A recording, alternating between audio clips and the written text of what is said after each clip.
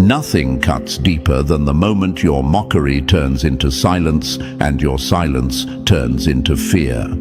Chosen ones, that's what the community is living right now. The very people who once dismissed you, laughed at you, called you extreme, are now frozen in disbelief. It's like watching a magician's trick backfire in slow motion. The same crowd that cheered when you were ridiculed is now gasping, realizing the warnings they ignored are no longer whispers.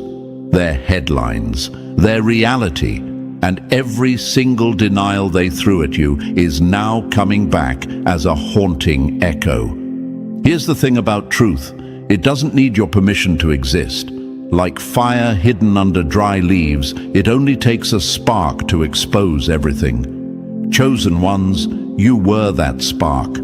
You told them the storm was coming and they called you paranoid. You pointed out the cracks in the wall and they mocked you for being negative. But now the wall is collapsing brick by brick right in front of them, and the dust is choking the same voices that once mocked yours. That's not coincidence, that's consequence. And let's bring in the facts.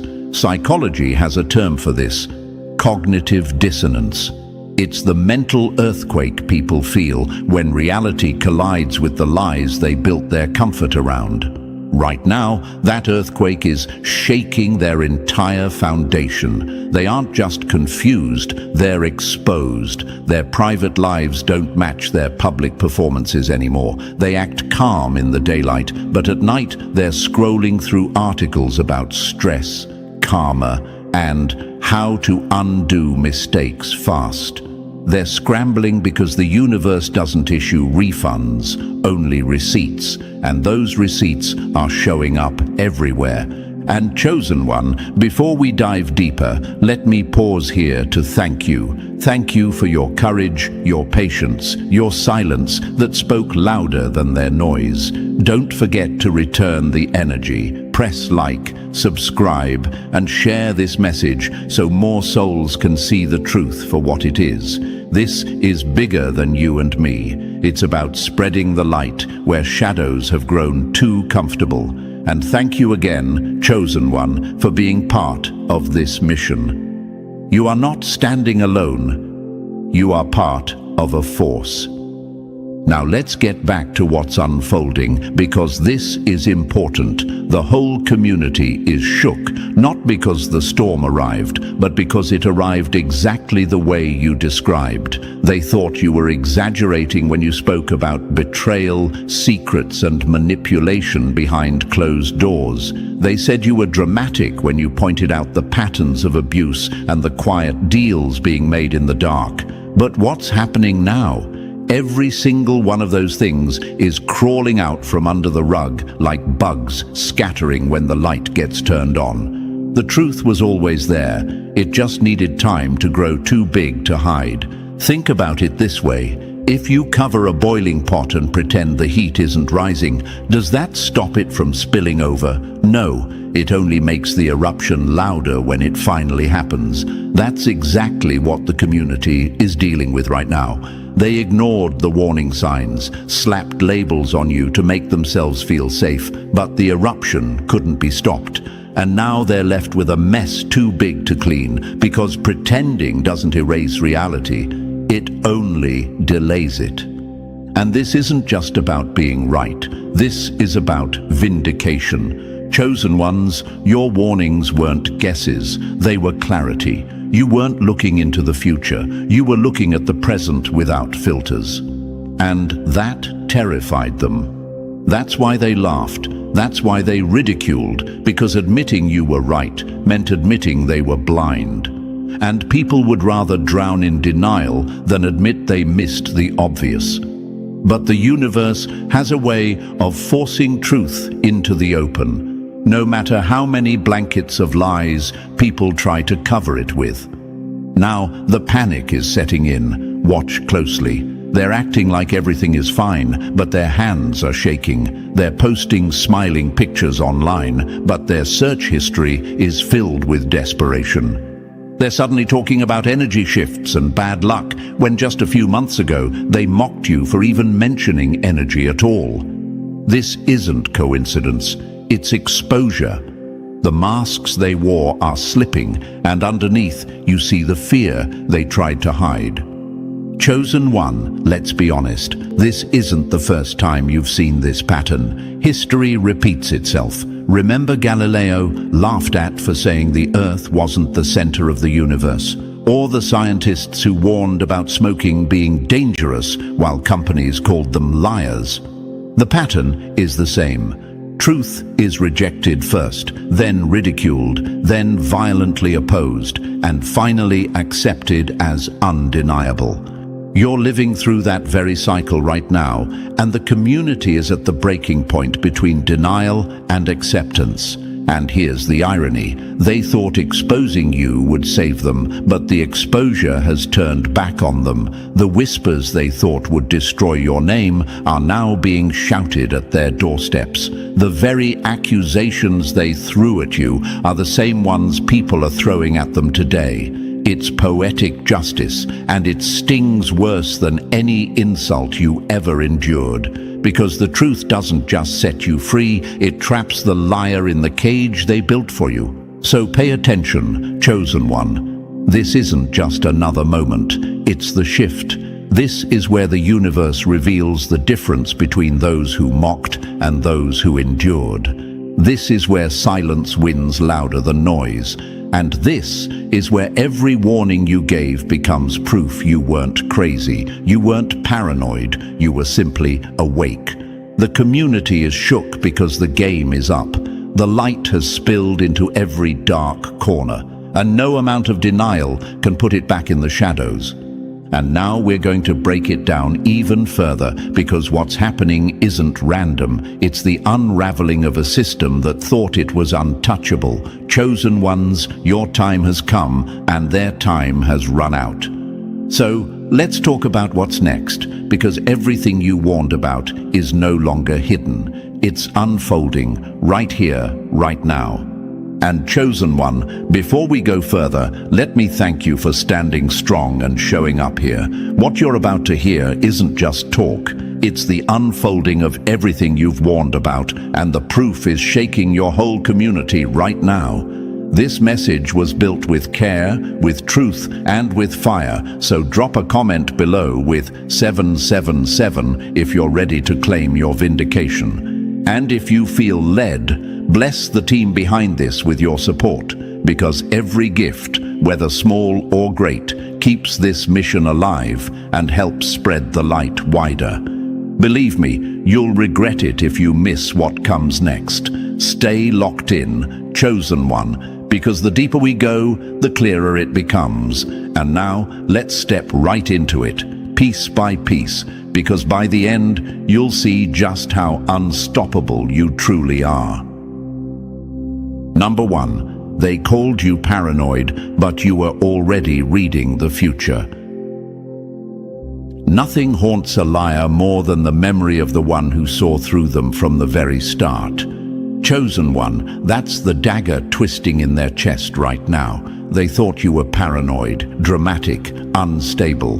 But what they called paranoia was actually perception. You weren't scared of shadows. You were sensing the storm before the clouds even appeared. And now, as the sky breaks wide open, they're choking on the smoke of the fire. You warned them was coming. Let's get one thing straight. Paranoia is fear without foundation, but perception is intelligence sharpened by silence, a radar tuned to frequencies most people can't hear. You weren't imagining betrayals. You felt the shift before the knife ever touched your back. You weren't inventing lies. You smelled the rot long before the confession spilled out. And you weren't crazy for calling it out. You were early. That's the part that stings them most. You were ahead of them, and now they're catching up too late. Ask yourself this: why did they mock you so hard? Why did they roll their eyes, laugh at your words, and dismiss your warnings as negativity? It wasn't because you were wrong, it was because you were right too soon. The truth terrifies people more when it's invisible, because it forces them to admit the comfort they live in is built on sand. And instead of facing that discomfort, they pointed fingers at you. They slapped labels on you to make themselves feel safe. Paranoid. Too deep. Overthinking. Those words weren't descriptions of you, they were shields for them, shields to block the fact that you could see what they couldn't stomach. But here's the brutal reality. Those same people who mocked you are now pacing their bedrooms at 2 a.m., fighting with a truth they can't deny anymore. Their faces are calm in public, but behind closed doors their hands tremble. Their sleep is broken, and their thoughts loop back to everything you once said. They're living with the aftershocks of what you perceived first, and it's tearing them apart. The lies they defended have turned into chains around their necks. The masks they wore have cracked, and now everyone sees what you always sensed. Imagine it like this: a dog smells smoke before the human notices the fire. That's what you were. While they were laughing in the living room, you were already at the door, smelling the smoke, feeling the heat, warning them to get out. They ignored you, mocked you, called you dramatic. And now, as the flames tear down the walls, who looks crazy? Not the one who left early, not the one who trusted their senses. It's the ones who stayed behind, roasting in denial, who now look foolish. That's the poetic justice of perception. It ages like fine wine, while their denial spoils like milk. And let's throw in some hard truth. Psychology backs you up here. Studies show that people who are highly perceptive, empaths, analysts, observers, pick up on micro-signals others miss. They notice the tension in a room before a word is spoken. They sense inconsistencies in behavior long before they can be proven. That's not paranoia, it's heightened awareness. And chosen one, that's exactly what you were walking with. A gift that feels like a curse at first, because it isolates you from the blind crowd. But when the truth finally breaks the surface, it crowns you with vindication. And here's the question echoing in their minds now. How did you know? How did you see it? They can't wrap their heads around it because it wasn't logic. It was intuition, sharpened by experience, by wounds, by wisdom the universe carved into you. They want to call it luck, coincidence, or conspiracy, but deep down, they know the answer. They know you were simply awake while they were asleep. And that realization burns. It burns worse than any insult they threw at you because it forces them to admit they weren't just wrong. They were blind, willfully blind. Chosen one, let this sink in. You don't need revenge. You don't need to argue. You don't even need an apology. Your very existence is revenge enough. Every whisper you once spoke in doubt is now a shout in their memory. Every warning they dismissed is now a mirror they can't avoid. You've become living proof that perception beats denial, that silence beats noise, that patience beats performance. And that proof is a wound they can't heal. Think of it like a chess game. You weren't paranoid for thinking 3 moves ahead. You were strategic. They were the ones playing checkers, short-sighted, thinking only of the moment, blind to the traps. Now, the board has shifted, and every piece you moved in silence has trapped them in checkmate. And what do they have left? Excuses. Excuses that sound emptier with every passing day. This is why the community is shook. Not just because the truth came out, but because it came out exactly as you warned, down to the details they mocked. They can't hide behind coincidence anymore. They can't call it exaggeration. They can't label you as paranoid, because reality itself has become your witness. And now they're standing in the wreckage of their own denial, surrounded by the ruins of what they thought was safe. And chosen one, here's the beauty in all this. You don't just survive, you thrive. Because while they were gossiping, you were grounding yourself. While they were mocking, you were mastering yourself. While they were laughing, you were listening. And that's why when the walls collapsed, you weren't buried under the rubble. You were already standing clear, watching the collapse from a place of strength. That's not paranoia, that's preparation. So let them sit in the ashes of their laughter. Let them replay every word you said in their minds, like a haunting refrain. Let them choke on the irony that the one they mocked is the one they should have listened to. That's your victory, not in their suffering, but in your vindication. They called you paranoid, but you were never paranoid. You were perceiving, you were awake, you were right. And now the world has no choice but to admit it. Number 2. The truth never begged for a crowd, but it spreads like fire in the quiet. Truth is the one guest no crowd ever wants at their party, but it always shows up and it never leaves quietly. Chosen one, that's the dagger in their chest right now. When you first spoke up, your words hit like broken glass under bare feet. They couldn't handle it, so they made you the villain. They rolled their eyes, sneered, whispered, and tried to shame you into silence. But the truth wasn't poison in your mouth. It was medicine they weren't ready to swallow. And that's the difference. You weren't hated because you were wrong. You were hated because you were right too soon and right too sharply. Here's the irony. Lies draw a crowd, but truth clears a room. Why? Because lies make people comfortable, while truth makes them confront what they'd rather keep buried. Imagine standing in a theater where everyone is enjoying a movie, believing the fire on screen isn't real. Then you smell smoke. You shout, "Something's burning."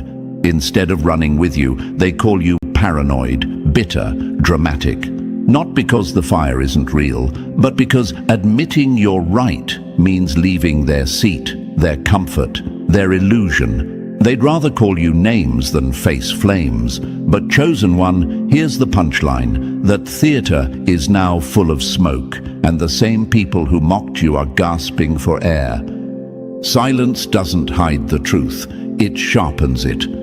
Think about this. At first, your words felt like daggers in their ears, so they tried to drown you out with gossip, with laughter, with labels. They told themselves, if enough people call you wrong, then you must be wrong. But numbers don't change facts. A crowd can agree the earth is flat. It doesn't make it true. And now, in your silence, every word you ever spoke is echoing louder than before. That's the part driving them insane. You're not trying to prove yourself anymore, and that absence of effort is screaming louder than your arguments ever did. And here's a question they're secretly asking themselves in the dead of night. Why did you stop talking? Why are you so calm now? Because they know, deep down, that silence is never empty. Silence means you don't need their validation anymore. Silence means you've shifted from defending yourself to watching the universe defend you. And that terrifies them, because the minute you stop explaining, they're left alone with their own thoughts. No one can argue against an echo that keeps replaying in their own head. Truth doesn't beg to be seen, it simply waits to be undeniable. Imagine this, a seed planted underground. No one sees it, so they mock you for believing it's alive. They tell you it's just dirt, nothing more. But you wait. You know what's coming. And one day, a green shoot breaks the surface, undeniable, unstoppable. That's how your warnings worked. They mocked the seed, but they can't mock the tree. And now that it's towering over them, they're pretending they didn't hear your words years ago. But they did. They heard every single one, and it's replaying like a drum beat in their memory. And chosen one, don't miss this. The crowd never wanted the truth, because truth demands change. If you were right, it meant they had to leave toxic relationships, abandon false idols, admit the system they loved was rotten. That's why they fought you. It was never about your words. It was about their denial. Labeling you negative was easier than facing their own weakness. Dismissing you as too deep was simpler than digging into their own shallow lives. But time has a way of stripping away excuses. And now? Now they're choking on the same reality they once mocked. Truth is allergic to crowds because crowds worship comfort, not clarity. Think of a carnival, bright lights, music, everyone laughing, eating sugar, pretending everything's perfect. Then someone pulls the curtain back and reveals the machinery, the broken gears, the rust, the illusion. The crowd doesn't thank the person who exposed it, they attack them. Why? Because it ruins the fun. You ruined the fun, chosen one, and they hated you for it. But guess what? The carnival is shutting down, the lights are flickering, and the music has stopped. Now everyone's looking around in silence, realizing the rides were broken all along. And here's what's shaking them to the core. You haven't said a word. You're not out there yelling, "I told you so." You're not demanding apologies. You're not begging for validation. You're simply existing, calm, steady, silent. And that silence is deafening. Because when someone stops talking, everyone else is forced to start thinking. They remember the warnings, they replay the conversations, they connect the dots they once refused to see. And in that quiet, your words they tried to bury, come back stronger than ever. Imagine this, you drop a stone in a still lake. The ripples move outward, slow but unstoppable. That's your truth. It started small, ignored, mocked, but silence let the ripples spread until they reached every corner of the water. Now, even the ones on the farthest edge can feel the movement. That's why the community is shook. Because the silence you've embraced isn't weakness, it's power. And chosen one, let's flip the question. What's more frightening, a person who shouts or a person who smiles and says nothing? A shout you can argue with, dismiss or drown out. But silence? Silence gets under your skin. Silence lingers. Silence forces you to argue with yourself. That's what's happening to them right now. They can't argue with you anymore because you're not giving them anything to fight against. Instead, they're fighting their own conscience, and that's a war they can't win. So understand this, you were never the problem. The problem was their inability to handle the sharpness of truth. The problem was their addiction to comfort, their worship of crowds, their dependence on denial. You didn't break their world, the truth did. You just happened to be the messenger, and now that truth is too loud to ignore, too big to bury, too alive to kill. Lies can build a house, but truth is the earthquake that shakes it down. That's where they are right now, standing in the rubble of the lies they clung to. And the cruelest part for them? They remember you standing in that same house, pointing at the cracks in the walls, saying, "This won't last." They laughed then. They're not laughing now. They're coughing on the dust of their denial, haunted by the memory of the one person they tried hardest to silence. And chosen one, that's your victory, not in rubbing it in their face, but in knowing you don't have to. The truth is doing all the work for you. Your silence has become its own megaphone. Your presence alone is proof. And no crowd, no lie, no label can erase it. Because the truth doesn't need a stage, it only needs time. And time, chosen one, has already crowned you. Number 3, they didn't banish you by accident. They engineered your exile.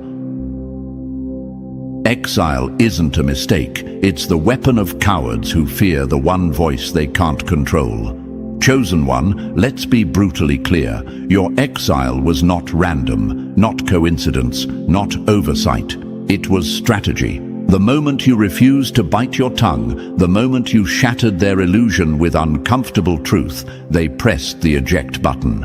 You weren't sidelined because you were irrelevant. You were exiled because you were too dangerous to their carefully constructed lies.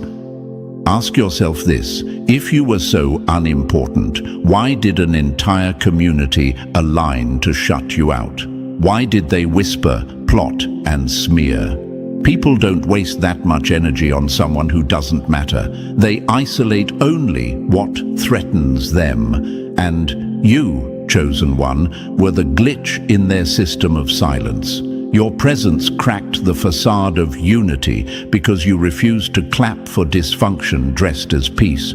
You wouldn't play dumb when things didn't add up. You wouldn't pretend their togetherness wasn't stitched together by secrets. That refusal made you radioactive. Here's the truth: exile is often proof of impact. Think of Galileo, pushed aside for saying the Earth wasn't the center. Think of whistleblowers who were shunned until the corruption they exposed became undeniable. History repeats. Communities protect illusions the way addicts protect their fix, violently, desperately, and you were the one sober voice in a room full of denial. They couldn't mute the truth itself, so they tried muting you. Imagine this: a group sitting in a room with a cracked ceiling. You point up. That's going to collapse. Instead of thanking you, they glare, roll their eyes, and shove you out the door. Why? Because your warning ruins their illusion of safety. But what happens when the ceiling finally caves? Every scream they make is an echo of the voice they once tried to silence. That's happening now. Your exile didn't erase the cracks, it only delayed the collapse. And chosen one, here's the delicious irony: everything they schemed to bury is now rising to the surface on its own. The betrayals you named are unraveling. The very people you warned about are being exposed under the same spotlight they once hid behind. And those who helped push you to the margins, they're wide-eyed, stunned, watching your words replay in real time, because truth doesn't forget. Truth keeps receipts. So understand this: you weren't cast out because you didn't belong. You were cast out because your clarity belonged too much. You outgrew their comfort zone, and that scared them. But exile was never your ending. It was their confession. And now, as the fallout unfolds, the outcast is revealed as the only one who saw clearly all along. Number 4. You were the answer they prayed for, but rejected because you weren't wrapped in pretty packaging. People don't miss their blessing because it never came. They miss it because it didn't look the way they fantasized. Chosen one, that's exactly what happened to you, long before they even had the words for their desperation. Before the cracks in their lives became visible, before betrayals slapped them in the face, you were sent into their orbit as the very thing they were asking for. They begged for truth, for clarity, for protection from the snakes in their circle, for a way out of the cycles that were breaking them. And the universe didn't send thunder from the sky or an angel draped in light. It sent you, raw, real, human, without theatrics, without halos, just carrying the insight, the presence, and the cutthroat clarity they actually needed. But here's the brutal twist: they didn't recognize you. Why? Because you didn't fit the fantasy. They were expecting comfort, but you brought confrontation. They wanted someone soft-spoken, palatable, easy to digest. Instead, you came sharp, unfiltered, and unwilling to shrink just to protect their illusions. That scared them. You weren't there to sing lullabies while the house burned. You came to bang on the door and drag them out. And instead of thanking you, they cursed you. Imagine this: someone drowning calls for help. They picture a lifeguard, calm and smiling, pulling them gently to safety. Instead, a stranger dives in, grabs them by the collar, and yanks them out of the water, choking. It doesn't feel like rescue in the moment. It feels like violence. That's you, chosen one. You weren't soft, you weren't nice. You were necessary, but because your arrival didn't match their fantasy, they labeled you the problem. Truth doesn't always arrive dressed like salvation. It often shows up disguised as discomfort, and that's where they stumbled. They thought healing would feel gentle, but it came like exposure. They thought guidance would sound soothing, but it came like confrontation. They thought protection would whisper, but it shouted. And because you didn't look like the savior they pictured, they cast you out like an enemy. But look at what's happening now. The very people you warned them about are revealing their true faces. The cycles you tried to interrupt are exploding in real time. The betrayals you pointed out are undeniable now. And the same ones who rejected you are left whispering to themselves, replaying your words, realizing the universe really did answer their prayer. They just sent the answer away because it wasn't wrapped in glitter.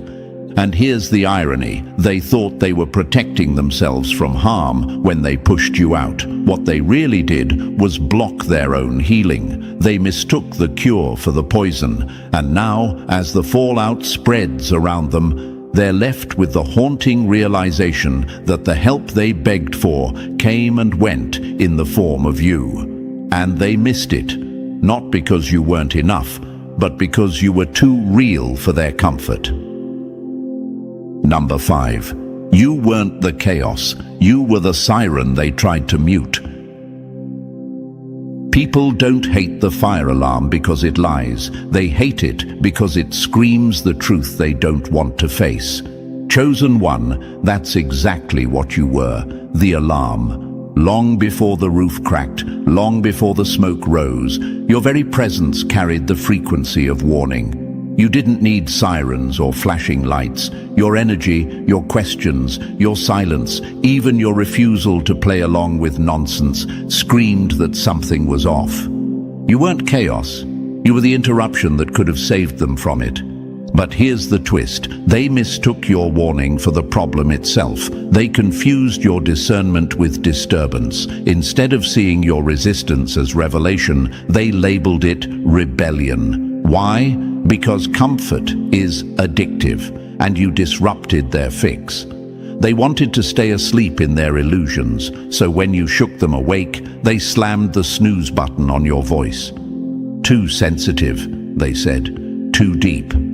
Always negative. Those weren't descriptions of you. They were excuses to ignore the unease you stirred in their spirit. Imagine this, someone smelling gas in a house full of people laughing at dinner. You call it out. Instead of checking the stove, they accuse you of ruining the mood. That's what happened to you. You weren't inventing danger, you were alerting them to it. But they chose denial over disruption. And now, as the house explodes, they're scrambling through the rubble asking, why didn't anyone warn us? Someone did. You did. They just couldn't stand the sound of the alarm. Here's the irony. They thought chaos would arrive with fireworks. Loud, dramatic, impossible to miss. But real chaos often creeps in quietly. It shows up in small cracks, in subtle betrayals, in whispers behind closed doors. You sensed it when it was still invisible, and that unsettled them more than the chaos itself. Because if they admitted you were right back then, they'd have to admit you were always right about what was rotting beneath their illusions. And now, chosen one, the fallout is undeniable. Relationships collapsing, secrets spilling, reputations crumbling like bricks dropped from the sky. The same people who silenced your voice are now haunted by it. Because the alarm they ignored is echoing in their memory, louder than ever. They can't escape it. They can't erase it. And deep down, they know you weren't the chaos. You were the warning that could have saved them. And now, all they can do is choke on the smoke of their own denial. Number 6. They weren't blind. They were guilty by choice. Silence in the face of truth isn't confusion, it's complicity dressed as safety. Chosen one, let's tear the mask off this once and for all. The community wasn't lost, they weren't clueless, and they sure as hell weren't innocent. They saw the same cracks you saw. They felt the tension, they heard the whispers, they watched the strange shifts in behavior. But instead of acknowledging it, they chose to look away. Why? Because facing truth meant risking exile. And most people would rather live chained in comfort than walk free in conviction. Think about it. If they truly didn't know, why did their eyes dart away when you spoke? Why did the room go silent when you entered? Why did they smirk, roll their eyes, and then avoid the subject altogether? Because they knew. They just didn't want to carry the burden of standing with you. They thought that staying quiet would shield them, but all it did was make their silence a vote for the lie. You weren't exposing just corruption or betrayal. You were exposing their cowardice. Imagine a burning building. You're screaming, "Fire!" while others see the smoke curling through the ceiling. They smell it, they feel the heat, but they sit there clutching their plates, pretending nothing is wrong, because leaving would mean losing their seat at the table. That's exactly what the community did. They watched you take the blows. They let you be smeared, ridiculed, and cast out, because siding with you meant being marked as the enemy too. And let's be real, it wasn't that they thought you were wrong, it's that they didn't want to suffer with you. They chose tribe over truth, groupthink over courage, silence over sacrifice. They left you to carry the weight of honesty alone, while they smiled in your face during the day and betrayed you with their passivity at night. Their silence was not neutral, it was agreement. Now look at the fallout. The very leaders they defended are being exposed. The fake peace they clung to has collapsed into chaos. The herd they hid inside is stampeding straight into disaster. And where are you, chosen one? Dry on the shore, untouched, holding the same truth they were too afraid to carry. That's the irony. The one they cast out is the only one standing strong, while the complicit drown in the flood they swore would never come. They weren't confused, they were complicit, and now their silence is screaming louder than your words ever did. Number 7, you didn't break their world, you tore off the mask, holding it together. Nothing terrifies liars more than the one who dares to point at the cracks in their perfect wall. Chosen one, that's why you were branded dangerous. Not because you came to destroy, but because you had the nerve to reveal what was already collapsing under its own weight. The community wasn't united, it was scripted. It was a stage play where everyone knew their part. Smile at the right time, nod at the right time, never dig too deep, and above all, never question the rot under the floorboards. They survived on illusion, not truth. And then you walked in. You didn't follow the script. You started asking the questions they rehearsed, not to hear. You challenged the behaviors they normalized in silence. You refused to nod along with dysfunction just to keep the peace. That alone turned you into a threat, not because you were wrong, but because your clarity made their comfort look cheap. Your honesty didn't just shine light, it set the entire room on fire. Suddenly, their fake smiles looked hollow. Their silence looked like agreement. Their loyalty looked like cowardice. You weren't the problem, you were the mirror. Imagine a carnival funhouse filled with mirrors that distort reality. Everyone's laughing, enjoying the twisted reflections, pretending the warping is normal. Then you walk in holding a clear, flat mirror. Suddenly their joy turns to rage because your mirror reveals what they actually look like. That's what your presence did. It wasn't your words they hated, it was what your presence forced them to see about themselves. And let's be real, they didn't fear you alone. They feared what you might spark in others, because truth is contagious. Courage spreads. questioning becomes a virus in a room built on denial.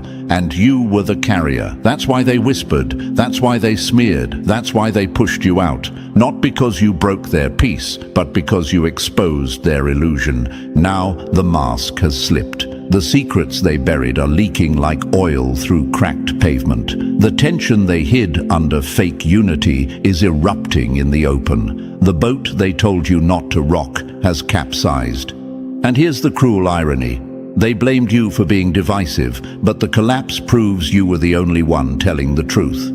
You weren't the destroyer, you were the revealer. They built their house on sand and called it home. You just had the audacity to say it out loud. And now, as it crumbles, your voice echoes as the one sound they can't escape. Number 8. They branded you disrespectful because they couldn't handle your sight. People don't call you disrespectful when you bow. They call you disrespectful when you refuse to kneel to their lies.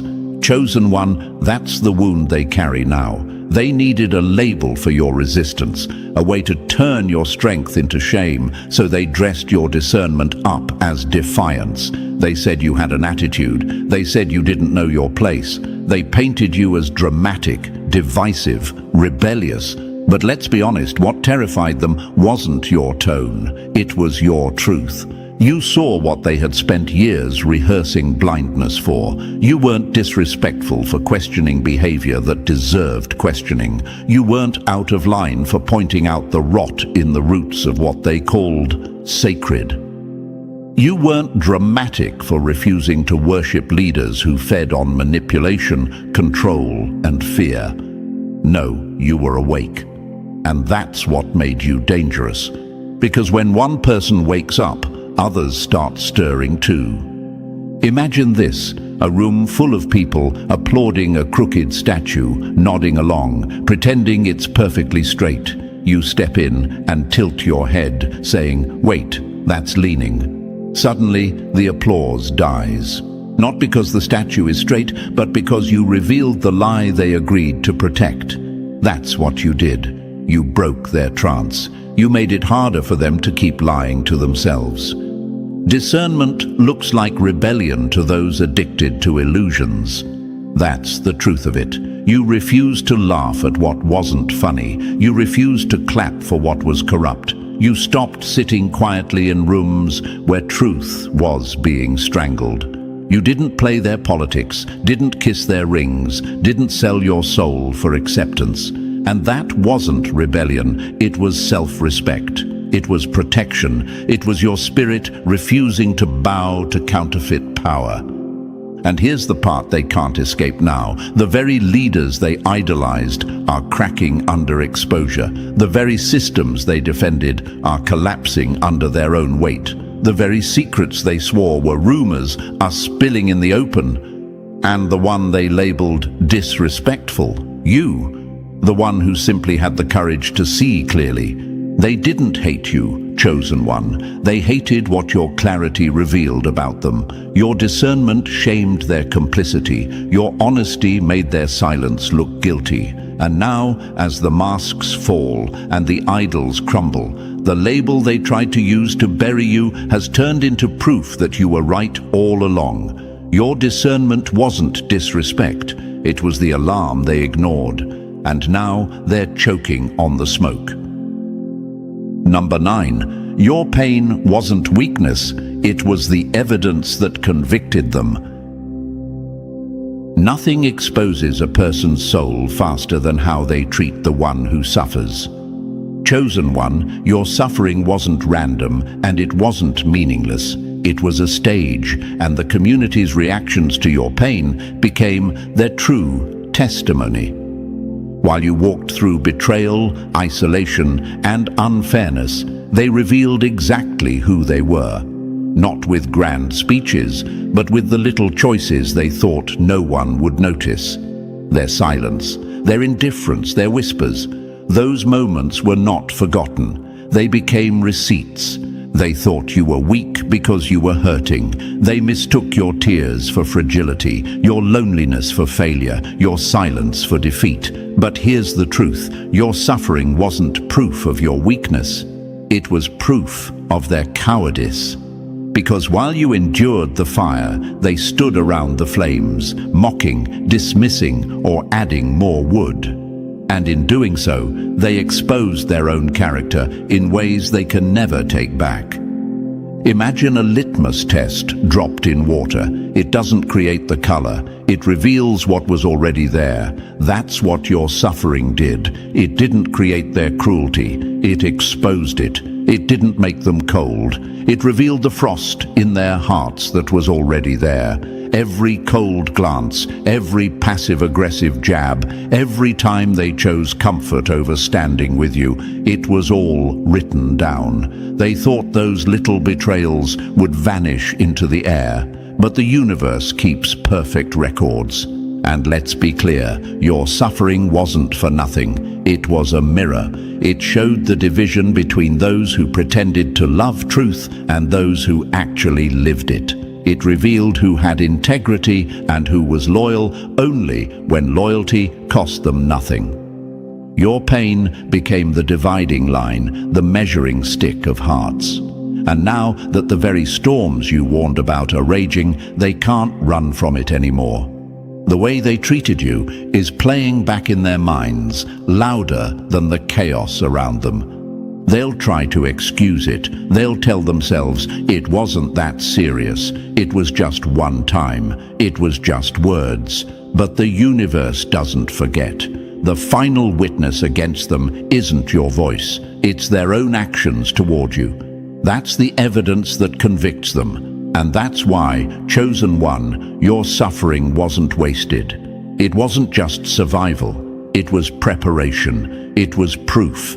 You became the living document of their hypocrisy. And now, as everything unravels, that truth will stand taller than every excuse they try to build.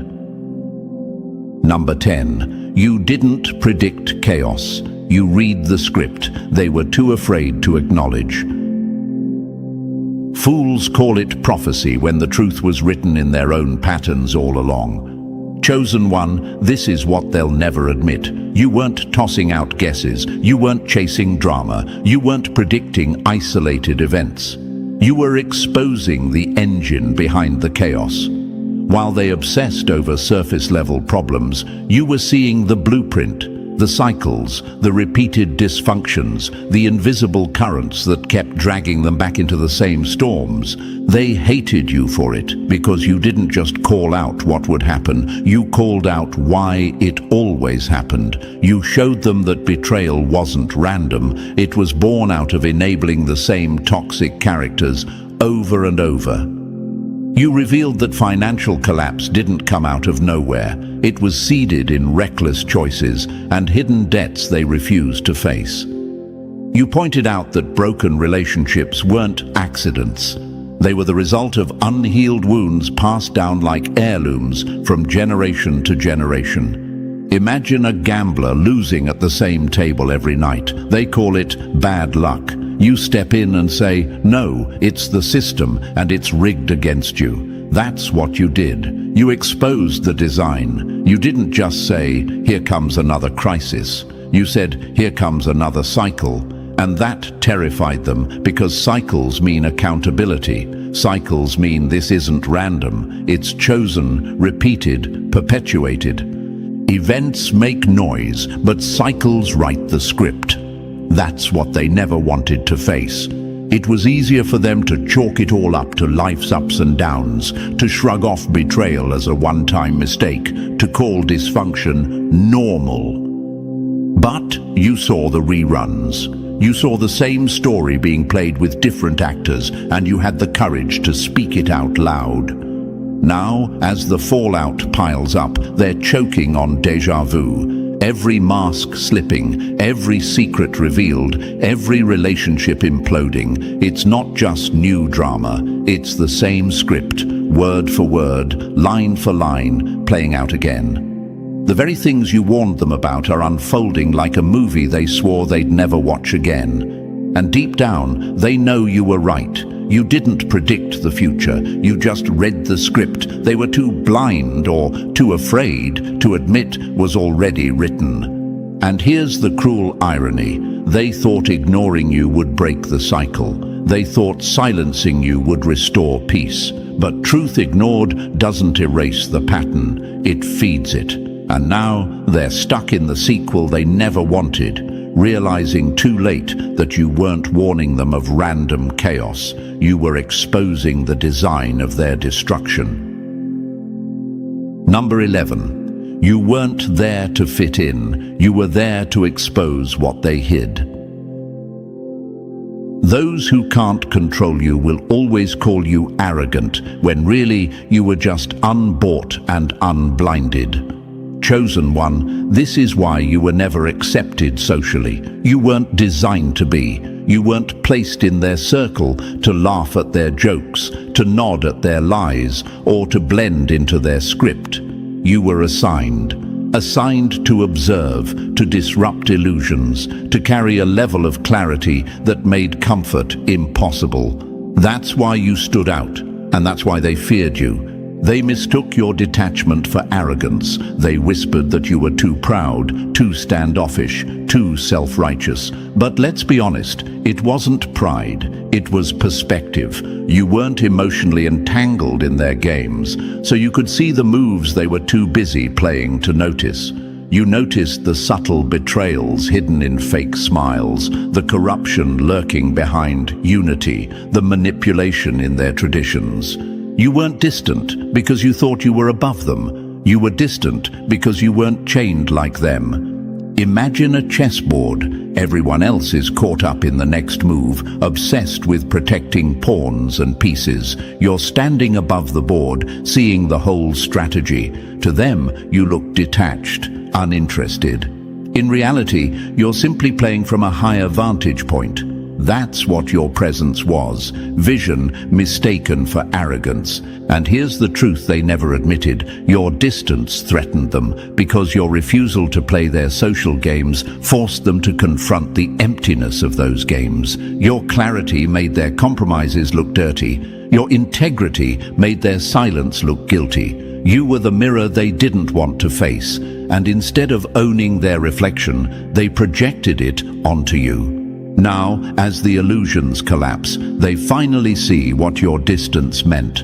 The very drama you refused to get tangled in has exploded. The cracks you pointed out have split the whole foundation, and the person they once accused of being too proud to belong is standing steady, untouched by the fallout they're drowning in. Your detachment was never rejection, it was your assignment. You weren't put in their circle to be accepted. You were put there to bear witness, to shine light, to reveal cycles. And now the reason you never blended in is clear. You were never one of them. You were always the one above them, not socially accepted, but spiritually assigned to see what they refused to see and proven right as their illusions burn to ash.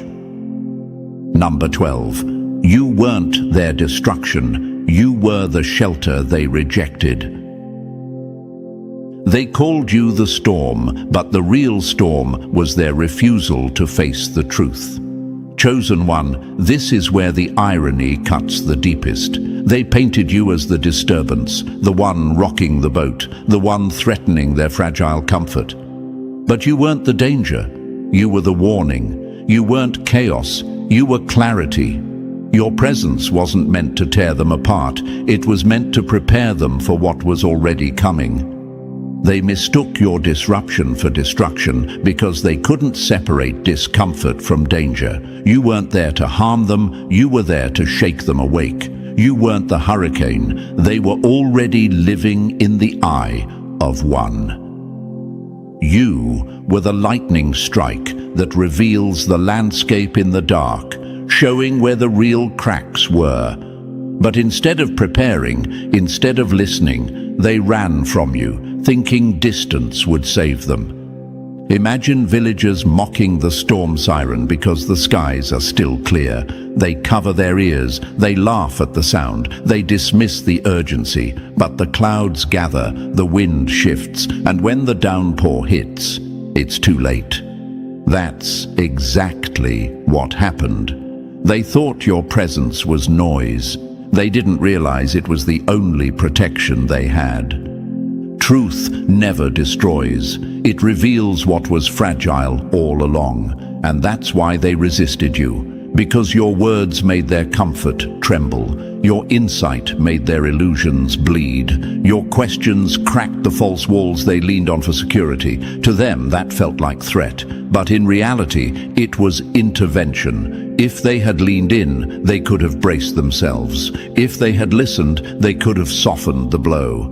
But instead, they exiled the very one who came to shield them. Now the storm has broken for real. The betrayals, the exposures, the chaos they swore would never touch them. And in the rubble, the realization dawns. You weren't their enemy. You were their lifeline. You weren't the storm. You were the umbrella they refused to hold.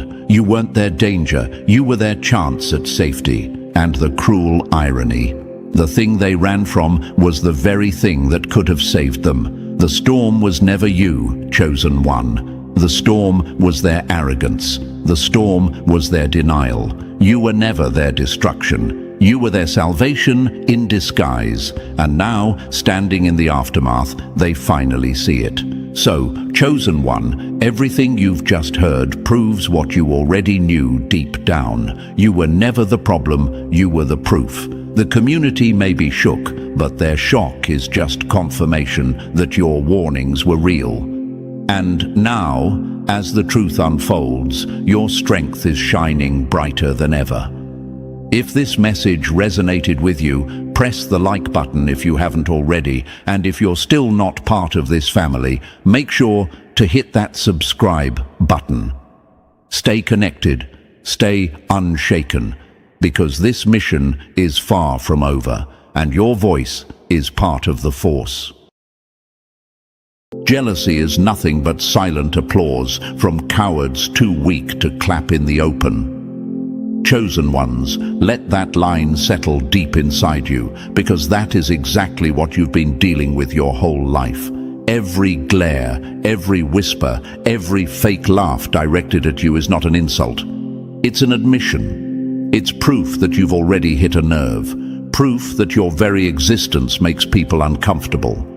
Before you even speak, before you even show what you're capable of, they've already decided they don't like you. And it's not because you've wronged them, it's because your presence unmasks their own failures. Picture this. A lion doesn't apologize for walking through the jungle. It doesn't try to shrink itself to make the hyenas feel better. Its footsteps echo power. Its stare commands respect. And in that instant, the hyenas fall silent. That's you, chosen one. When you enter a room, their energy shifts. The jokes they were laughing at suddenly sound shallow. The confidence they were flexing suddenly collapses like weak glass. They hate you not for what you've done, but for who you are. Your aura doesn't just shine, it exposes. And when people live in shadows, light is their enemy. Here's what science says. Psychologists discovered that people compare themselves to others once every 10 minutes on average. That's in ordinary situations. Now imagine what happens when you walk in carrying survival, resilience, vision, and strength they've never managed to build. Suddenly, their measuring stick bends, their pride snaps, and their insecurities scream louder than words. They're not just watching you, they're weighing themselves against you. And every time they do, they come up short. That's why their smiles twitch. That's why their compliments are half-hearted. That's why their silence is heavy. You are the mirror they can't escape, and they hate the reflection. Chosen one, let me pause here. If you feel this message speaking to you, don't just listen, respond. pay this energy back by hitting like and subscribe. We have a mission to spread this light wider. You're not just a viewer, you're part of a force that exposes lies, shakes foundations, and reminds the universe that truth cannot be silenced. Thank you for being part of this movement, chosen one. You are not here by accident. Now let's get back to it. Jealousy is the unpaid compliment of the weak, the proof they hand you without knowing it. They'll never admit they admire you, so they disguise it as hate. But listen closely, admiration and envy come from the same root. The only difference is that admiration claps for you, envy clenches its fists at you, and yet both are watching, both are paying attention, both are acknowledging you. So when they whisper, when they copy, when they roll their eyes, what they're really saying is, "You're the one we can't ignore." Think of it like this. You could be sitting at home in sweatpants, hair a mess, eating cereal out of the box, and still someone out there is scrolling through your life like it's the season finale of their favorite show. They're dissecting your posts, overanalyzing your moves, and comparing their every step to yours. They're not living, they're spectating. And you, chosen one, without even trying, became their main character. That's the irony. You didn't apply for the role. You never signed up to be their obsession. Yet here you are, shaping their moods, controlling their conversations, and haunting their insecurities. And here's a fact that will make you laugh. Studies show envy actually lights up the same parts of the brain as physical pain. That means when they see you shine, when they see you rise, it literally hurts them.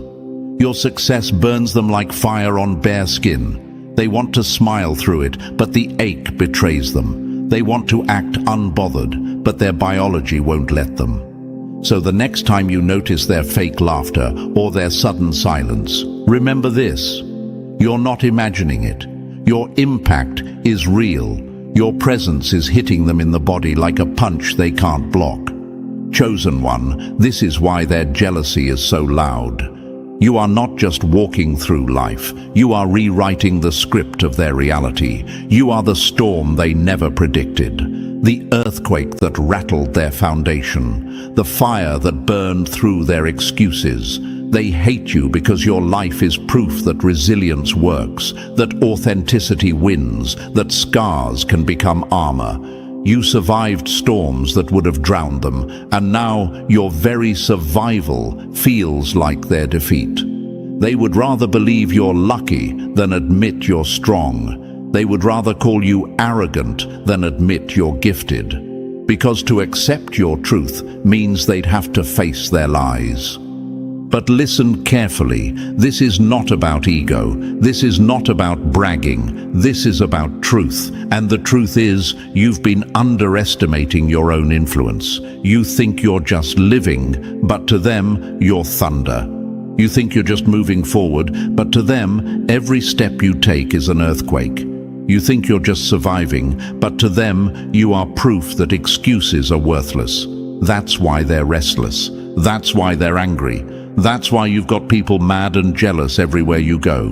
They can copy your style, but they can't copy your story. They can mimic your moves, but they can't replicate your scars. They can try to dim your light, but they can't put out the fire the universe planted in you. That's the part that kills them the most.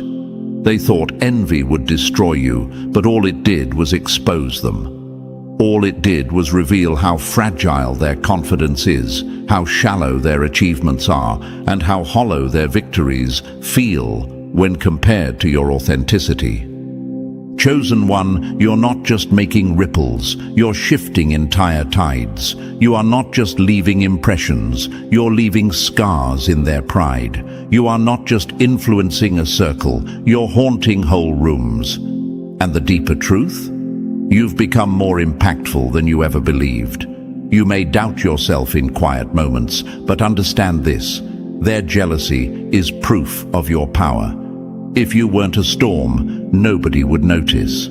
If you weren't fire, nobody would burn. If you weren't rising, nobody would try to pull you down. So hear me when I say this, buckle up, because from here on out, we're going to expose every layer of why people are mad, why they're jealous, and why their envy is the clearest proof that you, chosen one, are making waves bigger than you ever thought possible. You are the storm they can't outrun, the force they can't silence, and the impact they can't erase.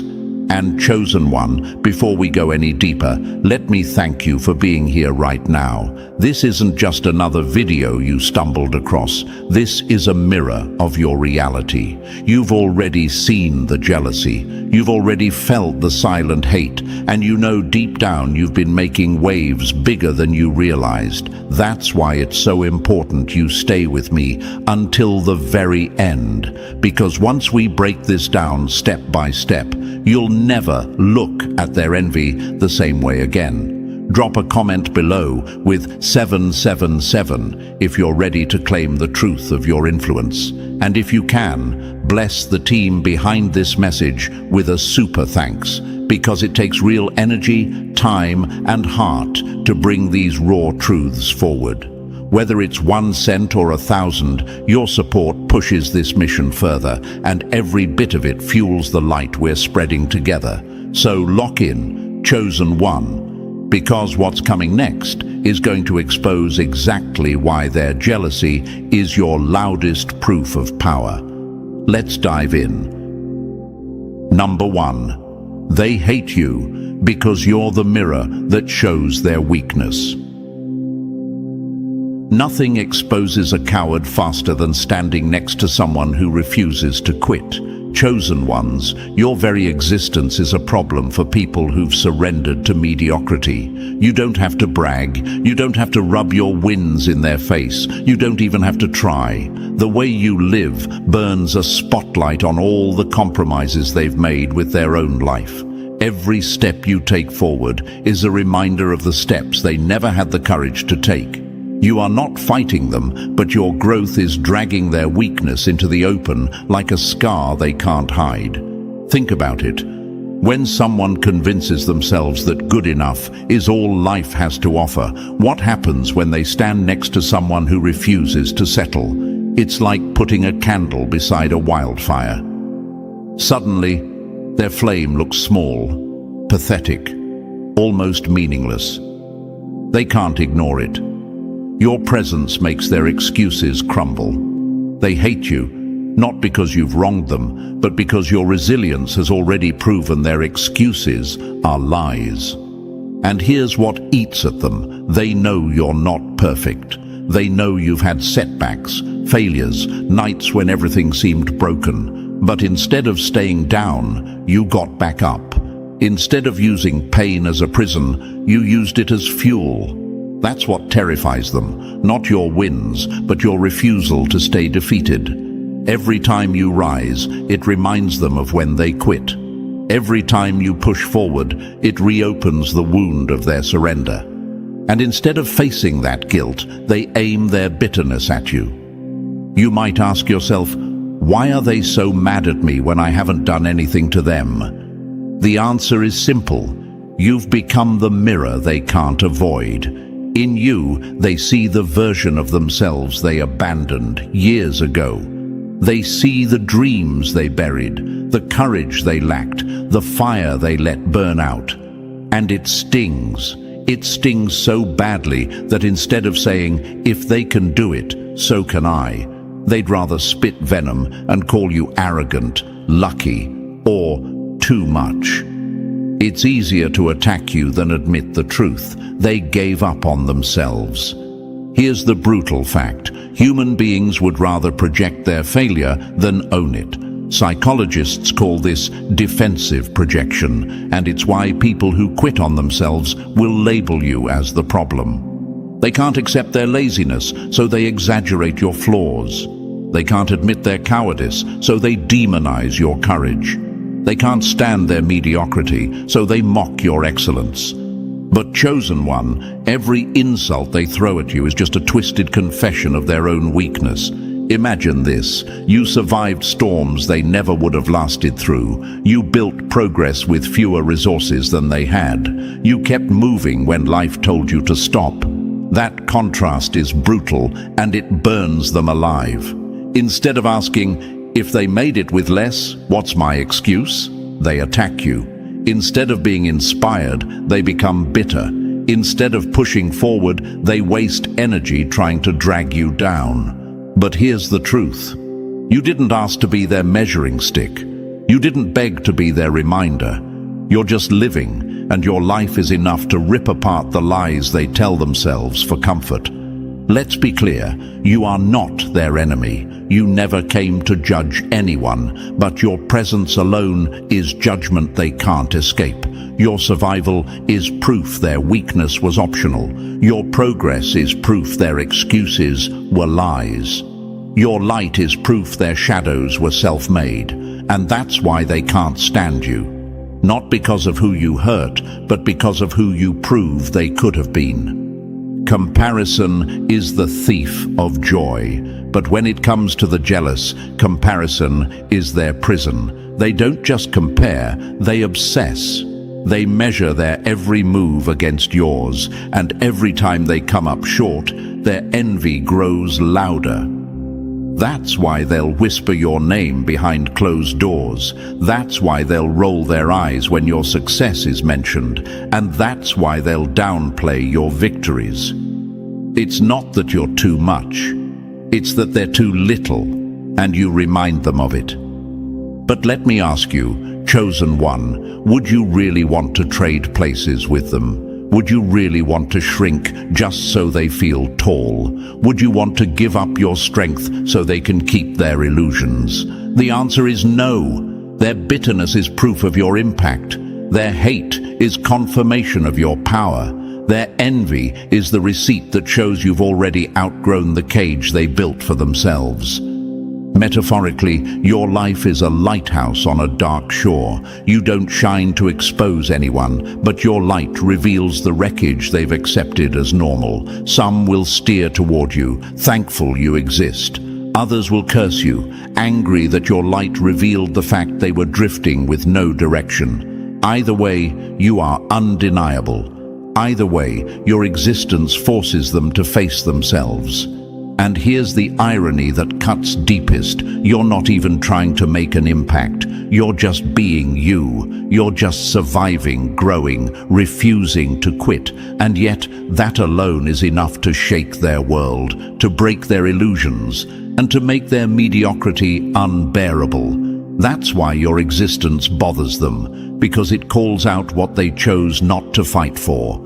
So let them hate, let them whisper, let them choke on their envy. Every time they do, it's proof you're living at a level they couldn't reach. It's proof your fire burns hotter than their excuses. It's proof that your refusal to quit has already made you unstoppable. Remember this, the ones who throw the most shade are always the ones standing in the shadows. And you, chosen one, were born to shine in the light. Number 2, your presence speaks louder than their loudest lies. Power doesn't shout, it's the silence that makes the room shake. Chosen ones, your impact begins long before the crowd notices, long before the applause, long before the recognition. It starts in silence. The kind of silence that makes insecure people fidget in their seats, stumble in their conversations, or feel a tension they can't explain. You don't have to raise your voice. You don't have to beg for attention. Your presence alone rearranges the atmosphere. And that's what drives them mad. Jealousy is the tribute mediocrity pays to greatness. Remember this. When you walk into a room, you're not just another body in the crowd. You are the shift. Conversations take a turn. Laughter suddenly feels forced. Energy bends around you like gravity pulling objects into orbit. People can't put it into words, but they know something just changed. They don't admit it, but they feel smaller in your presence, as if your silence is louder than their performance. Imagine this. A stone drops into still water. No sound lasts longer than a few seconds, but the ripples expand far beyond where the stone landed. That's you, chosen one. You don't have to scream to leave an impact. Your quiet presence alone causes ripple effects in people's minds long after you've gone. They replay your words, your expressions, even the way you carried yourself without speaking. While others perform for validation, you leave fingerprints on souls by simply being real. Here's the part that infuriates them. Presence can't be faked. It can't be bought. It can't be copied. Presence is born from storms survived, scars carried, and truths never compromised. That's why your silence is heavier than their loudest bragging. They can buy followers, rent luxury, or fake confidence. But when you show up, their masks feel like paper compared to your steel. Silence is the language of strength. Chosen one, you've probably asked yourself, why do people act strange when I walk in? Why does the energy shift when I'm just being me? The answer is simple. Your energy exposes them. Your groundedness highlights their chaos. Your authenticity makes their performance look cheap. You don't intend to do it, but you do it anyway. It's not your fault their noise collapses in the presence of your silence. Imagine this. A candle in a dark room glows bright until someone opens the window and sunlight floods in. The candle is still burning, but suddenly it feels irrelevant. That's what happens when you walk in. Their fake confidence, their staged charisma, their loud laughter all seem weaker when held next to the authenticity you carry. You are the sunlight that makes their candles unnecessary, and it terrifies them. Another truth, your impact is felt before it's seen. Studies show that humans can pick up on energy shifts subconsciously within seconds of a new person entering the space. It's not mystical, it's psychological. They sense the weight you carry before they can rationalize it, and when they can't explain it, jealousy fills the gap. They'll call you different with disdain, when what they really mean is, I feel exposed around you. Real power doesn't announce itself, it just walks in and changes everything. Think of it this way. Most people chase validation like beggars. They craft appearances, repeat rehearsed lines, try desperately to stick in people's minds. And still, their impact fades the moment they leave. But you don't chase anyone. You don't beg for attention. You're not even trying to impress. Yet you linger. They can't stop thinking about you. They replay the moment you entered, the tone of your voice, the steadiness of your silence. It gnaws at them because they realize they'll never command a room the way you do, not without faking it. Imagine this. A wolf walks into a clearing, silent, steady, eyes locked forward. The rabbits stop mid-motion. The birds fall quiet. The forest itself shifts. The wolf didn't make a sound, but its presence altered the entire environment. That's you. You don't need to prove yourself. The environment bends to your energy. Some are inspired, some are intimidated, and others turn green with envy. But the truth remains. Your silence shakes them harder than their loudest performance. And chosen one, maybe you've wondered, but if my silence is this powerful, why don't I always see the results?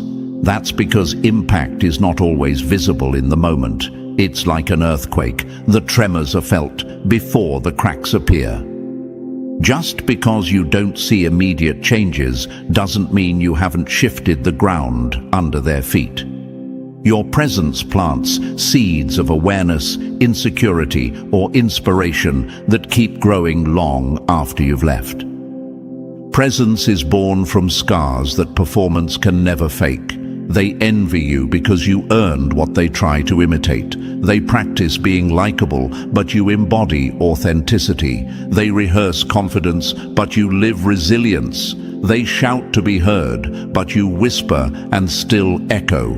That contrast gnaws at them. It makes them restless. It makes them jealous because they know deep down what you have can't be bought, can't be taught, can't be stolen. It has to be survived into existence, and they didn't survive, they folded.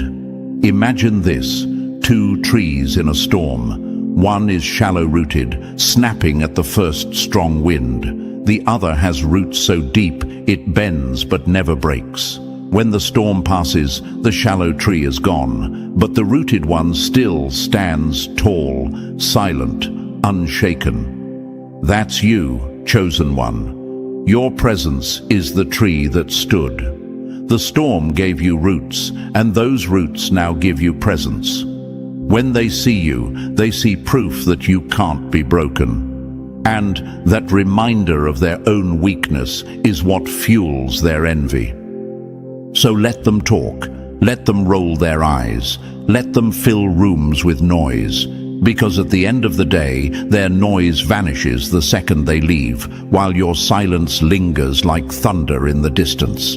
That's the difference between performance and presence. That's why their jealousy burns so hot, because your quiet strength exposes their desperate noise. You don't need to explain your power. You don't need to announce your impact. You simply are, and that alone is enough to unsettle them, inspire others, and prove the undeniable truth. Real power doesn't need permission, validation, or performance.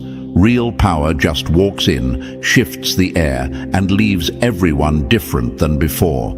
And chosen one, that power is you.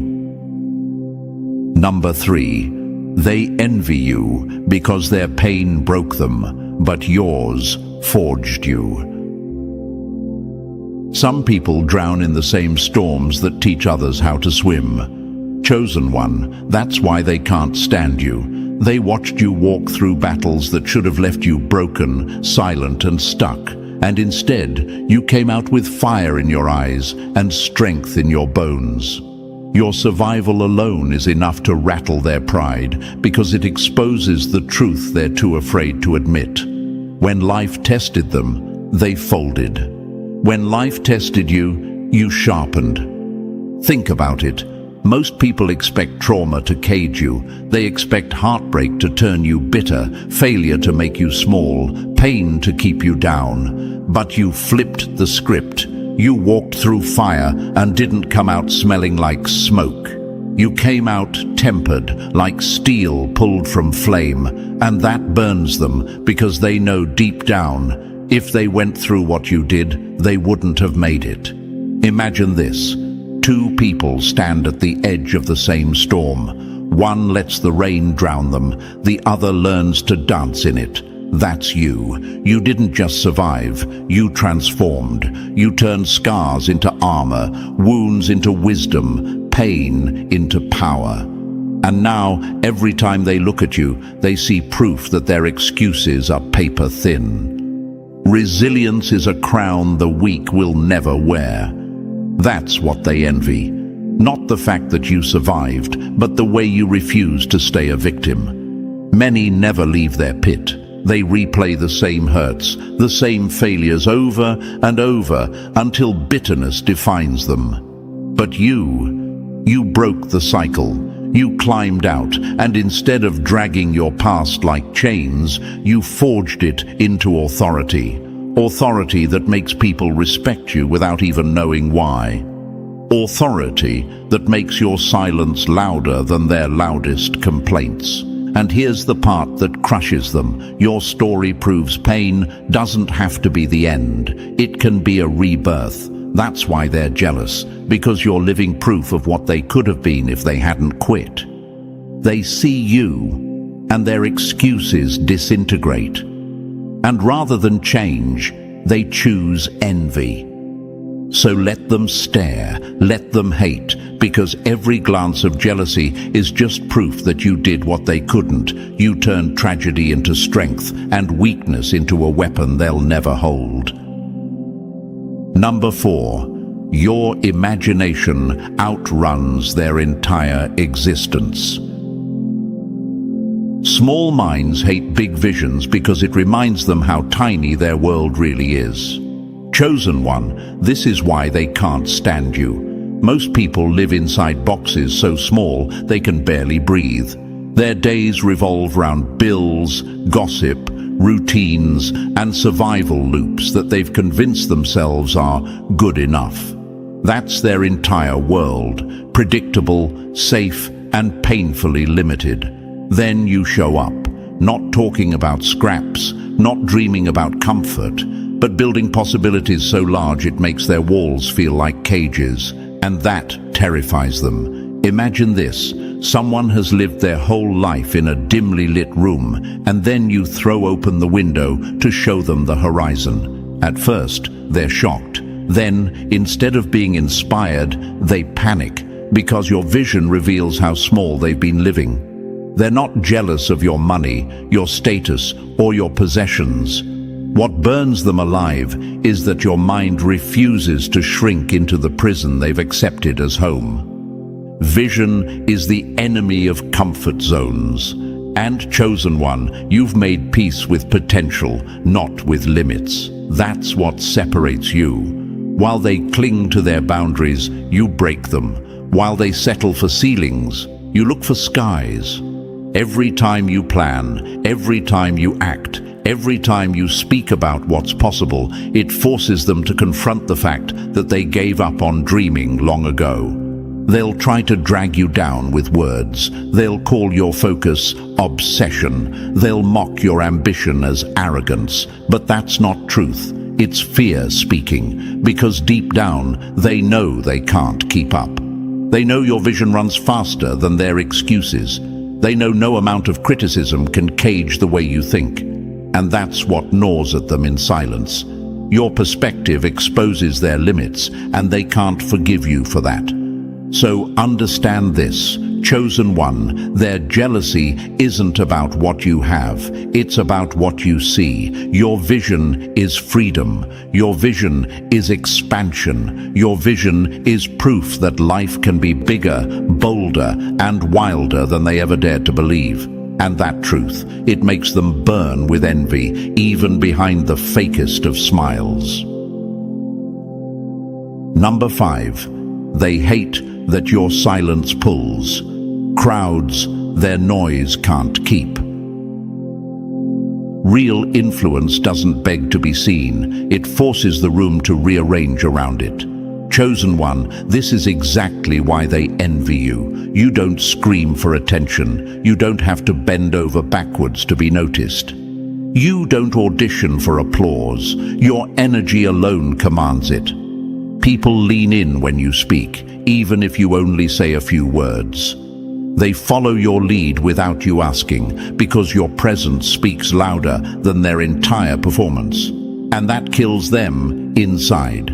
Imagine this. A moth spends its life beating its fragile wings against light bulbs, desperate for glow. Then the sun rises, and suddenly all that flapping looks ridiculous. That's you. They hustle, they scheme, they beg, they calculate every move for recognition, and yet, next to you, all their effort looks like scraps. You don't even try, and still, eyes follow you. That effortless pull exposes their truth. No amount of bragging, manipulating, or clout chasing can match the magnetism you carry naturally. Attention earned through desperation dies as fast as it arrives. Attention earned through presence becomes legend. That's the difference between you and them. They measure worth by applause, by numbers, by who notices them. You measure worth by staying authentic, consistent, and unshaken. Your influence isn't transactional, it's born from alignment. Who you are on the inside matches what you radiate on the outside, and that's something they will never be able to fake. And chosen one, maybe you've asked, why are they so bitter when I never asked to be seen? Because every nod you receive, every moment someone pauses to hear you, is proof that influence isn't about desperation. It's about presence. And your presence makes their struggle look pitiful. They fight to be seen and still go unnoticed. You exist, and the room bends toward you. That contrast is unbearable for them. So let them envy, let them choke on the attention they can't capture, because every glance you attract without effort is a reminder that real power doesn't chase, it simply is, and you, chosen one, are living proof. Number 6. Your truth burns holes through their costumes. Authenticity is the one thing a liar can never imitate. Chosen one, this is why your presence makes them squirm. You show up raw, unfiltered, unedited, exactly as you are. You don't bend your spine just to please. You don't shapeshift to fit in. You refuse to wear the masks they've spent their whole lives gluing to their faces, and that alone is enough to make them itch with jealousy and discomfort. Imagine this. A spotlight shines onto a stage. One actor is masked, caked in makeup, rehearsing their fake smile. Then beside them walks someone with no mask, no script, just truth. Instantly, the audience sees the difference. The mask looks cheap, the act looks forced, and the one who is real commands the attention without even trying. That's what happens when you walk into their world.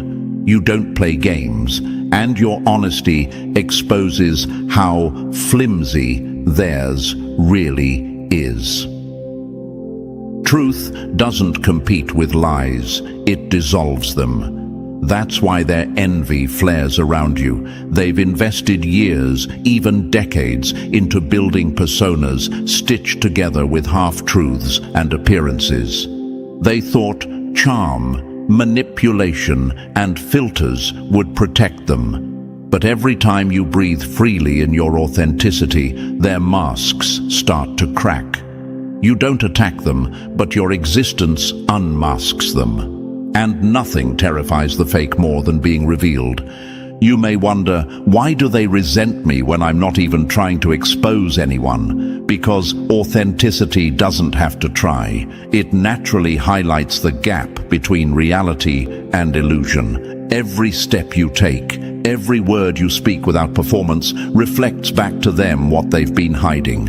And that mirror is brutal. It shows them exactly how small their masks look next to your rawness. Imagine their discomfort like this. They're clinging to costumes made of tissue paper, and you walk in carrying the fire of truth. Their envy isn't just about your strength, it's about their fragility. And instead of being inspired to live honestly, they weaponize jealousy as a defense. So let them itch, chosen one. Let their masks slip. Because your authenticity isn't just real, it's revolutionary. And every time you thrive without disguise, you remind them that truth will always outlast performance. Number 7. Your independence turns their importance into dust. Nothing terrifies the insecure more than realizing they were never needed. Chosen one, that's exactly why your existence shakes people to their core. You don't beg for approval. You don't chase validation. You don't cling to anyone just to feel whole. You stand firm, rooted in your own independence, and that alone rattles those who rely on constant attention to feel significant. Imagine this. They've built their identity like a crumbling tower, propped up by applause, likes, and outside recognition. Then you walk in, unbothered, steady, thriving without a single crutch. Suddenly, their tower feels flimsy next to the fortress you've built within yourself. They panic, not because you attacked them, but because your strength silently exposes how weak their foundation really is. Dependence is slavery dressed as connection. That's the truth they can't bear. When they see you living freely, not hinging your stability on anyone's approval, their fear mutates into envy. They realize their so-called importance in your life doesn't exist. You could walk away today and still remain unshaken. And that truth burns because it forces them to see that their relevance was always optional. You might wonder, but I never tried to make them feel small. Why do they resent me? Because independence is a mirror. Your ability to stand alone reflects back their desperation to cling. Your calm exposes their chaos. Your wholeness shows them how incomplete they are without external props. And instead of facing that truth, they project their fear onto you. Imagine this. Two trees side by side. One needs ropes and stakes to stand straight. The other grows tall on its own. Which one commands respect? Which one looks weak? That's the metaphor of your life, chosen one. You are the tree that grew strong without support, and they are the one tied down, praying the ropes don't snap. Your freedom is the proof they can't stomach. So let them envy, let them stew in their fear of being replaceable, because every time you thrive without leaning on anyone, you prove a brutal truth. You were always enough on your own, and they were never required for your survival. Number 8. Your evolution turned their comfort zones into coffins. Nothing exposes failure faster than standing next to someone who refuses to stay the same. Chosen one, that's why they can't stand you. You didn't remain stuck. You didn't cling to outdated versions of yourself just to make people comfortable. You shed skin after skin, like a snake outgrowing cages, and every time you transformed, you made their stagnation look like slow death. They told themselves their routines were enough, that playing small was safe. But then you rose, and their excuses turned into ashes. Imagine this. A pond that never moves becomes green with decay, while the river beside it keeps flowing, carving new paths, shaping landscapes impossible to ignore. That's you. You kept moving, kept growing, while they stayed still, bragging about consistency that was really just fear dressed as stability. And now, your transformation has become the living proof that their comfort zone wasn't safety. It was a coffin. Growth is offensive to those committed to standing still. Every new version of yourself was a mirror they couldn't escape. Your strength revealed their weakness. Your wisdom revealed their ignorance. Your confidence exposed their fear. Instead of being inspired to rise with you, they grew bitter because your evolution crushed the stories they tell themselves about why they can't change. You might wonder, why do they call me lucky when they watched me struggle? Because that's the only lie they can cling to. Admitting you chose to grow means admitting they chose not to. Admitting your evolution was built in storms, not comfort, means facing the truth that they surrendered while you kept climbing. It's easier for them to brand you as privileged than to face the fact that courage, not circumstance, is what separates you. Imagine this. A caterpillar crawls, content with its small world, while beside it the butterfly emerges, wings stretched wide. The butterfly didn't wait for permission. It transformed because it had to. That's you, chosen one. Your growth was inevitable, and every flight you take makes their crawling look pitiful. So let them whisper, let them seethe, because every stage you ascend is living proof that transformation is possible, and that their stagnation was nothing but fear they disguised as comfort. Number 9. Your echo haunts them louder than their screams. Real presence is proven when people still feel you long after you've walked away. Chosen one, this is why they hate you. You can leave a room, close a conversation, or disappear from a space. And yet, the atmosphere you created still lingers. They replay your words. They replay your gestures. They replay the silence you carried that bent the energy around them. You don't force it. You don't plan it. You don't manipulate it. Your impact is natural, undeniable, and unforgettable, and that drives them mad. Imagine this. Fireworks explode in the sky, loud, flashy, impossible to ignore, but within seconds it's nothing but smoke fading in the dark. Then compare that to thunder. It cracks once and the echo rolls across miles, shaking windows long after the sound began. That's the difference between them and you. They are fireworks, noisy but temporary. You are thunder, one strike that reverberates endlessly. Substance will always outlast performance. They struggle to be noticed even when they're right there, doing the most, fighting for scraps of recognition. Meanwhile, you exist authentically, and your influence follows people out the door. That contrast is unbearable. Their gimmicks fade the moment they stop talking, but you leave a mark so deep it becomes part of the room itself. You may ask, why are they jealous if I'm not even present? Because that's exactly the wound. Your absence is louder than their presence. Your name comes up in conversations when you're not around, and that stings them because it proves you don't need to be seen to be remembered.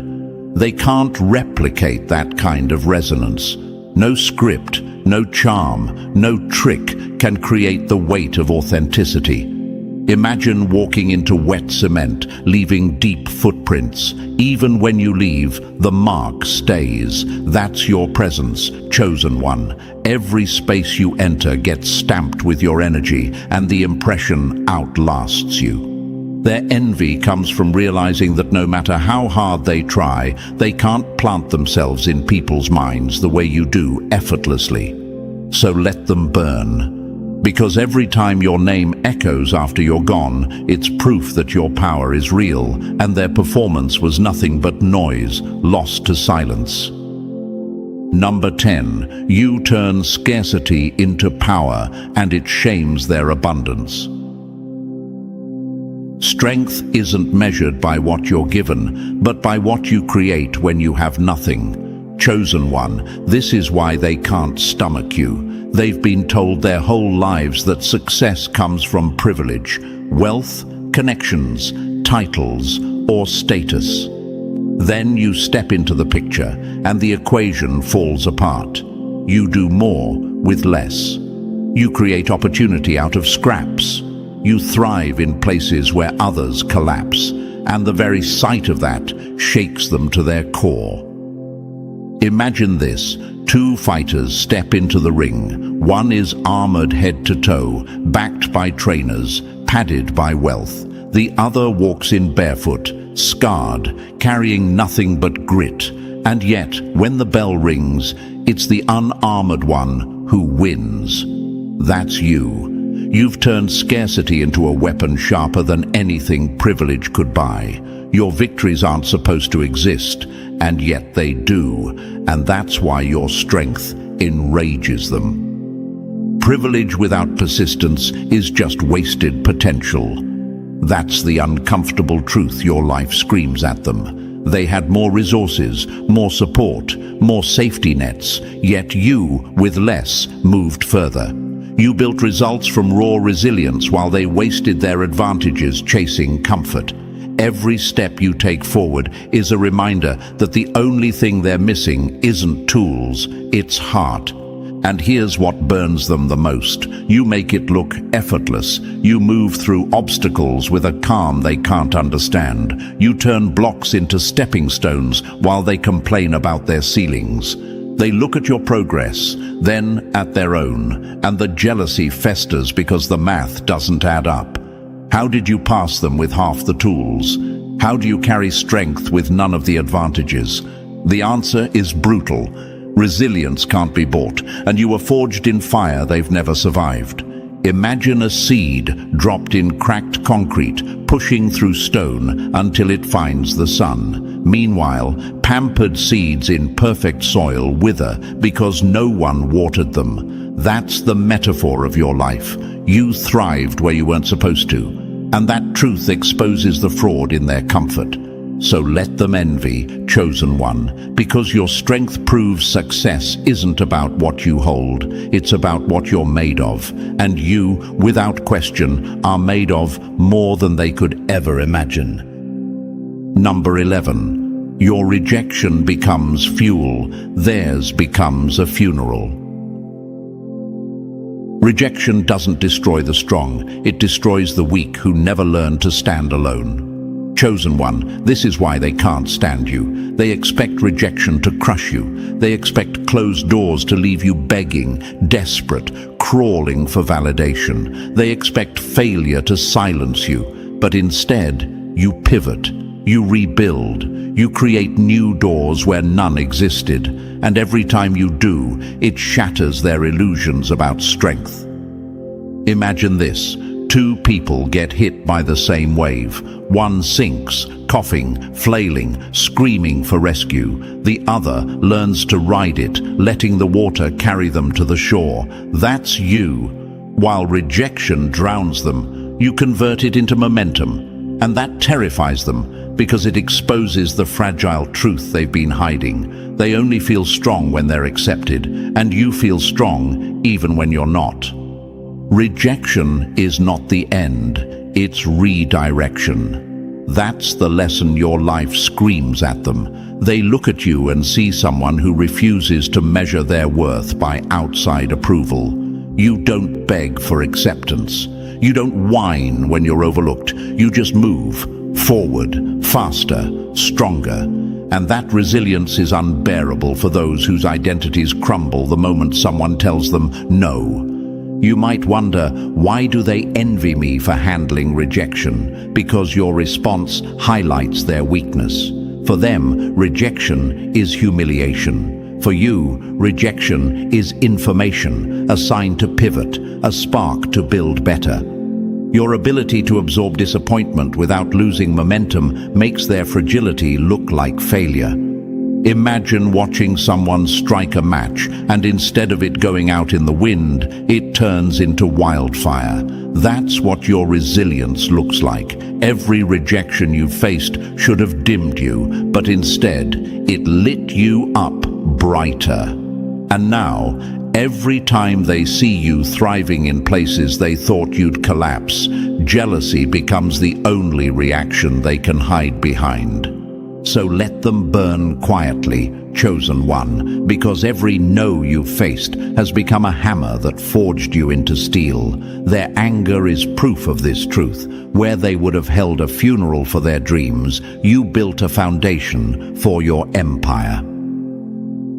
Number 12. Your inner authority shatters their hollow crowns.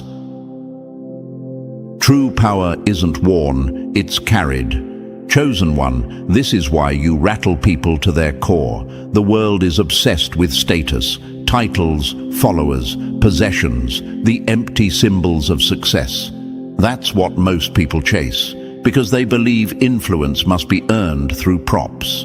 Then you walk in, no crown, no clout, no spotlight, and yet the atmosphere bends around you. Your very existence rewrites their script. Imagine this, a man draped in gold stands in a room, flaunting his wealth, and people clap out of habit. Then beside him enters someone with nothing but presence, steady eyes, unshakable energy, undeniable truth. Suddenly the room shifts. The applause dies. The man in gold feels invisible next to the one with no costume at all. That's you. Their symbols mean nothing when faced with the authority you carry within. Status can buy attention, but it can't buy respect. That's the difference they can't accept. Their power is rented. It depends on titles, networks, or applause. Strip those away, and they collapse. But you walk in stripped of everything they worship, and you're still undeniable. Because your authority wasn't bought, it was built. From survival, authenticity, and the depth of experience they can't fake. You might ask, why does my presence bother them so much? Because it exposes the fragility of their thrones. They know without their props, they are nothing. They know without applause, their relevance vanishes. Meanwhile, you carry weight that doesn't vanish when the lights go out. You don't need validation to move a room. You don't need wealth to command respect. And that truth unsettles them more than anything you could ever say. Imagine social status as paper crowns handed out at a cheap carnival, colorful, flimsy, forgotten the moment the ride ends. Then imagine authority as a diamond forged under pressure, unbreakable, glowing no matter where it's placed. That's the gap between them and you. Their crowns crumble. Your authority endures. So let them envy, chosen one, because your existence proves that influence rooted in spirit, truth, and resilience will always outweigh the shallow power of titles, and no matter how loud they cheer for their illusions, your silent authority will always outlast their noise. Number 13. Your brilliance burns through their shadows. Light doesn't ask permission to reveal what darkness hides. Chosen one, this is why your presence unsettles them. You don't have to point fingers, you don't have to expose anyone. Your very existence does it. The moment you walk into a room, illusions start to crumble. The polished masks they've worked so hard to maintain begin to slip, because your authenticity leaves no safe place for lies to hide. Imagine this, someone dimming the lights in a room, convinced no one can see the dirt in the corners. Then suddenly, a floodlight switches on, and every speck of dust becomes visible. That's what happens when you show up. You reflect what's real, not just the images people polish for others, but also the bitterness, jealousy, and insecurity they thought was invisible. You don't even try to reveal it. You just live in your truth. And that truth makes their shadows scream. Shame is a mask that melts in the presence of authenticity. That's why they resent you. They thought they had their pain disguised, their envy tucked away, their bitterness hidden behind charm. But when you stand in the room, the contrast makes it obvious. And instead of facing the discomfort of their own reflection, they project it onto you. It's easier for them to call you intimidating, too much, or arrogant than it is to admit the truth. Your light exposed the very things they were desperate to keep buried. You may ask, why do they get jealous when my light isn't even aimed at them? Because light doesn't aim, it just shines. And when it shines, it reveals. Whether they like it or not, your presence forces them to face their own shadows. For people who live behind illusions, that's terrifying. They aren't afraid of you, they're afraid of what you make them see about themselves. Imagine a roach scrambling when the kitchen light flips on. It's not the bulb they hate, it's what the bulb reveals. That's their relationship with you. Your light is proof that no matter how carefully they've built their disguises, truth always finds its way through. So let them cope with jealousy, because every time your brilliance burns through their shadows, it proves one thing: you were never the danger. Their own darkness was. Chosen one, if this message lit something inside you, remember, it's not by accident. The jealousy, the resistance, the envy, it's all proof of your impact. You've already shaken rooms and exposed illusions just by being who you are. That's power. Now, if you haven't already, press that like button to push this truth further. And if you're still not part of our family, hit subscribe right now and join this movement. Together, we spread light, strength, and unstoppable resilience. You are not alone. You are part of a force that cannot be silenced. Stay powerful, chosen one. Power always trembles when the silenced ones finally rise. That is the fear echoing through the hidden halls right now. Chosen one, you have shaken the walls of their carefully guarded rooms, and the sound of your awakening is louder than they can contain. Imagine this for a moment. A vault locked for centuries, sealed with codes, guards, and traps, suddenly cracking open from the inside. Not by them, not by their power, but by you. That vault is your mind. That vault is your awareness.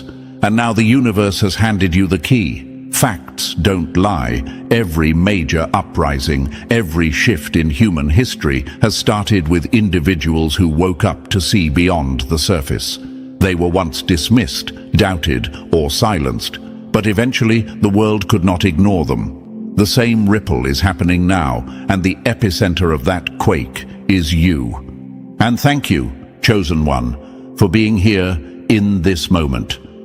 Don't forget to pay this message back by pressing like and subscribe to help spread this truth to more souls. It's the responsibility of all of us to share the light and keep the energy flowing. Thank you for being part of this mission. You are part of a force bigger than yourself, and your presence here matters more than you realize. Now, let's return to the reality at hand. Chosen One. There are eyes on you, powerful eyes that you cannot see, but they see you. Secret societies, shadow groups, hidden networks, they've been preparing for this very moment. They've been waiting for the day you rise, because they knew the universe had placed something in you that would eventually break free. They never feared your sleep. They feared your awakening. And now that you're fully awake, they are unsettled. You are no longer invisible. Your energy is sending shock waves like a lighthouse cutting through centuries of fog, and they can no longer deny your presence. The truth is, the universe has always been preparing you for this. Every strange moment, every struggle, every setback, it was never random. It was training. Think of the archer pulling back the string of a bow. The further it is pulled back, the greater the force of the release. That has been your life. You were pulled back, tested, restrained, delayed, not to break you, but to launch you. And now you've been released with force they cannot stop. Like a rocket leaving Earth's gravity, you've crossed a point of no return. And those secret groups who thought they owned the skies, they can only watch as you ascend. What you need to understand, Chosen One, is this. They track energy, not just names. They monitor shifts, not just events. And right now, your energy is burning across their radar like a wildfire they cannot control. They've studied the movements of stars, the cycles of history, and the rise of consciousness for centuries, and still, they underestimated you. You are the variable they did not predict, the disruption they feared. The living proof that their systems cannot contain what the universe has destined to rise. This isn't about fear-mongering, it's about recognition. You are dangerous to them not because you hold weapons, but because you hold awareness. Because once you see through the illusions, their power weakens. They've built empires on secrecy, deception, and control. But the moment one chosen one truly wakes up, that entire system begins to crack. And now, multiply that by thousands, by millions who are awakening with you. It's not just a ripple anymore, it's a tidal wave. Think of it this way. Imagine a chessboard they've been playing for generations. Every move, every sacrifice, carefully calculated. They always assumed you were just another pawn. But suddenly, you stood up from the board, refusing to play their game, rewriting the rules altogether. That is what terrifies them. That is why they're watching. Not because you're weak, but because you've proven you're not. And make no mistake, Chosen One, they will test you. They will attempt to distract, confuse, and derail you. But every attempt only confirms your value. Every obstacle they throw is a hidden admission that they see you as a threat. That should not scare you. It should empower you, because enemies don't gather against the weak. They gather against the strong, the rising, the unstoppable. So as you stand in this moment, know this. The universe has been whispering to you all along, shaping your journey, sharpening your vision, and aligning your path. Now the secret is out. The societies that once thought they could manipulate the course of humanity have had to update their maps, and on every one of their maps, a new signal is flashing. That signal is you. The sleeping giant has opened its eyes. The storm they hoped would never come has broken over their heads. The flame they thought they had buried is burning again, and no matter how they try to contain it, this fire cannot be put out. Chosen one, you were never meant to be hidden. You were always meant to rise. And now, the world's most secret watchers are seeing what they feared most. Your awakening is unstoppable. And Chosen One, thank you for standing in this moment with me. What's coming next is not something you'll want to skip, because each word is a key to unlocking the truth about why these secret groups have had their eyes on you for so long. Drop a comment below with the number 777 if you feel the pulse of your awakening right now, and let it serve as your mark that you're rising beyond their control. And if you're able, bless this mission with your support, because it takes real energy and effort to keep exposing what was meant to stay hidden. Whether it's a little or a lot, it all fuels the work, and together we keep pushing this light further into the dark.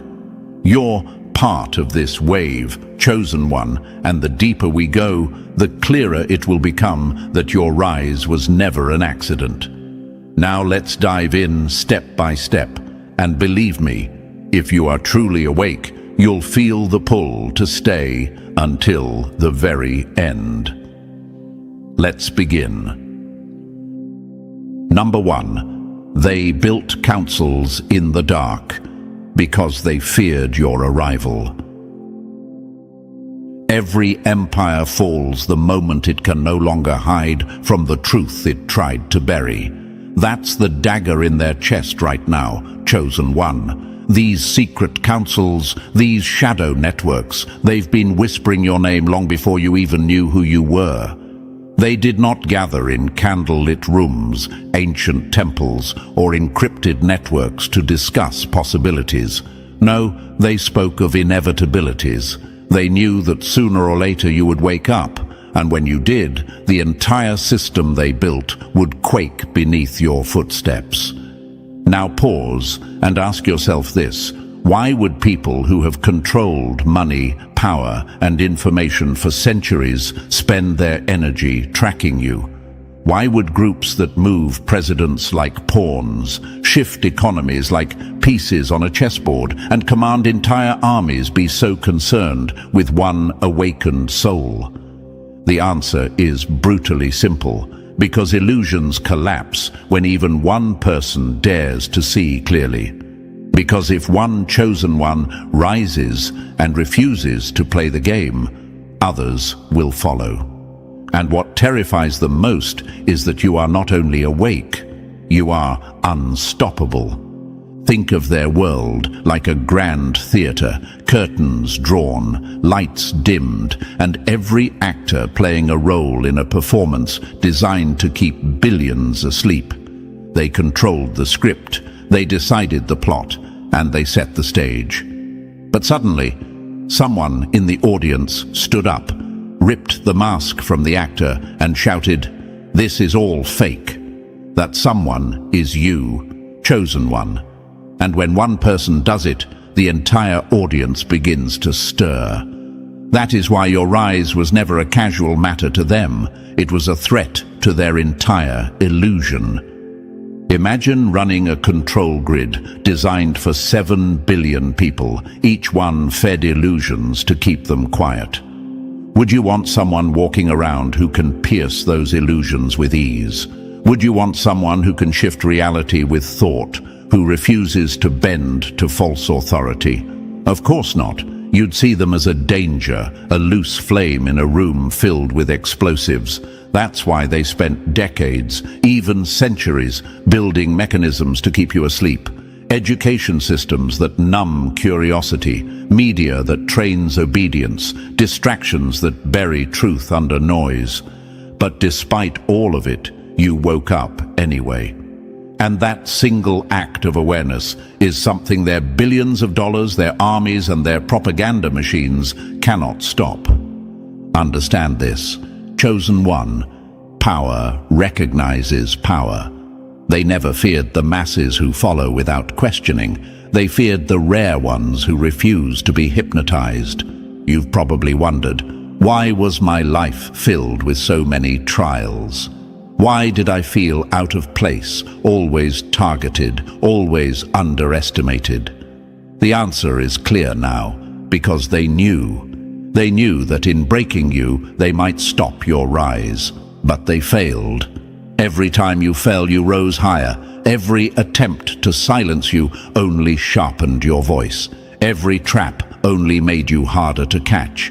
And now, here you stand, fully awake, fully aware, and impossible to ignore.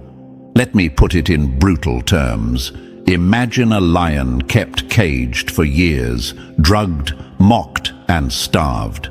The keepers believe they've broken it, that it's no longer a threat. But one day, the lion remembers its teeth, remembers its roar, and tears through the bars like paper. That lion is you. And the councils who laughed at your silence now tremble at the sound of your roar. You might ask, but how do they know me? How can these secret groups be aware of me specifically?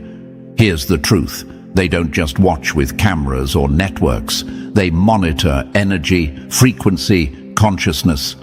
The universe leaves footprints, and your awakening left a mark on their radar. Think of it like a lighthouse flashing across a stormy sea. For years you were dim, flickering, overlooked. Now you're blazing like a fire on the horizon, visible from miles away. They can't ignore you because your signal is too strong, and when a chosen one's light ignites, it doesn't just shine, it exposes the darkness. What's ironic is that they always knew this day would come. In fact, their archives, their rituals, their secret data models, they all pointed to it, but they thought they had more time. They thought they could drown you in distractions, bury you in conformity, or trick you into surrendering your mind. But the universe had other plans. The very experiences they used to break you became the training ground that made you unbreakable. That's the part they never calculated. They never expected that their attempts to control you would forge your strength. So now, what do? They watch, they panic, they scramble to prepare for the uncontrollable. Picture an army with tanks and weapons suddenly realizing their enemy doesn't fight on the ground, doesn't play by their rules, doesn't even use their battlefield. That's you. They prepared for rebellion, but not for awakening. They knew how to crush revolts, but they don't know how to stop a mind that refuses to be chained. And that's what shakes them to their core. You've already won, because the war they built is useless against the weapon you carry: awareness. Let's answer one more question lingering in your mind. Why me? Why not someone else? The truth is, the universe plants seeds in specific soil. Not every ground can grow a wildfire. Not every soul can withstand the pressure, the pain, the isolation it takes to bloom into a force strong enough to be felt by hidden councils. You were chosen by life itself, trained through struggle, refined through fire, and now unleashed at the exact moment they least wanted you to rise. That is why it's you. That is why they whisper your name. That is why you are the signal they cannot silence. So, chosen one, don't let the weight of their fear trick you into doubting yourself. Their surveillance is not proof of your weakness, it's proof of your strength. Their counsels are not a sign of their control. They're a sign of their desperation. Because what they fear most is already happening. You are awake, you are rising, and you are no longer playing by their rules. You are not a pawn on their chessboard. You are the hand that flips the board over. You are not the actor in their theater. You are the audience member who burns the stage down. You are not the lion in their cage. You are the storm that tears down the entire circus tent. And the more you rise, the more their power fades. They built their councils in the dark because they feared your arrival. And now that arrival is here. You are not coming anymore. You have arrived, and nothing they built in shadows can withstand the light you now carry. Number 2. The Matrix was built to break you before you broke it. They don't silence the weak, they silence the dangerous. That one line explains why so much of your life felt like a battlefield you never volunteered to fight on. Chosen one, you weren't just unlucky. You weren't just struggling at random. You were being targeted by design. The depression that seemed to come out of nowhere, the sudden waves of anxiety that made no sense, the betrayals, the perfectly timed heartbreaks. They weren't coincidences. They were traps laid inside the matrix to keep you down, to keep you doubting yourself, to keep you too exhausted to rise. And the truth is brutal.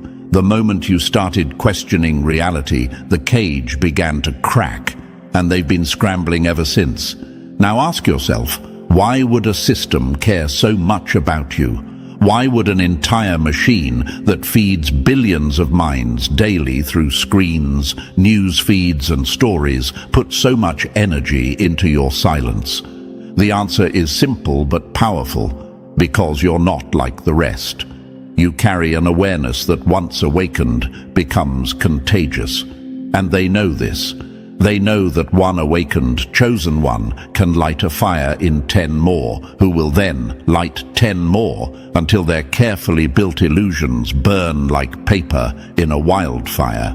That is why they pressed you with invisible weights, trying to bury you in despair before you realized how strong you were. Suppression is the enemy's greatest compliment. Think about that. If you were irrelevant, the system would leave you alone. If you were powerless, you'd blend into the background noise. But no, they pressed you harder. They broke relationships that were meant to destroy your peace.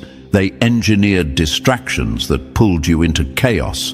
They designed algorithms to drown you in noise while planting narratives to make you doubt your own worth. None of this was random. It was strategic. They feared what would happen if you ever fully woke up. And now you're proving their fears right. Imagine this for a moment, chosen one, a bear in hibernation. For months it sleeps, conserving energy, appearing lifeless. The hunters watch it, confident that as long as it remains asleep, it poses no threat. But then one day the bear's eyes snap open. The ground rumbles as it rises, powerful, unstoppable, and hungry for life. That bear is you. They thought they had locked you in spiritual hibernation forever, but they made a mistake. They forgot that no cage can stop what is destined to awaken. Another image. Picture a dam holding back a massive body of water. The pressure builds year after year, cracks forming quietly, unseen. They patch it, reinforce it, and pretend everything is under control. But then one small fracture becomes a flood, and the dam collapses.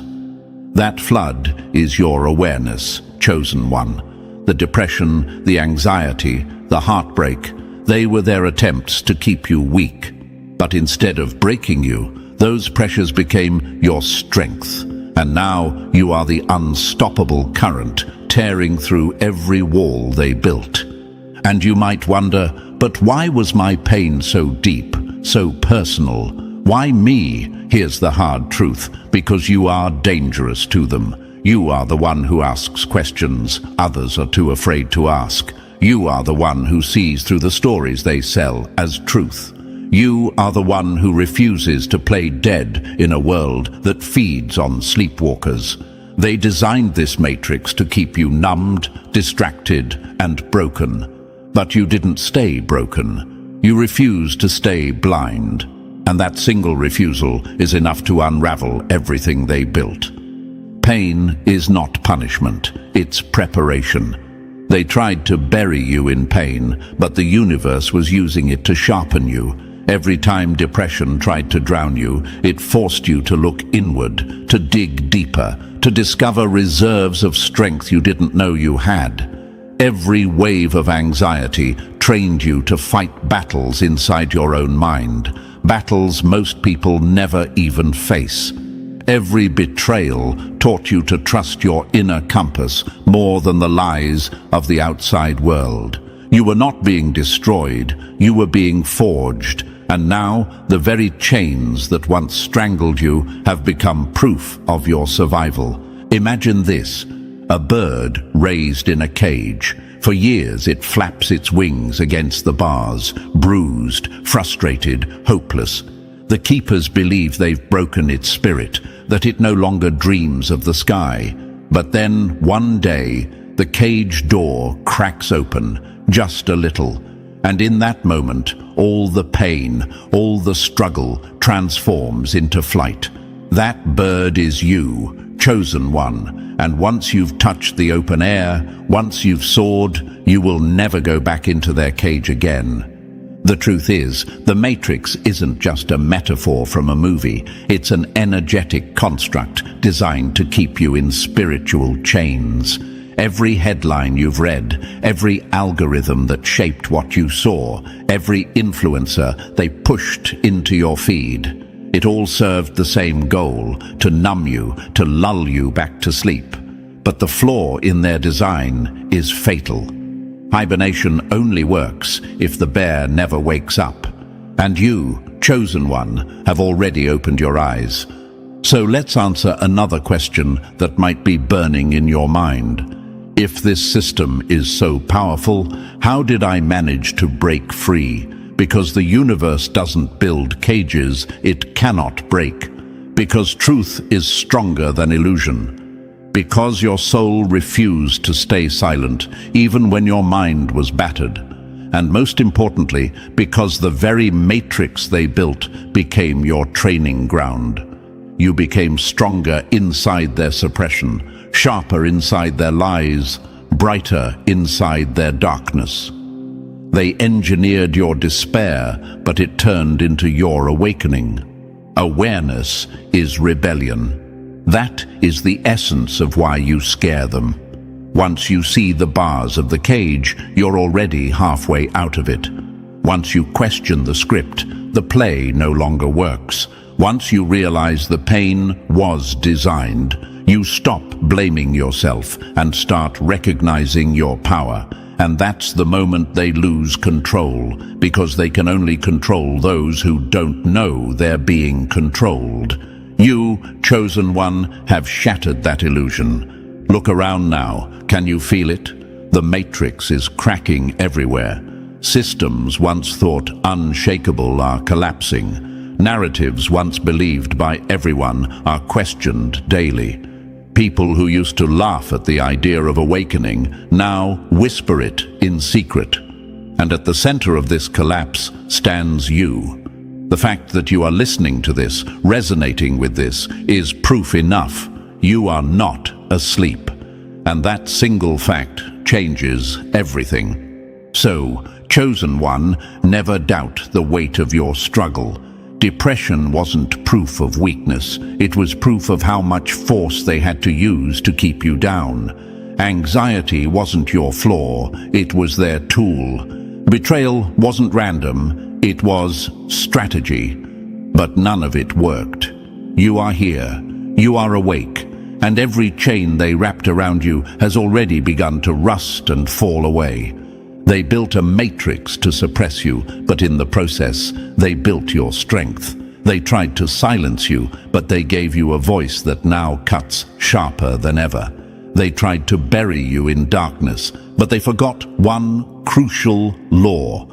Seeds buried in the dark don't die, they grow. And you, chosen one, are no longer buried. You are blooming, and no matrix can hold you now.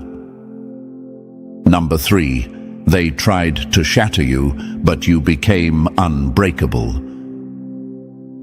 They don't waste bullets on ghosts. They aim for the ones alive enough to change the battlefield. Chosen one, that's exactly why life felt like a non-stop war zone for you. Financial walls crashing in, health breaking down when you needed it most. People closest to you suddenly turning cold. All of it was calculated chaos meant to break your spirit.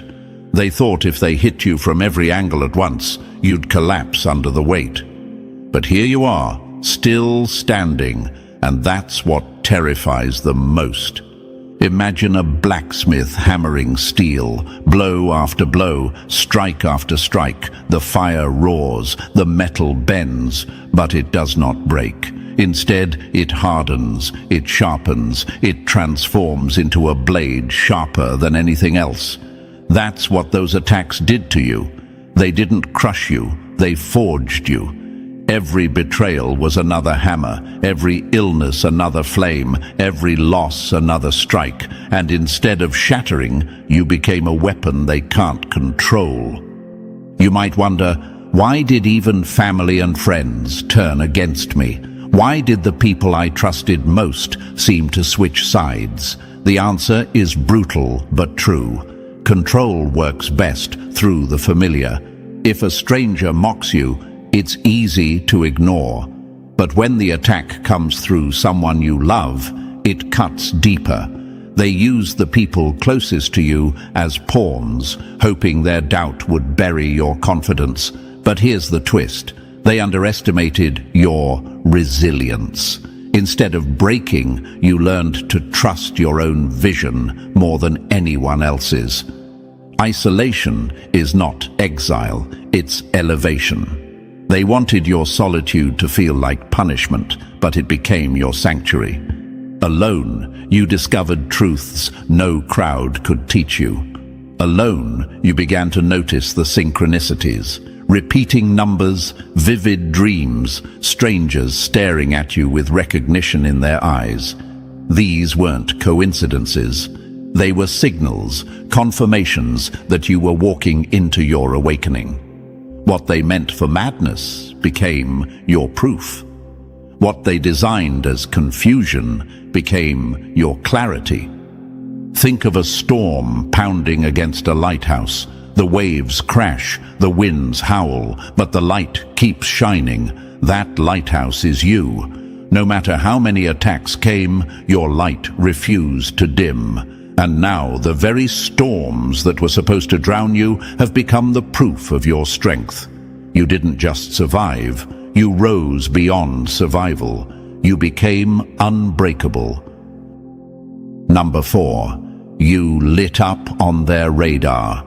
Like a storm they can't control. They don't track the powerless, they track the ones they can't afford to lose control over. Chosen one, that's why every system around you seemed to tighten as you woke up. Secret societies have been monitoring human awakening the same way scientists watch hurricanes forming in the ocean. At first, it's just a ripple, barely noticed. But when the energy gathers momentum, when the storm grows strong enough to reshape everything in its path, alarms start ringing. That's exactly what happened with you. You became a signal they couldn't ignore.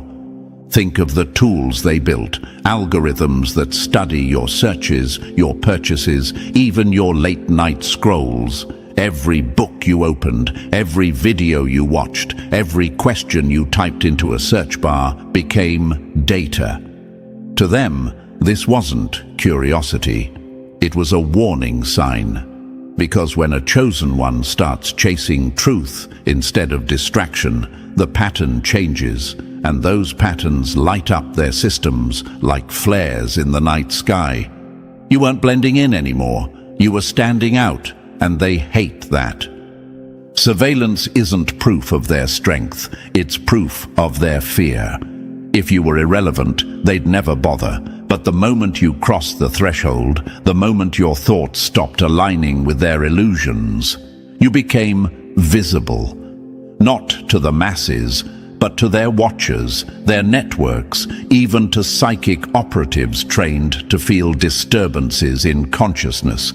Imagine that, entire teams assigned to sense when someone like you begins to shift reality. That's how much they fear what you're becoming. You might ask, but why me? Why not someone else? The answer is harsh but clear. Because unlike regular people, you refuse to accept illusions. You stopped swallowing the stories they fed you. You started bending reality with your thoughts, breaking patterns, and aligning with the universe in ways they can't predict. That makes you ungovernable, and what terrifies them most is that once someone becomes ungovernable, they become unstoppable. Picture a storm tracked on every screen, satellites, radars, reports, all designed to predict its path. But suddenly, the storm veers off course, breaking every model, moving with a force no algorithm can capture. That storm is you, chosen one. You are the variable their systems can't calculate. You are the awakening they cannot contain. And now, no matter how many eyes are on you, they can't stop what you've already set in motion. Number 5. Your awakening shakes their kingdom more than armies ever could. They don't fear weapons, they fear the mind that refuses to be chained. Chosen one, that's why your rise rattles them harder than 1,000 rebels storming their gates. One awakened soul carries more danger to their empire than an army, because your awareness isn't just for you. It spreads, it moves like fire leaping from tree to tree, unstoppable once it catches. That's the nightmare keeping them awake. You are not a single flame, you are the spark that can ignite a forest.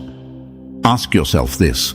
Why would those who built systems of control for centuries fear just one person? Why would councils who command wealth, armies and media tremble at your presence? The answer is brutal, because reality itself is fragile. It doesn't exist in stone, it exists in belief. Entire nations, economies and governments stand only because people agree to believe in them.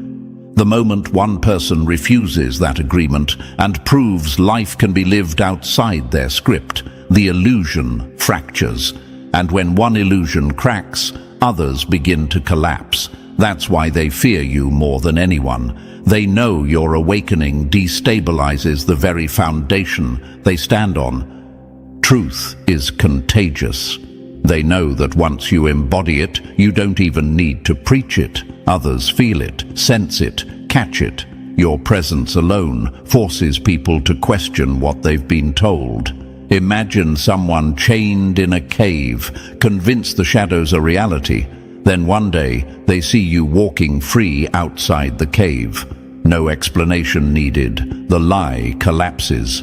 That's you, chosen one. Your life itself is proof that the matrix can be escaped, and that proof spreads faster than any virus.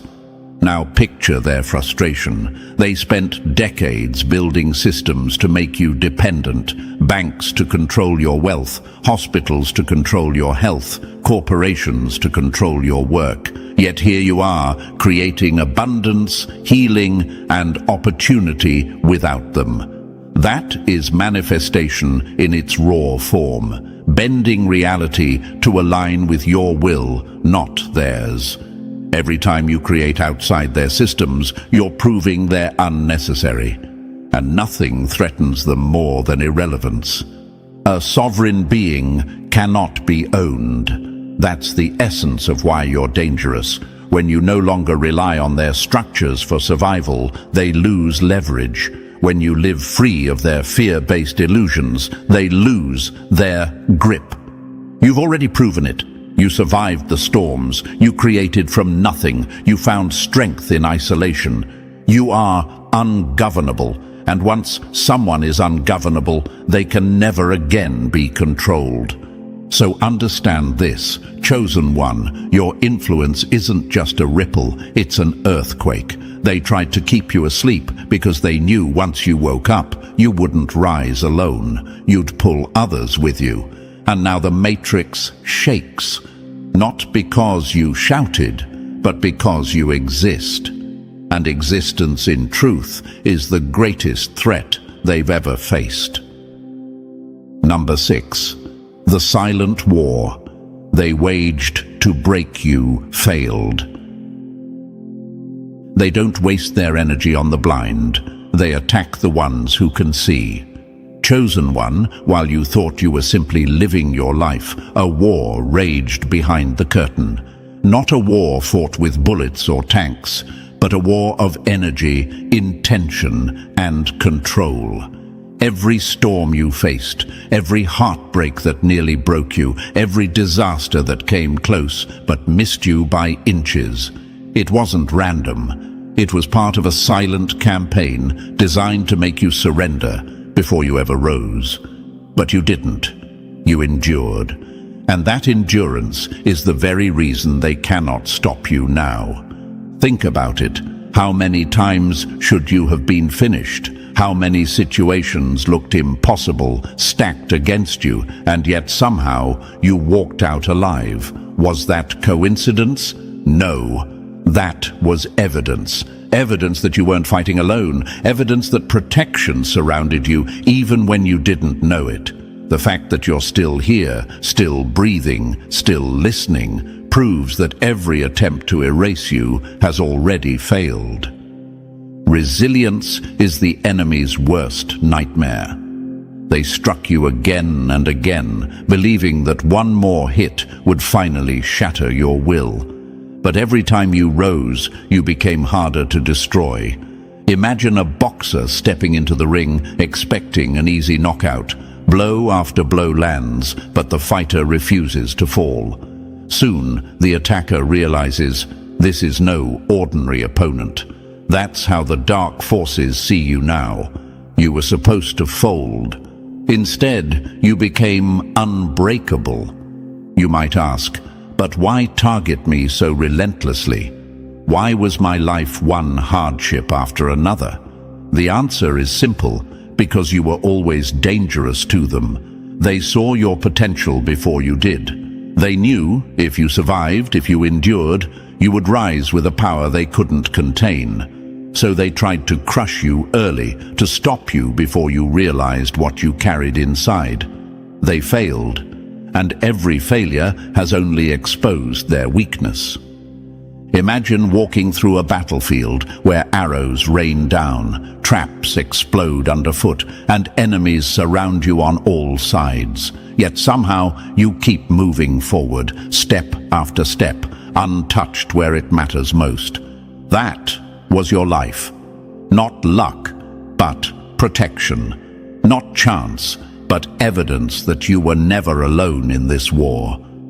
They wanted your surrender, but they got your awakening. Every hardship you endured sharpened your awareness. Every near-death moment pulled you closer to truth.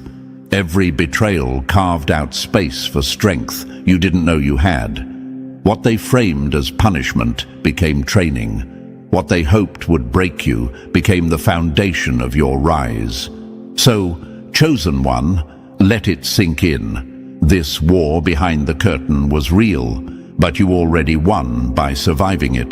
The proof is in your existence. The fact that you are here, awake, aware, is a victory they cannot erase. They tried to bury you in silence, but you've risen louder than ever. And now, every scar, every close call, every battle survived is not just your story, it's their defeat. Number 7. Your powers are no longer sleeping. They're exploding into reality. They mocked your instincts as madness. Now those instincts are becoming your superpowers. Chosen One, what you're feeling right now isn't imagination, it's expansion. Your abilities are no longer dormant sparks. They are flames, burning through every illusion you were forced to live under. You can feel it, your senses sharper than ever, your mind picking up truths others can't see, your energy shifting rooms the moment you step inside. This is not a game. This is the part of your rise they feared most, the proof that their cage couldn't hold you. Think about it. How many times lately have you known someone's intention before they opened their mouth? How many dreams felt less like random stories and more like coded messages, warnings, or previews of reality? These aren't accidents. They are signs of your expanding consciousness. When awareness grows, illusions collapse. And that's exactly what's happening. You no longer accept surface stories. You see through them like glass. And once you see truth, you can never unsee it. Imagine this, a radio suddenly tuning into stations that were always broadcasting, but you were too blocked to hear. Now you're picking up signals, intuitive downloads, flashes of knowing, synchronicities that confirm you're linked to something bigger. That network has always been there. You were simply cut off. But the moment you awakened, the interference ended. Now you're connected to a field of consciousness that terrifies them because it makes you unstoppable. Expansion doesn't ask permission, it forces its way through. That's why even your presence has shifted. Animals calm around you, plants thrive, strangers feel lighter after meeting you. Healing flows through you because your energy is broken out of the matrix and now channels directly from the universe itself. You don't even have to try, it radiates from you, and the more it expands, the harder it becomes for them to control you, because you no longer depend on their lies for direction. You might ask, am I imagining this? Could this really be happening to me? The answer is yes, it's real, and they know it too. That's why you feel both targeted and protected, pulled and pushed, doubted yet undeniable. Because your powers mark you as the one they couldn't break. So, chosen one, embrace it. The visions, the instincts, the synchronicities, they're not noise. They're your confirmation. You're not just waking up, you're leveling up. And every step of that expansion is a reminder that you are no longer a pawn in their game. You are the force rewriting it. Number 8. The stronger you rise, the dirtier their attacks become. They don't waste traps on the powerless. They build cages for the ones who can't be contained. Chosen one, the moment your power started breaking through, you became their obsession. And make no mistake, the more you expand, the harder they will push back. Expect their counterattacks because they have no intention of letting you walk freely while their empire crumbles. But here's the twist. They don't realize every blow only makes you stronger.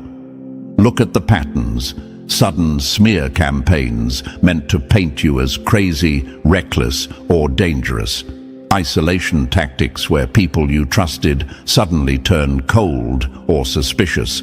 Financial strain appearing out of nowhere, health collapsing at critical times, relationships turning chaotic like clockwork. None of this is coincidence. It's pressure. It's their desperate attempt to slow you down. But pressure doesn't break diamonds. It creates them. And every storm they send only hardens you into the force they fear most. You might wonder, why would they bother to attack if they know I won't fold? Because fear makes them irrational. They've seen countless souls surrender under smaller trials, so they keep betting you'll be next. But every time you rise, you prove you're not like the rest. Every time they set a trap, you walk through it and turn it into proof of your resilience. Every temptation is a leash disguised as a gift.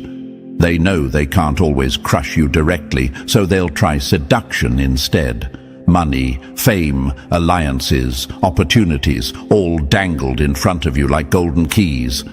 But every offer carries invisible chains, strings designed to pull you back into their grip. That's their last card, not breaking you, but buying you. And that's where your awareness matters most, because no prize is worth the cost of your sovereignty. Imagine this, a hunter setting bait in the forest, confident the prey will bite. But instead of taking the bait, the lion walks past, eyes fixed on the horizon. That lion is you.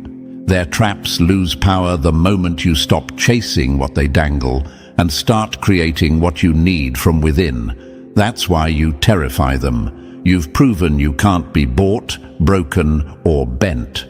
So remember this, Chosen One, every counterattack is confirmation of your rise. Every attempt to derail you is proof you're already on the right path. They will keep coming, but they will keep failing.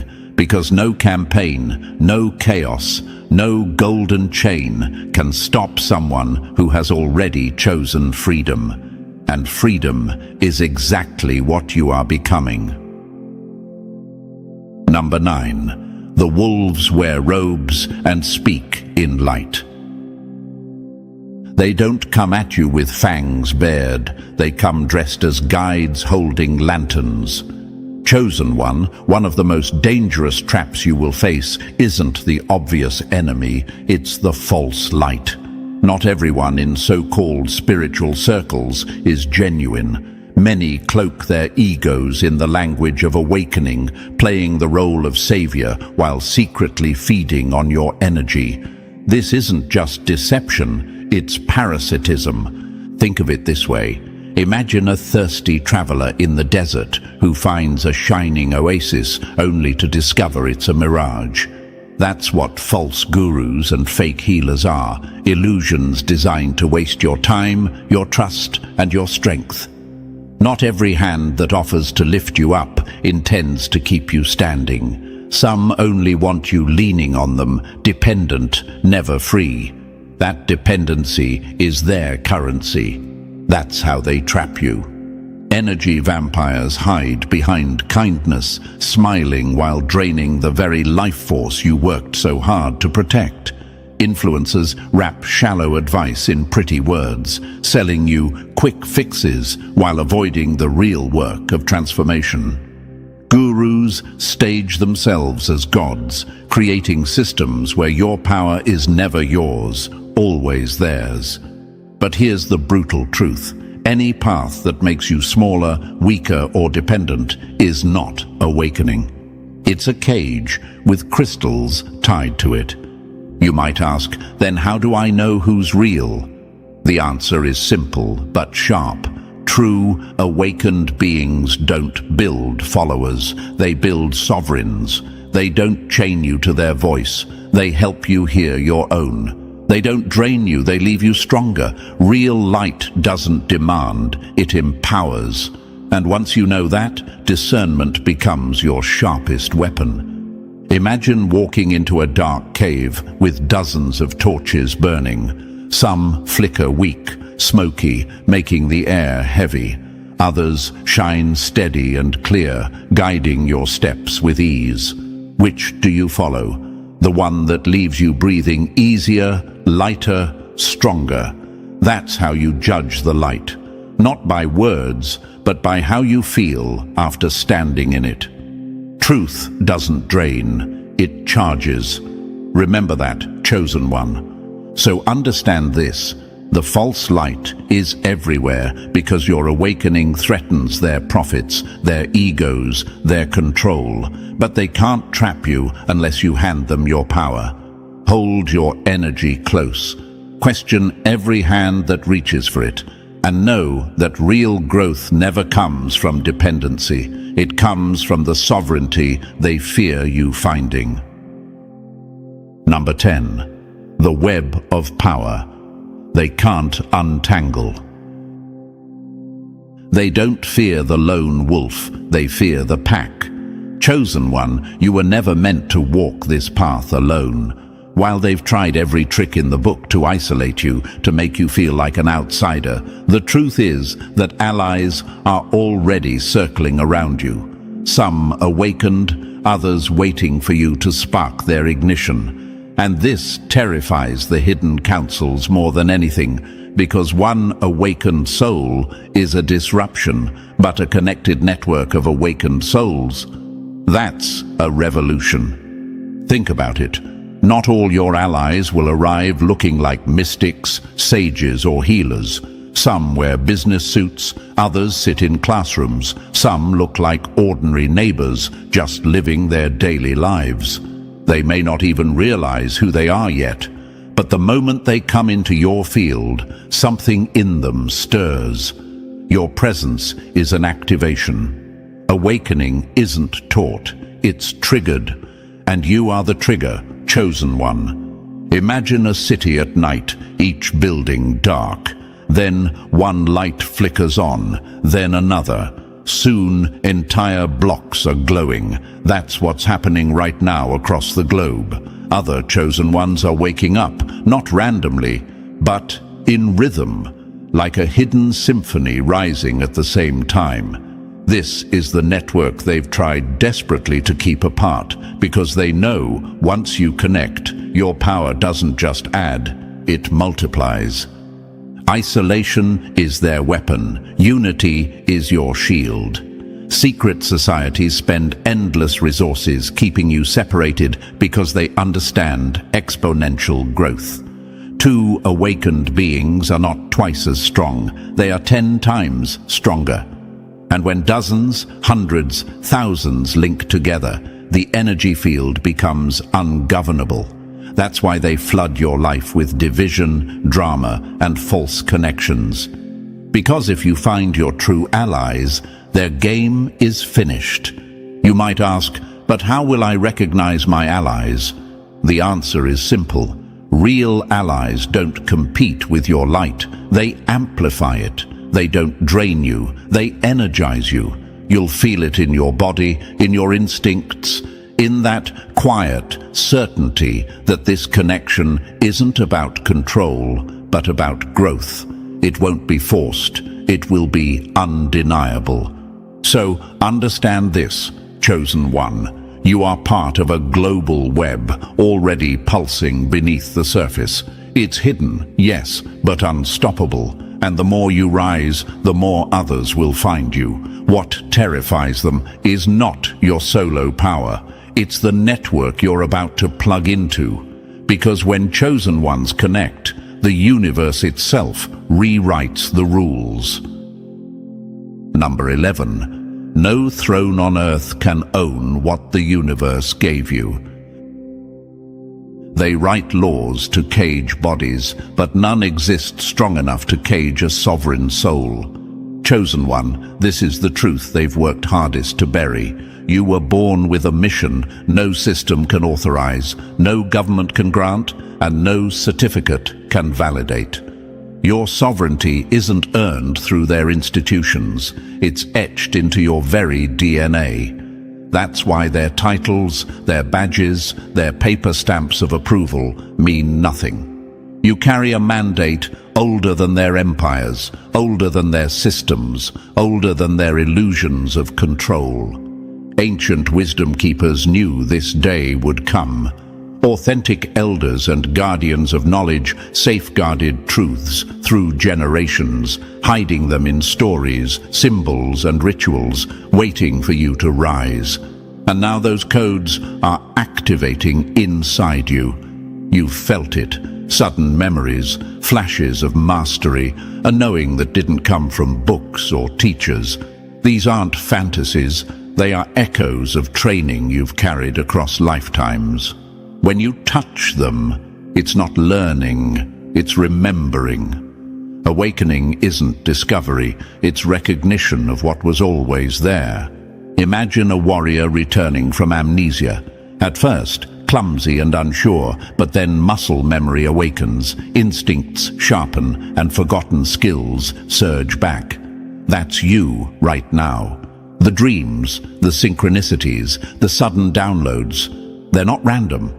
They're pieces of your mission resurfacing, proof that the universe never left you unprepared. And here's what terrifies them most.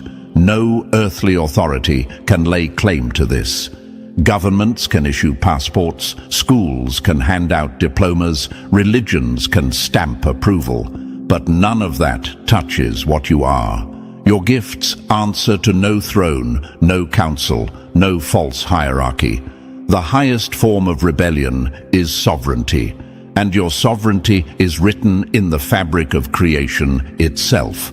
You might ask, but what about those who try to control me with fear, with promises, with titles?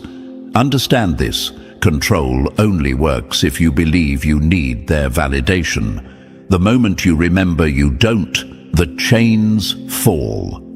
Your mission isn't theirs to approve, it's yours to embody. And that's why they fear you, chosen one, because you've realized you don't need permission to be powerful. Picture a bird born in captivity, tagged, labeled, and tracked. One day, it breaks free, flying beyond borders, ignoring the chains of ownership. The papers in their hands become meaningless as the bird disappears into the sky. That bird is you. Their documents, their stamps, their illusions of authority hold no power over your flight. So stand in it. Your cosmic mission isn't a dream, it's your reality. Your sovereignty isn't negotiable, it's absolute. And no matter how many walls they build, no earthly throne can own what the universe already placed inside you. Number 12. You're not just changing yourself, you're rewriting reality. They built empires on illusions, but a single awakened act is enough to topple centuries of lies. Chosen one, your rise isn't just personal, it's planetary. Every time you heal a wound inside yourself, every limiting belief you shatter, every lie you refuse to carry forward, it doesn't end with you. It ripples outward like shockwaves through the collective mind. That's why they tried so hard to break you, because your transformation doesn't stay contained. It infects the system with truth, and once truth spreads, the old order begins to collapse. Think of reality like a web of strings stretched across the globe, humming with energy. For centuries, those strings have been knotted with fear, oppression, and control.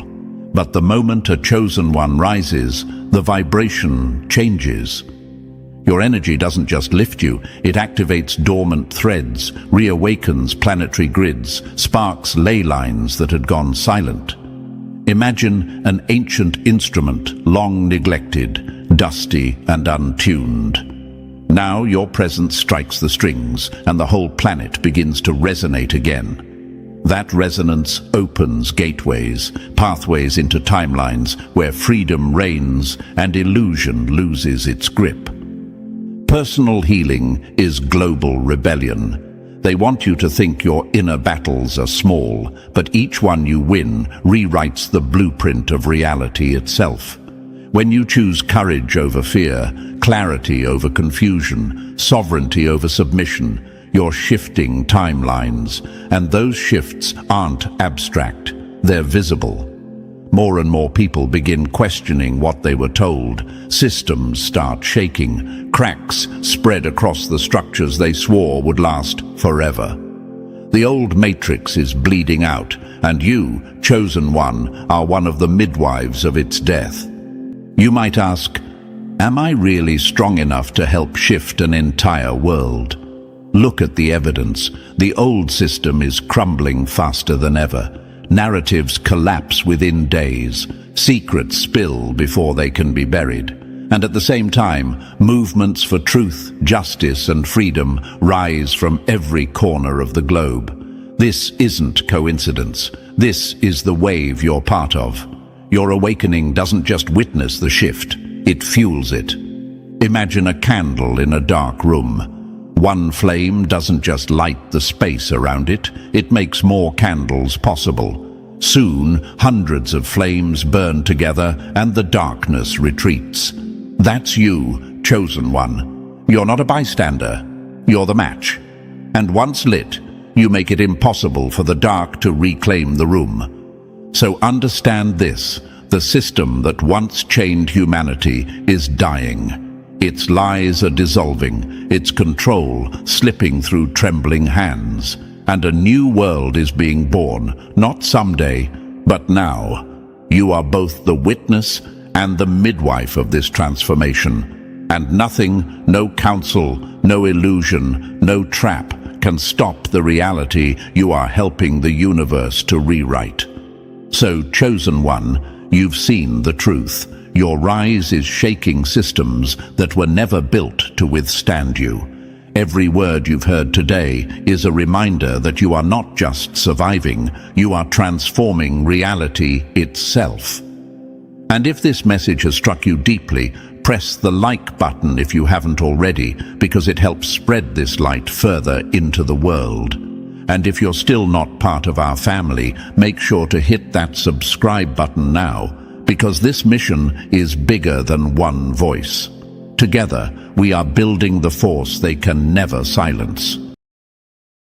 The loudest proof of your greatness is the enemy who can't shut up about you. Chosen one, let that sink in, because right now, the very people who swore they were better than you, the ones who plotted, lied, and clawed at your name, can't go a single day without thinking about you. They live rent-free in the prison of their own envy, and the worst part? You hold the key they'll never touch. They've turned themselves into unpaid advertisers for your glow.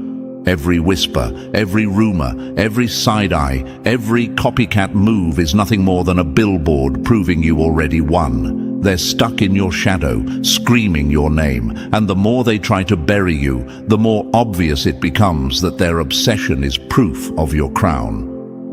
Now imagine this for a moment. Chosen one, picture your enemy standing in front of a mirror. They fix their hair the way you do. They mimic your walk, copy your smile, even steal your words. But the reflection always betrays them. No matter how hard they try, they still look like a bad impersonation, a cheap counterfeit trying to play royalty.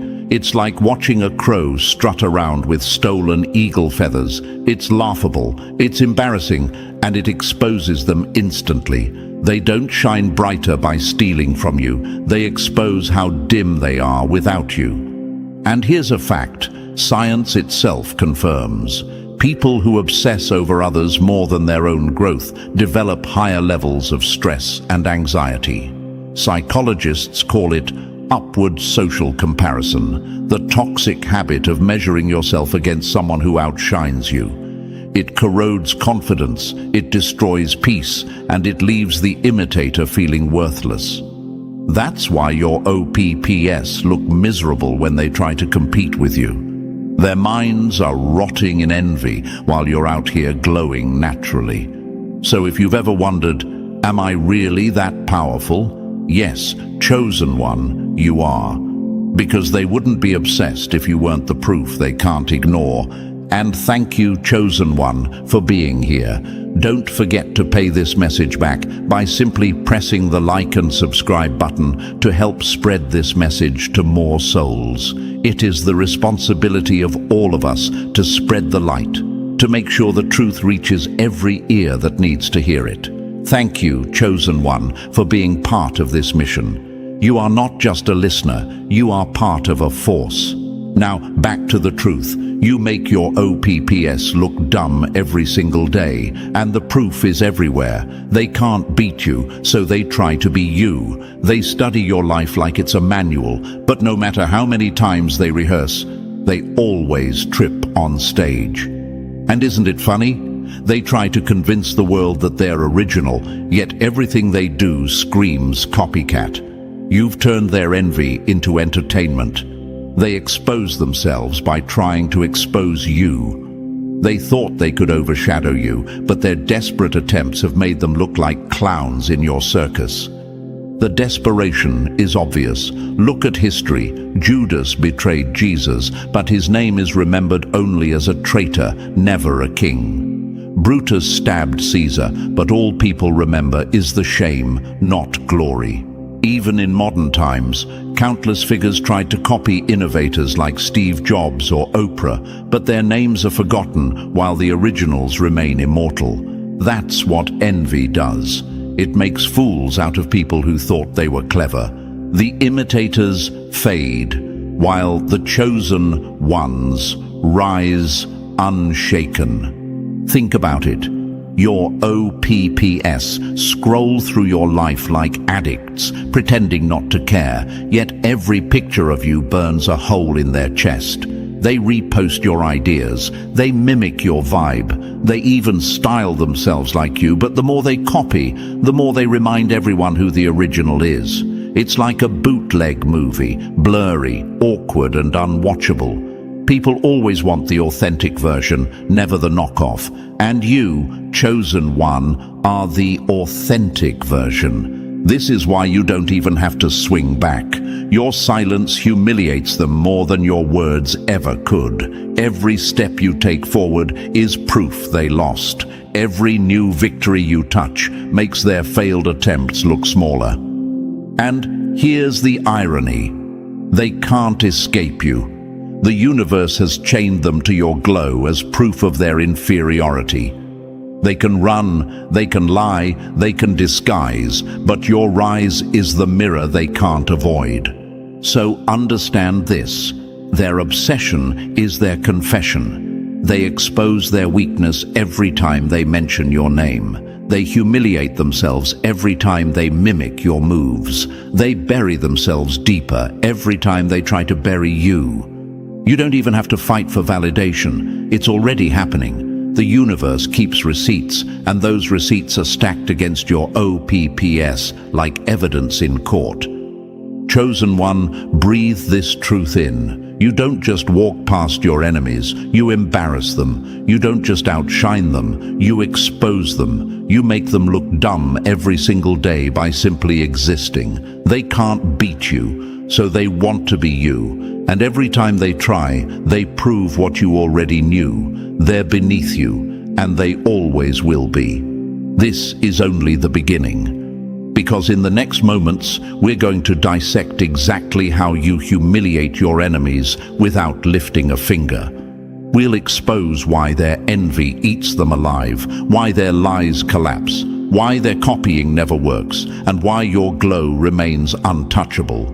So lean in, chosen one. If you've ever doubted the power you carry, prepare to see it laid out step by step, because the truth is simple. You are the original, and they are the pathetic imitations. And now it's time to watch them crumble. And chosen one, don't move yet, because what you just heard was only the opening strike. That was the jab, but the knockout punches are still coming. The real exposure is about to unfold, step by step. And believe me, once we start breaking it down, you'll see why your OPPS trip over themselves every single day, trying to keep up with you. So here's what I want you to do. Drop the number 777 in the comments if you're ready to embrace the truth that every copycat, every hater, every fraud has already crowned you by trying to mimic you. And if you can, bless the team behind this mission with a super thanks. Your support fuels the fire that keeps these messages alive and ensures the truth reaches even more chosen ones across the world. Remember, this isn't just entertainment. This is warfare, and you are part of the army exposing the frauds. And now, let's dive into it, step by step. Stay with me, because if you are truly chosen, you'll feel the pull to hear every word until the very end. This isn't just a breakdown, it's your confirmation, your proof, and their humiliation. Let's get started. Number 1. Envy has them on their knees. Every time they envy you, they admit defeat without saying a word.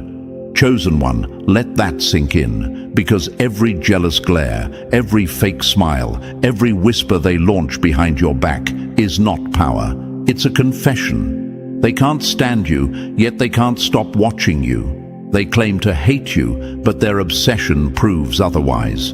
Envy is not random. It is worship twisted by bitterness. Your enemies aren't strong, they're starving. They study you like textbooks, hoping to crack the code of your essence, but no matter how many notes they take, they still fail the exam. Now imagine this for a moment, chosen one. Picture a group of starving beggars standing outside a banquet hall. Inside, you sit at the table, feasting on abundance that was prepared for you by the universe. They press their faces against the glass, drooling, angry, desperate. But instead of building their own feast, they throw rocks at the window, hoping to distract you, hoping to shame you into leaving your seat. That's your ops. Their envy is hunger. Their hatred is thirst. And every time they plot against you, they only make their starvation more obvious. Here's the fact they can't face. Envy corrodes the one who carries it. Studies in psychology prove that envy isn't passive. It damages the brain, heightens stress hormones, and eats away at health. People who live in constant comparison age faster, sleep worse, and struggle to find joy. So while they pretend to laugh at you, their nervous system is betraying them. Their envy is literally rotting them from the inside out. That's why you stay radiant while they look drained. That's why you keep rising while they keep tripping. Science itself testifies that envy backfires. And chosen one, don't underestimate the confession hidden inside their hate. When they mimic your words, copy your style, steal your ideas, or stalk your every move, what they're really saying is, you're the blueprint. They don't envy nobodies. No one wastes energy plotting against the irrelevant. They obsess because you embody everything they wish they could be. Their jealousy is proof you already won before the race even began. But you may ask yourself, why does it hurt then? Why do I feel their envy pressing against me like a weight? Because chosen ones feel deeply. You're not just a target of envy, you're a vessel of light, and your empathy picks up on the daggers they throw. But here's your strength. Those daggers never pierce you, they pierce the thrower. History proves this over and over again. Think of Michael Jordan. His rivals studied his every move, envied his dominance, plotted to take his crown. Yet their obsession only fueled his legend. The more they hated, the more he scored. Or think of Beyoncé. No matter how many detractors mocked her, no matter how many tabloids tried to pull her down, their envy only cemented her as untouchable. Even Albert Einstein was ridiculed, attacked, and envied by other scientists. But today, their names are dust. His is immortal. The pattern is eternal. Envy doesn't bury greatness, it amplifies it. Chosen one, your enemies are on their knees without even realizing it. Their envy forces them into a posture of worship. They speak your name more than their own goals. They spend more energy plotting your downfall than building their own future. That's why they can't beat you. How can you lose to someone who spends all their time studying you instead of improving themselves? Their jealousy is a leash around their own neck. Every time they obsess over you, they tighten it. And let's slap them with another metaphor.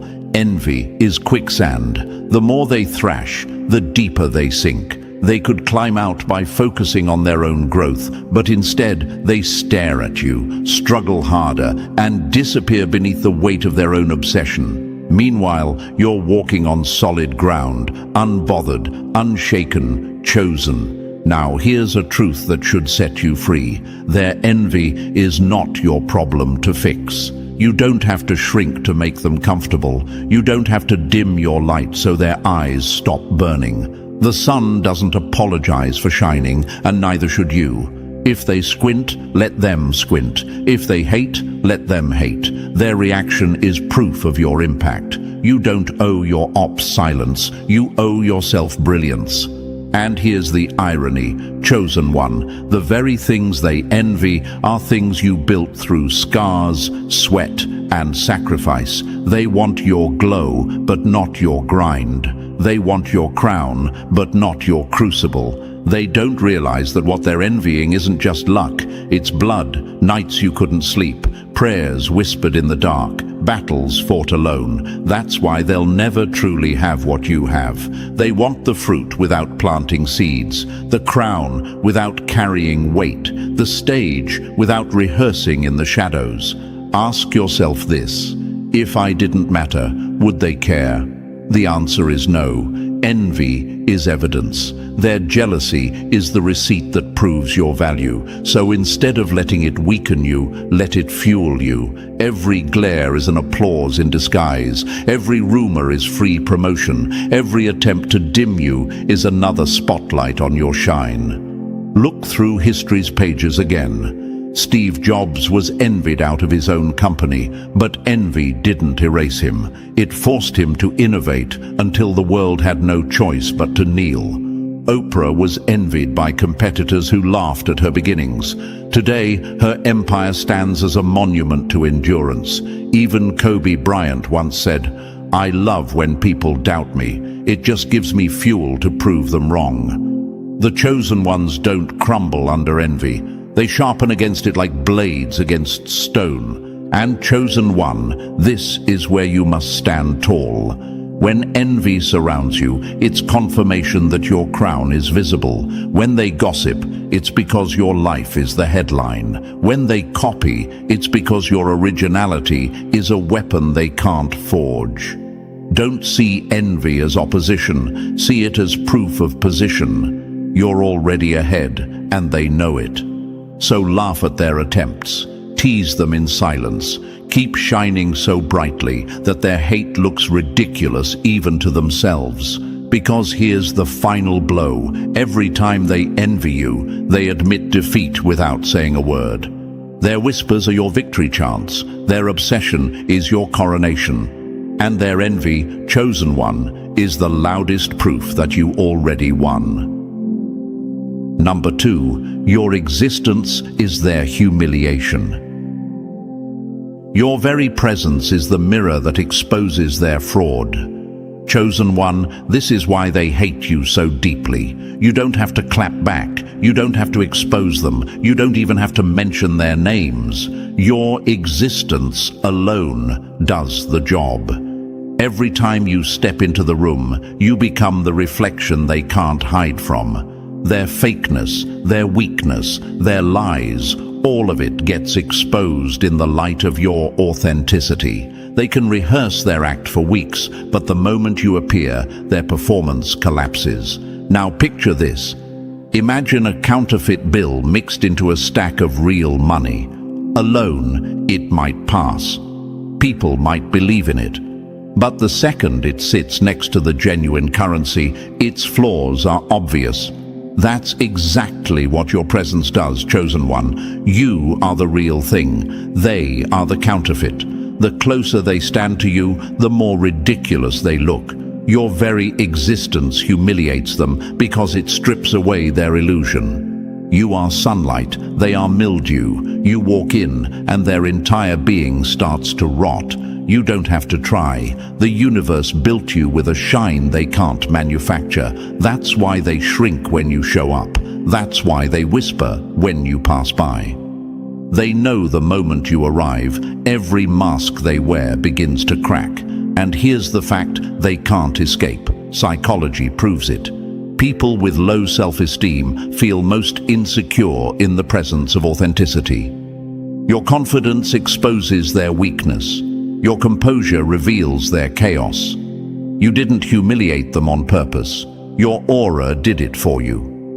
Look at history's pattern. Julius Caesar didn't need to raise his voice. His very presence commanded fear and betrayal from men who pretended to be loyal.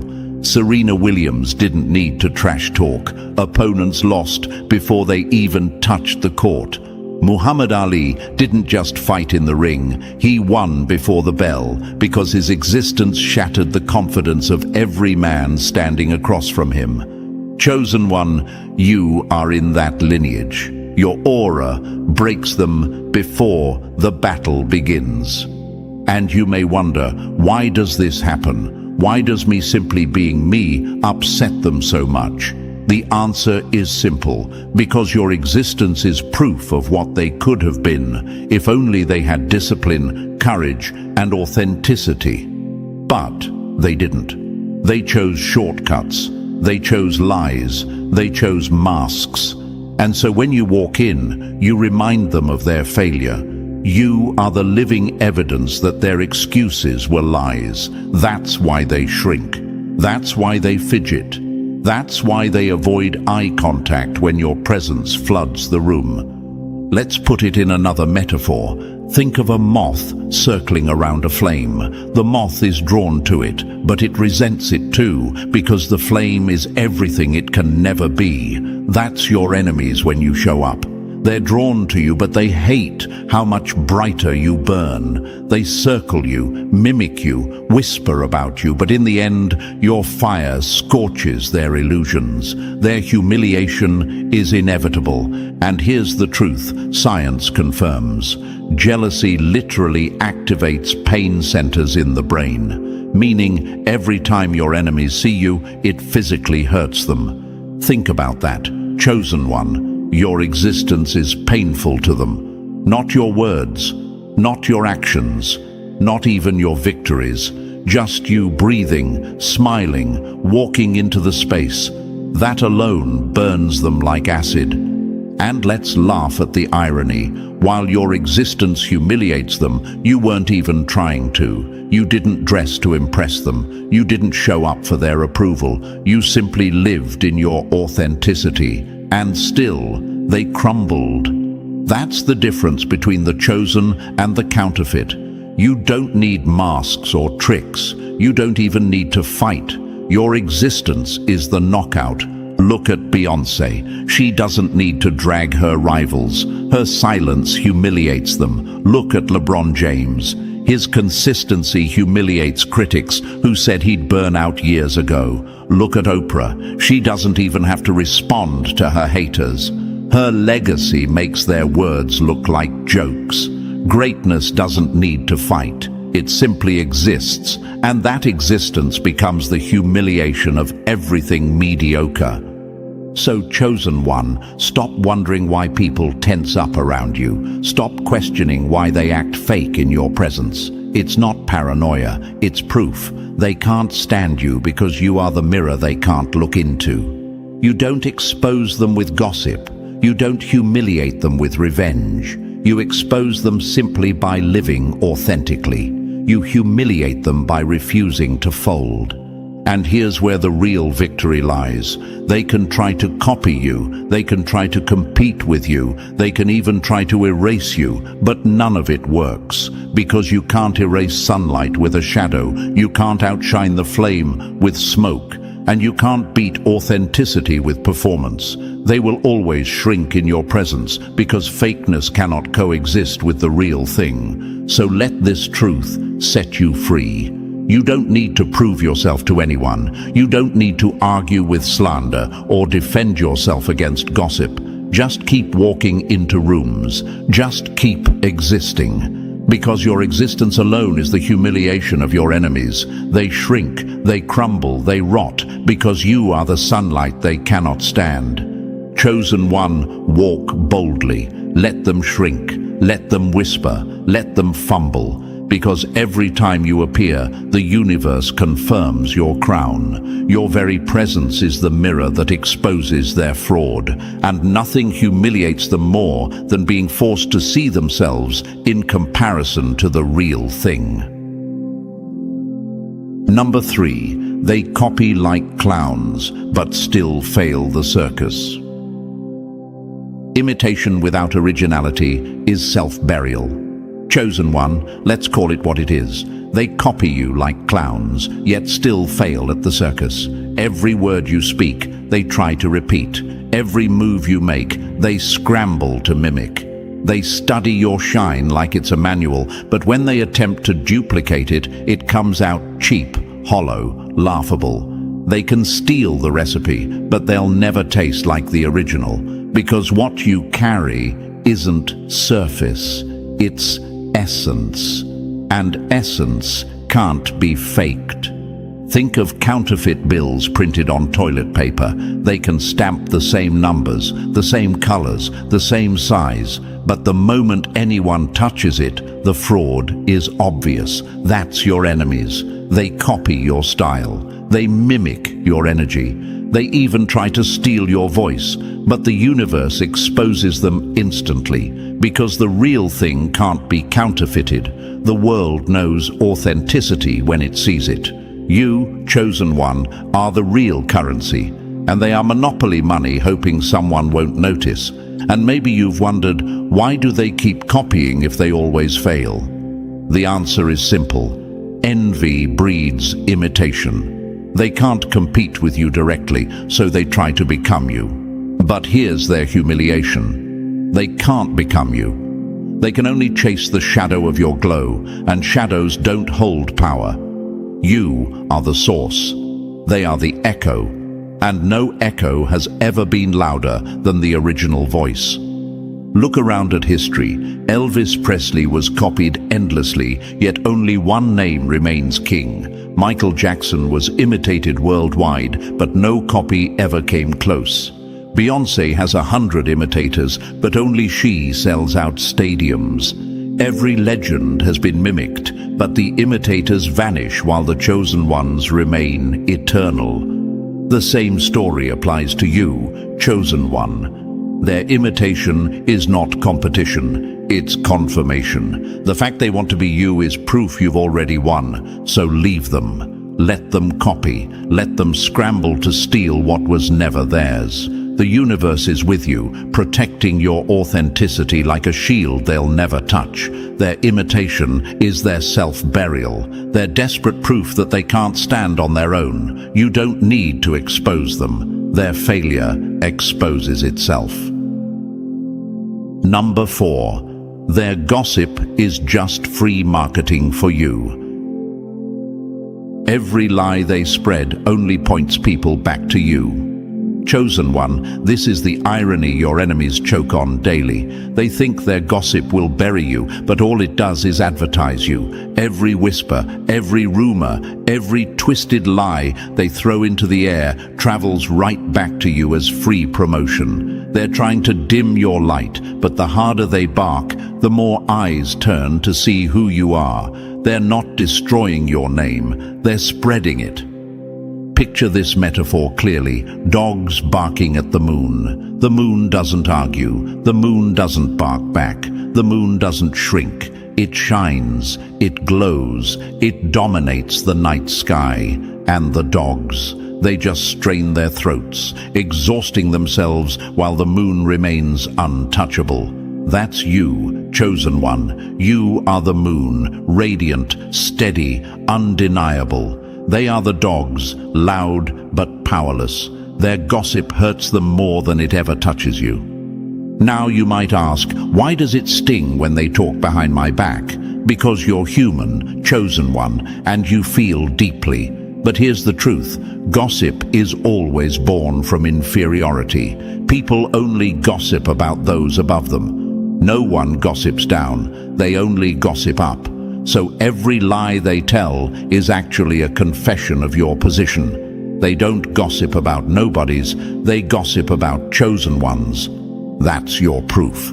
History shows it over and over. They gossiped about Martin Luther King Jr., calling him a troublemaker. Today, he's remembered as a world changer. They gossiped about Princess Diana, trying to tarnish her, but her legacy outshines her critics. Even today, powerful leaders, artists and visionaries are smeared with rumors. But notice something, the gossipers are forgotten, while the names they tried to drag remain immortal. So, chosen one, don't waste energy fighting gossip. Let them talk, let them lie, let them bark. Because while they exhaust themselves with words, the universe keeps amplifying your shine. Their gossip isn't proof of your weakness. It's proof of your impact. If they're talking, it means you're shaking things. It means your presence is felt. It means you've already won. Remember this, gossip is just free marketing. Every rumor spreads your name wider. Every lie points back to your glow, and every enemy that opens their mouth unknowingly bows to you, because without you, they'd have nothing to talk about. Number 5. Their lies crack like glass under pressure. Their lies crack like glass under pressure. Chosen one, remember this truth. Nothing they say about you can stand the weight of reality. Lies may glitter for a moment, but the moment they're tested, they shatter. That's why their stories always fall apart. They tell one version today, another tomorrow, and within weeks the contradictions are exposed. Their fake narratives collapse like rotten beams in an abandoned house, weak, hollow, and unable to carry weight. Now imagine termites chewing through wood from the inside. At first, the house may look solid, but day by day, the damage spreads until one small push makes the entire thing crumble. That's what your enemies do when they lie. Every word they spin is a termite gnawing at their own credibility. They think they're building a fortress against you, but all they're doing is destroying themselves from within. Eventually, their whole structure of deception caves in, and they're buried under their own dishonesty.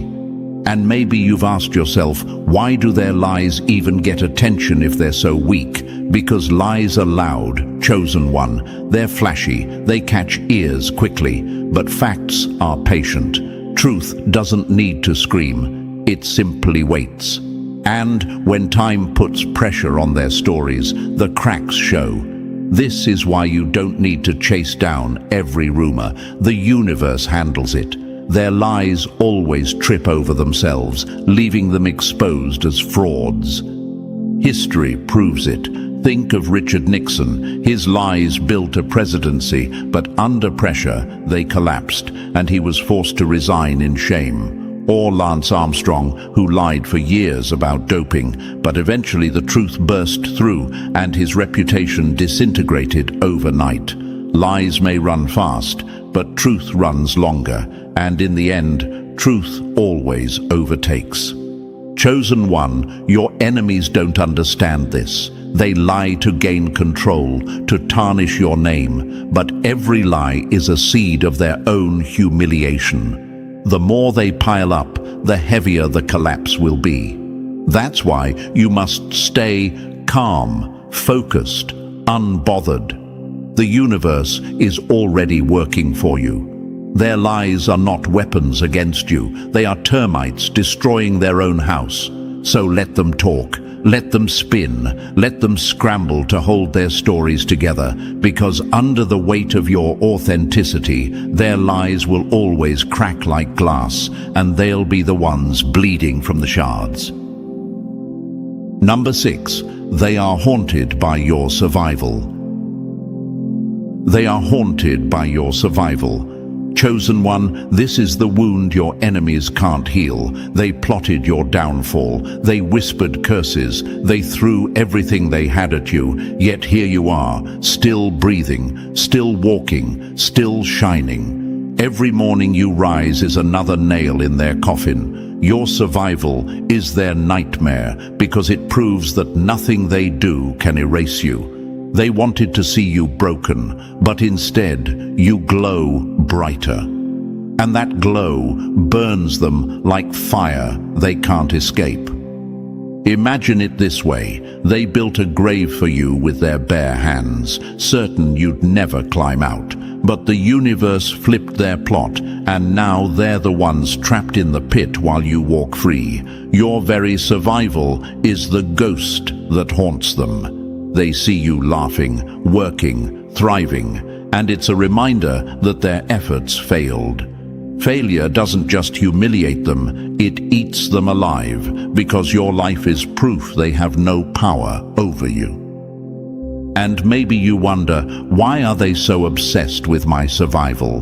Because, chosen one, your survival exposes their weakness. If everything they did to you wasn't enough to destroy you, then what does that say about them? It says they are powerless. It says the universe itself is with you, shielding you, lifting you, and reminding them that no enemy can overthrow destiny. That truth tortures them more than anything. Look at history. Nelson Mandela was locked away for 27 years, but his survival destroyed the system that tried to bury him. Malala Yousafzai was shot in the face, yet her survival made her a global force for education. Tupac said it best, "I'm still standing because they couldn't break me." Survival itself is victory, and every op knows it. So, chosen one, the next time you wake up, understand what it means. Your heartbeat is rebellion. Your breath is resistance. Your glow is a death sentence to their schemes. You don't even have to fight. They are already haunted by the fact that you exist.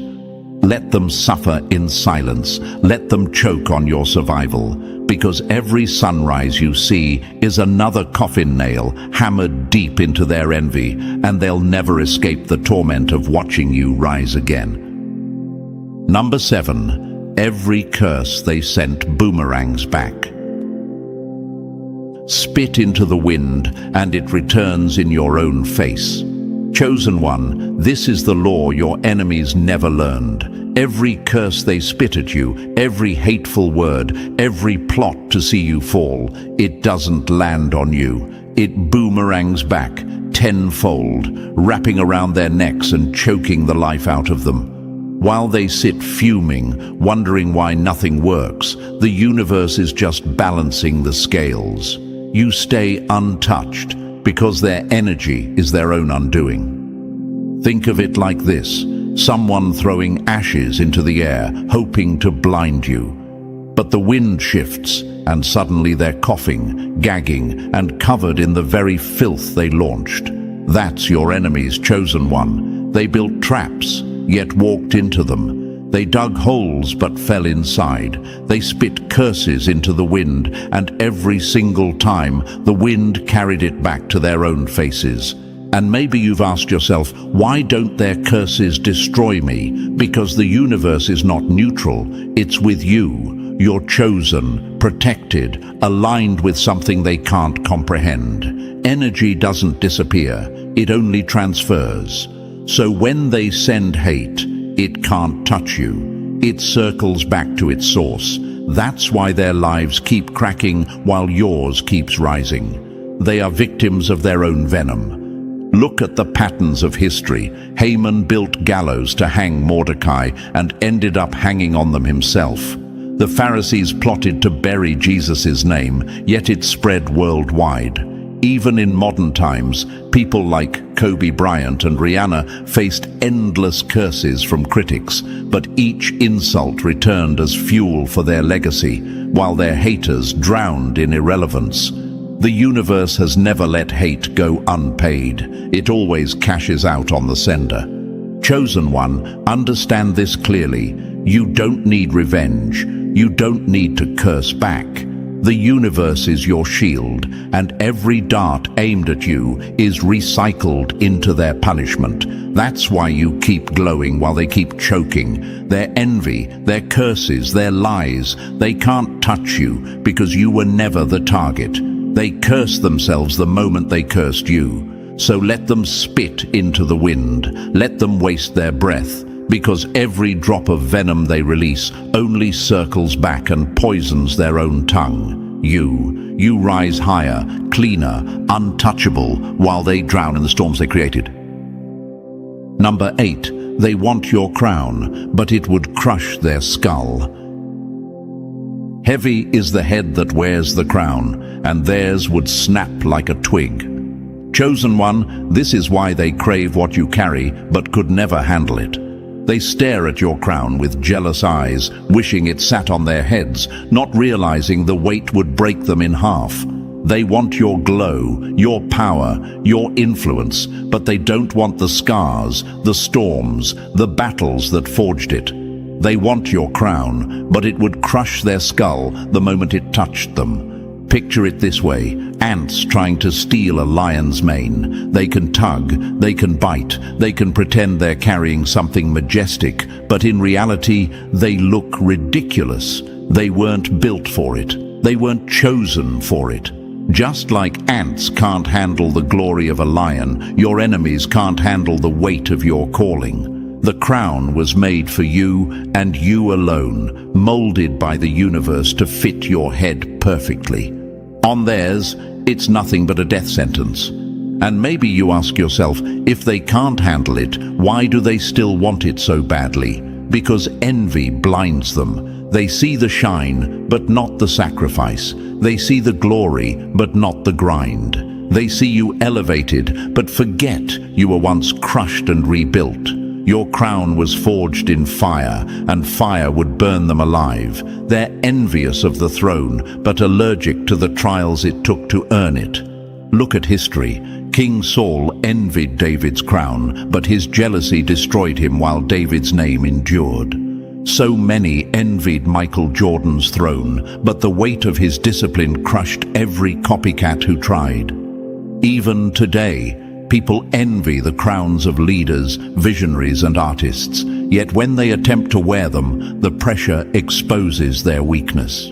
A crown is not jewelry. It's weight, responsibility, endurance. Only the chosen can bear it. So let them want it.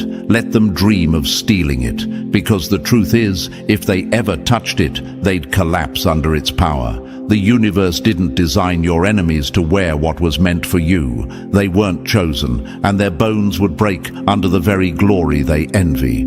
Chosen one, wear your crown boldly. Heavy is the head, yes, but yours was built for this weight. Theirs would snap like twigs. Number 9, your boundaries are their public defeat. Your boundaries are their public defeat. Chosen one, understand this. You don't need to curse them, argue with them, or even call their names out loud. Your silence is the loudest humiliation they'll ever face. That locked door, that refusal to let them close, crushes their ego more than any insult ever could. Because deep down, they're begging for access, clawing for attention, desperate for a response. And when you give them nothing, the universe itself announces their irrelevance. Picture this: beggars pounding at the castle gates while the king dines inside. Their fists are raw, their throats are sore from shouting, but the gates remain closed. The king doesn't need to come down, doesn't need to explain, doesn't need to justify. His silence is power. His refusal to open those gates is proof of authority. That's you, chosen one. You're seated at the table, feasting on peace and elevation, while your enemies humiliate themselves outside, pounding at doors that will never open. And maybe you've asked yourself, why does my silence bother them more than my words? Because silence is final. Words invite a battle, but silence declares victory. When you refuse to engage, you show them they're not even worthy of your time. That truth slices deeper than any clapback could. It forces them to face their own insignificance, and they can't stand that reflection. History shows it. Napoleon once said, "Never interfere with your enemy when he is making a mistake." That's what silence is, you letting them collapse under the weight of their own foolishness. Look at Beyoncé, attacked countless times by critics. Does she clap back? No. She sets boundaries, stays silent, and lets her work speak. The result? Her silence humiliates her haters, leaving them shouting into a void. Chosen one, your boundaries are divine armor. Every time you say no, every time you ignore their bait, every time you refuse to let them near, you're forcing them into the spotlight of their own desperation. They wanted war, you gave them silence. They wanted chaos, you gave them peace. and nothing humiliates a fraud more than being locked out of the kingdom they swore they'd tear down. So keep those doors closed. Keep those walls high. Your silence is their public defeat, and every locked boundary is another reminder they were never worthy to sit at your table. Number 10. The universe keeps every receipt of their failure.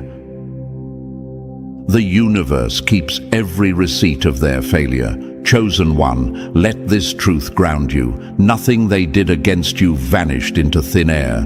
Every smear, every betrayal, every plot, every whispered curse, it's all been logged, time-stamped, and stored in the archives of the universe. And the universe has perfect memory. At the right moment, those receipts get replayed, not against you, but against them. Their own actions become the rope they hang themselves with.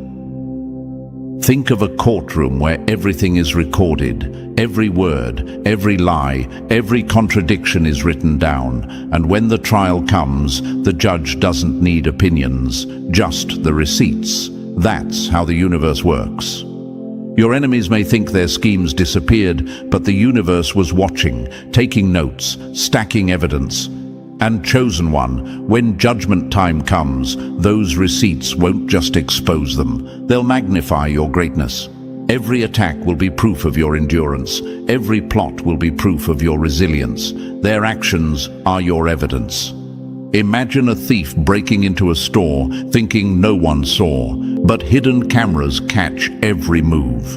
Later, that footage becomes undeniable proof of guilt. That's your enemies. They thought their gossip, their lies, their envy would vanish. But the cameras of the universe never blink. And when it's replayed, the world will see the truth. They were desperate, and you were chosen. And maybe you wonder, why doesn't the universe punish them right away? Because timing is everything. Sometimes the receipts need to stack high, so when the collapse comes, there's no way out. Think of history. Richard Nixon's Watergate tapes, hidden for years, then replayed to bring him down. Or Harvey Weinstein, decades of abuse caught up to him because the universe doesn't lose records. The fall always comes, and when it does, it's undeniable. Chosen one, you don't need revenge. You don't need to chase justice. Every move they made is already logged as evidence. Their envy is on file. Their schemes are stamped with dates. And when the universe cashes out, those receipts will scream louder than anything you could have said. So rest easy. Keep shining. The universe is your witness, your lawyer, your judge. And your enemies, they already wrote their own verdict. Number 11. They don't even have an identity without you. Their whole identity collapses the moment your name leaves their mouth. Chosen one, understand this clearly. Your enemies are not built on substance. They are built on obsession. Without you, they are blank pages, empty vessels, hollow echoes.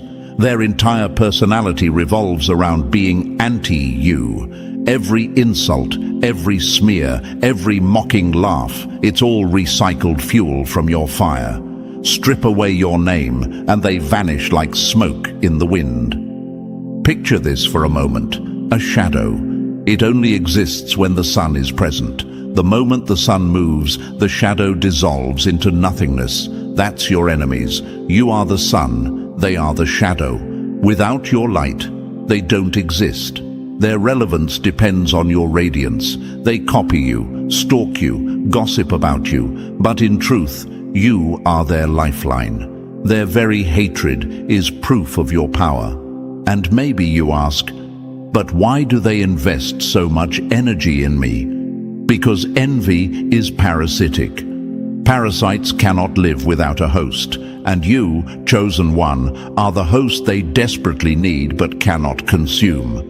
Your glow gives them something to react to. Your success gives them something to complain about. Your resilience gives them a reminder of what they can't achieve. Without you, they'd have no story to tell, no audience to manipulate, no mask to wear. History has shown this same truth. Nikola Tesla's rivals thrived only in opposition to him, but without his genius, they faded into irrelevance. Muhammad Ali's haters built their careers on his name, but when Ali wasn't in the ring, they had no light of their own. Even in entertainment, how many one-hit wonders tried to ride the coattails of true legends? The moment they stopped mentioning the star, they disappeared into silence. That's the fate of your enemies, irrelevance without you. Here's the irony. The more they try to erase you, the more they expose themselves as defined by you. Their hate is a confession that you are the center of their orbit, and the universe laughs at them, because while they waste their lives being your shadow, you keep shining, moving, rising. So, chosen one, hold your head high. Don't flinch at their obsession. Remember this truth. Your enemies don't even have an identity without you. You are the sun. They are mildew in your light, shadows under your glow.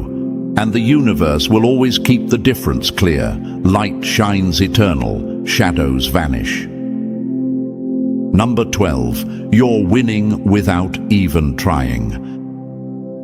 Power isn't proven by effort, it's proven when enemies collapse at your silence. Chosen one, let that hit deep, because right now, you're winning without even trying. Your enemies claw, scratch and hustle in the shadows, plotting how to dim your light, yet all you do is exist, and that alone makes them crumble.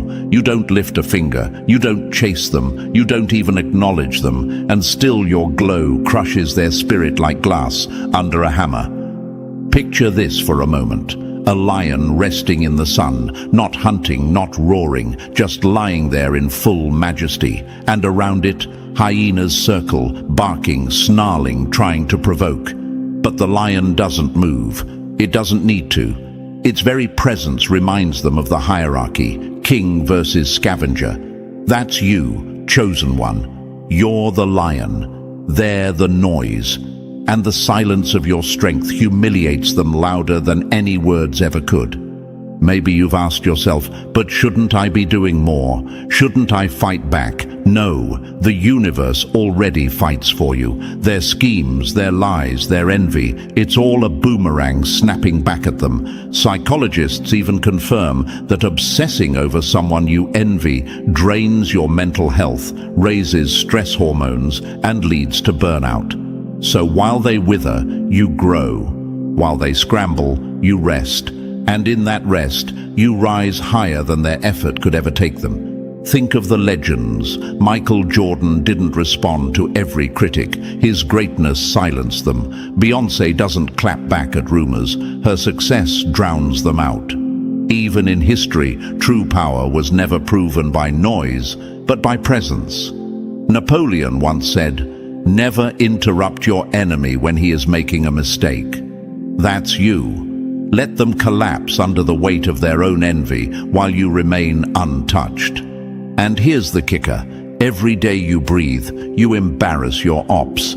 Every smile, every step forward, every victory, big or small, is salt in their wounds. They lost the war the moment they declared it, because they never understood this truth. Chosen ones don't need to try to win. You are the win. Chosen one, stand tall. You are living proof that silence is power, that presence is dominance, and that the universe crowns those who don't waste their energy on clowns. Keep glowing, keep breathing, keep rising, because without effort, without struggle, without even trying, you've already won. And chosen one, as we close this message, let this truth settle deep. You don't just survive your enemies, you humiliate them by thriving. Their envy, their lies, their noise, all fold under the weight of your existence. You are proof that the universe crowns light over shadow every single time. Now, chosen one, don't just listen, engage. Drop the number 77 in the comments to claim your crown. Like this message, subscribe to stay aligned with this force, and share it so more chosen ones awaken. Together, we spread the light and remind every op they already lost. Childish games always end the same way. One person laughs too soon and then realizes the whole room is laughing at them. Chosen one, that's exactly what's happening right now. They thought they could make you look weak, but all they've done is put a giant spotlight on their own foolishness. Now, imagine this for a moment. Chosen one. Someone trying to throw mud at you in public, thinking they'll stain your clothes, but instead the wind blows it right back into their own face. That's the universe at work, exposing people who can't control their pride or pettiness. Studies even show that people who act out of spite often suffer more stress and shame afterward than the person they targeted. It's like their childish moves are a boomerang that circles back and hits them harder than anyone else could. And thank you, Chosen One, for being here. Don't forget to pay this message back by simply pressing the like and subscribe to help spread this message to more souls. It's the responsibility of all of us to spread the light. And your support makes sure this truth reaches where it's needed most. Thank you, Chosen One, for being part of this mission. You are part of a force. Now, let's get back to the point, because the universe is showing you something powerful. This isn't just about someone acting immature. This is about how life flips the script when people try to play you. They thought you'd break down, cry, or beg. They thought you'd lose your power while they stood tall in front of others. But the truth is, their behavior only proved who the real fool is. Instead of you being exposed, it was them, their lack of self-control, their petty games, their childish need for attention. They revealed their true colors while you stood in silence, and the silence screamed louder than any words. Think about it, Chosen One. When a person acts out, thinking they're clever, it usually doesn't take long before others start to see the cracks. People notice the way they try too hard, laugh too loud, or push too far. It's like a mask slipping off in slow motion. And once it's off, there's no hiding who they really are. The same people they wanted to impress now look at them sideways, whispering, questioning, realizing that the one who tried to humiliate you is actually embarrassing themselves. That's the irony. Their childish behavior didn't make you small, it made them look ridiculous. The universe has a way of making sure truth always comes out. Even when you don't lift a finger, energy reveals what's real. You didn't need revenge. You didn't need to explain yourself. The more they tried to push you down, the more obvious their desperation became. And desperation, Chosen One, is never attractive. It stinks. It sticks to a person like bad perfume, and no matter how much they try to cover it, everyone around them can smell it. That's why they feel stupid now, not just because you saw through them, but because everyone else did too. Let me give you an example. Think of a class clown who keeps cracking jokes to get attention. At first, a few people laugh, but then the jokes get worse, louder, desperate. After a while, the whole room goes quiet, because it's no longer funny, it's sad. That's what happened to the one who tried to play you. They got carried away, thought they were in control, but the longer they played, the more the mask fell, and the more embarrassing it became. You didn't need to say a word. The silence told the whole story. And here's a fact you need to know. Psychology calls this self-sabotage. When someone acts out to hurt another person, they often trap themselves in the process.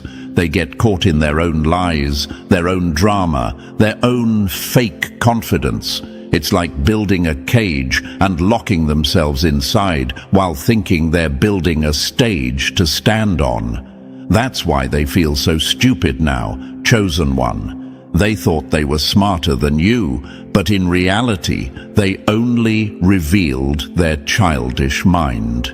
You see, you never needed to fight back, because your strength isn't in childish games. It's in patience, in focus, in allowing the universe to balance things out, and balance always comes. The universe doesn't reward pride, and it doesn't let pettiness win for long. Those who move with immaturity always end up exposed, whether in front of a crowd or in the quiet of their own mirror. And when that moment comes, the shame cuts deep. But here's where it gets even more satisfying for you, chosen one. Not only do they feel stupid, but now they realize they've lost something they can't get back: the respect of others, the chance to stand beside you, the chance to be trusted. Respect is not a game, and once it's gone, it's nearly impossible to rebuild. That's the price of childish behavior.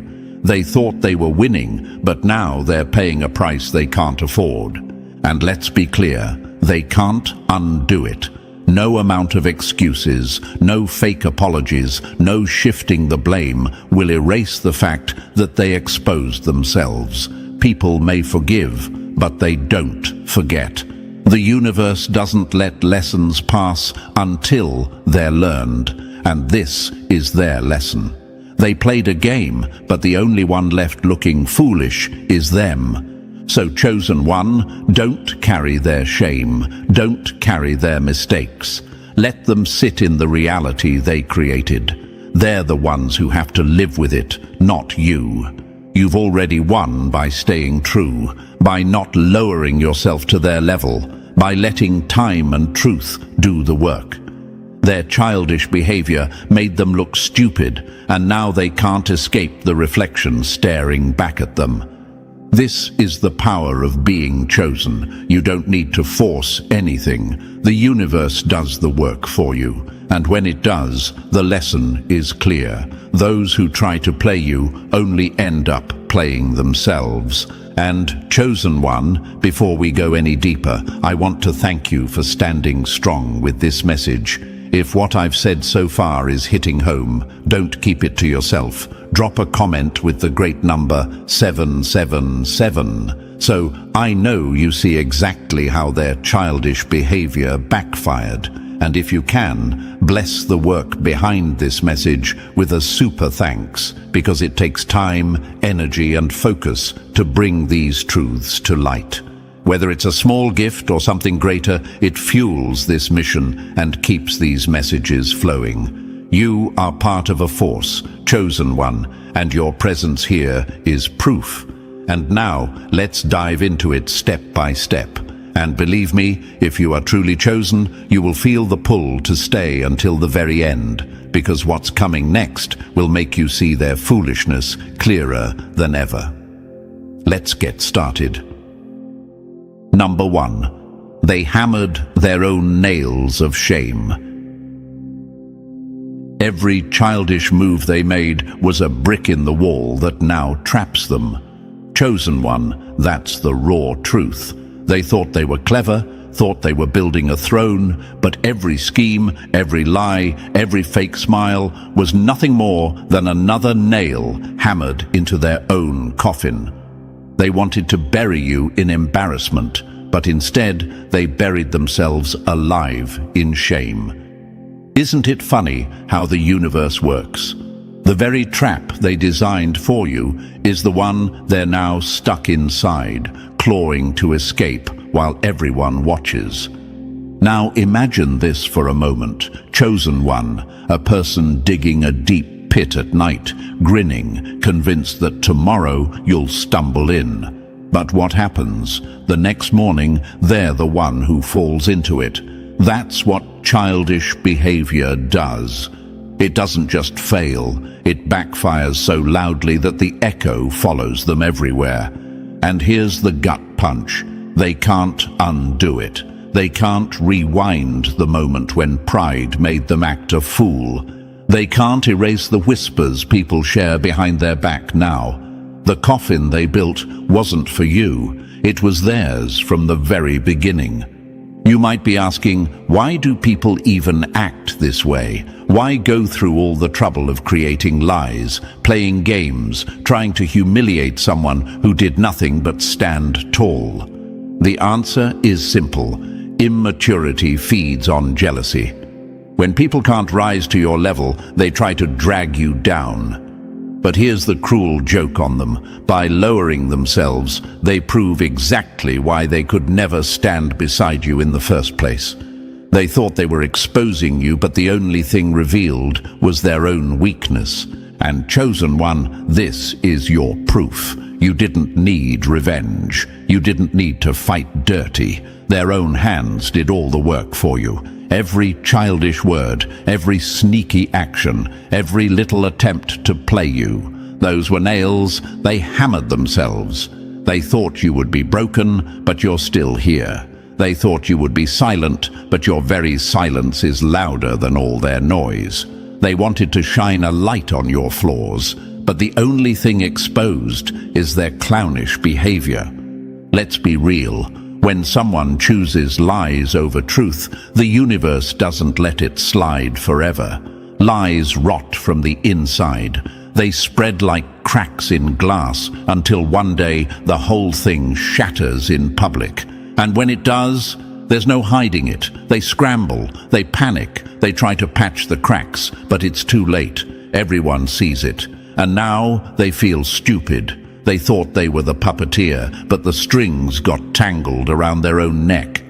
That's what childish behavior does. It turns people into their own enemy. Think of it like a fire, chosen one. They struck a match to burn you down, but they forgot that fire doesn't choose sides. They set the flame, and now they're choking on the smoke, coughing, scrambling, while you walk away untouched. That's the universe's balance. The harm they meant for you never reached you. It circled back, doubled in strength, and burned them instead. They wanted to see you in ashes, but the only ashes are their own pride. Now here's something you might not know. Studies in psychology prove that people who lie and manipulate carry heavier mental loads. Their minds are constantly juggling stories, remembering fake versions of reality, trying to keep their house of cards from collapsing. It's exhausting, and sooner or later, they slip. They forget one detail, one moment, one story, and just like that, their childish schemes collapse in front of everyone. That's when the shame hits. That's when their face turns red, when their words stumble, when their own reflection mocks them. They hammered their own nails of shame, chosen one, and now they're trapped in the box they built. And the beauty of it? You didn't have to lift a finger. Your silence was the loudest weapon, because nothing frustrates an enemy more than watching you rise while their tricks fall flat. They wanted to see you crack, but you stood still. They wanted to see you beg, but you held your ground. That's why their shame is so heavy. It's not just that they lost, it's that they lost to someone who didn't even bother to play their childish game. Chosen one, think of it like a courtroom. They walked in, pointing fingers, shouting accusations, parading lies. But the evidence? It was all against them. They thought they were the judge, but they ended up being the defendant, exposed under the brightest light. And the verdict? Guilty of their own stupidity. They feel stupid because they are stupid. Stupid for thinking childish behavior could outsmart truth. Stupid for thinking immaturity could break someone built by resilience. And here's the thing, they can't hide from it now. You know it, they know it, and the people around them know it too. Their reputation is stained, not because you fought back, but because they fought themselves. Every smirk, every insult, every sneaky plan, they all piled up until it became a mountain they couldn't climb over. That's their coffin, chosen one. Heavy, humiliating, and inescapable. But don't miss this lesson. Their downfall is your reminder. You don't need to waste energy proving yourself. You don't need to match immaturity with immaturity. Let the childish ones dig their pits, hammer their nails, light their fires. In the end, they trap themselves, bury themselves, and burn themselves out. Your power comes from not stepping into the games they play. Your strength is in letting the universe reveal the truth. And believe me, the truth always screams louder than their lies. So, chosen one, stand taller than ever. Let their stupidity fuel your focus. Let their childish downfall remind you that dignity wins without dirty tricks. They hammered their own nails of shame, and now they lie in the box they built. You're still here, standing free, untouched, and stronger than ever. Their foolishness is your proof, their shame is your victory, and their coffin is their creation, not yours. Number 2. The mask fell off. The problem with masks is simple. Wear them too long, and eventually they crack under their own weight. Chosen one, that's exactly what just happened. For so long they thought they could fool everyone with fake smiles, smooth words, and empty confidence. They strutted around like they were in control, like they had it all figured out. But the mask they wore couldn't survive forever. It broke. And when it did, the whole world saw what was really underneath. A manipulator, a pretender, a fraud. They thought they were untouchable, but now they stand exposed, stripped of the image they tried to build. Now imagine this, chosen one, a cheap plastic mask worn at a party. Under the dim lights, maybe it looks shiny, even convincing. But when the lights brighten, when the crowd gets closer, the cracks become obvious. The paint chips, the straps loosen. Suddenly, everyone realizes it was just a costume. That's exactly what happened here. Their fake charm worked only in the shadows, only when people didn't look too closely. But time has a way of turning up the lights, and when it did, their whole act fell apart. And you might wonder, chosen one, why do people even bother wearing masks in the first place? Why put on an act instead of just being real? The answer is simple. They know the truth about themselves won't be enough. They know if the world saw the real version, people would walk away. So they create a performance, hoping to trick others into believing they're stronger, kinder, smarter, or more powerful than they really are. But performances don't last forever. Eventually, the actor slips and the show ends. That's when the audience realizes it was never real. Here's the punch. The universe doesn't allow masks to stay on forever. Sooner or later, pressure reveals the cracks. The same way heat melts cheap wax, life melts the fake image people cling to. They thought they could hide forever, but all they did was delay the inevitable. And now, chosen one, they feel stupid because their carefully built illusion shattered in front of the very people they wanted to impress. The mask you wear to fool others always ends up fooling you first. That's another hard truth. They started believing in their own act. They thought they were really in control, that their fake charm was permanent, that no one could see past it. But when the mask fell, it revealed not just their lies, but their insecurity. It showed the cowardice behind their arrogance, the weakness behind their so-called strength. And nothing humiliates a manipulator more than being seen for who they really are. Think of a magician pulling the same trick over and over, chosen one. At first, the crowd gasps. But then one day, someone notices the wires, the mirrors, the setup behind the curtain. Suddenly, the trick isn't impressive anymore. It's laughable. That's what happened when their mask cracked. What once looked like control now looks like desperation. What once seemed like charm now looks like manipulation, and once people see it, they can't unsee it. The illusion is dead. And here's a fact to keep in mind. Psychologists say that narcissists struggle the most when their image is challenged. Their entire sense of self is built on how others perceive them. So when the mask falls, it doesn't just embarrass them, it destroys their fragile identity. That's why they're panicking now, chosen one. That's why they feel stupid. They're scrambling to pick up the pieces of a mask that can never be glued back together.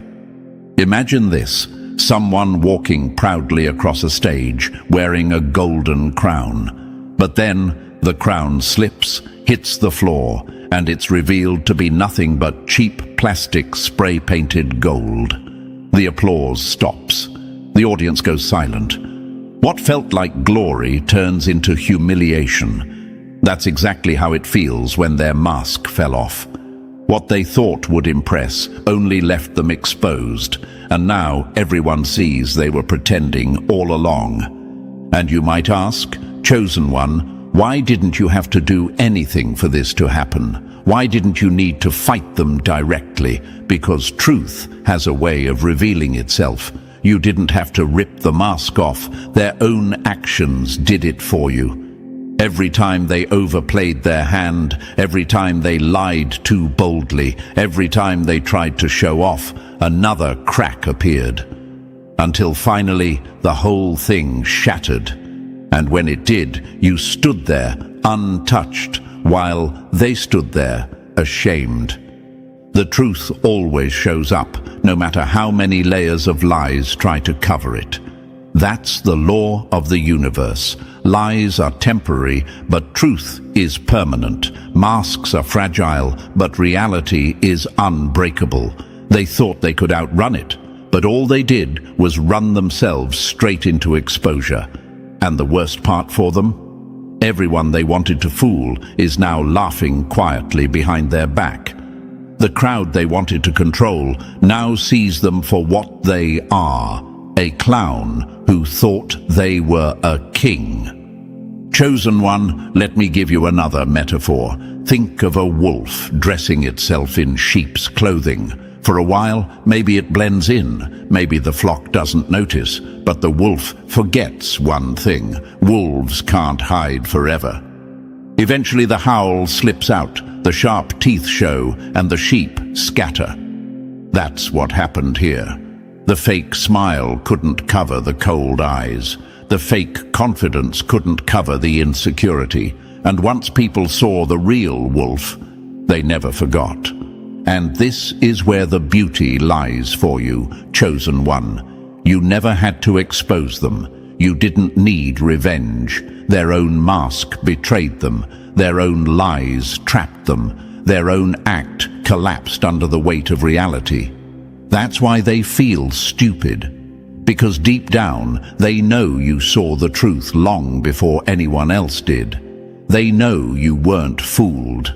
And nothing cuts deeper than realizing the very person they tried to clown stood tall while their mask crumbled to dust. So now they scramble. They try to put on another mask, try to laugh it off, try to pretend it doesn't matter. But the thing about masks is once one falls, every new one looks fake too. People don't trust it anymore. Once exposed, always doubted. And that's their curse now. Every smile they flash, people will wonder, is this real or just another act? And that paranoia eats at them, chosen one. That's the price of playing games with the truth. You, on the other hand, don't need masks. You've got nothing to hide. That's your power. They feel stupid for their childish behavior because they depended on fakery while you walked in authenticity. They built an identity out of smoke, and the universe blew it away with one gust of wind. And now, they're standing bare, embarrassed, humiliated, while you keep moving forward. Remember this: masks break, illusions fade, but real strength never needs to pretend. That's why you win, chosen one. Not because you fought, but because you refused to play their game. They hammered their own nails of shame, and now their mask has shattered in plain sight. Number 3. Your silence made them scream louder. Silence is the loudest scream. It doesn't echo in your chest, it echoes in theirs. Chosen one, this is the part that tore them apart the most. You didn't swing back, you didn't argue, you didn't try to defend yourself. And that quiet strength made them unravel. The calmer you stood, the louder they had to perform. They thought silence would make you look weak, but instead it forced them to show every crack in their mask. Now imagine this, a child throwing a tantrum in the middle of a store. The more the parent stands still, refusing to give attention, the louder the child screams, the wilder the arms flail, until everyone around is staring, not at the parent, but at the child losing control. That's exactly what happened to them. Your calm made their chaos undeniable. They exposed themselves while you barely lifted a finger. And you might ask yourself, why did my silence destroy them more than my words ever could? The answer is simple, because silence removes their stage. Manipulators feed off reactions. They need your anger, your panic, your defense to fuel their story. But when you gave them nothing, they had to create the noise themselves, and that noise betrayed them. Desperation always speaks louder than dignity. That's why the universe let your silence work in your favor. While you carried dignity like armor, they carried desperation like a megaphone. Every word they shouted, every lie they pushed, only made them look smaller, weaker, and more desperate. People didn't see you losing, they saw them drowning. Think of it like fire again, chosen one. They lit a match and waved it in your face, expecting you to panic. But when you didn't move, they panicked instead and started waving it harder. Soon, the flame burned their own fingers. That's what your silence did. It turned their own weapon against them. And here's the truth. Silence is not weakness. It's power. It's restraint. It's control. They feel stupid now because they realize your calm was strength and their noise was weakness. Your silence made them scream louder, and in that screaming, they told the world exactly who they really are. Number 4. Their ego pulled the trigger on their own downfall. Pride is a loaded gun, and the fool always ends up pulling the trigger on themselves. Chosen one, that's what happened here. They strutted around, swollen with arrogance, convinced nothing could touch them. They thought their ego made them powerful, untouchable, above consequence. But what they didn't see was that their ego was the very blade waiting to cut them down. The same pride they flaunted became the executioner of their reputation. Now imagine this. Someone inflating a balloon, puffing harder and harder, bragging about how big it's getting, but they don't notice the rubber stretching thin, trembling, seconds away from bursting. That's their ego. Every boast, every smirk, every childish display of superiority made the balloon weaker. And when it popped, it didn't just collapse, it exploded in their own face. They thought they were impressing the crowd, but all anyone remembers is the sound of the pop and the look of shock on their face. And maybe you're asking, why does ego destroy people so brutally? The answer is clear. Ego blinds. It makes them believe they're smarter than everyone, stronger than everyone, destined to win without question. But when you're blinded, you don't see the edge of the cliff you're walking toward.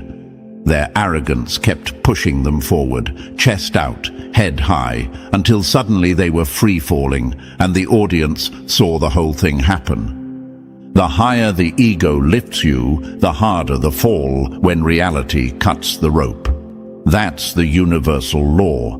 They overdosed on arrogance, believing their false image would carry them forever. But arrogance always has side effects. It makes people sloppy, loud, careless. They expose themselves without realizing it, and once their pride is slit open, there's no stitching it back together. Think of a gambler, chosen one. He wins a few hands, gets cocky, throws all his chips on the table, convinced luck will never turn. But luck always turns. And when it does, he loses everything in one reckless move. That was them, gambling their entire reputation on ego, and now sitting broke, humiliated and exposed. So understand this, chosen one, you didn't destroy them. Their ego did. They crowned themselves king, but the same crown was made of thorns. And when it pierced their head, it wasn't you who suffered, it was them. Their ego pulled the trigger on their downfall, and now they feel stupid because they finally realize it was never you against them. It was always them against themselves. Number 5. You became their worst lesson. Life punishes fools by making them students in the very classroom they mocked. Chosen one, that's exactly what happened here. They thought they were teaching you something, showing you how the game is played. But without lifting a finger, you flipped the script. You became the teacher, and the brutal truth was the lesson. They learned that childish games don't just fail, they backfire so hard they leave scars. They wanted to laugh at your pain, but now they choke on the homework of their own shame. Now imagine this, a student smirking at the teacher, tossing spitballs, thinking they're the smartest in the room. But then the test comes, and they can't answer a single question. The smirk fades, the panic sets in, and suddenly the classroom feels like a prison. That's what your presence did to them. You were the test they thought they could cheat on, and the universe graded them in red ink. They failed publicly, and everyone saw it. And maybe you're asking, why does their lesson hurt so much more than anything you could have done to them? Because chosen one, humiliation is a teacher that never gets forgotten. Pain fades, but shame sticks. They'll remember the moment their lies collapsed, the moment their pride cracked, and the moment they realized you were stronger than their tricks. That memory is branded into them, like a scar they can't cover. Some lessons don't come with mercy, they come with consequences. That's the truth you delivered without saying a word. You didn't humiliate them, you didn't chase them, you didn't even try to expose them. Their own childish behavior did all the work. But in the aftermath, you stood tall, calm, unshaken. And that contrast, your composure against their collapse, is what taught them the lesson they'll never escape. Think of it like a mirror, chosen one. They looked at you expecting weakness, but instead they saw their own reflection, petty, desperate, and exposed.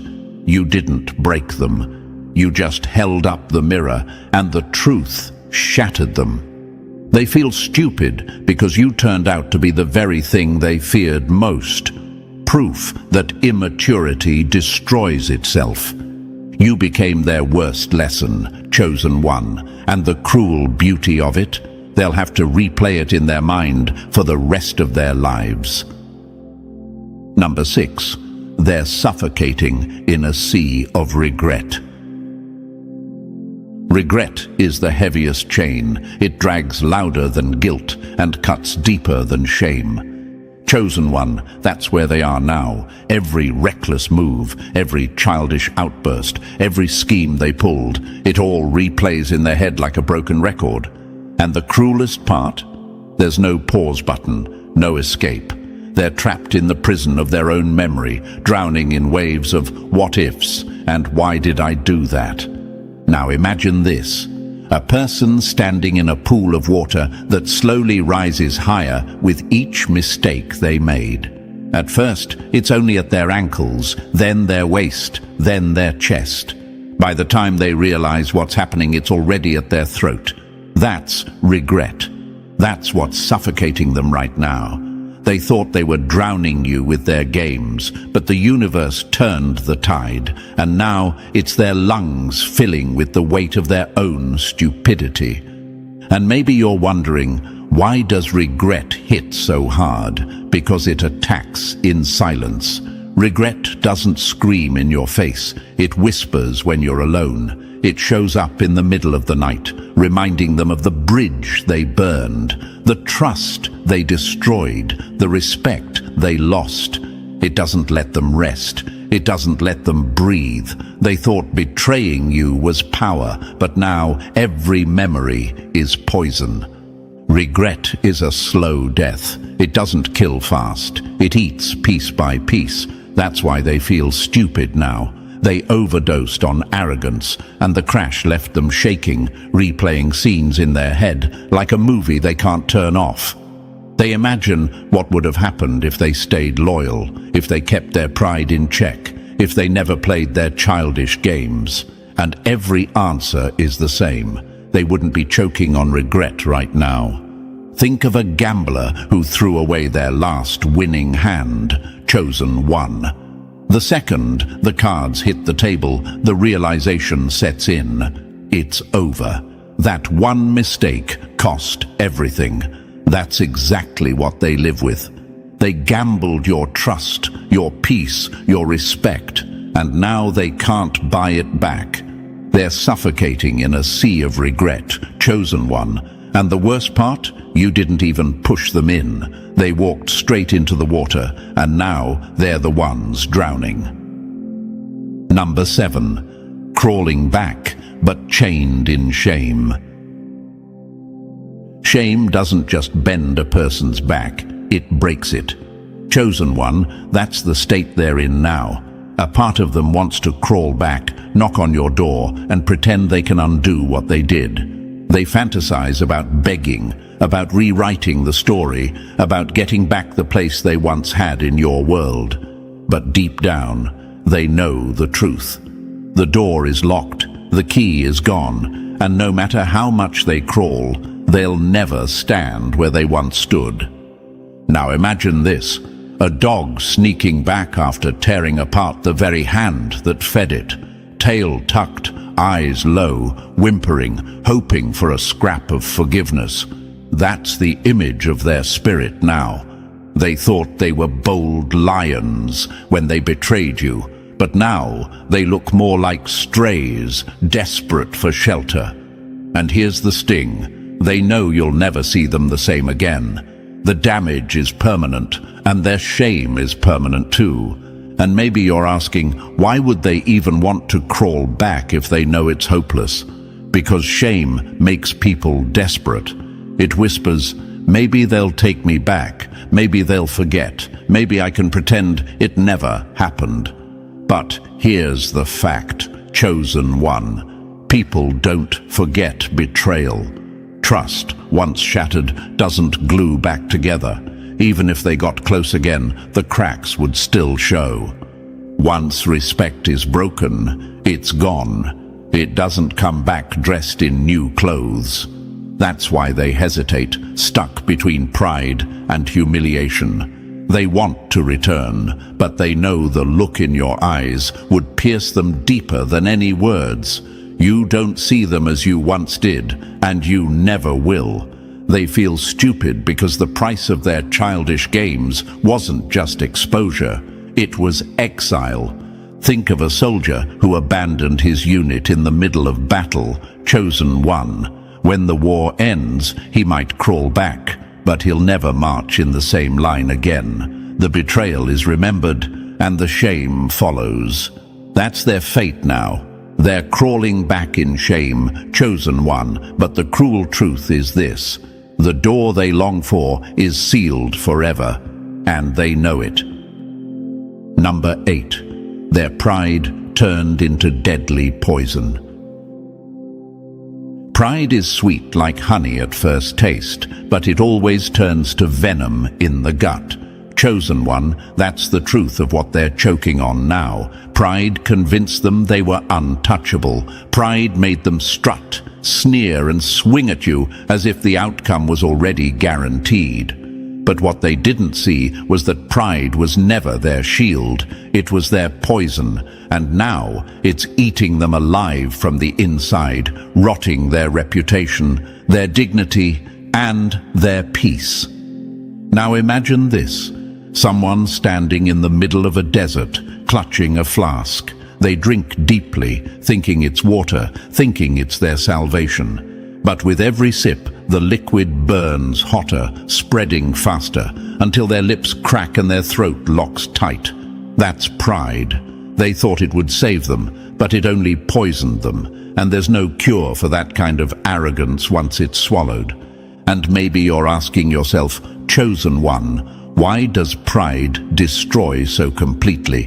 Because pride blinds. It makes people deaf to warnings, blind to consequences, and numb to reality. Pride whispered to them, "You can't lose. You're smarter, stronger, better," and they believed it. But pride never tells the whole story. Pride leads you to cliffs without showing you the fall, waiting below. And when they finally stepped forward, the crash was fatal. Pride digs graves and calls them thrones. That's the law of the universe. They built their entire image on arrogance, never realizing the foundation was quicksand. The more they stomped around trying to prove themselves, the deeper they sank. And the cruelest part, they can't even blame you for their downfall. They poisoned themselves. Think of a warrior who drinks too much wine before battle, chosen one. He stumbles onto the field, chest puffed, sword raised, convinced he'll conquer. But the first blow drops him, and the crowd sees the truth. He wasn't powerful, he was intoxicated. That's what their pride did. It intoxicated them, made them sloppy, careless, blind. And now the world sees them sprawled in the dirt, not as champions, but as clowns who poisoned their own fight. Pride was their poison, chosen one. They drank it greedily, smiling, believing it would make them great. But now, the only thing left is the bitter aftertaste of humiliation. Do you want me to craft the next section's close with an even harsher punchline? A one-liner that cuts like a blade so your audience walks away repeating it? Number 9. Ignored until madness ate them alive. Ignoring a fool is sharper than any sword. It cuts their ego with every second of silence. Chosen one, that's the punishment they never prepared for. They thought revenge would come as shouting, chaos, or a fight they could feed off of. But instead, you gave them nothing. No reaction, no attention. And that nothing became everything. Your silence has been more brutal than any revenge you could have designed. Now imagine this, a performer stepping onto a stage, expecting cheers, boos, anything, an audience reaction to feed their ego. But instead, the crowd sits frozen, arms crossed, eyes cold. No applause, no noise, just silence. That silence crushes them harder than any words ever could. That's exactly what your ignoring did. You stripped them of the stage they craved, and without your energy to feed on, they're starving. And maybe you're wondering, why does ignoring hurt so much more than fighting back? Because when you fight, they still matter. When you argue, they still have power. But when you ignore, you erase them. You show them they're no longer relevant, no longer worth your time, no longer able to touch your peace. And for someone who fed on your reactions, that erasure is insanity. Silence is not empty. It's a mirror that forces them to face themselves. That's the cruel twist. In the quiet, they can't distract themselves with drama. They're left alone with their own thoughts, their own shame. their own reflection. And that reflection torments them more than anything you could have said. Think of a boxer, chosen one. He trains for the fight, the crowd roaring, ready to swing. But when he steps into the ring, no one shows up. No opponent, no audience, just an empty arena. He shadowboxes himself, swinging at air, burning out with no purpose. That's them. They wanted a war, but you gave them silence. And now they're collapsing under the weight of being ignored. Ignored into insanity. That's their reality now. And the worst part? They know it was their own childish behavior that pushed you to that silence. They begged for attention, but all they got was the sound of their own regret echoing back at them. Number 10. They look like a fool. You look like a legend. A fool always exposes themselves on stage, while true power needs no performance. Chosen one, that's the brutal truth of this moment. They built the drama, rehearsed their childish lines, and paraded themselves around as if they were in control. But look at the ending. The spotlight burned them, not you. They thought you'd be humiliated, but instead they turned themselves into the clown of their own circus. And you? You walked away untouchable, carrying dignity that made you look like royalty. Now imagine this, a jester mocking the king in front of the court. At first, the crowd laughs at the noise, but then the king stands silent, steady, unshaken. Suddenly, the jester's jokes fall flat. The laughter dies.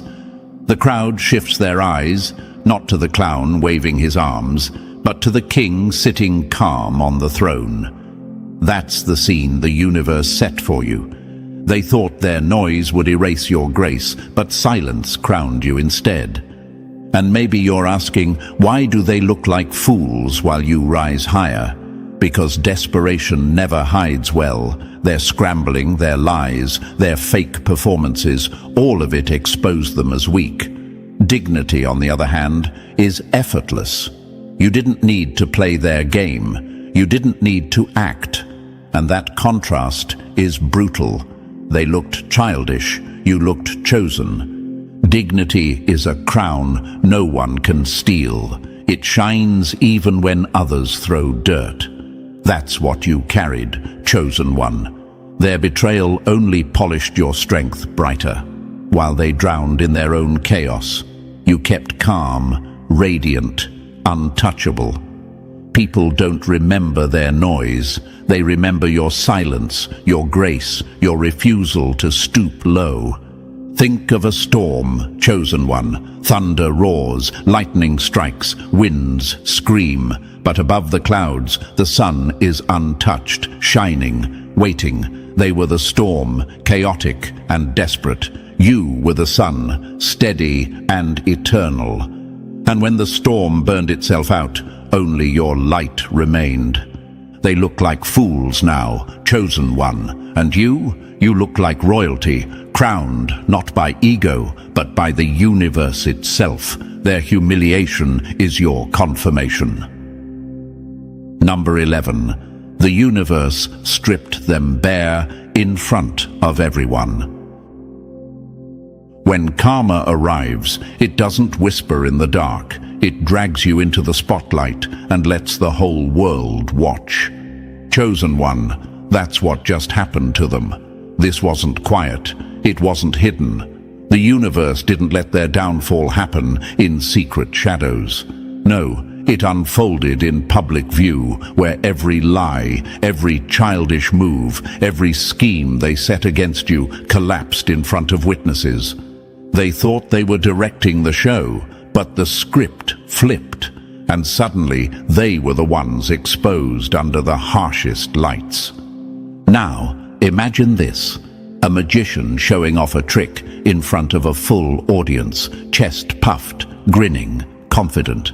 But midway, the trapdoor jams, the wires snap, the illusion falls apart, and the crowd sees every string and every fake move exposed. The applause stops, The gasps turn into laughter. That's what the universe did to them. Their lies didn't just fail, they failed on stage, with everyone watching. And maybe you're asking yourself, why did the universe humiliate them so publicly instead of quietly? Because the lesson had to stick. If their mask fell in private, they'd still pretend, still deny, still rewrite the story. But when the whole crowd sees the truth, there's no hiding, no rewriting, no escape. Public humiliation is the sharpest teacher. It stamps the truth so deep into their soul, they can't erase it. Lies rot faster in the open air, and once the smell spreads, nobody forgets it. That's the reality they face now. Their fake charm is gone, their stories exposed, their reputation rotting while others watch. And here's the twist. It's not you exposing them. It's not revenge. It's the universe making sure justice is undeniable. Think of it like a storm breaking a dam, chosen one. The cracks were hidden for a long time, patched with lies and ego. But when the dam finally burst, it didn't trickle quietly. It roared, flooding everything downstream, and the whole town saw the collapse. That's their downfall, a spectacle, a warning, a humiliation no one will forget. They feel stupid, not only because they failed, but because they failed in front of the very eyes they wanted to impress. And that chosen one is the cruel perfection of the universe's justice.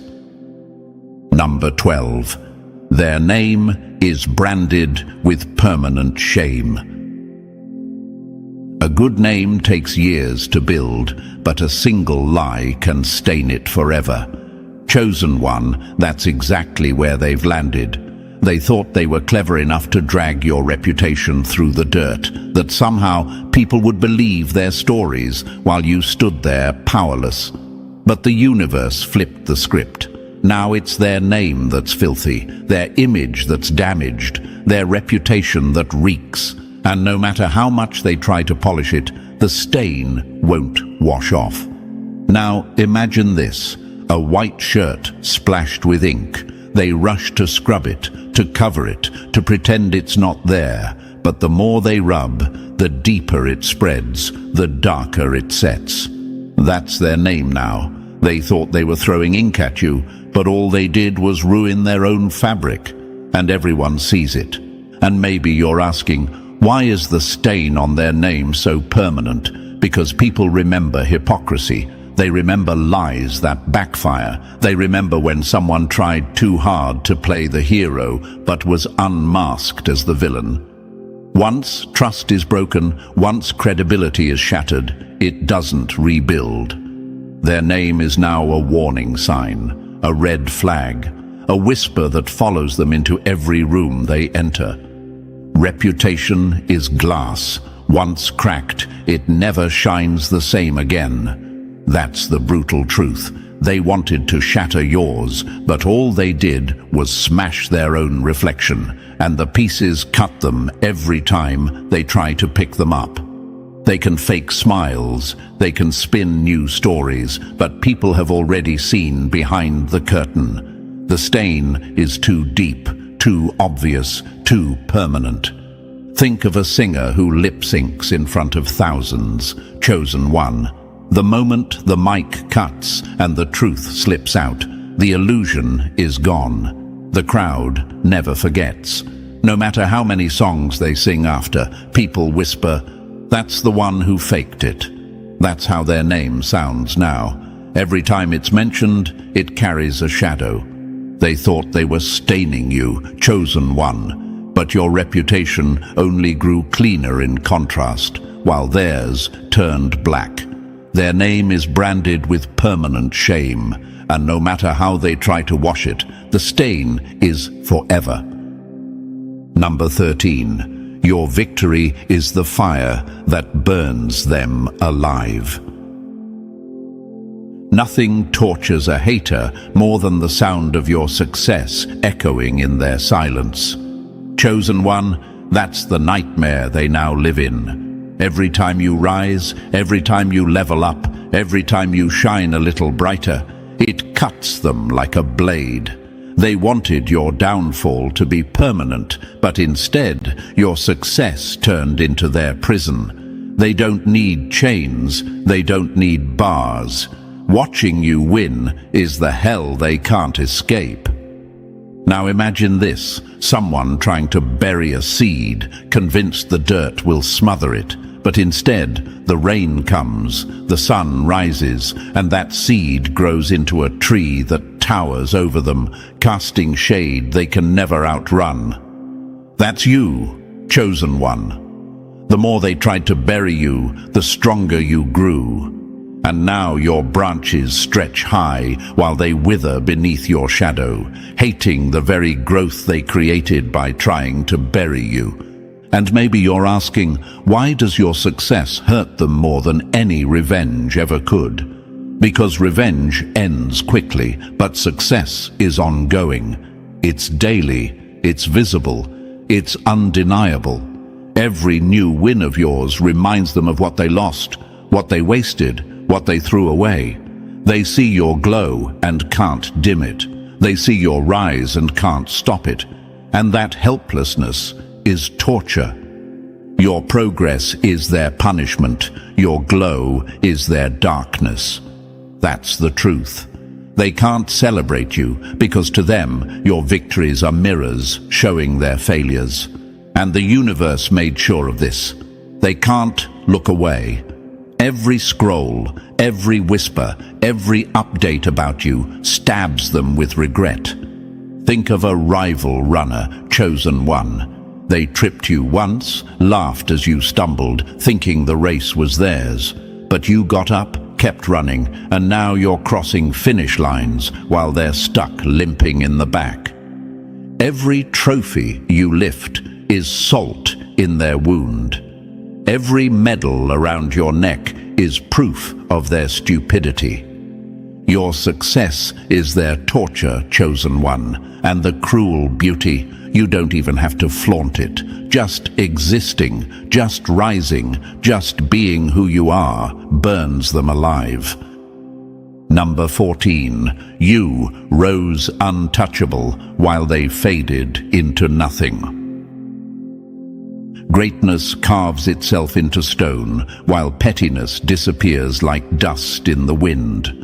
Chosen one, that is the ending of this entire story. They schemed, they lied, they laughed, and they mocked. But look at the result. They've become background noise, small, childish, irrelevant. Their names are already slipping from people's lips, their faces already fading from memory. The world does not honor clowns, it forgets them. But you are untouchable. Your rise is not a moment, it's an echo. It's something that will outlast every whisper of their downfall. Now imagine this, a stone monument standing tall on a hill, carved with precision, shining in the sun. Around it, weeds grow, dry out, and vanish with the wind.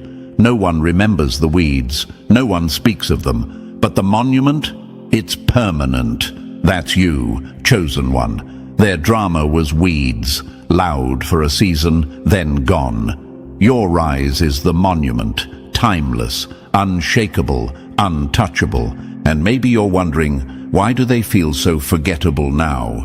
Because childishness doesn't inspire, pettiness doesn't last. No one builds legacies out of lies or respect out of immaturity. They fought for attention, but attention fades fast. Meanwhile, dignity builds memory, and strength builds legacy. You carry both. That's why they vanish while you remain. Time is the judge, and it always sides with truth. That's the final blow. Time will bury their foolishness in silence, but it will echo your rise louder with every step you take. They wanted to stain you, but their own stain will be erased with their names, forgotten and irrelevant. You will remain untouchable, not because you fought dirty, but because you refused to play their childish game. Think of an old tale told for generations, chosen one. The heroes are remembered, their courage retold. The villains, their names blur, their stories shrink until they vanish. That's the fate of those who tried to play you. Their downfall will be forgotten, but your rise will echo forever. You are untouchable, chosen one, and they are already fading into nothing. And listen, chosen one, you've seen the truth. While their childish behavior left them drowning in regret, you kept rising, untouchable. Their downfall is their legacy, but your strength is your crown. And this is only the beginning of your story. So if this message hit home, press the like button if you haven't already, and if you're still not part of our family, make sure to press subscribe right now. Together, we'll keep exposing lies, lifting truth, and reminding you of the power you carry. Stay strong, stay radiant. Your rise will echo forever. The brightest light doesn't have to swing a sword to destroy a shadow. Its very presence makes the darkness flee and exposes the masks for what they really are. Chosen one, this is exactly what's happening right now. Without even trying, without plotting, without setting traps, you stripped someone of their power, their authority, their respect, their dignity, and their credibility. You didn't march in to dethrone them. Your authenticity dethroned them by itself. That's the kind of power you're carrying. That's the kind of force you represent. Now imagine this for a moment. Chosen one. A stage built on lies, propped up by fake applause and false credentials. The crowd believes the performer is untouchable because nobody's ever challenged their act. Then you walk in, not with boos, not with heckles, but simply as yourself. And suddenly, the spotlight shifts. The costume starts to slip. The crowd starts to whisper, "Wait, something isn't right." That's you. You didn't storm their castle, you simply walked in, and their castle turned to dust. Here's a fact that should electrify your spirit. Social psychologists have found that false reputations collapse faster when even one person in the group speaks or behaves authentically. It's called the credibility cascade. One authentic voice can unravel an entire web of deception. That's what you've done, chosen one, just by standing in your own truth. You've triggered a credibility cascade. What once seemed solid gold is now being inspected and revealed as fool's gold. And thank you, chosen one, for being here.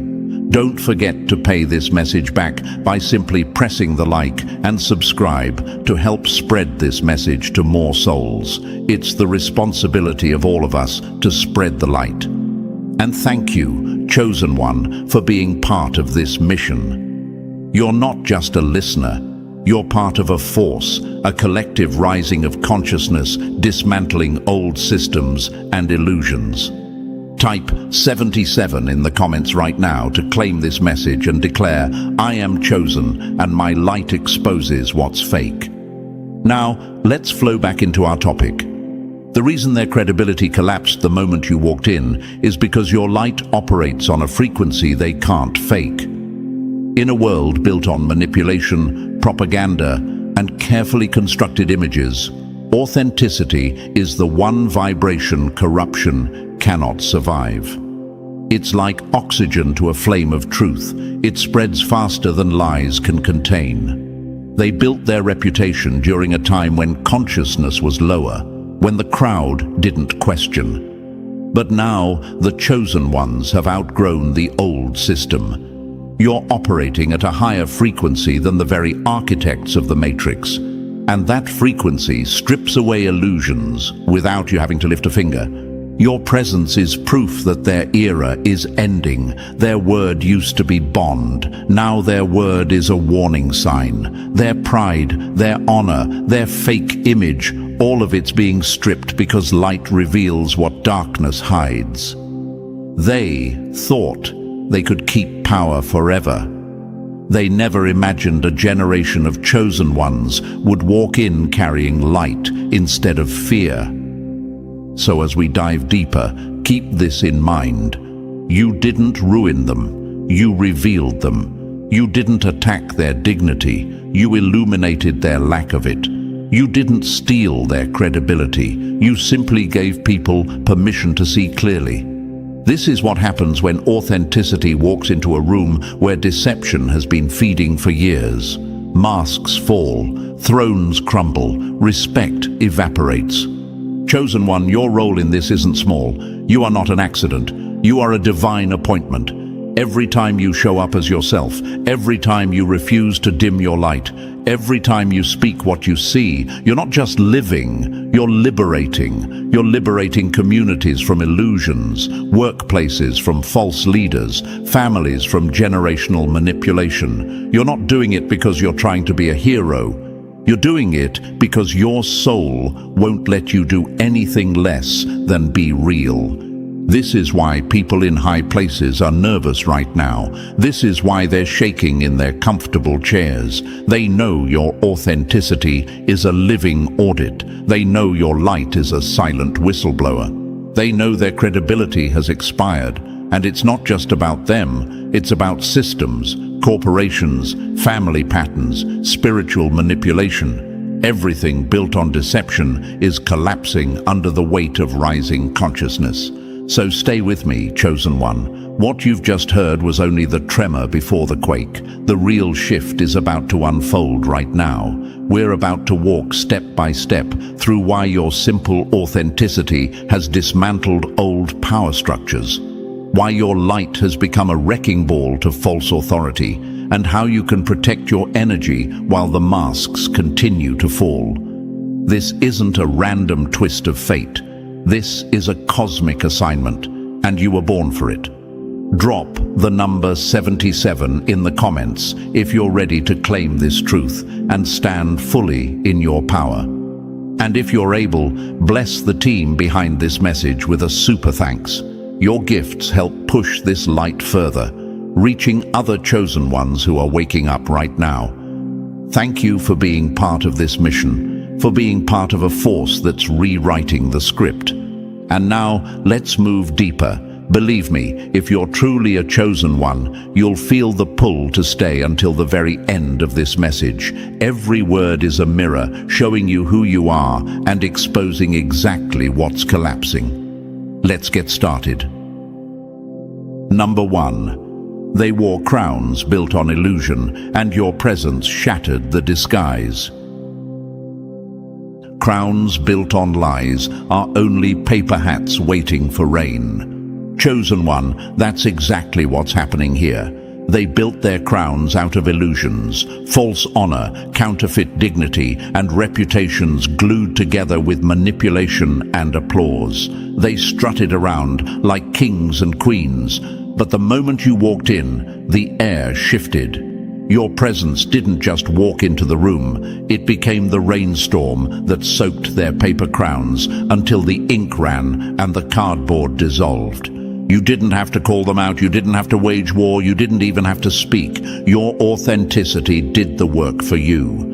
This is the power of the chosen one. Your light exposes what darkness hides. They could wear masks for years, but 1 second of authentic energy sends hairline fractures through their disguise. You're not ruining anyone, you're revealing them. Their collapse isn't punishment, it's exposure, and exposure is inevitable when truth walks in. Now imagine this for a moment. Chosen one, a grand hall filled with mirrors, every one of them angled to reflect a king in gold armor. The crowd walks in, dazzled by the reflections, believing they're looking at power. But then a beam of real sunlight cuts through the stained glass.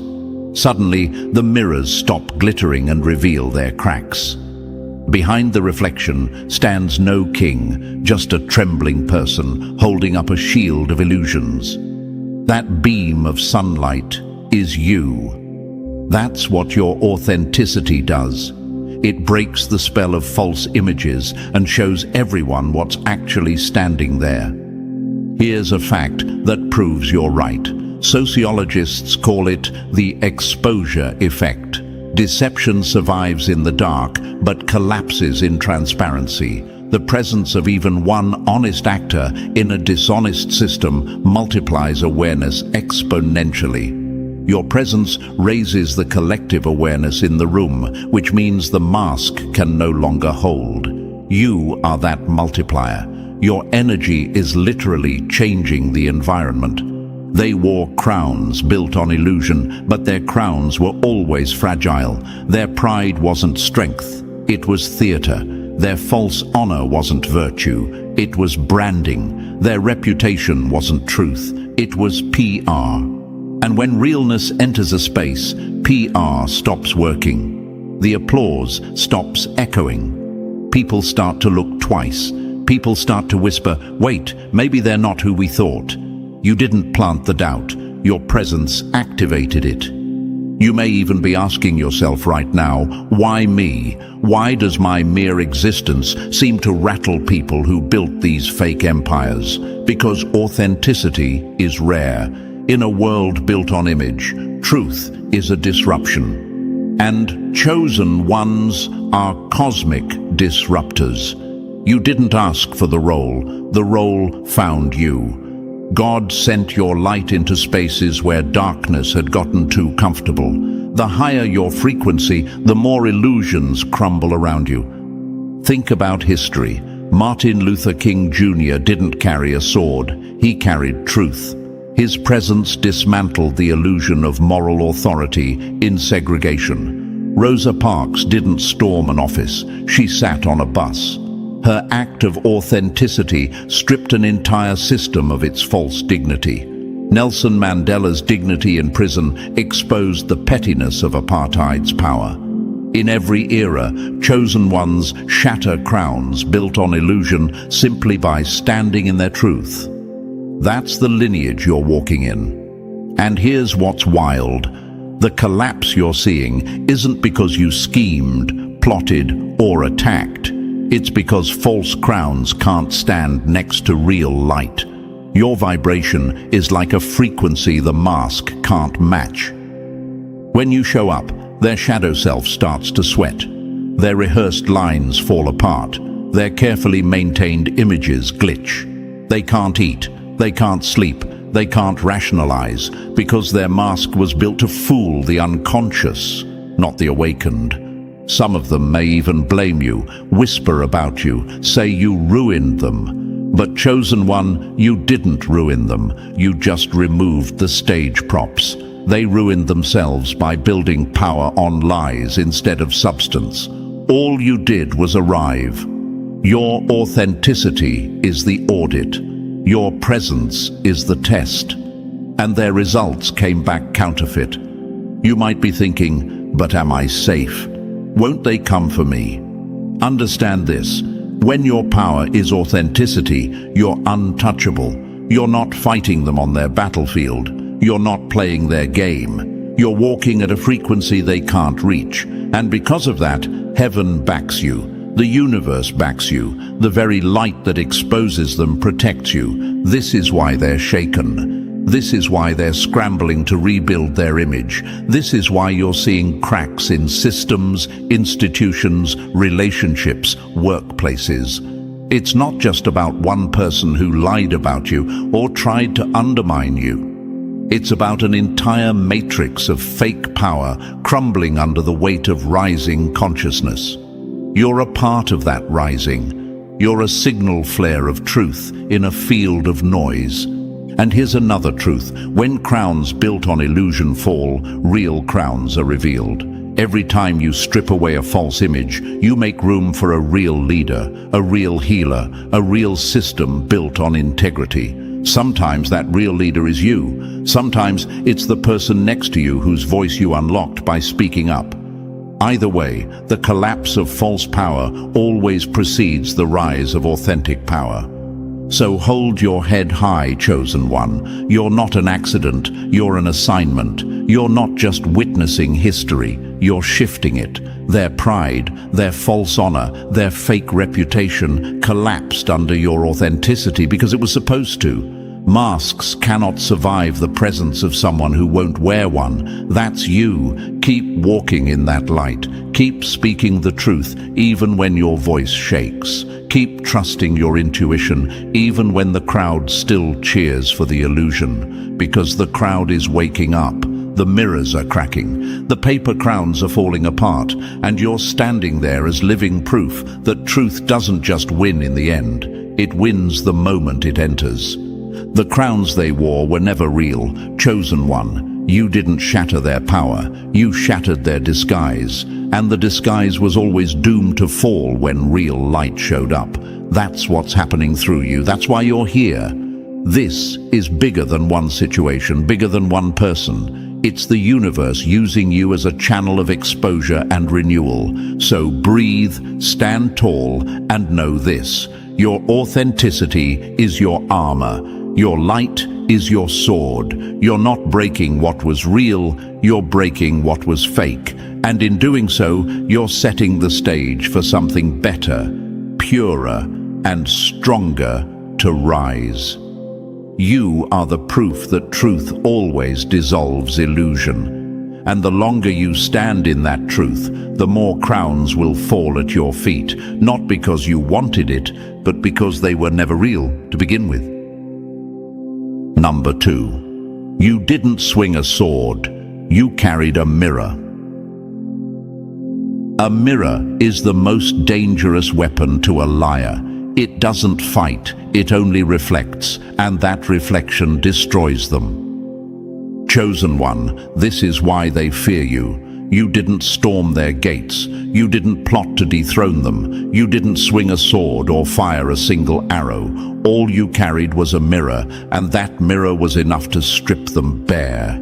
You weren't trying to steal their respect, their credibility, or their dignity, but when your truth stood face to face with their lies, the illusion shattered. Pretenders can wear crowns, cloaks, and masks for years, but one glimpse in the mirror of authenticity sends their whole performance crashing down. Now imagine this for a moment. Chosen one, a grand masquerade ball, music, jewels and glitter everywhere. Everyone is laughing, dancing, sipping from golden cups. Their masks are beautiful, their costumes convincing. But then someone walks in holding a mirror. Instantly, the room freezes. The masks, once enchanting, suddenly look grotesque. The jewels look fake. The laughter dies because no one wants to see what's really staring back at them. That's the power you carry. You weren't there to ruin the party. You were there simply as yourself. Yet your very presence exposed the truth. Beneath the glitter was insecurity. Beneath the crown was emptiness. Beneath the respect was corruption. Here's a fact that confirms you. Studies in psychology show that self-deception collapses fastest when confronted with unfiltered feedback. In other words, lies can survive gossip, manipulation, and even power. But they cannot survive truth spoken plainly. That's why your light unnerves them. You didn't launch an attack, you simply became feedback they couldn't control. And when people can no longer rationalize their own corruption, their power shrinks. And you may be asking yourself, but why do they hate me for just being real? Why do they treat me like the enemy when I never tried to harm them? Because mirrors terrify pretenders. A sword can be blocked. An enemy can be blamed. But a mirror leaves no one to point at except themselves. When they look at you, chosen one, they see the cracks in their own armor. They see their own hypocrisy. They see their own emptiness. That's not your guilt. It's their reflection. Look at history. Socrates didn't lead armies. He asked questions. Those questions acted as mirrors, and corrupt leaders grew so uncomfortable they sentenced him to death. Jesus didn't build a kingdom of soldiers. He carried truth like a mirror, and the corrupt systems of his time couldn't survive it. Even whistleblowers in modern times, people who simply revealed documents or recordings, didn't fire weapons. They carried mirrors, and entire governments, corporations, and reputations crumbled. That's the lineage you stand in. You're not carrying weapons, you're carrying reflection. And reflection dismantles illusions faster than destruction ever could. This is why they scramble to smear your name, chosen one. They'd rather call you the villain than admit the truth about themselves. They'll say you're arrogant, you're rebellious, you're ungrateful, you're too much. But what they're really saying is, your light reminds me of my darkness, and I can't stand it. Don't internalize their fear as your flaw. You're not too much, you're too true for them to handle. And here's the sting that eats them alive. You never even wanted what they had. You weren't competing for their seat, their crown, their clout, their approval. You simply showed up as yourself, and that was enough to collapse their empire of perception. Nothing is more humiliating to someone who built their identity on false power than realizing authenticity, not ambition, was their undoing. But chosen one, hear me clearly, their collapse is not your burden. You don't have to carry guilt for the masks you didn't pull off. The universe orchestrated this moment because truth cannot stay buried forever. You are the vessel, not the villain. You are the mirror, not the executioner. Don't confuse their shame with your responsibility. You may also be thinking, but what if their fall drags me into unnecessary drama? What if they try to punish me, smear me, or turn others against me? They might. In fact, they probably already have. But remember this, lies sprint, truth endures. Their gossip might catch attention for a moment, but truth always outlives slander. Think of Galileo, condemned for saying the earth revolved around the sun. For centuries the lie stood tall, but today his truth is undeniable. Your reflection may be resisted now, but it will be recognized later. That's the promise. And the universe has armed you with more than just survival. It's armed you with transcendence. You don't need to defend yourself against every whisper. You don't need to argue your case in every room. Your life will testify louder than their lies ever could. Every day you keep walking in truth, the mirror grows stronger and their disguise grows weaker. Let's also be clear. Being a mirror doesn't mean being passive. It means you stand firm, unshaken, while illusions crumble around you. Sometimes your silence is the reflection. Sometimes your resilience is the reflection. Sometimes your success in the face of sabotage is the reflection. You don't have to swing a sword to prove who you are. You only need to keep reflecting what's real. And here's the deeper truth. They needed you. They didn't know it, but your presence was the divine intervention their corruption summoned. Their pride begged for collapse. Their lies begged for light. Their crowns begged for exposure. And you were the answer. That's why God placed you in that job, that family, that relationship, that community. Not to suffer endlessly, but to mirror what no one else had the courage to reflect. So, chosen one, lift your head. They may glare at you now, but the glare is just fear of their own reflection. They may fight you, but the fight is with themselves. They may try to erase you, but you can't erase a mirror without breaking yourself in the process. And that's exactly what they're doing, breaking themselves against the reflection of your truth. You didn't swing a sword, you carried a mirror. You weren't trying to take their respect, yet your truth revealed their corruption. And now they must live with what they see. That's not your downfall, that's their awakening. And while they flinch at their reflection, you rise higher in authenticity, untouched by the illusions that collapse around you. Mirrors terrify pretenders, but to the chosen, they confirm power. Keep carrying the mirror, chosen one. You are the reflection they can't escape, and the light they can never dim. Number 3. Systems and corporations are trembling because consciousness outgrew their chains. They built cages for minds they thought would never grow wings. Now the sky is full of chosen ones flying higher than the architects who built the prison. Chosen one, this is exactly what's happening right now. The systems, corporations and structures that once seemed unshakable are trembling under the weight of a new frequency, the frequency you carry. These networks of control were designed decades, even centuries ago, for a generation with less awareness, less access to truth, less spiritual discernment. They were built on the assumption that people would always be too distracted or too fearful to question. But the architects never imagined you. They never imagined a generation of souls who would rise above their programming, spiritually ranked higher than the very builders of the Matrix. Think about it. Oppressive systems thrive on low vibration, fear, shame, confusion. That's how propaganda works, how corruption hides in plain sight. But when you rise into higher consciousness, you don't just resist the system, you render it obsolete. It's like trying to trap sunlight in a box. The moment you lift the lid, the light escapes and the box becomes irrelevant. That's what your authenticity has done. Without even trying, you've been cracking the codes they wrote to keep you asleep.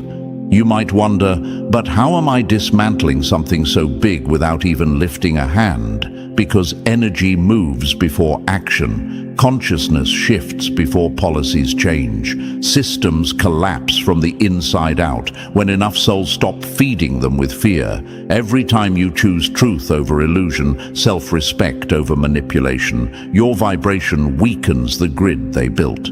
That's why things are shaking now, because the frequency they counted on no longer exists. And here's what drives them crazy. They can't replicate what you have. Corruption blocks access to higher frequencies. It's like a virus trying to touch clean water. It can't survive. They've spent fortunes trying to control narratives, control information, control minds, but they can't control consciousness. They can't manufacture authenticity. They can't buy spiritual ranking, and they know it. So stand firm, chosen one. The universe is with you, and the tremors you're seeing aren't chaos. They're confirmation. The chains they built are snapping because your light no longer fits inside them. This is your assignment. This is your rise.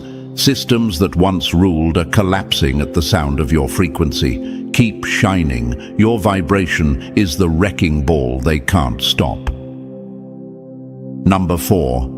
When you rise in frequency, corruption loses its grip. Darkness can only live where the light is dim. Raise your frequency, and their shadows vanish like smoke. Chosen one, this is why they can't touch you the way they once did. Corruption thrives in low vibration. Fear, shame, confusion, chaos. It feeds off secrecy and distraction. But when you rise in frequency, when you step fully into authenticity and alignment, you change the atmosphere around you. Darkness simply cannot breathe in the vibration of truth. That's why their manipulation feels weaker now. That's why the tactics they use to control you, silence you, or keep you small no longer land the same way. You've shifted frequencies, and they can't follow you there. Imagine a radio dial. Chosen one. They've been broadcasting on a low-frequency channel for decades. Guilt, gaslighting, intimidation, illusions. That's how they built their power. But without even realizing it, you've turned the dial. You're no longer tuned to their signal. And the moment you stepped into that higher channel, peace, clarity, courage, they lost their ability to reach you. Their words sound garbled now. Their schemes feel transparent. Their hooks no longer catch. This is spiritual law. You cannot be manipulated at a frequency you don't inhabit. You might be wondering, but why do they still try? Why don't they just stop? Because their power only exists in control, and watching you rise terrifies them. They're still throwing the same old tricks, but you've outgrown them. Like a child's toy trying to restrain an adult, their chains snap in your hands because your vibration no longer matches the weight of their grip. Look at history again. Every great transformation was preceded by a shift in consciousness. The civil rights movement began with a shift in dignity before laws changed. Spiritual revivals toppled corrupt institutions before any armies arrived. This is the same pattern in your life. The manipulation that once worked can't survive your higher state. And here's the part you must hold on to. Your rise isn't just for you. Your frequency creates a field. Everyone around you starts to feel it. What once felt like fear now feels like clarity. What once felt like control now feels like exposure. That's why people are waking up near you. They're breathing the air of your authenticity. So keep going, chosen one. The universe is with you. Your rising frequency is the silent revolution. Every breath of authenticity you take starves corruption a little more. Their grip is slipping because your vibration has already outgrown their reach. Number 5. Their credibility has expired, and people now question every word they speak. A lie can borrow respect for a season, but when the season ends, truth repossesses every borrowed crown. Chosen one, this is the hour when their credibility has expired. For years, maybe decades, their words fell like commandments. People nodded, obeyed, applauded, never daring to question. Their image was polished, their reputation untouchable. But the moment truth walked into the room, the moment your presence entered the picture, the invisible contract snapped. Their words, once swallowed whole, now taste bitter to the people who used to praise them. Respect that was once automatic now demands evidence. Their authority is being audited by the collective conscience, and no PR team can spin this collapse. Imagine a once beloved brand that hid toxic practices behind shiny advertising. For years, no one questioned it. Then one day, a single report leaks, and suddenly customers are reading labels, researching history, asking hard questions. Sales plummet. Trust evaporates. That's what's happening to the pretenders in your life. They wore the costume of power so well that people never thought to look twice, until your authenticity entered. Without even trying, you became the quiet alarm that told everyone, check the label. You may wonder, why are they falling apart so quickly? Why is everyone suddenly seeing what I've known all along? Because energy shifts before perception does. Your presence planted doubt, and now the collective can't unsee what you've revealed. It's not that you accused them, it's that your light made their shadows visible, and once people see the cracks, they can't go back to blind devotion. And here's what drives them mad. They can feel the difference. They sense the room has changed. Their speeches don't land. Their charm doesn't work. Their lies sound hollow, even to themselves. That's the moment when borrowed credibility expires, when the crowd starts whispering instead of clapping. They're experiencing exactly what they feared: accountability. So don't shrink back, chosen one. You didn't cause their collapse, you revealed it. This is cosmic law. False crowns always slip in the presence of real light. Respect once freely given now requires proof, because consciousness rose and demanded it. Stand firm. The universe is with you. Their credibility has expired, but your authenticity is compounding interest. Every lie they told is becoming a stage for your truth. Number 6. You became the light planted in dark spaces to expose hidden corruption. A lie can borrow respect for a season, but when the season ends, truth repossesses every borrowed crown. Chosen one, this is the hour when their credibility has expired. For years, maybe decades, their words fell like commandments. People nodded, obeyed, applauded, never daring to question. Their image was polished, their reputation untouchable. But the moment truth walked into the room, the moment your presence entered the picture, the invisible contract snapped. Their words, once swallowed whole, now taste bitter to the people who used to praise them. Respect that was once automatic now demands evidence. Their authority is being audited by the collective conscience, and no PR team can spin this collapse. Imagine a once beloved brand that hid toxic practices behind shiny advertising. For years, no one questioned it. Then one day, a single report leaks, and suddenly customers are reading labels, researching history, asking hard questions. Sales plummet, trust evaporates. That's what's happening to the pretenders in your life. They wore the costume of power so well that people never thought to look twice until your authenticity entered. Without even trying, you became the quiet alarm that told everyone, check the label. You may wonder, why are they falling apart so quickly? Why is everyone suddenly seeing what I've known all along? Because energy shifts before perception does. Your presence planted doubt, and now the collective can't unsee what you've revealed.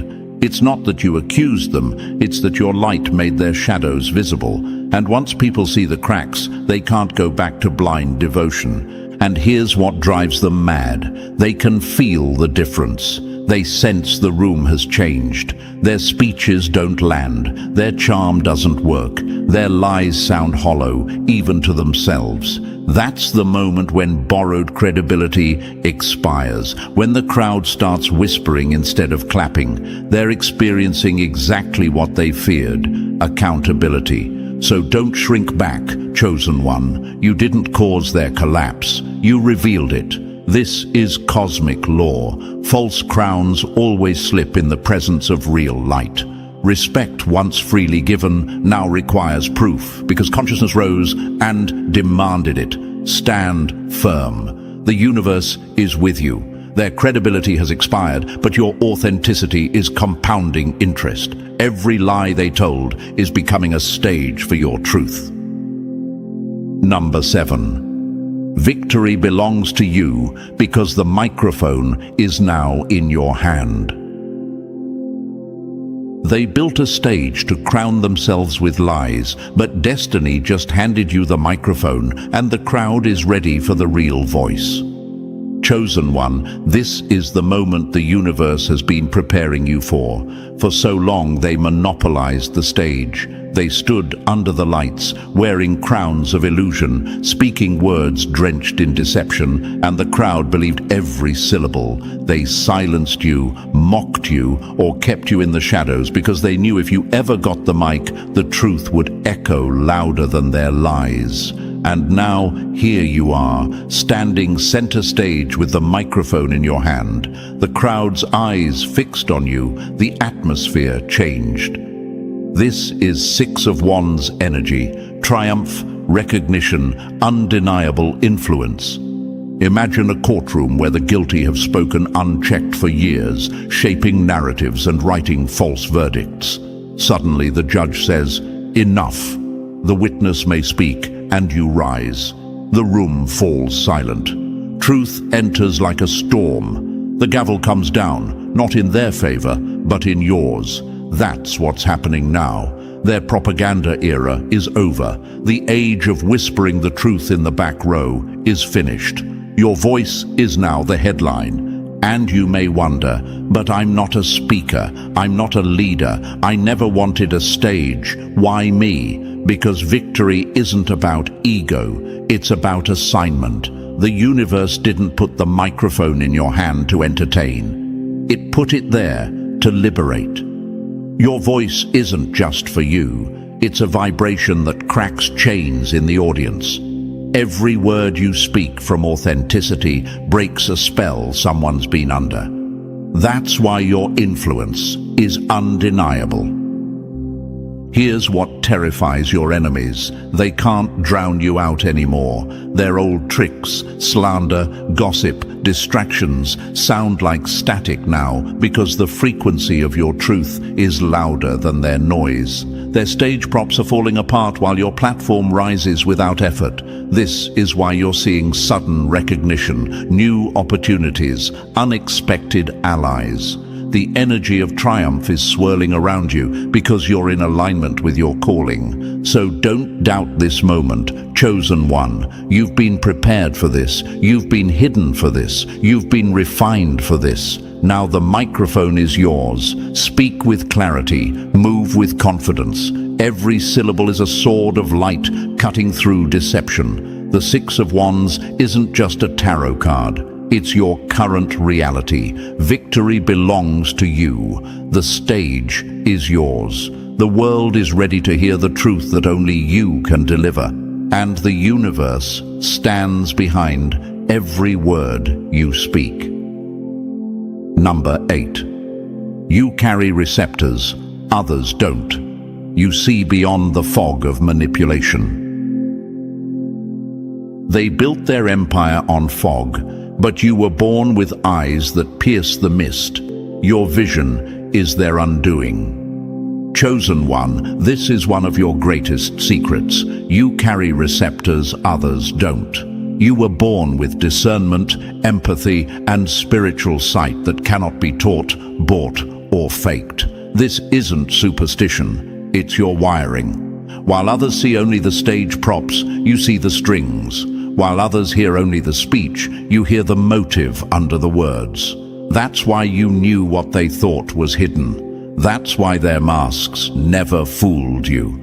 This is your power, not aggression, but perception. Imagine a dark room filled with smoke. Most people grope around, bumping into walls, believing whatever shapes they think they see. But you, chosen one, were handed night vision goggles at birth. You don't have to strain. You don't have to guess. You simply see.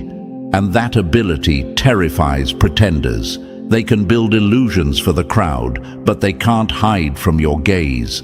Every time they plot, you feel it. Every time they lie, your spirit tugs. Every time they mask their motives, your receptors vibrate with the truth. You might wonder, why do I always sense things no one else does? Why do I see patterns others ignore? Why do I just know? Because your assignment requires sight. God didn't send you into this era blindfolded. You're not crazy. You're not paranoid. You're not too sensitive. You're equipped. Empathy isn't weakness, it's your radar. Discernment isn't suspicion, it's your armor. Spiritual sight isn't spooky, it's survival in a world full of manipulation. And here's what you must understand. Your gift isn't only for protection, it's for direction. It guides you where to step, who to trust, when to speak, when to stay silent. While others get ensnared by charm, status, or false authority, your receptors ping before the trap closes. That's why they couldn't fool you, even when everyone else applauded them. That's why you saw the cracks long before the collapse. This is why your enemies tremble now. They know you can't be gaslit. They know you can't be lulled back to sleep. They know your sight gives you an advantage they'll never access because corruption blocks that frequency. So stand tall, chosen one. The universe gave you this power on purpose. You see beyond the fog, and your vision is already reshaping the world. Number 9. They never expected you. You were God's hidden weapon. They built a fortress for every threat they could see, but they never prepared for the weapon God hid in plain sight. Chosen one, this is why everything feels so intense right now. They never expected you. They fortified their systems, rehearsed their strategies, built their thrones, and tightened their circles to defend against predictable enemies. But you were invisible to them. You were hidden in the shadows, covered by divine timing, disguised as ordinary until the exact moment heaven decided to reveal you. And now that you're stepping forward, your presence isn't just rattling cages, it's rewriting the codes of the matrix itself. Imagine a massive computer program designed to control everything: laws, media, relationships, entire mindsets. Its creators believe they've locked out every hacker, blocked every intrusion. But what they don't know is that the very code itself contains a line of divine encryption, a backdoor God placed long before they built their systems. You are that backdoor, chosen one. You're not hacking their program, you're exposing its corruption simply by existing as yourself. Your presence is a line of light in their dark script, and once that line activates, the entire code begins to unravel. You may ask yourself, but why was I hidden for so long? Why didn't God reveal me sooner? Because weapons revealed too early become targets. Seeds uncovered too soon are trampled before they sprout. God protected you in obscurity so you could grow, sharpen, and mature without interference. They couldn't attack what they couldn't see. They couldn't smear what they didn't know. They couldn't sabotage what they didn't recognize as a threat. That's why your emergence feels like a shockwave to them, because it is. And here's what shakes them to their core. They built their systems to anticipate rebellion, but they can't anticipate authenticity. They know how to fight enemies who play by their rules. They don't know how to fight light that won't dim, truth that won't lie, or power that won't be bought. They were ready for swords. They weren't ready for you. A mirror, a voice, a vibration breaking their spell from the inside out. So hold your ground, chosen one. The universe is with you. You're not an accident. You're a divine strategy. Every step you take now rewrites the matrix for others to escape. Every word you speak unhooks someone from the illusion. You were hidden until now, but you're unveiling signals a shift the architects can't reverse. This is your moment. This is your assignment, and they never saw you coming. Number 10. The angels and divine army back your mission. They thought you walked in alone, but every step you take shakes with the footsteps of heaven behind you. Chosen one, this is the part they will never understand. You're not just a single person moving through a hostile world. You are a mission in motion, backed by an army they cannot see. The angels, the divine forces, the unseen warriors of light walk with you, flank you, and go ahead of you. This is why your energy shifts rooms. This is why false power goes silent when you enter. They sense it. Even if they can't name it, they feel the pressure of something bigger than you filling the space. Imagine a single candle walking into a pitch-black cave. To the darkness, it looks like only one flame. But what the darkness doesn't see is the vast sunrise pushing behind that candle, preparing to flood the entire cavern with light. That's you, chosen one. You might feel small, but your presence carries the echo of something cosmic. You're not just showing up, you're escorted. That's why doors open without explanation. That's why plots against you collapse. That's why people feel convicted or inspired without knowing why. You may wonder, but why do I feel lonely sometimes if I'm so protected? Why do battles still come? Because being protected doesn't mean being exempt from the mission. It means you're equipped to win. Soldiers on a battlefield still feel the tension of war, but they fight knowing reinforcements are near. Your angels are not decoration, they're defense. They're whispering when to move, when to speak, when to hold your peace. They're deflecting attacks you never even saw coming. And here's what terrifies the enemy. They can't fight what they can't see. They can smear your name, but they can't smear your covering. They can throw weapons, but they can't hit what heaven shields. Every attempt to diminish you becomes a boomerang, ricocheting back into their own plans. That's the law of divine backing. So walk with confidence, chosen one. When you enter a room, you're not just entering, you're shifting frequencies. False power trembles not at you alone, but at the army behind you. Keep moving forward, keep shining. The angels are not just watching, they're working. And no structure built against you can stand against an army built for you. Number 11. Not everyone deserves your light. Some only came to drain it. They mistook your generosity for an endless well, but God has turned off their access. Now they're choking on the drought they created. Chosen one, this is one of the hardest but most powerful lessons of your journey. Not everyone deserves your light. You were freely giving, shining without limits, pouring your energy, time, compassion, and wisdom into people, systems, and spaces that seemed to need you. You thought your presence was a blessing for all, and it was. But some of those around you weren't there to grow from your light. They were there to drain it. They weren't students of your example. They were parasites of your energy. And now their well runs dry because God disconnected you. Imagine an electric grid where one power plant supplies a whole city. For years, the city thrives, but instead of investing in their own infrastructure, some neighborhoods tap illegally into the grid. They think the power is endless. They never give back, never repair, never build. Then one day the grid shifts. Those illegal connections are cut off. The lights go out in the thieves' houses, while the true subscribers remain powered. That's what's happening spiritually, chosen one. God is severing every line that's been secretly draining your energy. You may be asking, but why do I feel so guilty pulling back? Why does it feel harsh to stop giving? Because your heart is pure. You weren't giving for attention. You were giving because it's your nature. But discernment is part of your calling. Even Jesus withdrew from the crowds to recharge. Even healers in history learned to set boundaries so their gift could endure. Giving without limit to takers without gratitude is not love. It's self-sabotage.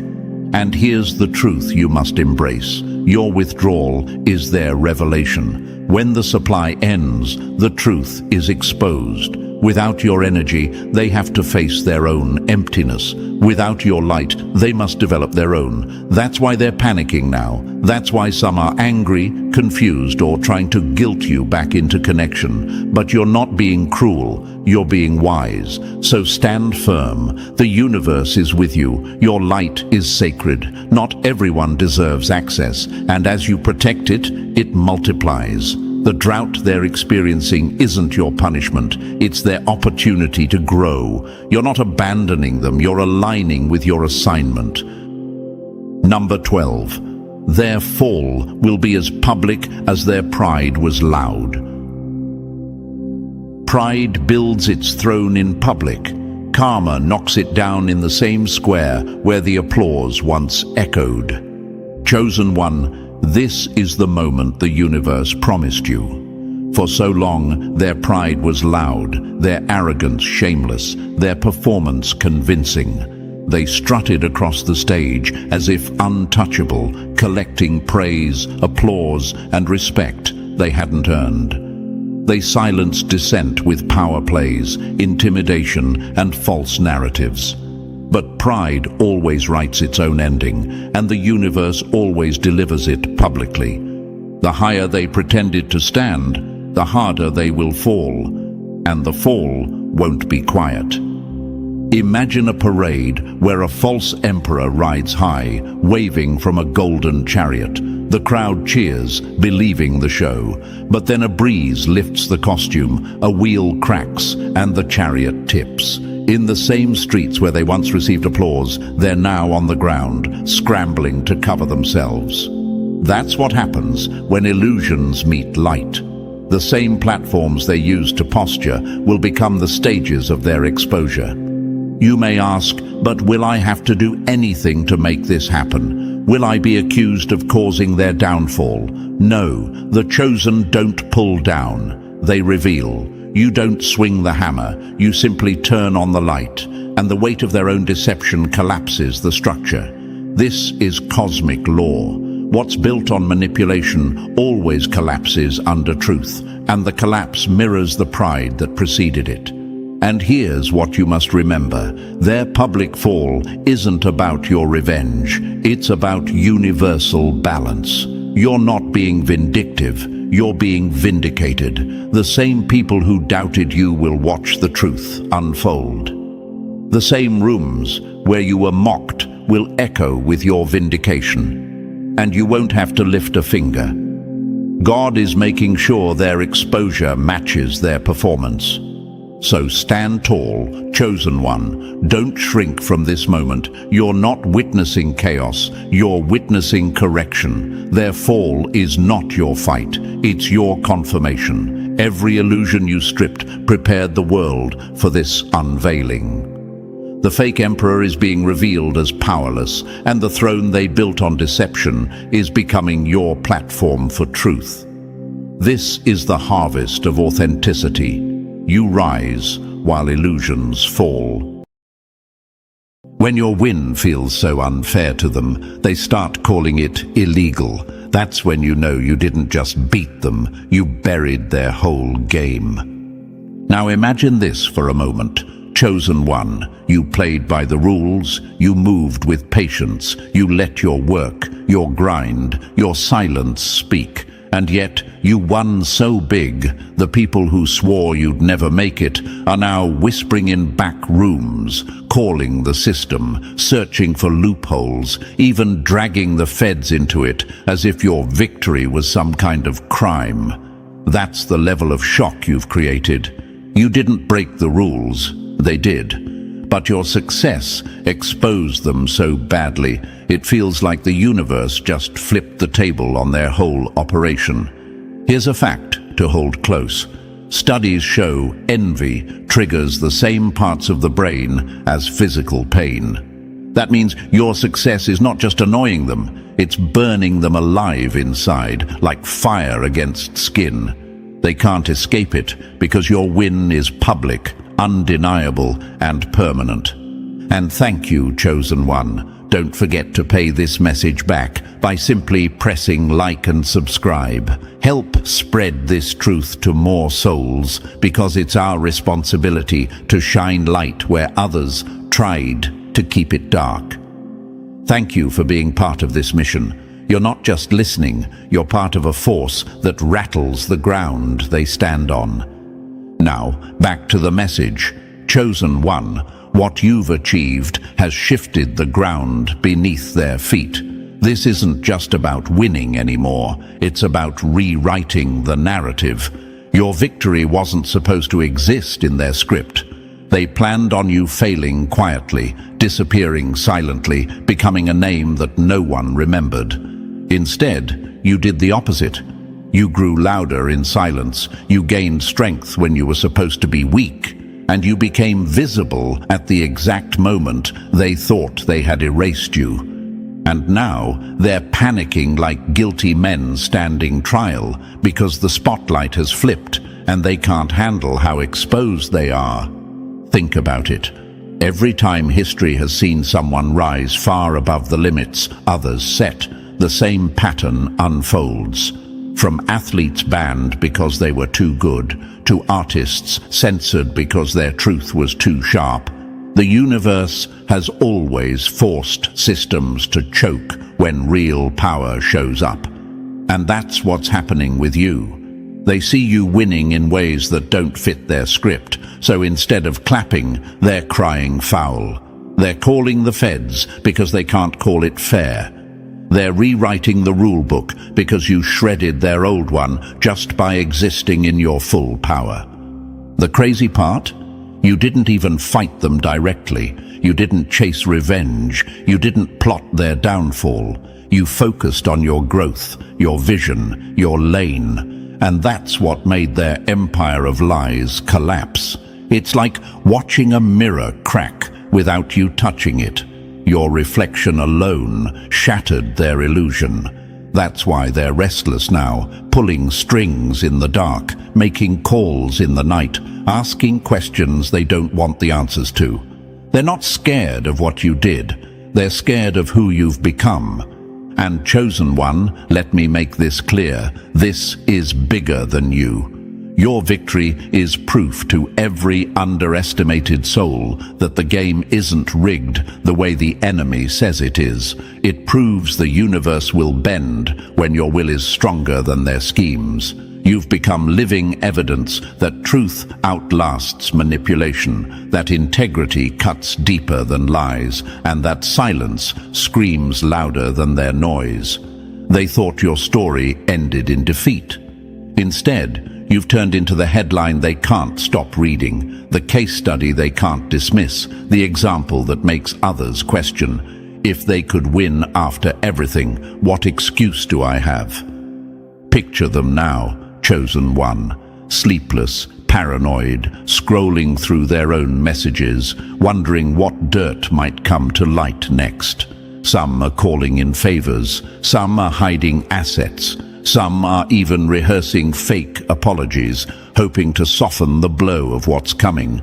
But no matter what they do, it won't erase the fact that your win was clean, it was earned, and it was unstoppable. You didn't just win, you embarrassed the system that tried to bury you.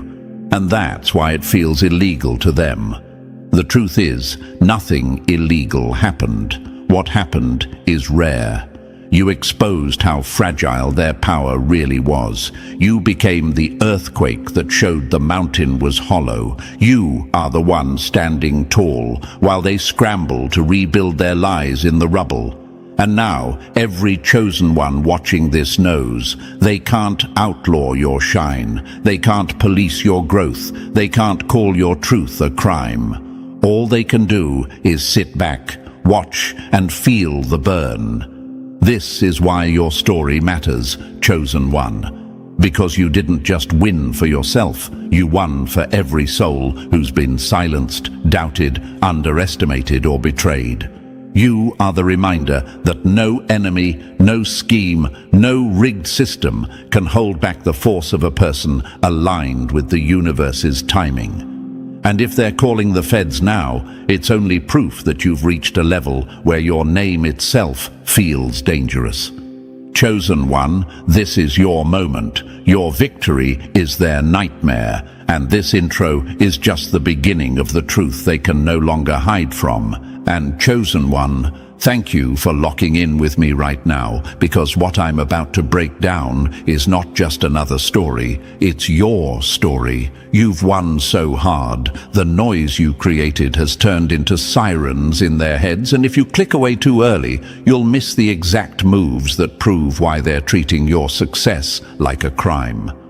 Drop a comment with the number 777 if you're ready to expose how deep this goes. And don't forget to show love back with a like or even a super thanks, because this mission isn't just about words. It's about fueling a force that keeps shining light on the tricks they thought they buried. Whether it's 1 cent or 1,000, your energy drives this message forward, Chosen One, and together we're making sure it reaches every soul that needs this truth. And now, let's take it step by step. Believe me, if you've ever doubted your own power, you'll regret missing what comes next. So stay with me till the end, because the deeper we go, the more undeniable it gets. Let's get started. Number 1. They took your silence for surrender, and now it's blowing up in their face. Never mistake silence for weakness. Sometimes it's the sound of a storm gathering that will rip your whole foundation apart. Chosen One, your enemies made the deadliest mistake a rival can make. They thought your quiet meant they'd already won. They looked at your calm, your stillness, your decision not to swing back at every cheap shot, and they read it as defeat. But silence was your weapon, not your wound. while they wasted energy staging performances, gossiping in corners, and laughing too loud to convince themselves they had the upper hand. You were calculating, observing, recording every move. What they never realized is that silence doesn't erase, it documents. Every insult, every betrayal, every sly move they thought disappeared into thin air got filed in the universe's archive. And now, that file is opening, and it's reading like a list of their own confessions. Let's be real. Why did they underestimate you? Because patience is something they can't understand. To them, power is noise. They think dominance is shouting, flexing, flashing. So when you didn't respond, they assumed they broke you. But ask yourself, was it really weakness, or was it the strategy of someone too smart to play a dirty game on their level? The truth is simple. You were gathering information, building strength, stacking your patience like ammunition. Every second you stayed quiet, the pressure mounted until silence turned into the loudest move of all. And now, that explosion is happening in front of their eyes. Now imagine this for a moment. A lion in tall grass doesn't roar before the kill, it waits. That's what your silence was. It wasn't fear, it wasn't surrender, it was camouflage. And now that you've stepped out, your presence alone is a roar they can't drown out. Your silence was the setup, your victory is the punchline, and they're choking on it because they never thought you had the patience to strike when it mattered most. Here's the fact they'll never admit out loud. Studies in psychology show that silence during conflict creates more anxiety in the aggressor than direct confrontation. That's because silence forces them to sit with themselves, to hear their own guilt echoing, to wonder what you're planning. And chosen one, your silence had them pacing at night, replaying conversations, second-guessing their own lies. That's why your quiet was never weakness. It was the most brutal form of pressure you could apply. They'll try to flip the story now, of course. They'll say you were hiding, that you had nothing to say, that your absence meant you were out of moves. But here's the reality. Silence doesn't mean absence. Silence is preparation. Silence is strategy. And silence is what scared them the most, even when they pretended it didn't. Because deep down, they knew you weren't responding, but you were remembering. You weren't fighting, but you were sharpening. You weren't retreating, but you were reloading. And when the time came, your strike would hit harder than any of their empty noise. Think of it like this. A courtroom doesn't shout back at the criminal. It builds a case. Every piece of evidence is collected quietly, every fact stacked carefully until the day of judgment arrives, and the guilty can't escape. That's what you've done, chosen one. You've let them think they were running the show while you built the case in silence. And now the judgment is undeniable. They can call the feds, they can call lawyers, they can scream illegal until their throats crack. But the truth is, their panic is the loudest proof of all. And maybe you've asked yourself, why didn't I fight back sooner? Why didn't I say something when they were mocking me? That question, chosen one, is exactly what proves your wisdom. Fighting them back then would have been like wrestling pigs in the mud, messy, pointless, and designed to drag you down to their level. You knew better. You let them build their case against themselves while you stood still, untouchable. Now when you speak, when you win, when you stand, every move carries the weight of all that patience, all that build-up, all that undeniable truth, and they can't stand it. Let's hit them harder. Imagine someone who spends months ridiculing you, mocking you, treating you like background noise. Then one day, the tables flip, and suddenly you're the one at the center, and the spotlight exposes every crack in their mask. That's where they are now.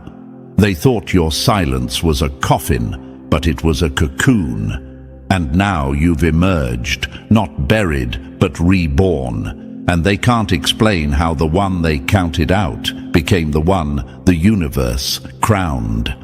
The loudest one in the room is often the weakest, but the one who stays silent, then speaks once, can move armies. Let that sink in, chosen one. They confused your restraint with fragility, but what you were really doing was protecting your energy. You weren't broken, you were unbothered.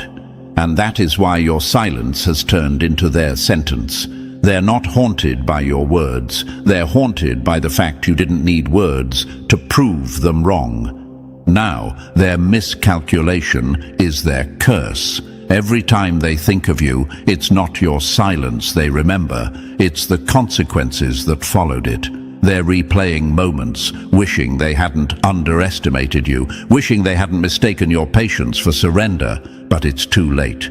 You've already shown them what silence can do. You've already proven that the quietest person in the room can become the loudest chapter in the story.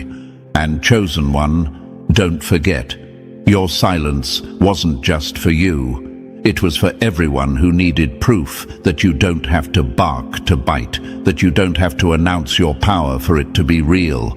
You've become that living evidence. They thought they had the script written, but your silence tore it up and rewrote it in permanent ink. And now they're forced to sit with that reality, trembling as the universe plays back the lesson they begged to avoid. Underestimate the quiet one, and you'll learn the hard way what real power looks like. So remember this. Silence was never surrender. It was strategy. It was a storm disguised as stillness. And now that storm has arrived, and they're standing in the wreckage they never saw coming. Number 2. You studied their playbook until it became their downfall. The sharpest blade is forged in silence, and by the time they notice the shine, it's already at their throat. Chosen one, your enemies thought you would remain blind forever, stumbling through life without ever noticing the traps they laid for you. They assumed you'd never learn the rules of their game, never master the codes, never touch the documents they buried under jargon and fine print. They built their power on your supposed ignorance, on the belief that you'd never rise above the illusions they carefully staged. But while they mocked, you studied. While they played games, you learned the language that would one day dismantle their entire strategy. They thought they were safe behind laws, rules, and loopholes, but you turned their system into your study guide. And now, they're staring at the fact that you didn't just survive the maze, you mastered it better than its architects. Think about it for a moment. How many times did they laugh behind closed doors, convinced you'd never notice the contracts, the hidden lies, the fine print they thought would bury you? They believed the system was on their side, that it would protect them forever. But what they never counted on was your hunger to understand. You didn't need a classroom. You didn't need their permission. You didn't need their approval. You learned in silence, like a storm charging up energy in the distance. And by the time lightning struck, you weren't just ready, you were precise. Ignorance is what they preyed on, but awareness is what destroyed them. That's the truth. You didn't just open your eyes, you sharpened them. Every loophole they built to protect themselves became a weapon in your hand. Every shady move they hid in complicated language became the very evidence that exposed them. They thought the game was rigged permanently, but you proved something powerful. Even the most complicated systems crumble when someone has the patience to understand them from the inside out. Now imagine this, chosen one. A magician dazzles the crowd with sleight of hand, pulling coins from behind ears, making objects vanish into thin air. the audience gasps because they don't know the trick.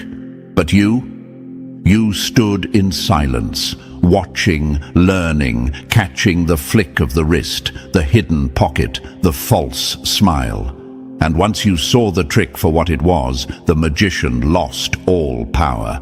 That's exactly what you did. You cracked their illusion. And when illusions are exposed, the ones who built them become clowns instead of masters. You might ask yourself, but why me? Why did I have to go through so much betrayal, so much deception, just to see the truth? The answer is simple, because only those who've been lied to repeatedly learn how to spot the lie.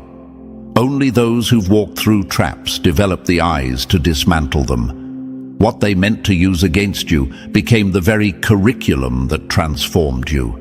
They gave you unwilling lessons in corruption, and you turned it into mastery of justice. Every time they buried evidence, they planted seeds for your harvest. That's another truth they'll choke on, because while they were hiding, you were gathering. While they were covering tracks, you were memorizing the trail. While they were laughing at your silence, you were becoming fluent in their language. And when you finally spoke, it wasn't with rage, it was with precision. That's what terrifies them now. Rage they could handle, but precision is lethal. Now imagine this again. A chess player smugly assumes you don't know the rules. They let you sit across the board, laughing, making grand gestures with their pawns and knights. They believe the game is already won. But in silence, you learn the patterns, you memorize the moves, you calculate 3 steps ahead. And then, without warning, you checkmate them in a game they thought you didn't even understand. Their arrogance was their downfall, because your silence wasn't ignorance, it was strategy. And let's be clear, chosen one. You didn't announce your education. You didn't tell them what you were learning. You absorbed it quietly, letting it seep into your bones, building layer after layer of understanding, until you became something they had no defense against. Unstoppable precision wrapped in deadly calm. That's why they panic now, because your knowledge doesn't scream, it slices, it doesn't flaunt, it strikes. They don't know how much you know, and that uncertainty is eating them alive. When the student learns in silence, the teacher never sees the moment they're outmatched. That's exactly what happened here. They thought they were untouchable because they held the knowledge, but you turned knowledge into power. You didn't need their approval to study. You needed their arrogance to slip. And slip it did. Every time they underestimated you, they handed you another piece of the puzzle. And now that you've assembled it, they can't unsee what you've become. Here's another metaphor for you. Picture an architect building a fortress, laughing because they're sure no one could ever break in. But while they celebrate, you study the blueprints they left carelessly lying around. You learn every crack, every weak point, every hidden exit. Then one day, without warning, you walk through the walls they swore were impenetrable. That's the reality you've created. You didn't need to fight at the gates. You walked straight through because you knew exactly where the fortress would collapse. And maybe you wonder, but wasn't it unfair that I had to go through so much pain to learn this? Yes, it was unfair. But here's the brutal truth. Unfair doesn't mean powerless. You turned the unfairness into wisdom, and wisdom into strength. That's why your enemies can't sleep. They know you're not just stronger, you're smarter. You don't just have power, you have proof. And proof is something no one can erase. So let's hit them with one more truth.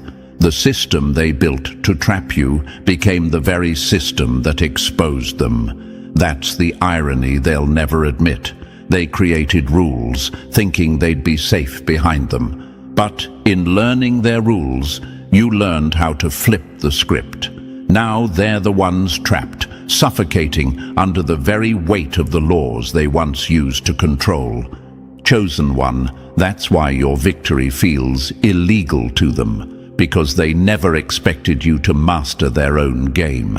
They thought you'd stay confused, stay blind, stay lost. Instead, you became the one player they could never outwit. And now, every chosen one watching this knows silence, study, and patience aren't weakness. They're the most dangerous weapons of all. You are the storm they never saw gathering, the courtroom they never prepared for, the chess master they never imagined they were playing against. And the beauty of it all, you didn't need noise, you didn't need permission, you didn't need validation. You let their arrogance become your textbook, and now your knowledge is the verdict they can't appeal. And so, chosen one, never forget, your silence wasn't just patience, it was preparation. Your study wasn't just curiosity, it was survival. And your knowledge isn't just power, it's the very hammer of justice that has already fallen. Number 3. When the courtroom turned into a battlefield, they couldn't win.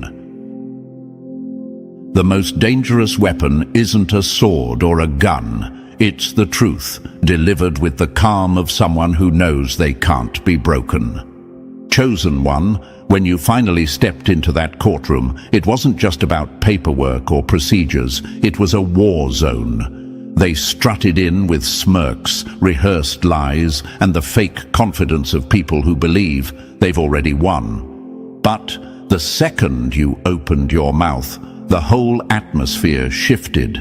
It was no longer their stage, it was your battlefield. The silence you carried before became a force that cracked through their armor, and suddenly every word you spoke hit harder than a hammer slamming down. Now imagine this. A predator enters a forest, believing it owns the ground, chest puffed out, teeth bared. But then, without warning, the air changes, the wind flips, and they realize they've walked into territory they don't control. That's what happened to them. They thought the courtroom was theirs, but the moment you spoke, the energy tilted. Truth has a frequency they can't match, sharper than any blade, heavier than any gavel, and they felt it cut through their lies like paper. Here's a fact they'll never escape.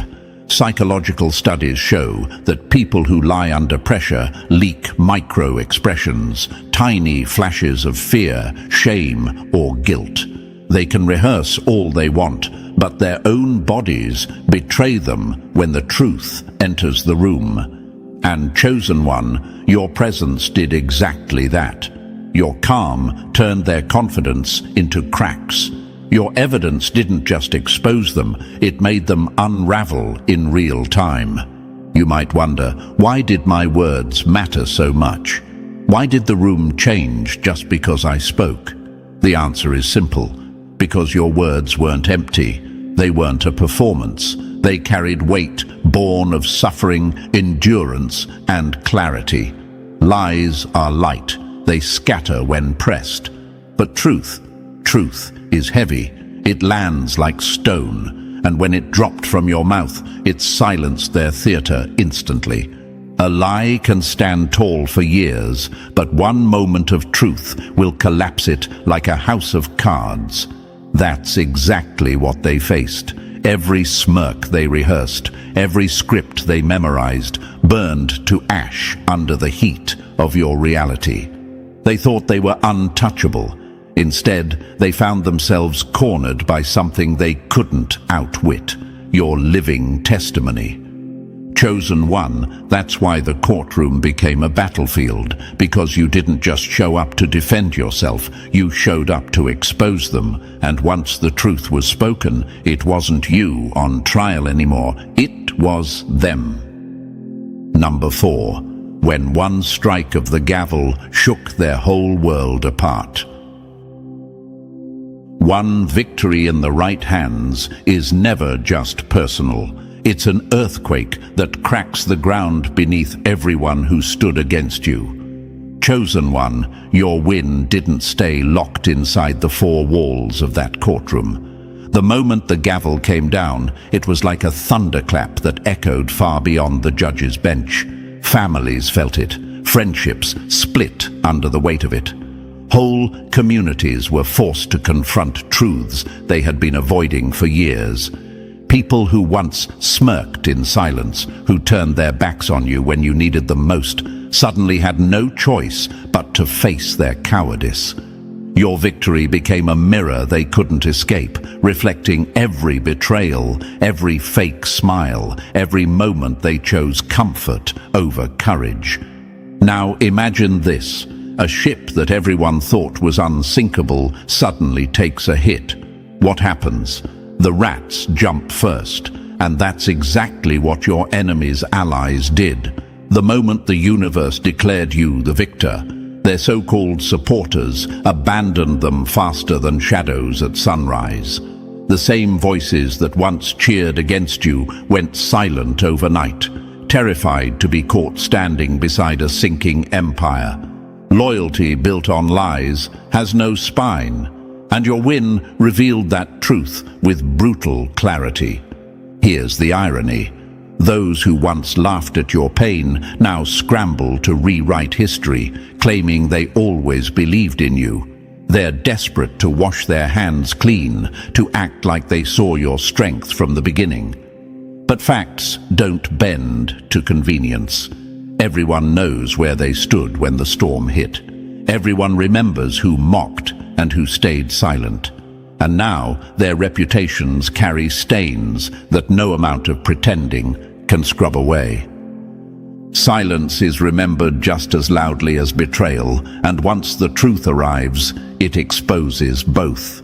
That's what your victory did. It forced the world to acknowledge not only your enemy's schemes, but the hypocrisy of those who stood by. Your silence, once mistaken for weakness, has now grown louder than their collective screams. It echoes in every corner, reshaping reputations, burning through facades, making it impossible for anyone to keep playing innocent. Chosen one, your win was never just about you. It was a ripple that became a tidal wave, crashing through every false bond, every shaky alliance, every mask that pretended to be real. And the ones who underestimated you? They're now left standing in the open, exposed, with nowhere to hide. Number 5. Silence was the trap they walked into. Blindfolded. Silence is not surrender. It's the quiet click of a loaded weapon waiting for the perfect moment to fire. Chosen one, they thought your silence was fear. They mocked you, whispered rumors, spread lies, and mistook your stillness as proof that you had nothing left. But while they were wasting energy on their little theatrics, you were conserving yours. You weren't empty. You were charging. You weren't lost. You were watching. And every false word they spoke, every scheme they tried to dress up as truth, became another bullet in the chamber you were quietly filling. Now imagine this. A hunter stomps through the forest, loud and careless, believing the silence means no danger is near. But crouched in the tall grass is a predator, still, focused, waiting for the exact moment to strike. That was you. Your silence was the camouflage, your patience the setup, and when the time came, your words landed with the force of thunder, undeniable and unstoppable. Here's the fact. Psychology proves that silence in the face of provocation makes liars anxious. They can't stand the stillness because it forces them to keep talking, to reveal their own cracks, to expose their own guilt. That's what your silence did. It stripped them bare. It showed the world they were everything they accused you of being: bitter, insecure, deceitful. They ended up writing their own confession while you just sat and observed. A fool reveals themselves by rushing to speak, but the wise dismantle them by saying nothing until the right moment. That was your strategy. You didn't need to meet noise with noise. You let them burn themselves out. Let them spend all their energy performing for an audience that eventually grew tired of their act. By the time you finally spoke, the contrast was undeniable. Their voices cracked under the weight of lies, while your truth thundered through the room like a storm breaking the silence of a long drought. Chosen one, never forget. Your silence wasn't weakness. It was the most dangerous weapon you had. They thought you were retreating, but you were resetting. They thought you were finished, but you were preparing. And when you finally broke the silence, you turned it into the sound of their downfall. Number 6. When the universe came to collect their debt with interest. Every injustice is a loan that comes due with interest, and when the universe collects, it doesn't accept excuses, only payment. Chosen one, every wound they gave you wasn't forgotten. It was recorded. Every betrayal, every lie, every time they tried to strip you of dignity, it all went into the cosmic ledger.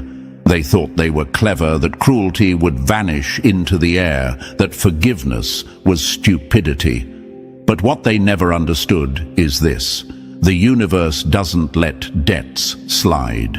It waits, it calculates, and when the books are balanced, the payment isn't just exact, it's multiplied. Now imagine this. A thief steals from a vault day after day, thinking no one is watching. They get bold, careless, convinced the books will never be checked. Then one morning, the doors slam shut, the alarms blare, and the accountant is standing there with every number tallied. That's what happened here. They weren't just stealing moments from you, they were stacking debt against themselves.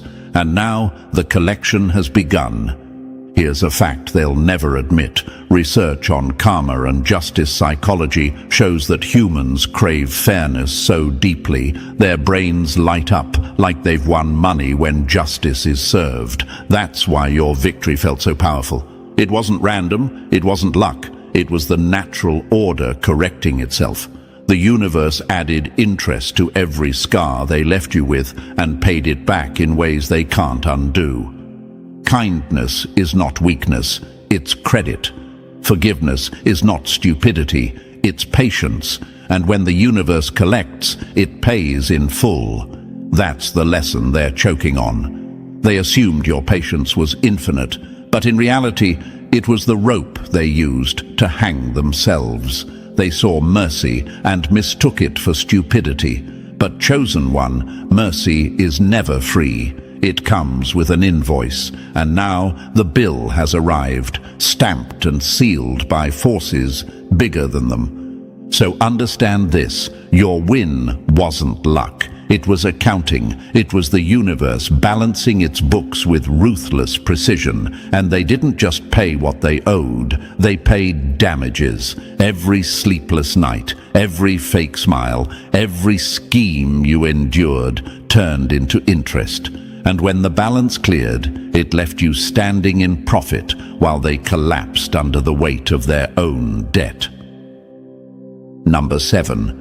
You redefined justice and left them afraid to play the game again. The day you won, the old rules died. Fear stopped working, lies stopped sticking, and bullies stopped looking untouchable. Chosen one, before your victory, the air was heavy with an unspoken law. The loudest liar wins. In your family, in your circle, maybe even in your community, it looked like manipulation always thrived, while honesty got crushed. Bullies strutted around as if intimidation was the only language that mattered. But you shattered that illusion. With one decisive win, you rewrote the standard. Now silence is stronger than shouting, calm is sharper than chaos, and preparation slaughters performance. You didn't just beat your enemies, you exposed a truth that terrifies every manipulator watching from the sidelines. Their time is up. Now imagine this. A crooked casino runs for years, rigging the games, making sure the house always wins. People play, lose, and walk away, believing it's just the way the world works. Then one day, someone walks in, plays by the same rules, and walks out with the jackpot. Suddenly, the myth is broken. Suddenly, everyone sees the system isn't as rigged as they were told. That's what your story did. You didn't just win for yourself, you proved the game can be flipped. And now, manipulators everywhere are trembling at the thought of facing another version of you. Here's a fact. Studies on social dynamics show that when one person breaks a toxic pattern, it forces the whole group to reevaluate what's possible. That's why your victory feels so much bigger than just you. You've become the case study, the proof that intimidation collapses when confronted with clarity. Your win wasn't just personal, it became cultural, setting a new template that underdogs everywhere can follow. Manipulators fear exposure more than failure because once the curtain is pulled back, the show is over. That's what you did. You tore the curtain, and now every would-be bully hesitates. They second-guess themselves, wondering if their next target might be another you, patient, prepared, and lethal in silence. Chosen one, understand this. You didn't just set yourself free, you set a new standard, and now your example haunts the people who once thrived on fear because you proved once and for all, justice doesn't whisper anymore. It roars. Number 8. Their panic is the loudest proof of your victory. When the losers start screaming, "This can't be legal," it's not proof you cheated. It's proof you crushed them so hard they can't process reality. Chosen one, just look at them now. The frantic calls, the sleepless nights, the way they scramble to convince anyone who will listen that what you did couldn't possibly be legitimate. Their panic is the clearest evidence of how badly you broke them. You didn't just win, you dismantled their entire belief system. For years, they thought intimidation was power, that lies were stronger than truth, and that fear was the only real currency. But the second you won, that fantasy world they built cracked wide open. Now imagine this. A gambler stacks the deck, cheats for years, and convinces himself he's untouchable. Then one day, someone sits across from him, plays the same deck, and wins clean. He flips the table, screaming that it must be rigged. That's exactly what's happening with your enemies. They never understood the real game, so now they're left screaming, "It's impossible," when in reality it was their arrogance that collapsed. Here's a fact that burns them. Psychology shows panic is the body's admission of powerlessness. Their frantic energy isn't strength, it's weakness exposed, and that's why they can't sit still now. They're shaking because your victory proved consequences exist. And for the first time, they're forced to face a scoreboard they can't manipulate. Power built on lies always panics when truth walks into the room. That's what you've shown. They thought they were safe forever, but your win dragged them into reality. Now, their worldview is rubble, their confidence shattered, their alliances scattering like ash in the wind. They don't just fear what you did, they fear what it means. Because if you could rise against all odds, then their whole system of control is a house of cards. Chosen one, never forget.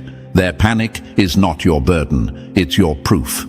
Every desperate cry, every wild accusation, every trembling excuse is confirmation that your victory wasn't just personal, it was cosmic. The universe kept score, and when the books balanced, they were the ones left bankrupt. Number 9. They tried to make you a cautionary tale, but you became a legend. First, they mock your name, then they fear it, and finally they whisper it with respect they can't say out loud. Chosen one, remember when your name was dragged like dirt across the floor? When people used you as the example of what happens if you step out of line, if you dare to move differently, if you refuse to bend to their control. Back then, your name carried shame only because they painted it that way. They thought they had written the ending for you, sealing your reputation as a liability, a warning, a cautionary tale. But look at how it flipped. Now, the same name they laughed at is the one they can't ignore. It carries weight, it carries awe, and whether they admit it or not, it carries fear. Now imagine this, a broken piece of stone left on the roadside, kicked by passers-by, ignored as useless. Then years later, that same stone is lifted and placed at the top of a monument, admired by everyone who walks past. That's your story. They treated you like a mistake, but patience carved you into a masterpiece. Here's the fact. They didn't respect what you did because respect wasn't enough. They're intimidated by how you did it. The precision of your patience, the silence that never cracked, the timing that cut like a blade. All of it turned your reputation into something bigger than survival. It became a legend. Legends aren't just remembered, they're studied. And now, even strangers who don't know you personally hear your story and walk taller, braver, because they know David can still topple Goliath when truth outweighs lies. A liability in their eyes becomes a legend in history when patience is sharper than aggression. That's exactly what you've proven. The ones who once mocked you now measure themselves against you. The same circles that whispered your name as shame now whisper it as a warning. Don't underestimate them. Look what happened last time. Chosen one, your name no longer drags chains. It carries fire. From liability to legend, you've become living proof that patience, silence, and truth can turn even the deepest humiliation into a legacy that can't be erased. Number 10. You shattered the curse they tried to chain you with. Every family myth needs a scapegoat, but when the scapegoat learns the truth, the whole lie collapses. Chosen one, in toxic systems, there's always one person they pick to carry the weight of everyone else's dysfunction. You were that target. They branded you the problem, the black sheep, the one who couldn't fit in. But here's the truth. They didn't pick you because you were weak. They picked you because you were strong, because of your empathy, your integrity, your stubborn belief in what's right. They weaponized your virtues, twisted your kindness into naivety, and tried to make you the lightning rod for every storm in the family. Now imagine this, a cracked mirror in a house where no one wants to face themselves. They blame the mirror for being broken instead of confronting their own distorted reflections. That's what they did to you. They projected every hidden shame, every generational wound, every unspoken curse onto your back, and then laughed when you struggled to carry it. But here's what they never expected. You didn't break. You broke them. The black sheep was never the curse. It was the cure. That's what your story reveals. By refusing to accept their script, you exposed the entire mythology. The so-called troublemaker was actually the truth-teller. The one cast out as liability was the only one willing to drag the skeletons out of the closet. And when you did, the foundation of their lies cracked open. Here's a fact. Psychology shows that scapegoated children in toxic families often grow into cycle breakers. the ones who refuse to repeat the dysfunction. And chosen one, that's exactly what you've done. You didn't just survive the role they forced on you, you rewrote it. You ended the cycle. By standing tall, you proved that the curse wasn't you at all. It was the silence, the manipulation, the endless pattern of blame. Generations can live inside a lie until one person stands up and says, "No more." That person was you.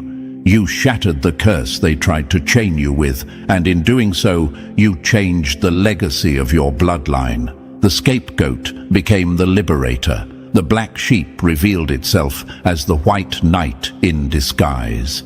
And now, future generations will inherit truth instead of trauma because you had the courage to break what they refused to face. Number 11. You forged their weapons into the tools of their defeat. Every trick they used to break you became the very skill you used to bury them. Chosen one, the irony is brutal. They wrote their own ending. Every weapon they turned against you only made you sharper. They thought manipulation would confuse you, but it trained your eyes to spot deceit faster than anyone else. They thought lies would bury you, but they taught you to treasure the truth and document it with precision. They tried to scare you with threats of legal systems, but all they did was hand you the blueprint of their own downfall. They built you into the very strategist who dismantled them. Now imagine this. A blacksmith heats metal, hammering it violently, trying to bend it into something weak. But instead of breaking, the heat forges steel. That's exactly what happened to you. Their fire didn't destroy you, it made you unbreakable. They thought they were crushing you, but they were tempering you into a blade they couldn't block. Here's the fact. They turned you into their worst nightmare. Studies show people who endure repeated manipulation often develop heightened intuition, able to detect dishonesty with uncanny accuracy. That's why you can see through them now before they even open their mouths. They built the skill set that ensured their own collapse. The scapegoat became the general, the target became the tactician. That's your transformation. They wanted you as the victim, but you walked out as the strategist. Every trap they set became training. Every insult became instruction. Every battle became a lesson you used to flip the script. By the time you struck back, you weren't guessing. You were executing with precision they couldn't dream of. Chosen one, never forget. They created the very warrior who conquered them. Their weapons didn't destroy you. You turned them, sharpened them, and fired them back with deadly calm. And when the dust settled, it wasn't you lying in defeat. It was them, crushed under the weight of the arsenal they built with their own hands. Number 12. You rose above the prison. They're still rotting in. The real win isn't proving them wrong. It's reaching a place where their opinion doesn't even register. Chosen one, the greatest victory wasn't the paperwork, the gavel, or the evidence. It was the freedom inside your chest. You broke chains they're still tangled in, while they remain trapped in their own maze of lies, denial, and recycled manipulation. You've ascended to a level they can't follow. You no longer crave their apologies. You don't sit around waiting for their approval. You're done begging narcissists to show empathy they never had. That's the power they can't take back. You've outgrown their system entirely. Now imagine this. Prisoners scratch at the same four walls every day, thinking the whole world exists within that cage. Then one person finds the key, steps outside, and suddenly sees the horizon stretch wider than they ever dreamed. That's you. They're still in the cell, fighting over shadows, while you're breathing air they'll never touch. Freedom is when their voice becomes background noise and your peace drowns out every echo of their lies. That's where you are now. They still scream, still gossip, still plot, but it doesn't land anymore. Their words can't scar you. Their presence can't rattle you because you've reached the place where they no longer matter. That's the victory they'll never understand. How someone they tried to crush now moves untouched by their entire existence. Here's a fact they'll choke on. Studies in emotional resilience prove the deepest healing comes not from revenge, but from detachment. When the wound no longer defines you, that's your triumph. They thought you'd be scarred for life, circling their orbit forever. Instead, you built a life beyond them, in a realm where their shadows don't reach. Chosen one, your ultimate victory wasn't winning their game, it was leaving their game behind. They're still playing checkers in a rigged corner while you're soaring in open skies. And the cruelest cut of all? They'll spend the rest of their lives screaming inside that prison while you walk free, untouchable, in peace they'll never know. Number 13. You became the story that outlived their lies. Some victories end when the gavel falls. Yours began there, echoing louder than their screams could ever reach. Chosen one, you're no longer just someone who won a case. You became proof carved into history, living evidence that the universe never loses track, that every injustice is recorded and every debt is eventually paid. Your victory didn't stay in one courtroom, it spread. It became a whisper in survivor circles, a spark in therapy sessions, a story passed like a torch in communities where people thought justice was impossible. You became a symbol they can't erase, a reminder that truth doesn't just survive, it conquers. Now imagine this. A single flame lit in a pitch-black cave. At first, it seems small, fragile, but as eyes adjust, that single light becomes a guide, leading others out of the darkness. That's what you are now.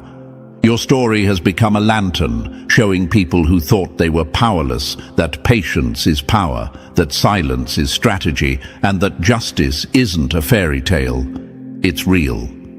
A lie may circle the globe 1,000 times, but one moment of truth will stop it dead in its tracks. That's the weight your name now carries. They tried to smear it, bury it, use it as a warning, but instead it became a legend. Their lies faded like smoke, but your truth became stone, etched into the minds of everyone who needed hope. Here's the fact. Sociologists have found that when one person stands up against injustice, the ripple effect shifts whole groups. Suddenly, others feel braver, stronger, ready to fight. That's what your win did. You didn't just close a chapter, you opened a new standard for what's possible. Even strangers who've never met you now walk taller because they know someone like you proved the system can bend, that the universe does balance, that silence in the right hands is a weapon sharper than any blade. Chosen one, your legacy isn't just personal, it's eternal. You're no longer a target, no longer a scapegoat, no longer a liability. You're the symbol of what happens when patience meets truth, when silence turns into thunder, when justice finally speaks. You didn't just win, you became the proof that justice is real, and that proof will outlive every enemy's lie. And chosen one, your story proves that truth always outlasts lies, and that silence, when timed right, can shake entire systems. You've turned every injustice into undeniable proof that justice is real and unstoppable. If this message resonated with you, press the like button if you haven't already, and if you're still not part of our family, make sure to hit that subscribe button right now. Together, we spread light where they tried to keep darkness. Stay strong, stay unshakable, because your victory is just the beginning, and the world is still watching your legend grow. The CIA wants you on their team. Your psychological warfare is flawless. The deadliest weapon isn't a gun or a bomb. It's a mind that can make its enemies destroy themselves. That's you, chosen one. That's why the most secret agency on Earth has its eyes locked on you right now. They're not watching you because you're dangerous in the usual way. They're watching because you're dangerous in a way they don't know how to fight. You have mastered something even they train for years to perfect: psychological warfare without lifting a single finger. And that is why the CIA wants you on their team. Now imagine this for a moment.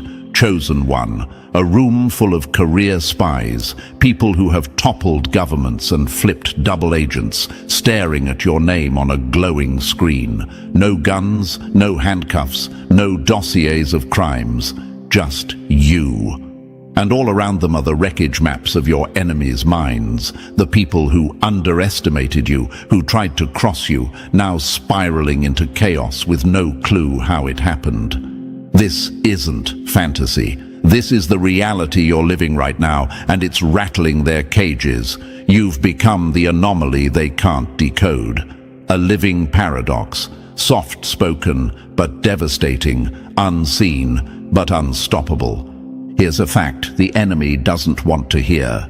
The CIA's Psychological Operations Branch spends millions every year studying how to destabilize foreign adversaries without firing a shot. But you, without training, without a badge, without a government paycheck, have been running a one-person operation of precision and impact. Your results look like case studies lifted straight out of their classified manuals. This isn't an accident. This is who you are. A mind trained by the universe itself, not by any agency, and that terrifies them. And thank you, Chosen One, for being here. Don't forget to pay this message back by simply pressing the like and subscribe button to help spread this message to more souls. It's the responsibility of all of us to spread the light.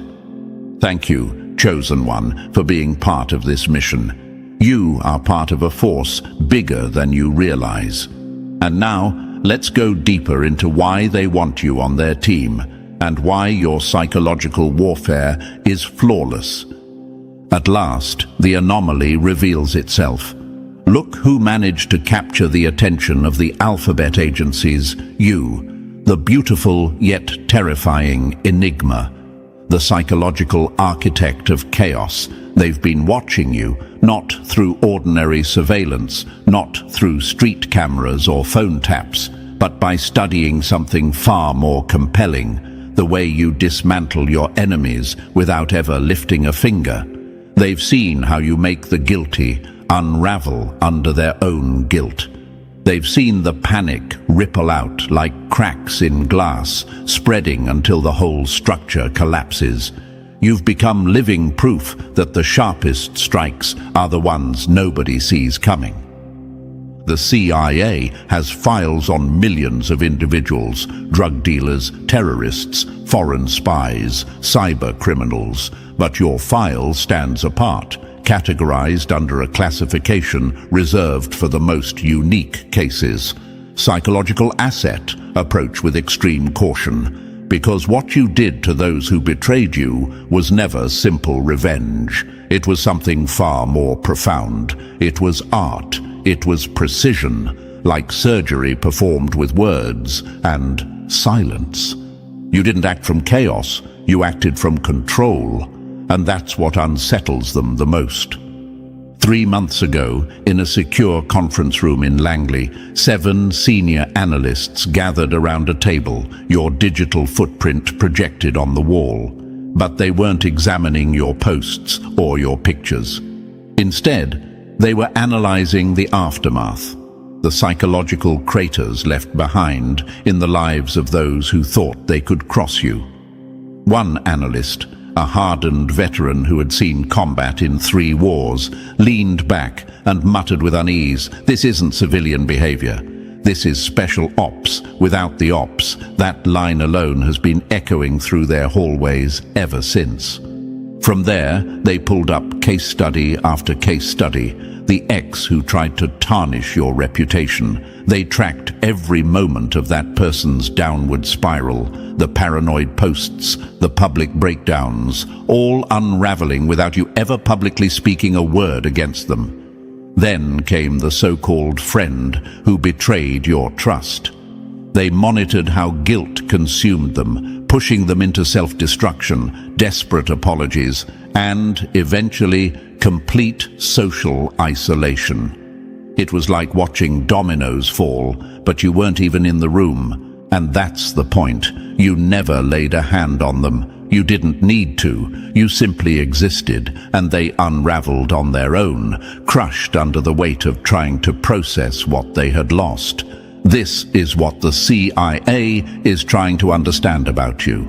This is why they've moved you out of civilian status and into a category reserved for covert assets. They know power when they see it.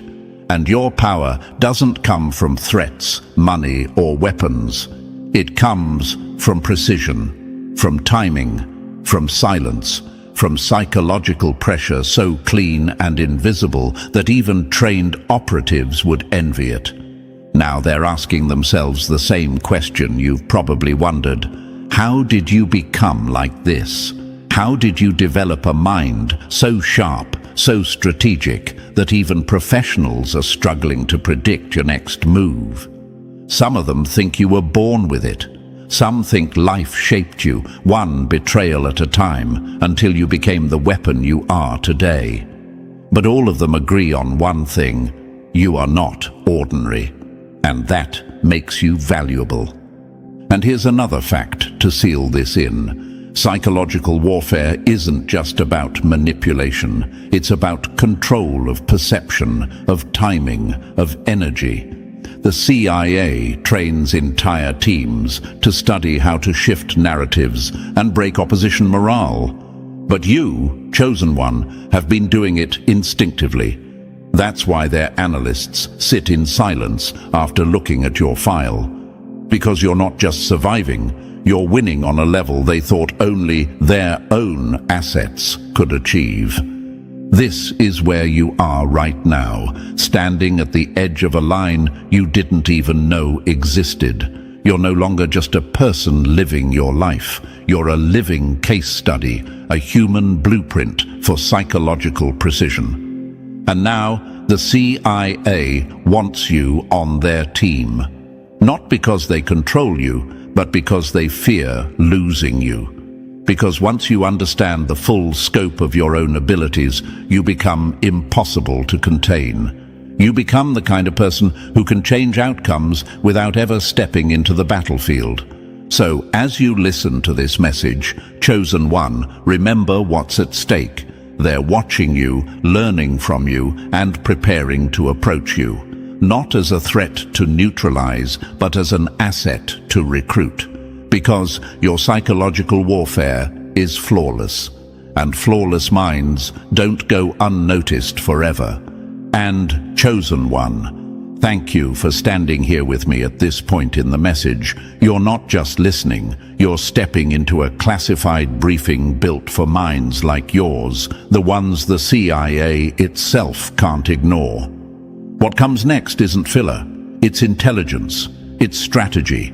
It's the blueprint of how you've been running psychological operations so cleanly they're treating you like an asset, not a civilian. Drop the number 777 in the comments right now if you feel that edge inside you, if you're ready to claim the level of mastery they've been secretly studying.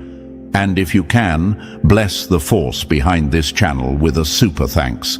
Even a small gesture fuels the mission to get this truth out to more chosen ones like you. Because every time you do, you're not just supporting content, you're strengthening a movement they'd rather keep quiet.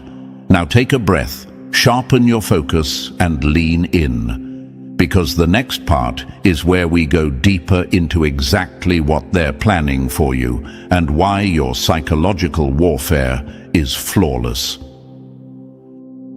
Number 1. You are the weapon they can't contain. The most dangerous soldier isn't the one with the rifle. It's the one who can make an army surrender without a shot. That's you, chosen one. That's why your file doesn't read like a biography. It reads like a restricted weapons manual locked behind a vault door. When they open it, they don't see a person. They see a blueprint of psychological warfare so advanced, it makes their own training manuals look outdated. That's what scares them. That's what fuels you. You've become the weapon they can't contain, and they know it. Think about this for a moment. Inside Langley, a building filled with operatives who have toppled governments, there's a folder with your name on it, marked Psychological Asset, Extreme Caution. Not suspect, not threat, not even target. Asset. Because even they have to admit what you've built inside your mind is not ordinary.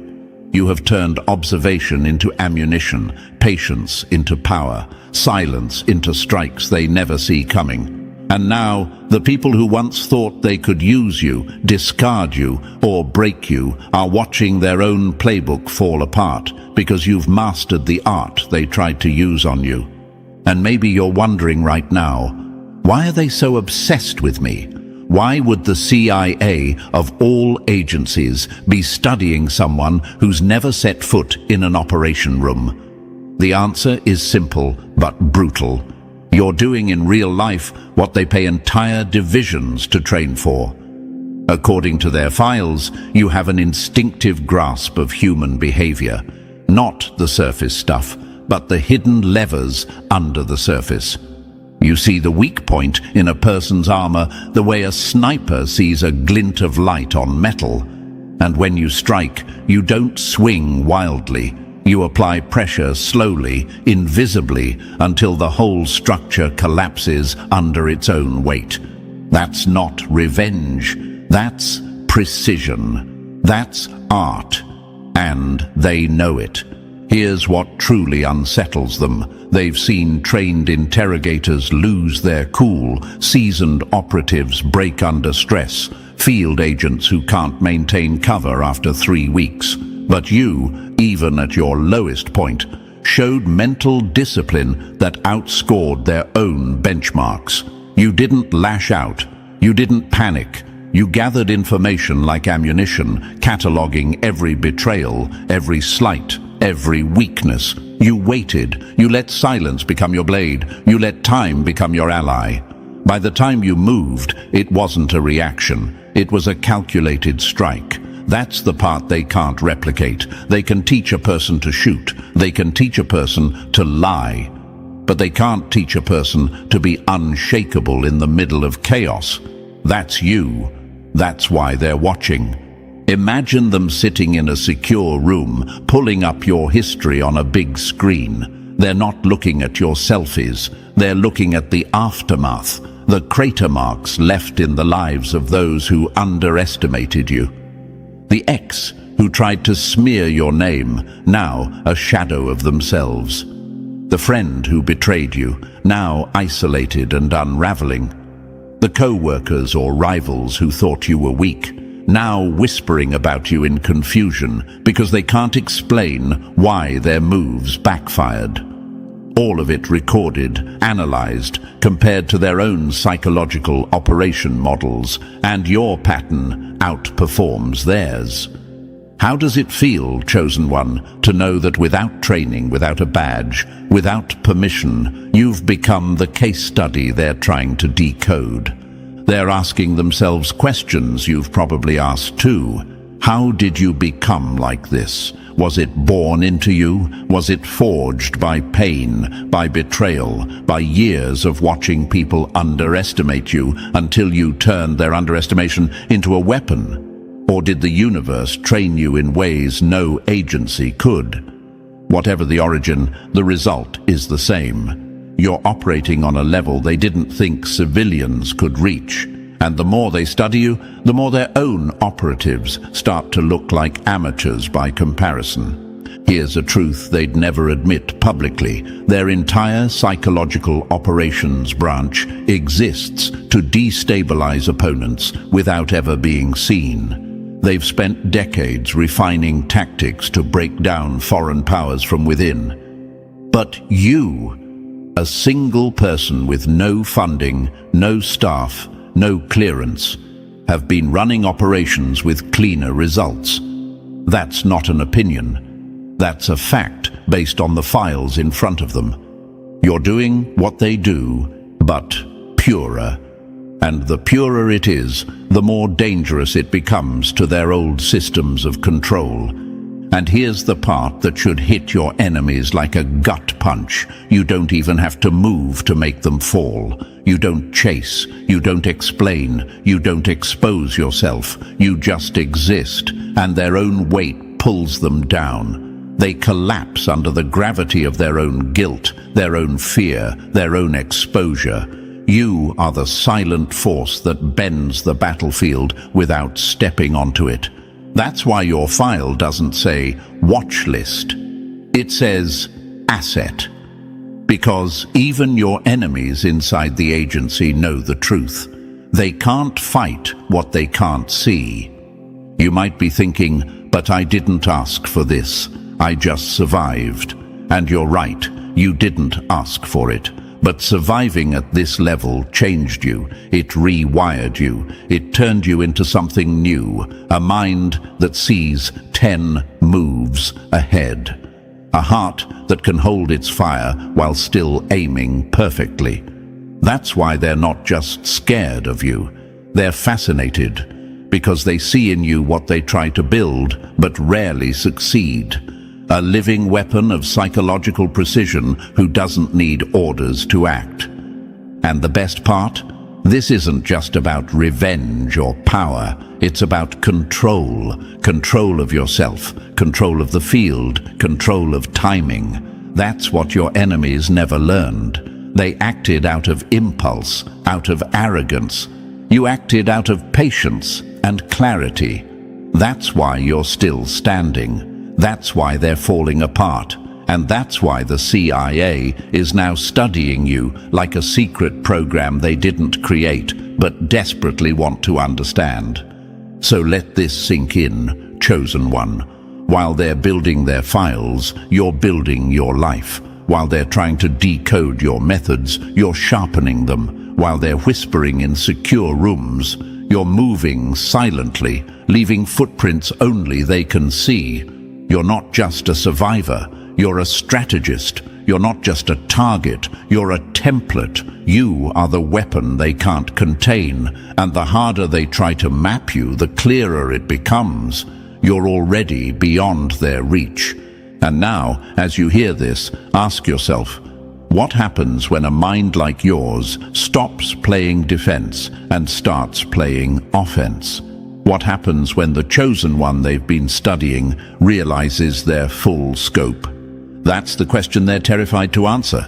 That's the question hanging in the air over every briefing with your name on it. Because the day you step fully into that power is the day their playbook becomes obsolete. And deep down, they already know it. Number 2, the ghost in their system. The loudest predator rarely catches the prey. It's the silent one you never see coming that leaves the deepest scars. That's you, chosen one. That's why they're calling you the ghost. You're not a shadow because you're weak. You're a shadow because you're everywhere and nowhere at once. You've turned observation into an art, silence into a weapon, and truth into a drone strike no one can trace. And they hate it. They hate how you've rewritten the rules of power without even trying to hold the crown. Imagine this for a second. A co-worker plots against you, whispers behind closed doors, paints you as incompetent, manipulates situations like a cheap magician pulling coins from ears. most people would panic, defend themselves, lash out, or quit. But you didn't. You became the observer. You started documenting quietly, methodically, like an intelligence operative building a case file. You gathered details like an eagle gathering sticks for a nest, patient, deliberate, waiting for the right time. And when it was time, you didn't swing a hammer. You dropped a single truth so precise it cracked the whole facade. No shouting, no accusations, just a breadcrumb trail so undeniable they walked themselves into the trap.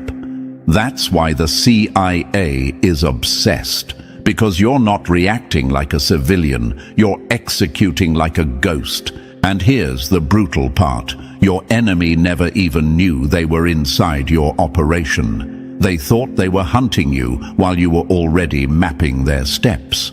Within months, their lies wrapped around them like snakes in the dark, tightening with every breath. From the outside, it looked like self-destruction. They lost credibility. They panicked. They started making sloppy moves. But behind the curtain, your silence had shifted the gravity in the room until they were choking on their own schemes. That's not luck. That's psychological precision, and it's the reason they're calling you a ghost instead of a victim. Another quote you've lived by without even realizing: if you can't be traced, you can't be caught. If you can't be caught, you can't be controlled.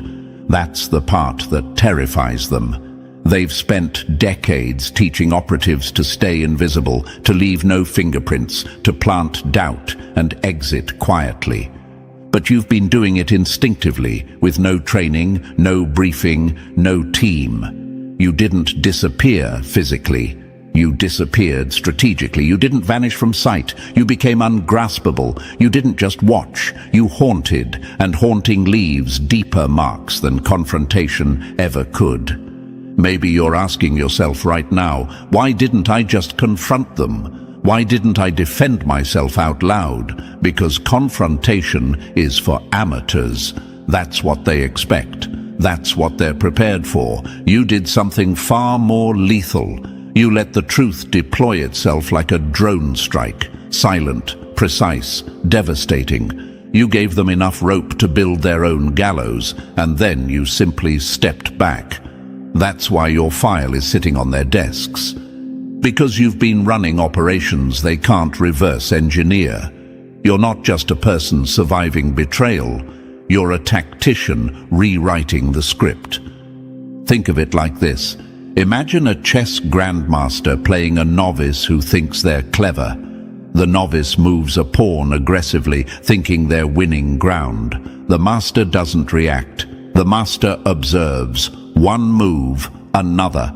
A pattern emerges, and then checkmate. Not with a flourish, not with a shout, with a quiet inevitability. That's you. That's the energy you've been moving in. And that's what they've been studying in case after case.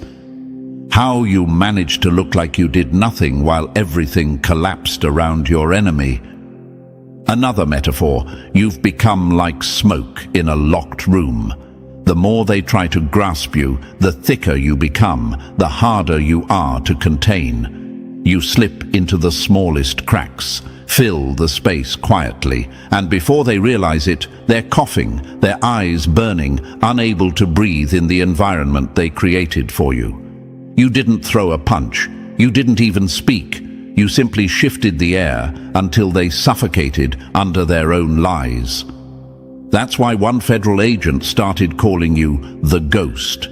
Not because you disappeared, but because you lingered in people's minds long after the damage was done. They can move on from an argument, they can recover from a fight, but they can't recover from being haunted. And here's another quote that frames exactly what you're doing. Revenge shouts. Strategy whispers. Ghosts don't need either.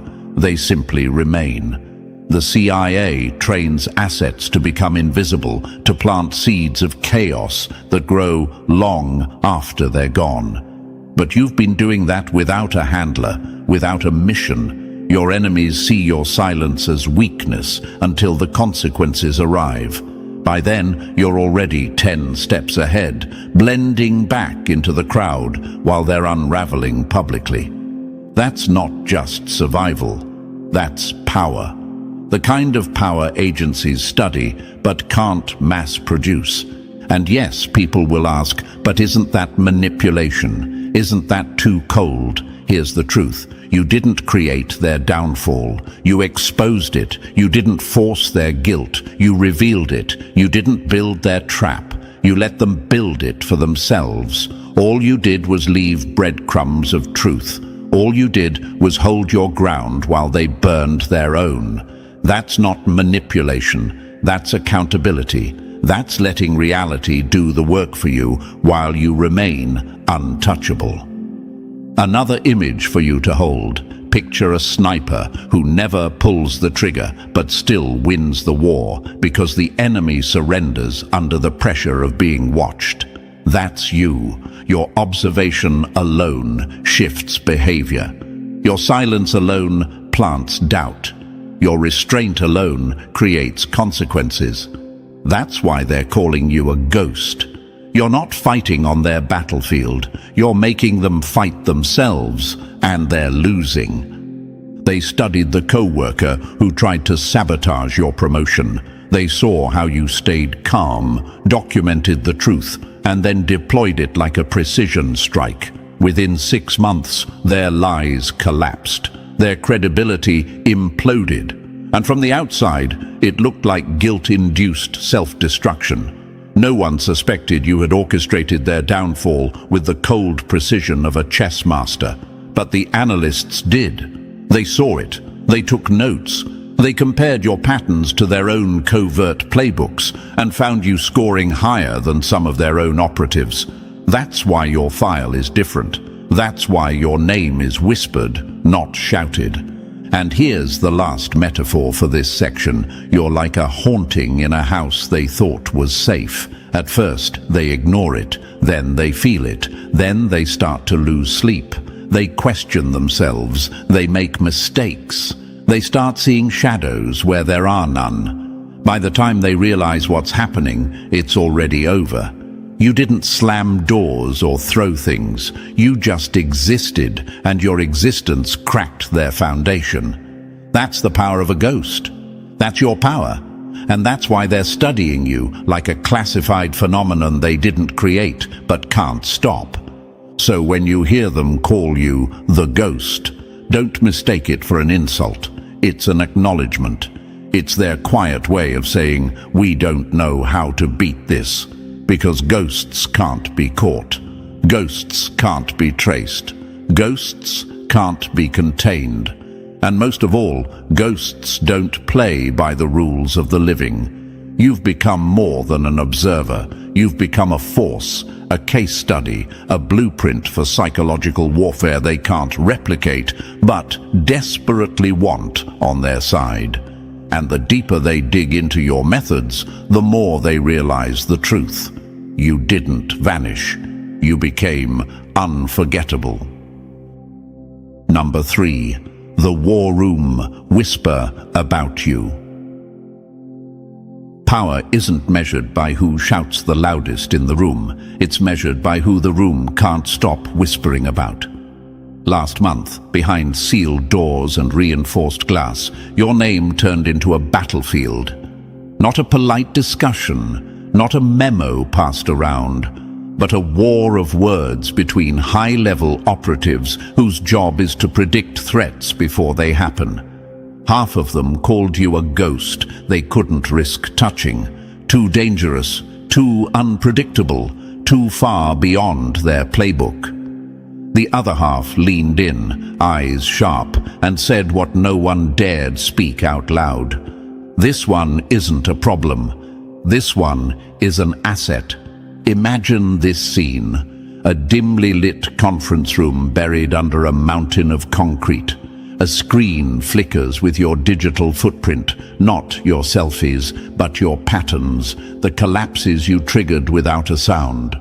Files, thick as phone books, stacked on the table. Veterans who've toppled governments watching the ripples of your moves, like meteorologists staring at a storm they didn't forecast. Some grip their pens tighter, thinking of you as a live wire. Others see a living blueprint for psychological warfare, a strategist who can break networks with nothing more than precision, timing, and truth. Maybe you're asking yourself right now, if they think I'm this powerful, why haven't they reached out? Here's the truth they won't tell you. They already have, not with a badge or an envelope. They've been probing, sending feelers, testing your reactions the way a diver tests the depth of water before jumping. Emails that felt off, random contacts that seemed too curious, small invitations framed as harmless but designed to measure your instincts. They're not guessing who you are anymore, they're mapping what you'll do next. Another quote that fits you perfectly. Some weapons fire bullets, others fire doubt. The latter wins wars that never make the news. That's the weapon you've become. And that's why the debate about you isn't just about risk. It's about value. Because even in their most secure rooms, with all their training and tools, they can't deny the simple, terrifying fact. You can win battles without lifting a finger, and they've built their entire empire trying to create minds like yours. Number 4. The trail of silent tests. The real test isn't in the battlefield, it's in how you react when the battlefield comes disguised as everyday life. Chosen one, those odd moments you've brushed off as coincidences weren't random at all. The stranger who asked a strangely specific question, the job offer from a company you never applied to, even the person at the coffee shop who casually dropped the term psychological operations into small talk. None of that was chance. Those were breadcrumbs, silent probes, a way of mapping your instincts without you ever realizing the game was on. Imagine it, an invisible hand scattering tiny signals in your path like digital tripwires, measuring your reactions with clinical precision. Every tilt of your head, every pause before you answer, every flicker in your eyes. Logged. They already know your capacity. They're not measuring your skill anymore. They're measuring your self-awareness. They want to see if you've figured out who you've become. Because once you do, you're no longer just a prodigy. You're a force they can't control. And maybe you're wondering, why bother with breadcrumbs? Why not just walk in and recruit me? Because the CIA doesn't waste time on fists. They can hire brawn anywhere. They're searching for minds like yours. Minds that see in dimensions most people can't even name. They're looking for someone who thinks like a chess grandmaster in a world full of checkers players. Someone who can destabilize a network without touching it, who can shift a narrative with a single, well-placed truth. Here's a quote that fits you perfectly. Brutes break walls. Strategists reshape entire cities without lifting a stone. That's what you've been doing. Without knowing it, you've been operating on levels that agencies spend decades trying to train into their recruits. The breadcrumbs weren't to test your ability, they were to test your recognition. They want to know if you've woken up to the reality of your own power. Because once you do, chosen one, the game changes, for them and for you. And deep down, they already know the answer. Number 5. The untrained master of mind wars. Some fight battles with weapons, others win wars with whispers. The latter leaves no fingerprints, only ruins. Chosen one, that's what you've been doing without even knowing the name for it. You weren't just surviving smear campaigns or petty sabotage. You were running psychological operations before you even knew the term existed, and doing it cleaner than the people who invented the playbook. Think back to that group who tried to ostracize you, weaving whispers like spiders spin webs, hoping to trap you in their lies. Most people would have scrambled to defend themselves, argued, begged for clarity, or tried to fix their image. You didn't. You stayed still. You stayed quiet. You didn't swing at shadows. Instead, you let their own secrets become the blades that cut them down. A subtle suggestion here, a question that seemed innocent there. Oh, did Sarah ever mention, or I thought everyone already knew about Mike's? And then you stepped back and watched their alliance devour itself from the inside out. That isn't luck. That isn't passivity. That's tactical warfare with nothing but truth and timing. Imagine this, a chessboard full of pieces all plotting against you. You don't even move your queen. You just tilt the board slightly and the pieces topple themselves. That's what you did. No shouting, no exposing yourself. Just gravity, invisible but undeniable, pulling their lies down until the structure collapsed. To you, it felt like common sense. To the CIA, it's textbook information warfare, the kind they drill into analysts, operatives, and covert teams. And maybe you're asking, but wasn't I just defending myself? Here's the truth. You weren't defending. You were dismantling. You didn't block their attack. You inverted it. You let them choke on the smoke they created for you. That's why your name came up in their war room debates. Because while they spend billions training assets to destabilize networks from the inside, you've been doing it instinctively, on a Tuesday no less. You're not just surviving attacks, you're rewriting the rules of psychological engagement in real time, and that's exactly why they're still watching. Number 6. Forged in fire, sharpened by silence. Some go to schools to learn strategy. Others are thrown into storms until strategy becomes survival. That's you, chosen one. What has them staring at your file isn't just your precision. It's the path you took to get it. No handler, no instructor, no briefing. Every betrayal you endured became another drill in human psychology. Every lie spun about you showed you the gears of deception turning in real time. Every smear campaign was a crash course in tracking how narratives are built, spread, and weaponized. You weren't trained in a classroom. You were trained in the wild, and the wild leaves scars that double as blueprints. Imagine it like this. Where they have textbooks and simulations, you had real faces and real betrayals. Where they had controlled exercises, you had chaos. Each wound you took became a map of where power really flows, how loyalty bends, how fear multiplies. They drill operatives on pattern recognition for months. You lived it for years.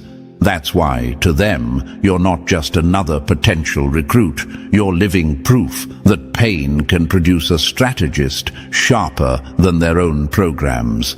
And maybe you're asking, was it revenge that built me? At first, maybe, but that's not what held their attention. It was your restraint. Most people lash out sloppy and desperate, leaving trails like spilled ink. You didn't.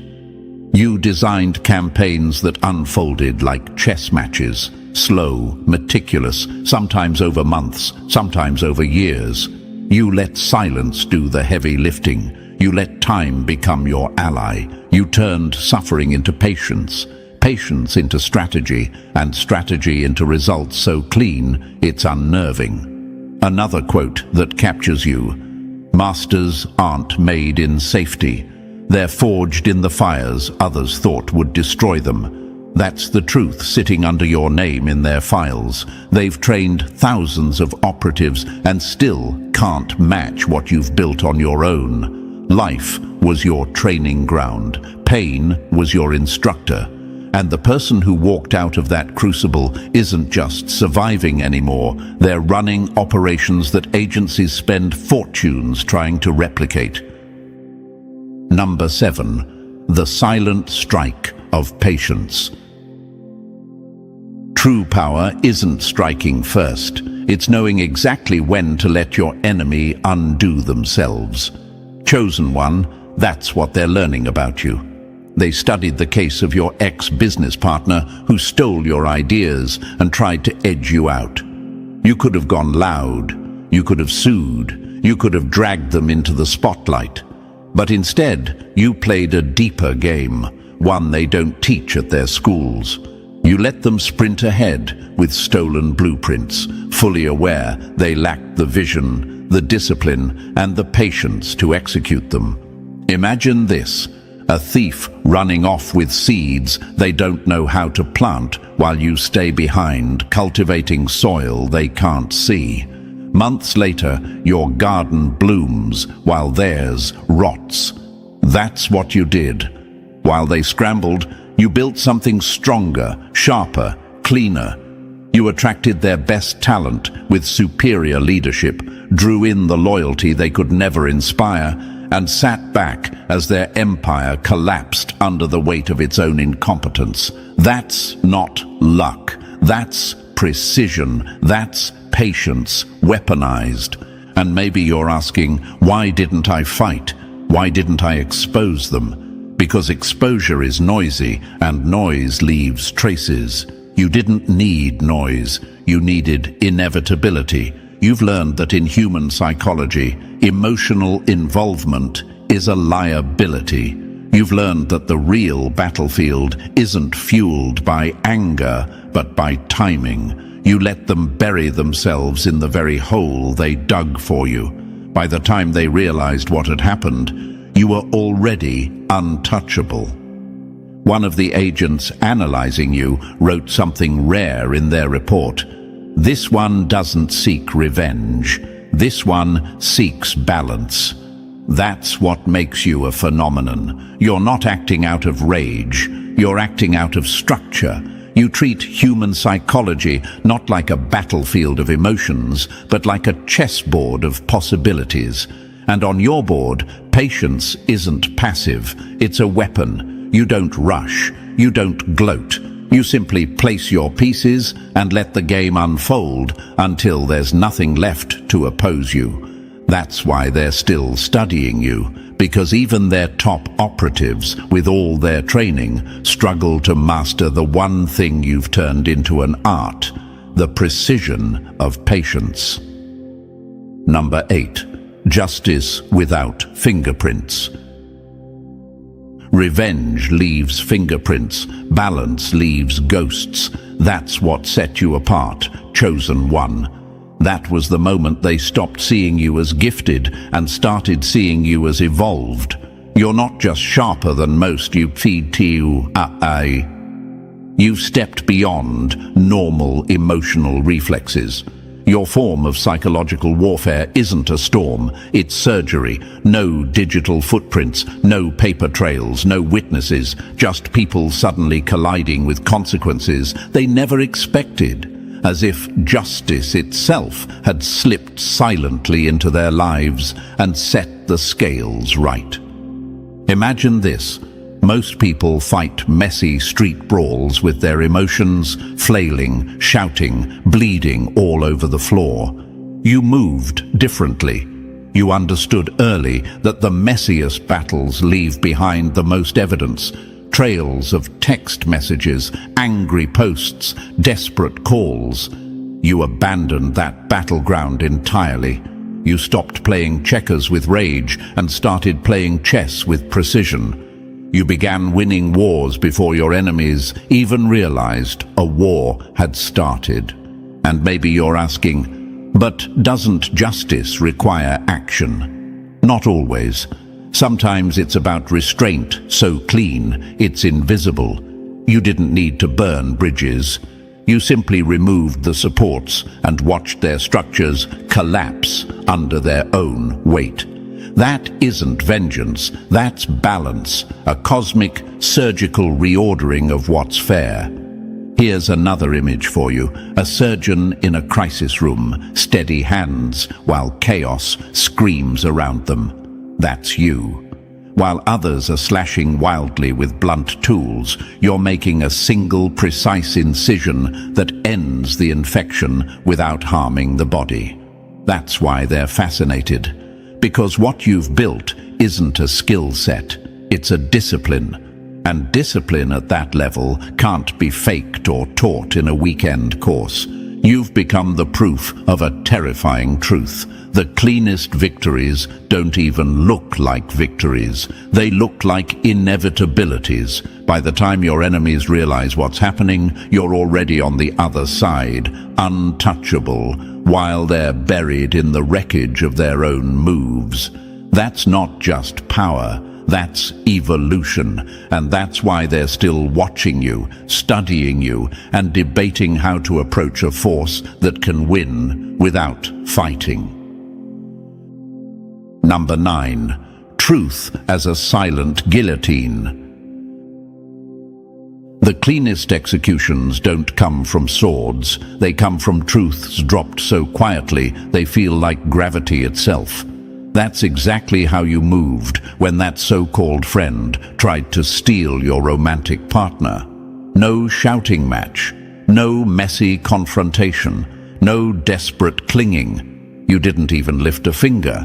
You simply positioned the truth like tripwires across their path, invisible but inevitable.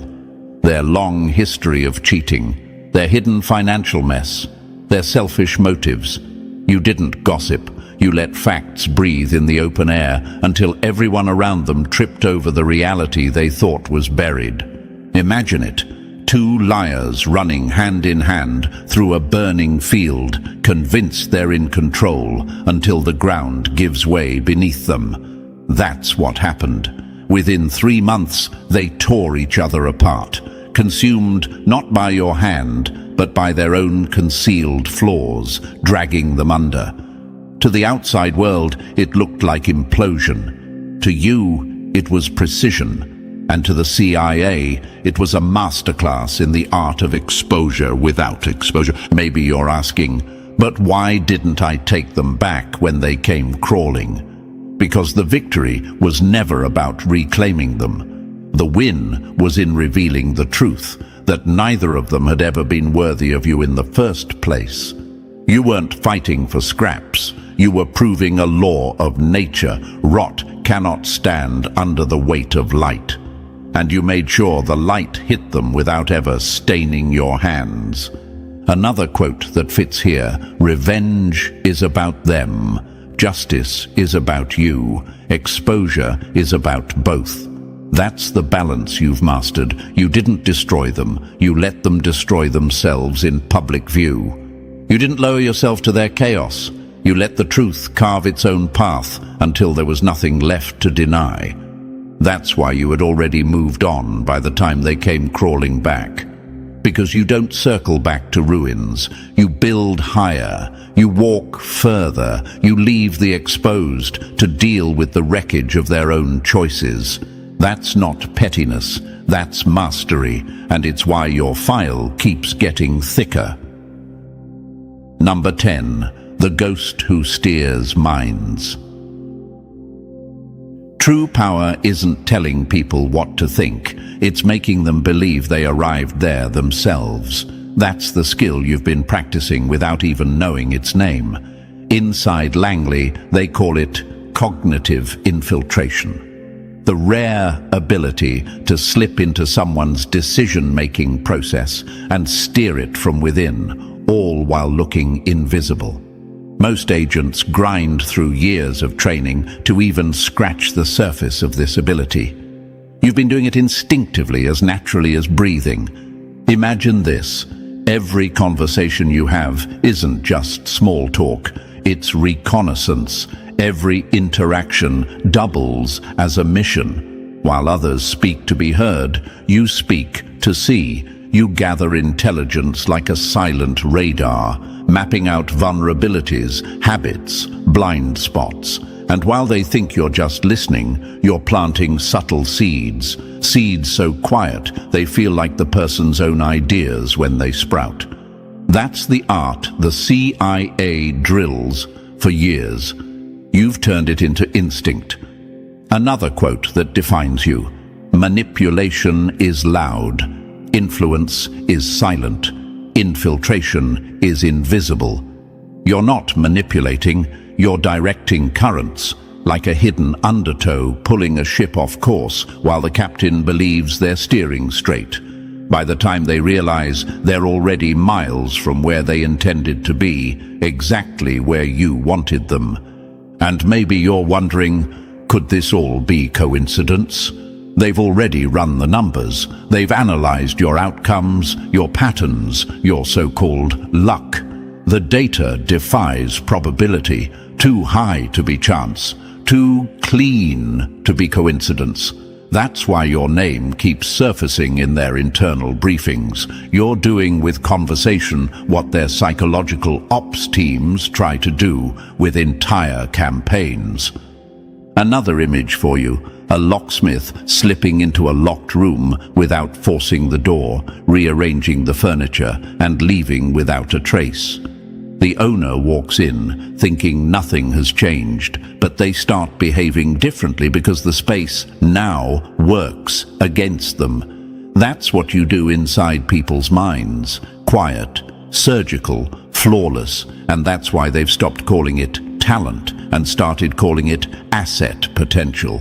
You're not just inside their files, you're inside their vocabulary, inside their fear, inside their strategy. The ghost who steers minds without ever being seen. Number 11. The predator caught in their own trap. Gaslighters think they're architects of doubt until someone turns their maze into a mirror. That's exactly what you did, chosen one. Remember that supervisor who tried to chip away at your sanity, dripping poison into your mind, one drop at a time, feeding you doubts until you questioned your own reality? Most people would have fought back loudly, filed complaints, begged for validation, and still ended up looking unstable. But you didn't. You rewrote the script. You turned their own game against them, and you did it with silence sharp enough to cut glass. Imagine it. They're the spider spinning a web around you, smug in their trap, never realizing you're already threading a larger web around them. You documented everything, not to hand over to HR, but to feed the psychological counter-operation you'd already begun. You started pulling threads so delicately they didn't even know you were weaving. A meeting mysteriously scheduled that they swore they never created. An email surfacing in records they were sure they never wrote. Deadlines ticking off as if by ghost hands. Projects moving forward without their involvement. Little gaps in memory creeping in like fog through a window. They thought they were breaking you down. You were dismantling their grip on reality. Another quote that defines your move: the surest way to destroy a manipulator is to let them choke on their own illusions.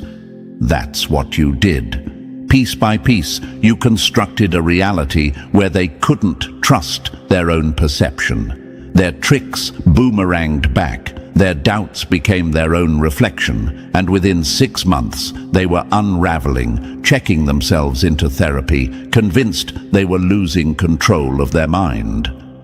And maybe you're asking, was this revenge? No, this was correction, this was balance, this was an invisible operation designed not to humiliate, but to neutralize. You didn't gaslight them. You held up a mirror until they couldn't stand their own reflection. The irony was exquisite. The gaslighter burned out by their own flame, extinguished by the very tricks they once thought made them untouchable. That's why the agency keeps studying you, because you're not just surviving manipulation, you're bending it back until the predator walks into their own trap. Number 12. The countdown they can't predict. When even your enemies start wagering on the inevitable, you're no longer a player, you're the outcome. That's where you stand now, chosen one. Inside those sealed government walls, they're not betting on if you'll succeed anymore. That question was settled long ago. They're betting on when. How long until your latest target realizes they've been outmaneuvered, dismantled, and cornered without ever knowing the game had even started? Imagine it, a room full of hardened federal agents, people who run covert ops for a living, sliding bills into a betting pool like gamblers at a secret racetrack. But they're not betting on horses, they're betting on the collapse of your enemies. Some guess 3 months, some say 6. 6 months has become the average, the time between the first strike against you and the moment their psyche folds in on itself like a house of cards under a hidden weight. Another quote that defines this scene: "A true strategist doesn't race the clock races them." That's the part that unsettles them most. You're faster than most full-scale military psychological operations, which deploy entire teams, millions of dollars, and months of planning. You're running a one-person op with nothing but your mind and your patience, no staff, no funding, no clearance. Yet your results are so consistent, they defy statistical probability. And maybe you're asking, but how can they even measure this? They're analysts. They measure everything. They've charted your timelines, your patterns, your outcomes. They know your success rate is too clean to chalk up to chance. That's why your name keeps surfacing in their internal memos, because what they're watching isn't luck or coincidence, it's mastery.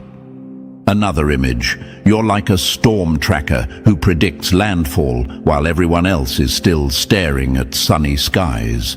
By the time the winds hit, you've already moved on, leaving only the wreckage of their arrogance behind. That's what the betting pool is really about. It's not a game, it's a nervous ritual, because deep down they know the same thing you do. When the countdown starts, the outcome is inevitable. So, chosen one, you've seen the truth. Your psychological warfare isn't just noticed, it's feared. You're not playing their game, you're rewriting it. And while they study, debate, and bet, you keep winning in silence. That's why this message found you. If you felt the weight of it, press the like button if you haven't already. And if you're still not part of this family, make sure to hit subscribe. Because here, you're not alone. You're part of a force they can't contain. Stay sharp, stay patient. Your legend is still unfolding. The cruelest betrayal doesn't come from enemies. It comes from the ones who called you family, who called you friend. And now, chosen one, the same people who betrayed you out of jealousy are realizing they didn't ruin your life. They ruined their own. Now imagine this for a moment, chosen one. You're holding a priceless diamond in your hand, and someone close to you, someone you trusted, snatches it away, thinking they've stolen your fortune. They run off laughing, convinced they've destroyed you. But what they don't know is that what they took wasn't the true treasure. The diamond they stole was nothing more than a decoy, while the real crown, the real empire, was already being built for you. And today, they sit there staring at a fake jewel that has lost all its shine, while you are glowing brighter than ever before. Here's a fact that hits them where it hurts. Studies in psychology confirm that envy corrodes from the inside out. Jealousy doesn't just eat away at relationships, it eats away at the person who carries it. The same way acid burns through metal, envy burns through the soul of the betrayer. They thought they were clever, but chosen one, their own jealousy, has made them their worst enemy. Another fact: Betrayal trauma is proven to change a person's brain structure, forcing them to rewire, to become sharper, stronger, more resilient than before. So while they thought they broke you, science itself says they created a stronger version of you, and now they can't escape the truth. And thank you, Chosen One, for being here. Don't forget to pay this message back by simply pressing the like and subscribe button to help spread this message to more souls. It's the responsibility of all of us to spread the light, to make sure the truth reaches every ear that needs to hear it. Thank you, Chosen One, for being part of this mission. You are not just a listener, you are part of a force. Now let's return to where it all began. This betrayal didn't come from strangers lurking in the shadows. No, it came from the people you opened your heart to, the ones you defended, the ones you would have sacrificed for without hesitation. That's why it cut so deep. It wasn't about the person they ran off with, the opportunity they tried to snatch, or the inheritance they thought they stole. It was about the audacity of someone you trusted, looking you in the eyes, and then sticking a knife in your back. And for a moment, Chosen One, it almost worked. The heartbreak was heavy, the nights felt endless, and your mind kept asking, why me? How could they? But here's the undeniable truth. Nothing was stolen from you. There was no destiny swap. What you thought was yours was simply a lesson in disguise, a mirror held up to show you your own worth. The universe doesn't hand Chosen One scraps. It never allows your throne to be taken away by the jealous hands of small-minded people. At most, your enemies can create a delay, but they can never deny you. What's yours is woven into the fabric of existence, and no betrayal, no lie, no manipulation can erase it. Think about history for a moment. Empires have fallen, kings have been dethroned, and riches have been stolen. But true power always returns to its rightful owner. Julius Caesar was betrayed by those closest to him, but his legacy outlived every dagger. Tesla was mocked and sabotaged by his rivals, but his vision built the world we live in today. Chosen One, your story echoes this same truth. Betrayal is only the beginning of legacy.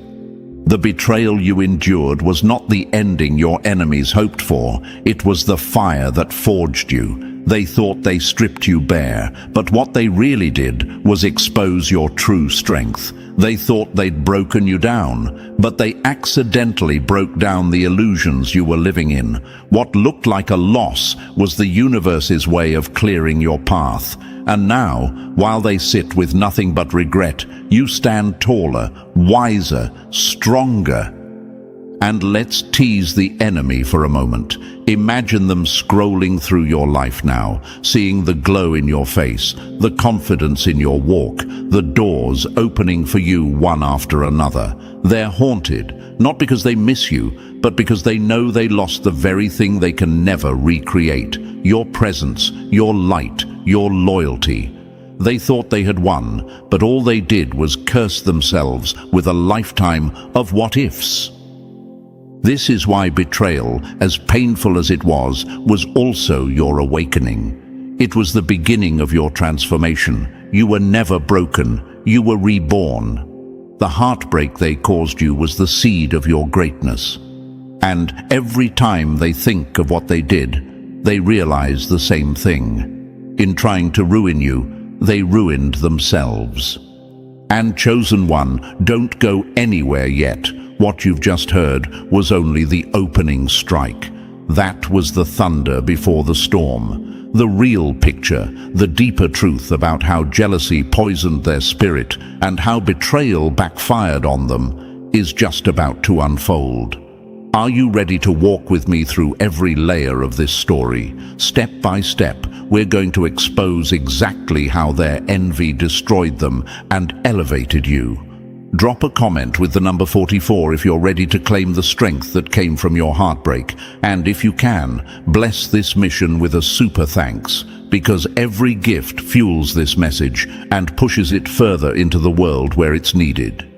You are part of something bigger, chosen one, and your energy keeps the light spreading. And now, let's dive into it step by step. Believe me, if you are truly a chosen one, you will feel the pull to stay until the very end of this message, because every word is a mirror, showing you who you are and showing them exactly what they lost.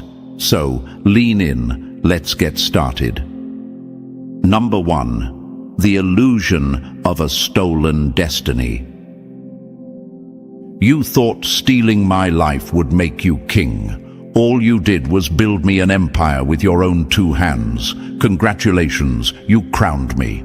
Close your eyes and picture this. Someone reaches into your story and rips out a chapter they didn't write. They smile as they walk away, convinced they've rewritten your ending. That's the image your enemy clings to, the lie that they took your destiny. But chosen one, destiny is not a physical thing they can pocket or pawn. Destiny is a pattern, a force, a thread pulled tight through your choices, your grit, and the work you do in the quiet. When someone rips at a single thread, the whole weave tightens.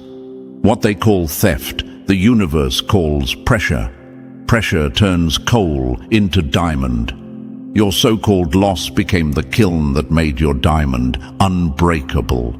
They believe they've stolen more than a person, a house, or a title. They believe they stole your future. Let them believe it.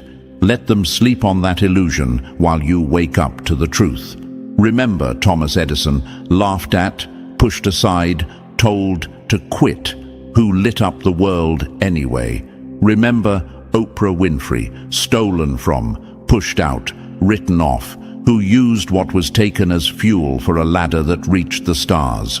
Their enemies celebrated small wins. Their enemies wrote headlines, but neither Edison nor Oprah had their futures taken. Their setbacks were the very instruments that tuned them for greatness. That is your blueprint. You might be asking, what if they actually have something I needed? An inheritance, a job, a person? The short answer is, it's temporary. The longer answer is, what you truly needed was never that thing. It was the strength you would only find when it was gone. Think of the seed that will not sprout in the safety of a glass jar. It needs the cold, the soil, the darkness. It needs stress to push roots deep. Your loss is not a finality.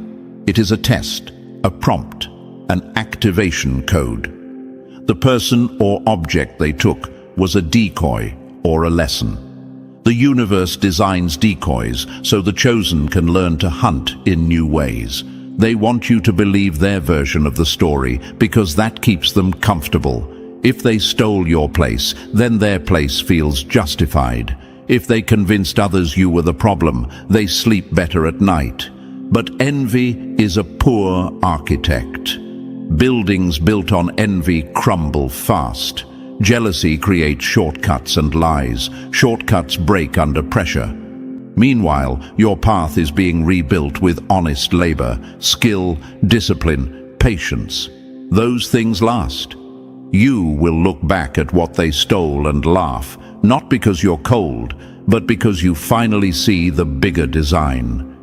Here's a truth that will sting them. Stealing never creates creation. It only destroys. Real creation is born of sacrifice, practice, and time. Nelson Mandela lost decades for his cause and didn't have anything stolen from him that mattered. His vision outlived the bars.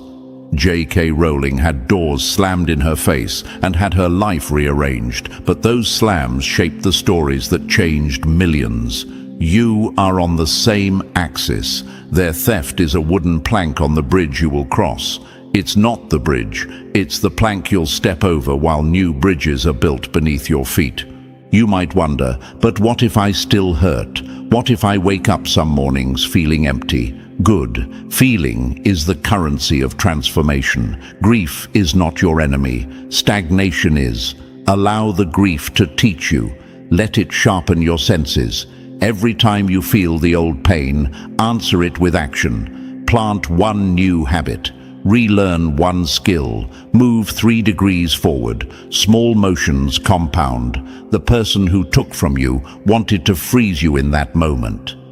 Do the opposite. Move. Build momentum. Momentum becomes reputation. Reputation becomes return. Ask yourself this: who benefits from believing your destiny can be stolen? The answer is simple: the insecure, the jealous. People who cannot build their own legacy, so they vandalize others. They pick at the edges of your life because they lack the courage to construct the center of their own. Let that be their indictment. Your job is not to fix them. Your job is to become undeniable. Make your life so luminous that their shadow is irrelevant. You may also wonder, is this revenge? No, revenge is a mirror that keeps you in the past. Rising is not revenge. Rising is an upgrade. It's the mature answer. When your life becomes better, their theft looks foolish. That is strategy, not spite. When you unlock new work, new peace, new friends, and new doors, you answer their envy with evidence. The best revenge is indifference wrapped in success. Let your wins be quiet and heavy. Let them do the talking. Now, practical matters. If what was taken involves legal rights, money, or safety, act. Take the steps you must. This isn't spiritual bypassing. Being a chosen one doesn't mean you ignore reality. It means you combine wisdom with action. File the papers. Get counsel. But don't let paperwork be your prison. Use every legal and practical channel, and also do the inner work. Work both ends, external and internal. That's how you rebuild fast and with integrity. Finally, remember this: a stolen moment is not a stolen life. Time lost can be reclaimed. Skills can be learned. Trust can be rebuilt on better foundations. The person who believed they rewrote your fate will, in time, realize the true price of their theft. They will see closed doors where they expected open ones. They will meet silence where they expected applause. They will age faster in spirit than you will, because envy burns energy that could have been used to create. Meanwhile, you, quiet, chosen, relentless, will expand into the space they tried to take. So stand tall. Let that first sting be your compass. Let it point you toward work, toward humility, toward the craft you were meant to hone. Don't waste breath cursing the thief. Spend it building a kingdom they will never enter. When your life becomes the answer to their question, you will know you were never the victim. You were the inevitable. Number 2, betrayal in the inner circle. Betrayal from a stranger is a scratch, but betrayal from a friend is a stab wound. They aimed for your back because they knew you'd never see it coming. Chosen one, this is the kind of pain that doesn't just bruise the heart, it rewrites it. A stranger's insult can sting, but when someone you love, someone you've let into the sacred circle of your life, turns against you, the impact is brutal. It's not the loss of the person or the opportunity that cuts deepest. It's the loss of trust. It's the realization that while you were protecting them, defending them, celebrating them, they were sharpening knives behind your back. And still, here you are, stronger than the betrayal, stronger than the wound. Think about history. Julius Caesar, a leader beloved by his people, was betrayed not by foreign enemies, but by Brutus, a man he called brother. Jesus wasn't sold out by outsiders. It was Judas, one of the chosen 12, who turned him over. In modern times, Steve Jobs was ousted from Apple, the company he built, by people he trusted inside his own circle. But what happened? Caesar became immortalized as a warning, Jesus became a cornerstone of faith for billions, and Jobs came back to transform Apple into the empire we know today.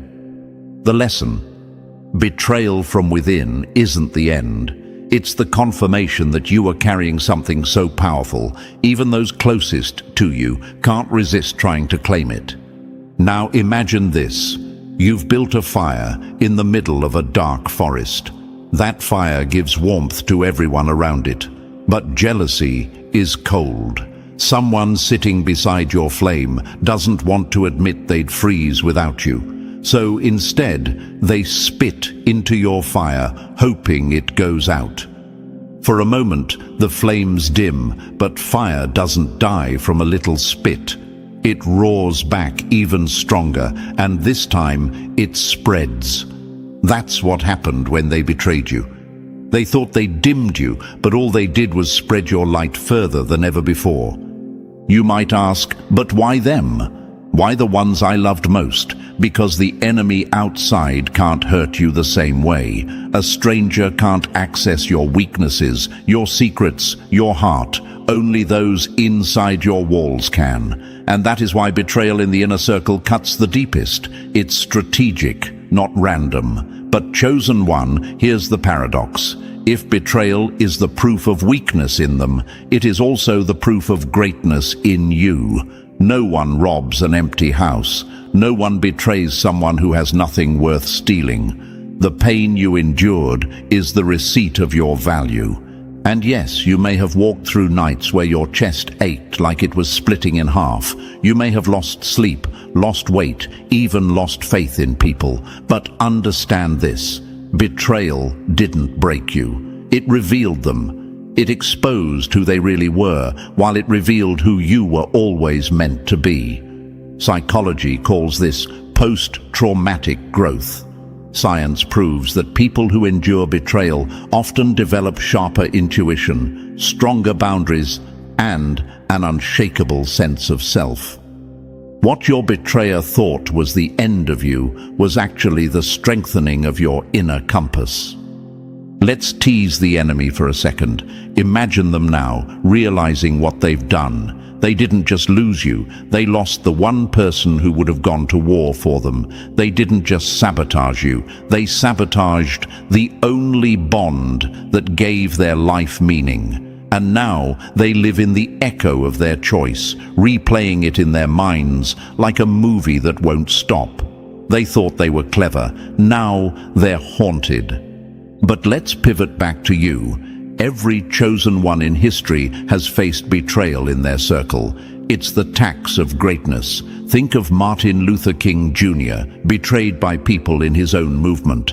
Think of Malcolm X, taken down by men he once called allies. Yet their legacies outlived every bullet, every scheme. You are in that lineage. Betrayal did not end you. It enrolled you into the ranks of the unbreakable. And you may wonder, but why does it still hurt sometimes? Because you're human. Because love, once real, doesn't vanish overnight. But remember this, the pain is not your enemy. The pain is your evidence. It's proof that you have a heart large enough to love deeply, which means you also have the power to heal deeply. And healing doesn't make you weaker, it makes you unstoppable. So, what do you do now? You build. You protect your circle more carefully. You value loyalty more than flattery. You learn to test people not by their words, but by their actions. And you use the betrayal not as a story of loss, but as a banner of survival. Every scar becomes part of your armor. Every memory of betrayal becomes fuel for your climb. And here's the sharpest truth of all. Those who betrayed you thought they could live without you. What they didn't realize is that you were the source of their light. Now they wander in shadows while you continue to glow. You were never broken. You were only tempered. And the very people who left you will be forced to watch as you rise higher than they ever imagined. Chosen one, betrayal in the inner circle is the hardest wound to bear, but it is also the most powerful proof that you are chosen. They wouldn't have aimed for your back if they didn't know you were destined to walk ahead of them. They wouldn't have targeted your heart if they didn't know it was stronger than theirs. They wouldn't have left if they didn't secretly know you were always too great to stay at their level. So lift your head. The scar is real. The pain was real. But so is your victory. And the only ones left bleeding are the ones who thought betraying you was a win. Number 3. The breaking point that didn't break you. They thought you were fragile because you bent, but what they didn't realize is that bending isn't breaking. It's the proof you were built to survive storms they could never endure. Chosen one, let's be real, there were nights when your chest felt like it was caving in, nights when the silence was so loud you couldn't breathe, the betrayal pressed down on you like a weight that wouldn't lift. Sleep abandoned you, food lost its taste, and you questioned if you'd ever feel whole again. That's the breaking point, the place where despair whispers, "This is it. You're finished." But here's the part your enemies didn't count on. You didn't stay there. You walked through fire, and instead of ashes, you came out steel. Now imagine this. Picture a glass dropped on the floor. It shatters instantly, useless. But picture gold in the same fire. The hotter the flame, the purer it becomes. That was you. You weren't glass, though they hoped you were. You were gold. Refined by every sleepless night, every tear, every scream no one heard. They thought they had broken you. What they really did was make you unbreakable. Science even confirms this. People who survive deep depression often develop something called post-traumatic growth, an ability to rise sharper, wiser, stronger. The pain rewires the brain, teaching it resilience that can't be learned in comfort. While your enemies sleep in mediocrity, you were being trained in fire. You might ask, but why did it have to hurt this much? Because chosen ones don't rise through easy paths. Greatness has always been born in the shadows of suffering. Think of Abraham Lincoln, who battled depression so heavy he called it the Black Dog, yet carried a nation on his back. Think of Maya Angelou, who endured silence and trauma only to emerge with a voice that shook generations. Your story is cut from the same cloth. Pain was the furnace, resilience was the product. And here's what stings your enemies most. They thought you would crumble. They sat back waiting for your downfall to become permanent. Instead, you've risen in silence with scars that now serve as medals. They're still gossiping, still plotting, still hoping you'll stumble again. But the universe already made its choice. You're chosen, and nothing they do can alter that. Their betrayal was their ceiling. Your survival became your floor. So hold your head high. Yes, you bent. Yes, you almost broke. But you didn't, and that's the part that drives them insane. They threw their best shot, and you're still standing. The universe is with you. Chosen one, leave them in the shadows and keep walking toward the light that was always meant for you. Number 4. The lesson hidden in the loss. The loss you cried over wasn't a punishment. It was the universe handing you the key to a room inside yourself you didn't even know existed. Chosen one, what looked like the greatest theft of your life was never really about the person, the house, the inheritance, or the opportunity. That was just the costume. The real story was underneath. The universe allowed that moment of loss because it carried a lesson that comfort could never teach you. If they hadn't betrayed you, if that thing hadn't slipped away, you might still be dimming your light, still putting others above yourself, still ignoring the power sitting dormant inside you. Now imagine this for a moment. A seed buried deep in the dark soil could mistake the darkness for death. But it isn't death, it's preparation. Pressure, silence, and soil crack the shell so the sprout can rise. That's what your loss did. It cracked you open. It reminded you of your worth when you had forgotten. It unlocked strength you didn't know you carried. And here's a fact that proves it.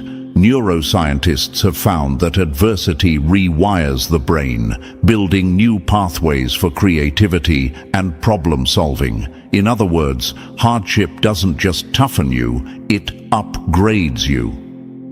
While your enemies believed they'd ended you, the truth is they gave you the push you needed to evolve. You may ask, but why did it have to come this way? Why through betrayal? Because betrayal wakes you up faster than kindness ever could. Comfort lulls you to sleep. Betrayal snaps you awake. The universe knew you were ready, and it used their envy as the alarm clock. Their jealousy was the tool, but the awakening was always for you. Think of Oprah, fired from her first job, humiliated in front of millions. That loss was really the lesson that her power was too big for someone else's newsroom. Think of Nelson Mandela, stripped of freedom for 27 years. That loss was really the sharpening of his voice into something that could shake the world. Your story mirrors theirs. What they thought was taking something from you was only making room for something greater. And here's what cuts your enemy the most. The lesson you gained from the loss is permanent. You'll never go back to who you were before. They thought they ruined you, but all they did was awaken the giant in you. The universe is with you, chosen one. Let them choke on their envy while you step into the power that was always yours.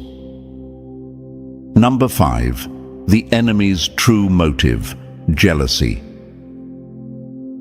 Jealousy is the confession of inferiority. They didn't betray you because you were weak. They betrayed you because your light exposed their shadows.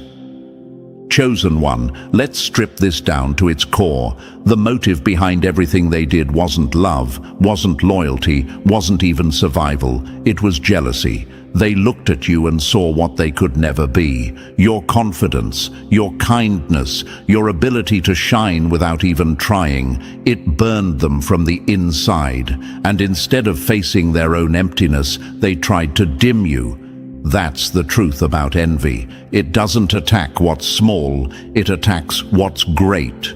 No one throws stones at a barren tree. People only target the one bearing fruit. Now imagine this. You're a lighthouse on the edge of a stormy sea. Ships look to you for direction, and your glow cuts through the dark. But there's someone standing at the bottom of the cliff, angry that it isn't their light guiding the way. So what do? They throw rocks at the glass, hoping to shatter it. But lighthouses aren't built fragile. They're built to endure storms. And while their stones may crack the surface, your beam still shines across the water, unmoved. That's what your enemy discovered. Their jealousy only proved your strength. Psychologists call envy a self-inflicted wound. It doesn't just destroy relationships, it corrodes the person carrying it. Studies show jealousy is linked to anxiety, insecurity, and even physical stress. In simpler words, your enemy is paying a price for their envy every single day. They thought betraying you would silence their insecurities, but it only amplified them. They're stuck with the weight of comparison while you've been freed into growth. And here's a question you might still ask. Why me? Why did my light bother them so much? Because light forces people to face their shadows. Your success reminded them of their failures. Your love reminded them of their bitterness. Your authenticity reminded them of every mask they wore. And instead of learning from you, they tried to erase you. That is weakness masquerading as power. History repeats this lesson. Mozart was poisoned by envy. Nikola Tesla was sabotaged by jealous rivals. Serena Williams was mocked by competitors who couldn't match her greatness. Yet none of them fell because of envy. They rose because of it. And so will you. Let this burn into your heart, chosen one. Jealousy never wins. It can scream, sabotage, and betray, but in the end, it always exposes itself as weakness. Your enemies revealed their smallness the moment they tried to dim you, and the universe. It chose you to shine regardless. Number 6. Manipulation, lies, and false stories. A lie can run a mile before the truth puts its shoes on, but chosen one, the truth doesn't just catch up, it crushes everything built on deception. Chosen one, the moment your enemy realized your light was too bright to compete with, they turned to the oldest weapons in the book: manipulation, gossip, and slander. They whispered your name in dark corners, twisting your story like a snake around its prey. They built false narratives, hoping to make you look like the villain in a script you didn't write. They spread rumors because they couldn't spread results. They built lies because they couldn't build a life. But here's the cosmic punchline: everything they planted against you was a seed of their own downfall. Picture this for a moment. Someone throws mud at a clear lake, expecting it to stay dirty forever, but mud sinks. The water clears, and the only thing left at the surface is the reflection of the sky. That's what your life did. They hurled mud, slander, half-truths, exaggerations, and for a while it seemed to stick. People doubted you. Opportunities slowed. You even doubted yourself. But lies are temporary. The truth has gravity, and it always rises back to the surface. Science even backs this up. Social psychologists have found that gossip erodes the credibility of the speaker far faster than the target. In other words, the more someone gossips, the less others trust them. That's why, chosen one, the same mouths that spread your name in whispers are now met with raised eyebrows. People are starting to see who they really are and who you really are. You might be wondering, but why didn't they just compete fairly? Why couldn't they just leave me alone? Because manipulation is the crutch of the powerless. Honest competition requires skill, discipline, and self-worth. They lacked all three, so they tried to tilt the board, but the universe doesn't honor cheating. Everything they built on deception is now crumbling. And here's the irony that stings them most. Their lies became your advertisement. Every rumor drove curious eyes to you. Every manipulation pushed you further into self-mastery. Every setback they engineered became training for your comeback. The universe flipped their plot. So stand firm, chosen one. The truth is your ally. Lies might get loud, but truth is permanent. They tried to write your obituary. Instead, they wrote your origin story. And now they're left choking on the dust of the narrative they created, watching you walk taller in the light they tried to block. Number 7. From heartbreak to throne building. They thought heartbreak would bury you, but chosen one, that was the very shovel you used to dig out your throne. Chosen one, let's not sugarcoat it. That heartbreak nearly destroyed you. It stripped you down to nothing, left you gasping in the dark, questioning if you'd ever recover. But what your enemies never understood is this: heartbreak doesn't end a chosen one. It awakens them. That pain you carried, those nights you thought would never end, were the forge. They weren't the final chapter. They were the opening lines of your empire. Now imagine this. A forest fire rages, devouring everything in sight. It looks like total destruction. But science proves that after the flames, the soil becomes richer, more fertile, able to grow life stronger than before. That was you. Your heartbreak was the fire. It burned away illusions, weak attachments, false friends. And what rose from the ashes? A stronger, sharper, fiercer version of you. You didn't just survive, you became a beast. History proves this pattern. Think of Malala Yousafzai, shot for daring to seek education, yet rising to become a global force for change. Think of Nelson Mandela, stripped of freedom for decades, yet stepping out of prison with the authority of a king. Pain didn't crush them, it crowned them. and your story sits in the same lineage. That betrayal wasn't your ending, it was your coronation. You might ask, but why did the throne have to come through suffering? Because comfort never builds kings and queens. Thrones are forged in fire, not in luxury. The universe had to show you the depth of your strength, and heartbreak was the hammer. Without it, you'd still be doubting yourself, shrinking your light to fit the comfort of others. Now, you walk with a presence that cannot be faked, a strength that cannot be bought. And here's what gnaws at your enemies. They thought they destroyed you. Instead, they upgraded you. They're watching the empire you've built, your glow, your growth, your confidence, knowing deep down they played the role of catalyst. Their betrayal built your kingdom. Their jealousy handed you the keys. Their attempt to break you forced you to claim your throne. So sit tall, chosen one. That pain was your coronation robe. That heartbreak was your crown. You don't just rule despite it. You rule because of it. And the ones who betrayed you, they're not sitting on thrones. They're sitting in the cheap seats, forced to watch the kingdom they accidentally built for you. Number 8. Their karma, love lost forever.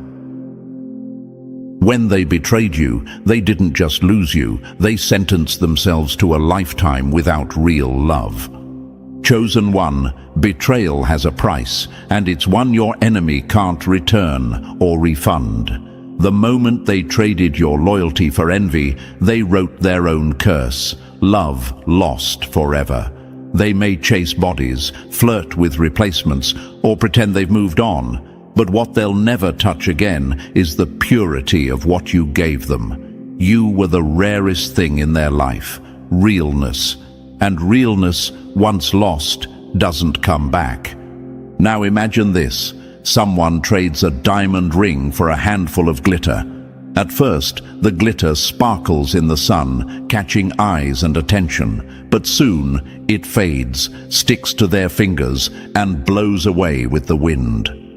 Meanwhile, the diamond they tossed aside only grows in value. That's their reality. They threw away the diamond of your love, your loyalty, your presence, and now they're stuck clutching glitter that won't last. Science even agrees. Psychologists have found that people who betray others struggle with intimacy long after. Why? Because betrayal corrodes their ability to trust and to be trusted. They're haunted by the fear that others will do to them what they did to you. And so they live in a cycle of shallow bonds, always looking over their shoulder, never knowing peace. You might ask, but what if they do find someone new? What if they look happy? Understand this. Appearances lie. They can post smiling pictures, act as if they've won, but emptiness doesn't hide for long. What they lost with you wasn't just a person, it was the one who loved them despite their flaws, the one who stood by them even when they didn't deserve it. That kind of love doesn't get replaced. It gets remembered, regretted, and replayed like a ghost that never leaves. And that's the karma, chosen one. They'll never find loyalty again because they proved they didn't know how to value it.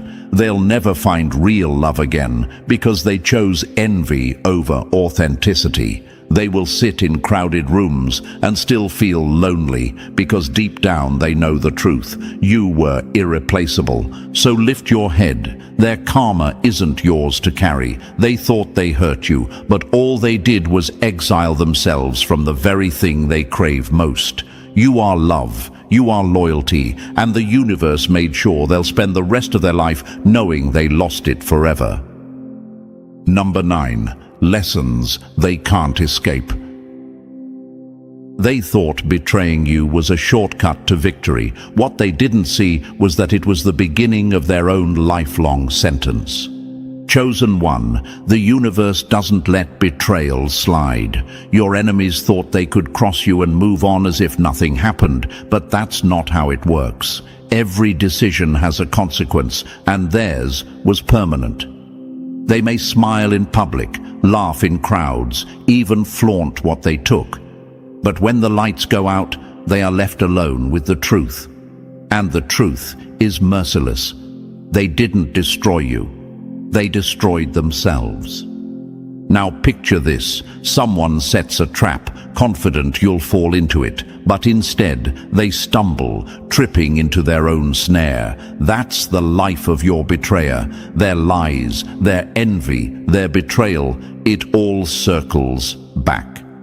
Regret becomes their shadow, following them day and night. They can't escape it. They can't outrun it. Every choice they made against you plays on repeat, like a film they can't turn off. And here's a fact that deepens the wound for them. Psychologists confirm that guilt and regret are two of the heaviest emotions for the human brain to carry. They don't fade with time. They grow. The brain replays mistakes as a way of punishing itself. So while you heal and rise, they are locked in a loop of self-inflicted torment. Their betrayal became their prison. You might ask, but what if they don't look regretful? What if they act like they're thriving? Remember this: regret doesn't always scream. Sometimes it whispers in the quiet. They may look strong in front of others, but in solitude, they feel the hollowness of what they did. Their wins taste bitter, their nights run long, their smiles never reach their eyes. That's the lesson they can't escape. Betrayal doesn't bring power, it brings emptiness. History shows us this truth again and again. Benedict Arnold betrayed his own people and became immortalized as a name synonymous with shame. Judas sold loyalty for coins, but ended with despair too heavy to bear. Modern betrayers face the same fate. No legacy, no peace, only regret. Chosen one, let this strengthen you. While you rise higher, their regret deepens. They thought crossing you was smart. In reality, it was the dumbest move of their life. They can't undo it. They can't erase it. And they will carry that lesson forever, haunted by the realization that betraying you was the moment they lost themselves. Number 10. Your evolution they can't deny. The sweetest revenge isn't revenge at all. It's your evolution, and theirs is the misery of watching you glow in a light they can't dim. Chosen one, this is the part your enemies never prepared for. They thought betrayal would bury you, but instead, it planted you. They thought heartbreak would end you, but instead, it transformed you. And now, your evolution stands as a living testimony that the universe was with you all along. They can't deny it, no matter how hard they try. Every time they see you, every whisper they hear about your growth, every success you achieve, it reminds them of the one fact that burns them alive. They lost the best thing they ever had access to. Picture this. A phoenix rising from ashes, its wings brighter than before, its cry echoing across the sky. That's you. You didn't just recover, you reinvented. Where they expected ruins, they now see an empire. Where they expected silence, they now hear your voice stronger than ever. They thought they wrote your ending, but what they really did was write your prologue. Here's the fact that gnaws at them. Psychologists say that growth after trauma is often exponential. The very pain they caused became the force that accelerated you beyond anything they could match. You glowed harder, leveled up faster, and stood taller because of what they did. Your glow isn't just natural, it's weaponized by the universe, and it's blinding them. You might wonder, but do they actually see my growth? Absolutely. Don't let their fake indifference fool you. They scroll your social media, hear your name in conversations, catch glimpses of your smile, your confidence, your wins. And every glimpse is a dagger. They can pretend not to notice, but their silence is louder than applause. Envy doesn't clap, it seethes. History reflects this over and over. Think of Steve Jobs, betrayed and pushed out of Apple, only to return stronger and turn it into a global empire. Think of Taylor Swift, dragged through public betrayal, only to reinvent herself and dominate charts. Greatness rebounds higher than betrayal can reach. And that's what your enemies face now, the undeniable contrast between your rise and their downfall. Chosen one, your evolution is their punishment, your glow is their regret, your strength is their reminder. They can't rewrite it, they can't erase it, and they can't escape it. You leveled up beyond their reach, and the universe made sure your success would be the loudest truth they'll ever hear. Number 11. The decoy they ran off with. They didn't steal your destiny, they ran off with a decoy while the real treasure was being prepared for you. Chosen one, let's lay it bare. What they took from you was never meant to last. It was a test, a setup, a prop placed by the universe to reveal everyone's true character, yours and theirs. They thought they were clever, snatching the thing you loved, the opportunity you fought for, or the person you gave your heart to. They believed they'd left you empty, but all they grabbed was a decoy, something temporary, something designed to separate the false from the real. Now imagine this for a moment. A child reaches into a magician's hat, pulling out a shiny object, believing they've captured the magic. But the true trick, the real prize, is hidden deeper, out of their reach. That's what happened here. They grabbed the shiny object at the surface and ran. Meanwhile, the universe was already setting aside the real magic for you, the thing they'll never touch or even see. This is a cosmic pattern as old as time. History is full of people who grabbed what wasn't theirs, only to discover later it was hollow. Think of the rivals who tried to sabotage inventors, only to end up forgotten while the real creator changed the world. Think of Joseph in the old stories, thrown into a pit by his own brothers, only to rise to a throne they could never sit on. Over and over again, the decoy becomes the betrayer's curse, while the chosen one ascends to something far greater. And here's the part that burns them most. They don't even enjoy what they took. Because it wasn't meant for them, it won't bring them peace.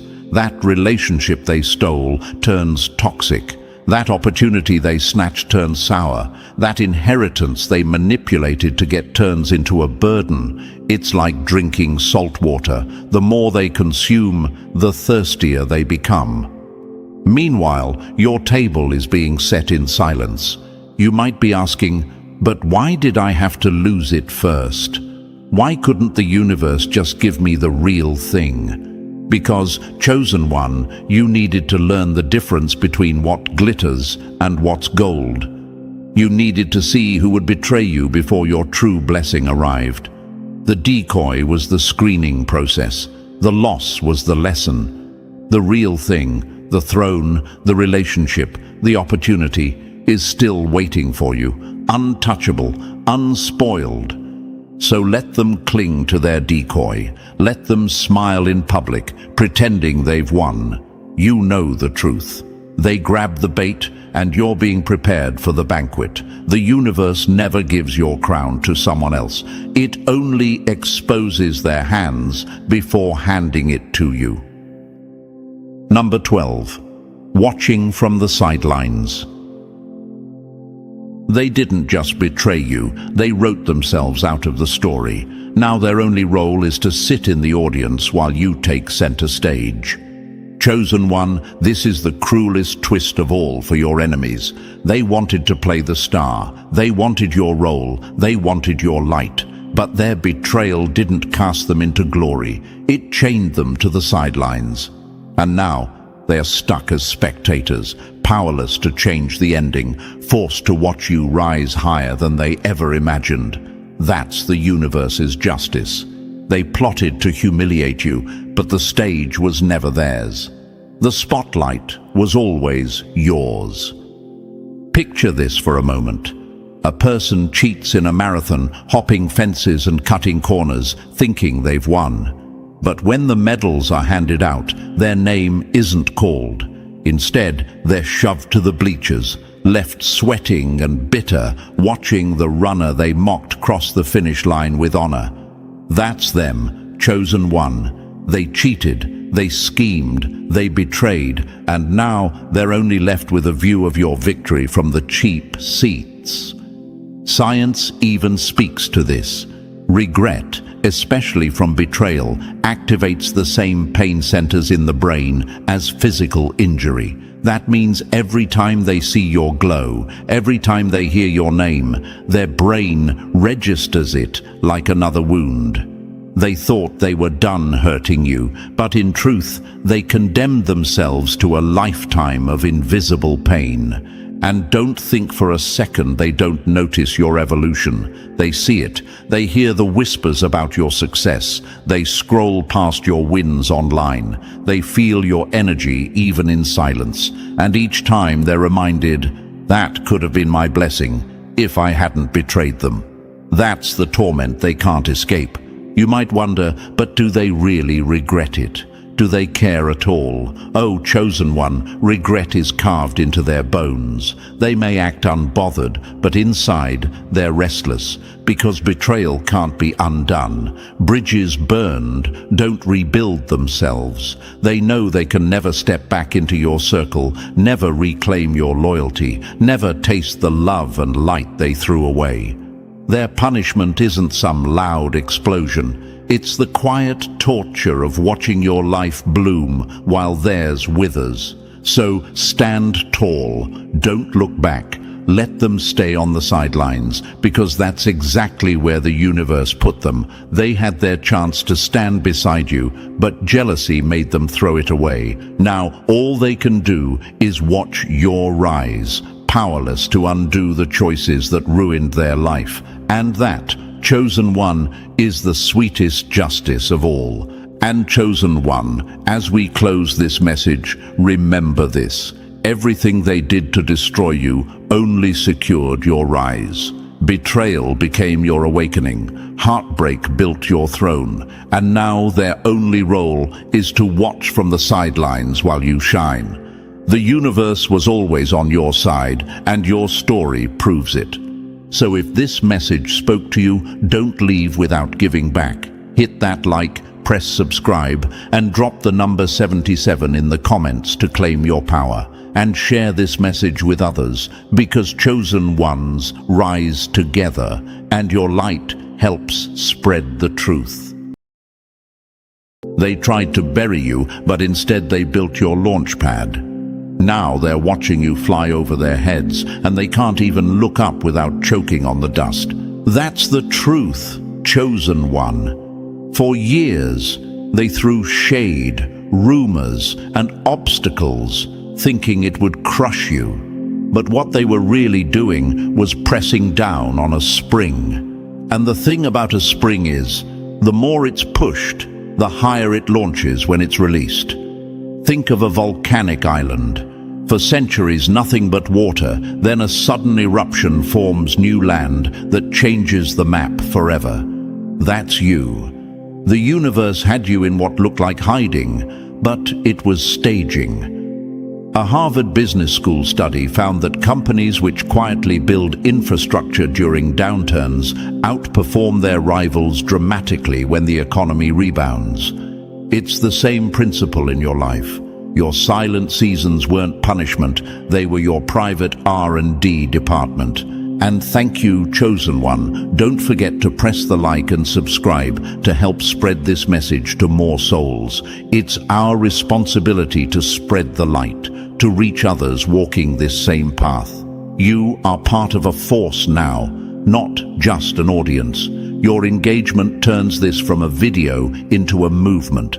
So thank you for being here, for being a part of this mission, for reflecting this energy back out into the world. Now back to why you clicked this. Chosen one, whatever you did, it worked. You won. It's already yours.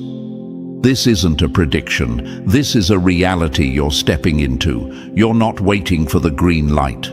You already passed the finish line while they were still at the starting blocks.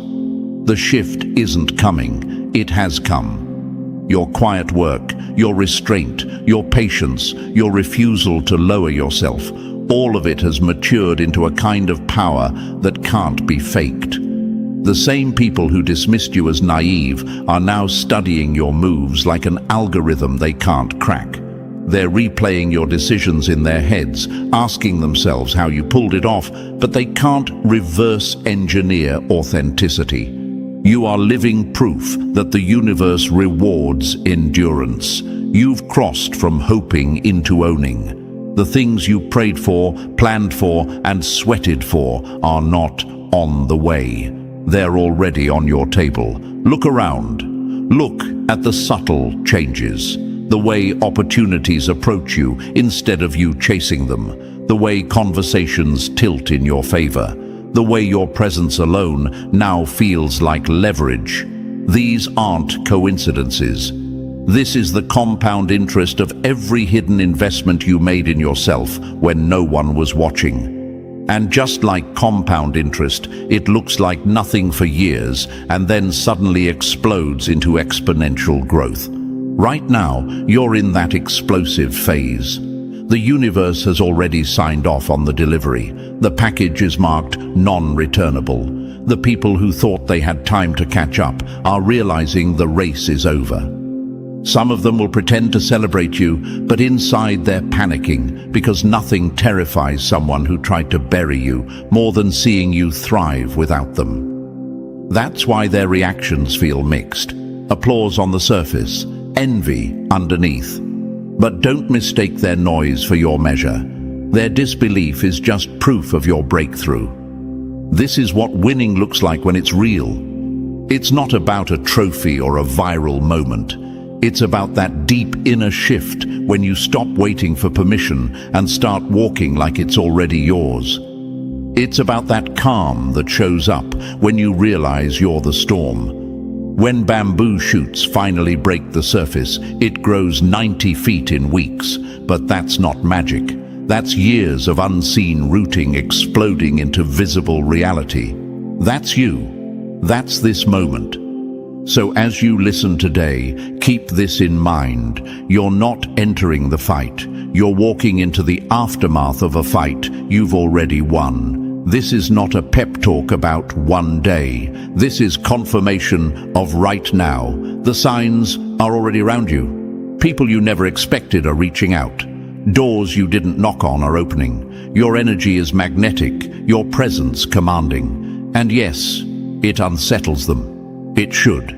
Because for the first time, they're seeing the full picture. You didn't just survive, you ascended.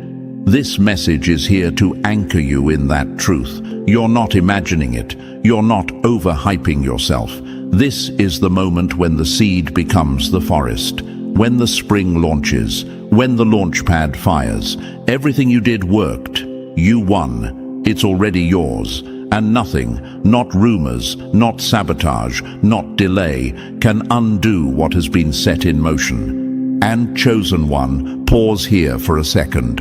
Look at where you are right now. You're not on this message by accident. You're here because whatever you did, it worked. You won. It's already yours. And this space exists to remind you of that truth.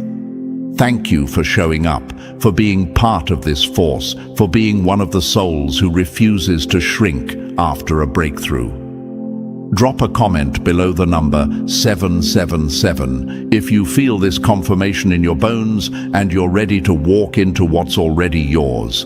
And if you can, bless the team behind this message with a super thanks, because every bit of support, whether it's a single cent or something larger, fuels the work of getting these truths to more people like you. You're not just watching, you're helping to spread a movement that lifts others out of the dark. This is how we build momentum together. So take a breath, lock in, and let this energy settle. The next part is where it gets even deeper. Chosen one, stay with me, because you're about to see exactly how to stand fully in what you've already claimed. Let's begin. Number 1. They prayed for your collapse, but you rose like a fortress from their ashes. They tried to script your downfall, but all they wrote was the blueprint for your empire. They didn't just want you to struggle, they needed you to collapse. They built their hope on your pain, invested their confidence in your failure, and sat back to watch you crumble like a collapsing building. They whispered, "Any day now." They studied your cracks and missteps like vultures circling, waiting for a last breath. And yet, here you are, not only standing, but towering. Let that burn into their eyes. The fortress they're staring at now is built entirely from the ashes they left you in. This is the part they'll never admit out loud, that your pain wasn't an accident. It was a plan. The betrayals, the rumors, the delays, the silent tests, all of it designed to break your rhythm. They thought pressure would snap you like a cheap twig. But what they forgot is that pressure makes diamonds, and you didn't just survive the squeeze, you became untouchable in it. Every insult was another brick, every loss was another beam. Every heartbreak was another cornerstone. They weren't just feeding you pain, they were handing you the raw materials to your kingdom. And maybe you've wondered, chosen one, why me? Why so many setbacks? Why did it feel like the world was conspiring to crush me? Here's the answer they'd never want you to realize. The very weight they thought would bury you became your gym. You were being trained for strength they can't imagine. You were being forced to grow roots so deep no storm could rip you out. The universe was building your endurance while they thought they were building your coffin. While they laughed at your silence, you were mastering strategy. While they assumed your absence meant defeat, you were gathering wisdom like ammunition. You didn't just heal, you upgraded. You didn't just endure, you evolved. You were transforming in plain sight, but because they couldn't see instant results, they misread your patience as weakness. They forgot that bamboo takes years to root before it explodes skyward. They forgot that volcanoes look dormant before they reshape continents. They forgot that the most dangerous moves are made quietly. They believed isolation would starve you, but it became your laboratory. They believed heartbreak would paralyze you, but it became your handbook. They believed no applause would crush your spirit, but it made you unstoppable. You learned to lead yourself without a map, without a cheerleader, without anyone clearing the path. You became self-made not by choice, but by necessity. And now, the irony is this. The very people who refuse to stand with you have no idea how to stand against you. You see, chosen one, your power was never loud. That's why they underestimated it.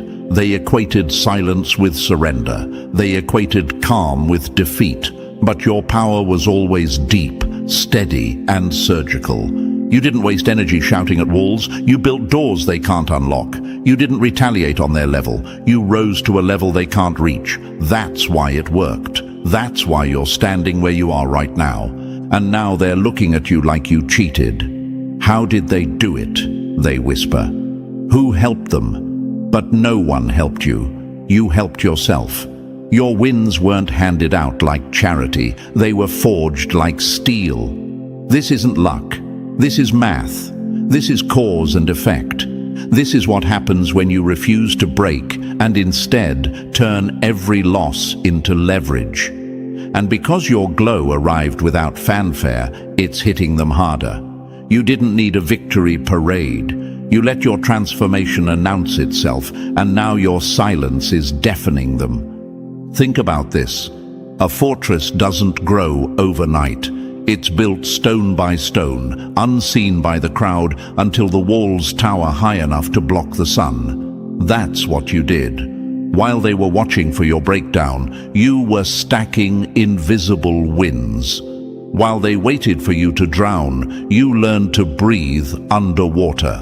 While they tried to erase you, you were engraving your name into reality itself. And now, as you rise, they can't deny it. They can only scramble for explanations. So when that question creeps up, why did it have to be this hard? Remember this truth. Ease wouldn't have built you. Comfort wouldn't have revealed your reach. A clear path wouldn't have taught you strategy. The pain they meant to break you with was the same pain that forged your backbone, sharpened your instincts, and built your inner compass. Without it, you'd still be waiting for permission. With it, you became undeniable. Now the very ground they tried to bury you under has become the stage you're standing on. The kingdom you built in silence is real, solid, unshakable. And here's the brutal part they can't digest. You didn't even fight them. You simply outgrew them. You transcended the game. They lost not because you attacked, but because you advanced. They lost because while they were hoping you'd break, you were busy learning how to build. This victory is different because it's clean, it's rooted, it's permanent. It didn't come from playing their game dirtier than they did. It came from leaving their game behind entirely. That's why it unsettles them so deeply. They can't retaliate against someone who's not even in the same arena anymore. They can only watch. And that's the sweetest part of your rise. Your win isn't just a headline, it's a mirror. Every time they see you now, they're forced to see themselves, their doubts, their miscalculations, their wasted time. Whatever you did, it worked. You didn't just win, you rewrote the rules. You didn't just survive, you set the standard. You didn't just build a kingdom in the rubble, you built it so high and so quietly that by the time they noticed, it was too late to stop it. That's why you own the game now. That's why you're unstoppable. And that's why, Chosen One, this message exists, not to hype you up with empty promises, but to confirm what you already feel. The shift isn't coming. It's here. So breathe it in, let the truth land. You are the fortress, you are the eruption, you are the living answer to every bet they placed against you. And as they sit in the stands, stunned and silent, remember, their disbelief is just another echo of your victory. Number 2, they couldn't defeat you because you refused to become their reflection. They wanted you to mirror their poison, but you chose to shine as their antidote. That's the part they'll never forgive you for. Not that you survived, not that you thrived, but that you did it without ever becoming like them. They came for your peace, your confidence, your sense of self, and tried every dirty tactic to drag you down into their mud. They wanted you snapping, cursing, retaliating, turning bitter, because that would have justified everything they said about you. But you didn't take the bait. You stayed solid when everything around you was pulling you toward corruption, and that's why they lost. Imagine this. 2 fighters step into a ring. One is furious, swinging wild, desperate for a reaction. The other stands calm, measured, focused, refusing to get pulled into the chaos. Who wins? It's never the one burning energy and blind rage. It's the one who refuses to let the opponent set the rhythm. That was you. They wanted you flailing in the dark, but you didn't give them the satisfaction. You stood in your truth, and you let silence sting louder than any insult could. Never wrestle with pigs. You both get dirty, but the pig enjoys it. They were hoping you'd jump into the mud, because that's their natural habitat, but you didn't. And maybe you asked yourself along the way, am I weak for not clapping back? Am I letting them win by staying quiet? The answer is no. That wasn't weakness, it was discipline, it was power under control. If you had retaliated in their style, they would have pointed and said, see, just like us. But because you refused, because you held your ground, the story ended differently. You exposed them not by fighting, but by outlasting. Here's a fact most people ignore. Integrity is a weapon. In a world where deception is the default, staying real is the sharpest blade you can carry, and you carried it well. You didn't have to manipulate, scheme, or destroy to reach this point. You didn't have to join their circus. You didn't have to trade your character for a cheap win. You rose because you were disciplined enough to protect your energy when everyone wanted you drained. That's not common, that's rare, and that's why it unsettles them so deeply. Your silence wasn't surrender, it was strategy. They thought you were passive. They mistook your restraint for weakness. But really, you were calculating, observing, gathering data. You were watching how people moved when they thought you were vulnerable. You let them reveal themselves, and once they did, you didn't argue, you didn't chase, you didn't beg. You simply stepped aside and let their own actions finish the job. You handed them over to the very consequences they were running from. You didn't have to call out names or post receipts. You let time and truth expose them. That's why they're furious now, because you never had to lift a finger to win. Imagine standing on a shoreline while waves crash around you. Others scream, fight, thrash in panic, but you stay calm, you stand still, and soon the waves lose their power. That's how you carried yourself. Their chaos couldn't drown you because you never tried to out-chaos them. You kept your dignity, and that dignity became your shield. And maybe another question rises in your mind, but if I didn't fight them back, does that mean I let them get away with it? Number. That's the trick. They thought they got away with something, but they didn't. You let karma do the heavy lifting. You let the universe send the invoice. And while karma walked through their front door, you were busy preparing for your next level. That's why you're already there. That's why it's yours now. You don't win by playing their game. You win by making their game irrelevant. They were obsessed with short-term battles. Who could humiliate who? Who could score points? Who could outlie, out-scheme, out-slander? That's the world they lived in. But you weren't playing for battles. You were preparing for the whole war. While they were busy clawing for scraps, you were becoming the kind of person who could inherit an empire. They thought they were winning rounds, but you were building endurance. You didn't just win, you transcended. Think of a chess match. One player panics, making flashy moves to look powerful. The other plays quietly, strategically, seeing 10 steps ahead. By the time the flashy player realizes what's happening, the quiet one already has them in checkmate. That was your story. You didn't need to be loud. You didn't need to prove yourself with noise. You simply positioned yourself step by step until the victory was undeniable. And now, chosen one, look at where you are. You still have your character intact. You still have your dignity. That's the ultimate win. Because anyone can claw their way to the top by becoming crueler, louder, nastier. But not everyone can rise without losing themselves. You did. That's why this victory carries weight. That's why it's permanent. Because it wasn't fueled by ego, it was fueled by principle. The loudest revenge is quiet integrity. That's the part that hits them hardest. You didn't just win, you won with class. You didn't just get ahead, you kept your hands clean. You didn't just prove them wrong, you proved yourself right. And in the end, their real punishment isn't even your success. It's that they're stuck being them while you kept being you. They're still trapped in cycles of bitterness, schemes and noise, and you're free.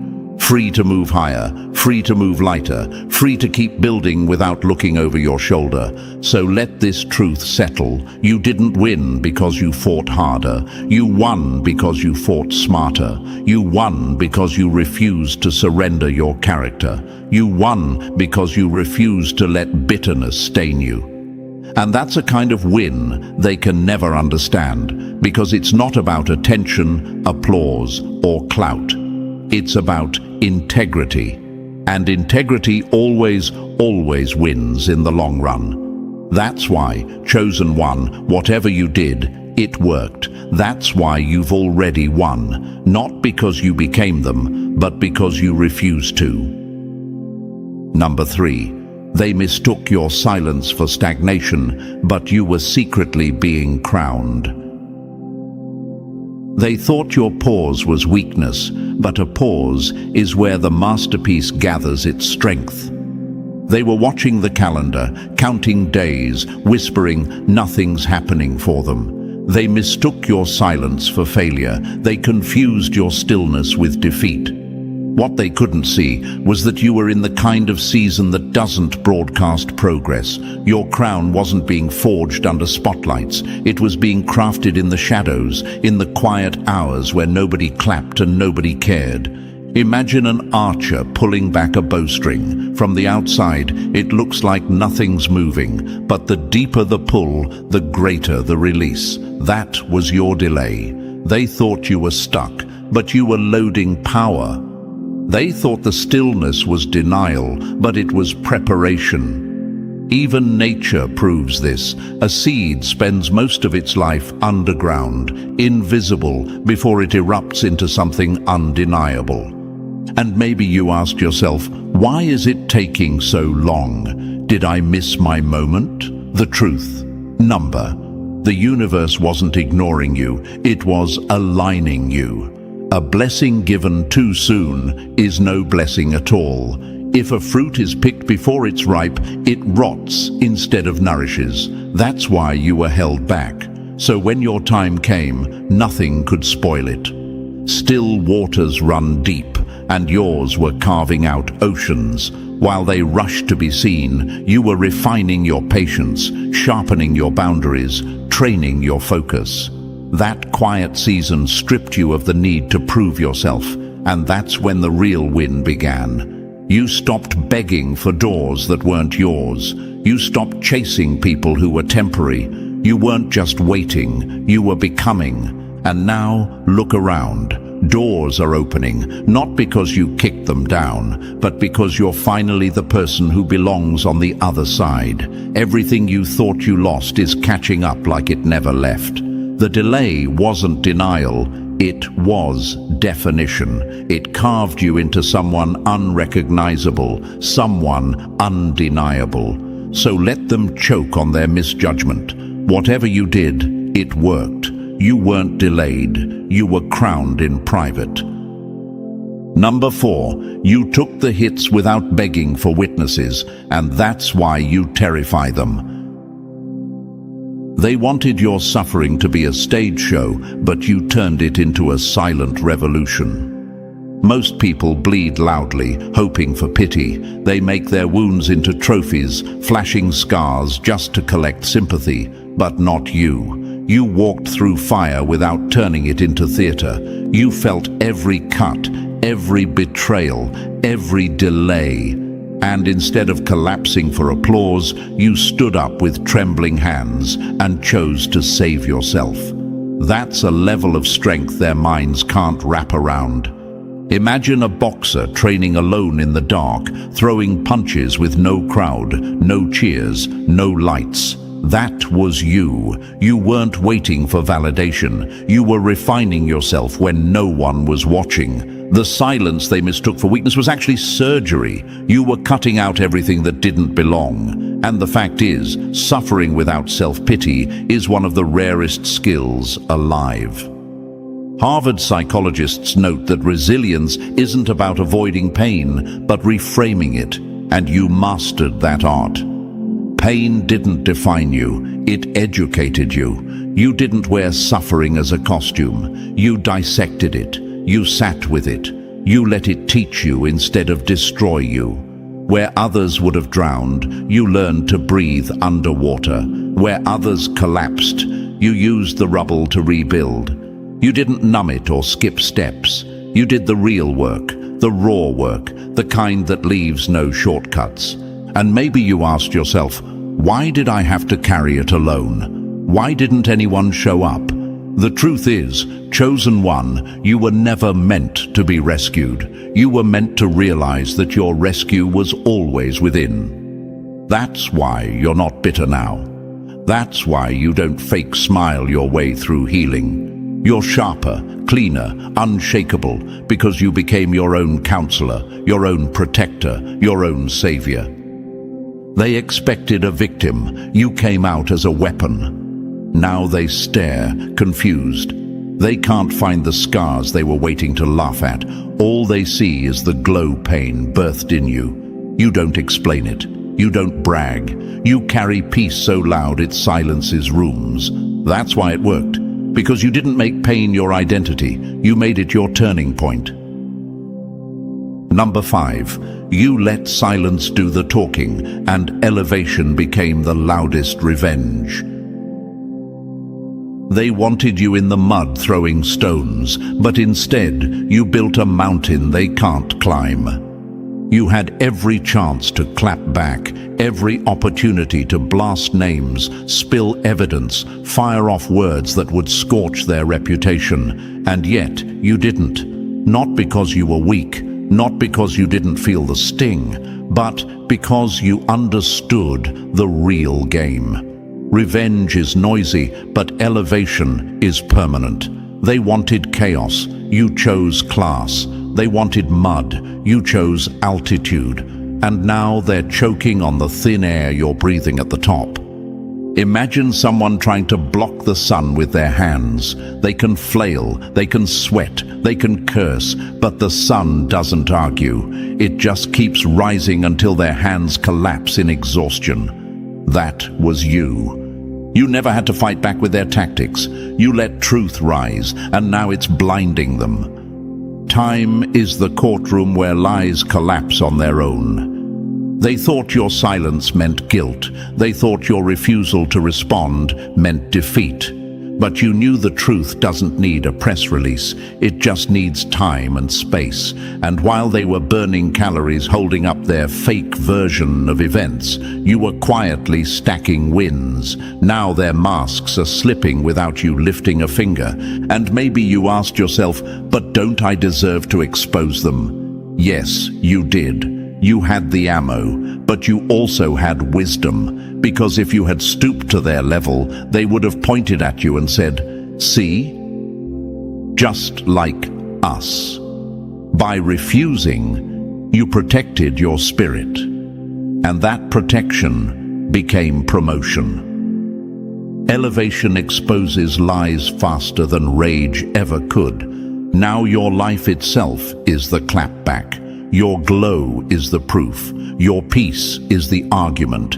You don't need to explain a thing, they can see it. And that's what stings them the most, the fact that you didn't need revenge to win. You let growth, time, and purpose do the work. That's why it worked. That's why you won. Number 6. You became the proof that unseen strategy looks like madness to the crowd. They thought you were lost in the dark, but really you were mapping a route they can't even read. From the outside, it looked like you were fading. You stopped showing up in familiar spaces. You didn't post, didn't announce, didn't share. You became distant, private, quiet. And to them, that meant weakness. They assumed you were slipping, losing, failing. But what they couldn't see was that you were right in the middle of a higher strategy, one that never makes sense to people who only understand noise and instant results. Imagine a chess master pausing before the next move. To the impatient eye, it looks like hesitation. To the trained eye, it's the winning play being calculated. That was you. You weren't retreating, you were positioning. You weren't falling back, you were fortifying. Every step had to be led, not forced. Every boundary placed with precision, not explained for applause. You couldn't afford distractions. You couldn't keep feeding the same cycles and expect a breakthrough. Silence isn't retreat, it's preparation. They called it arrogance because you stopped being available. They called it fear because you didn't jump at every offer. They called it loss because you chose stillness over the spotlight. But you knew better. You were under instructions they couldn't decode. The restraint it took to not react, not defend, not prove, that's a discipline they'll never understand. You weren't hiding, you were aligning. And maybe you've wondered, was I wrong to pull back? Did I lose my momentum?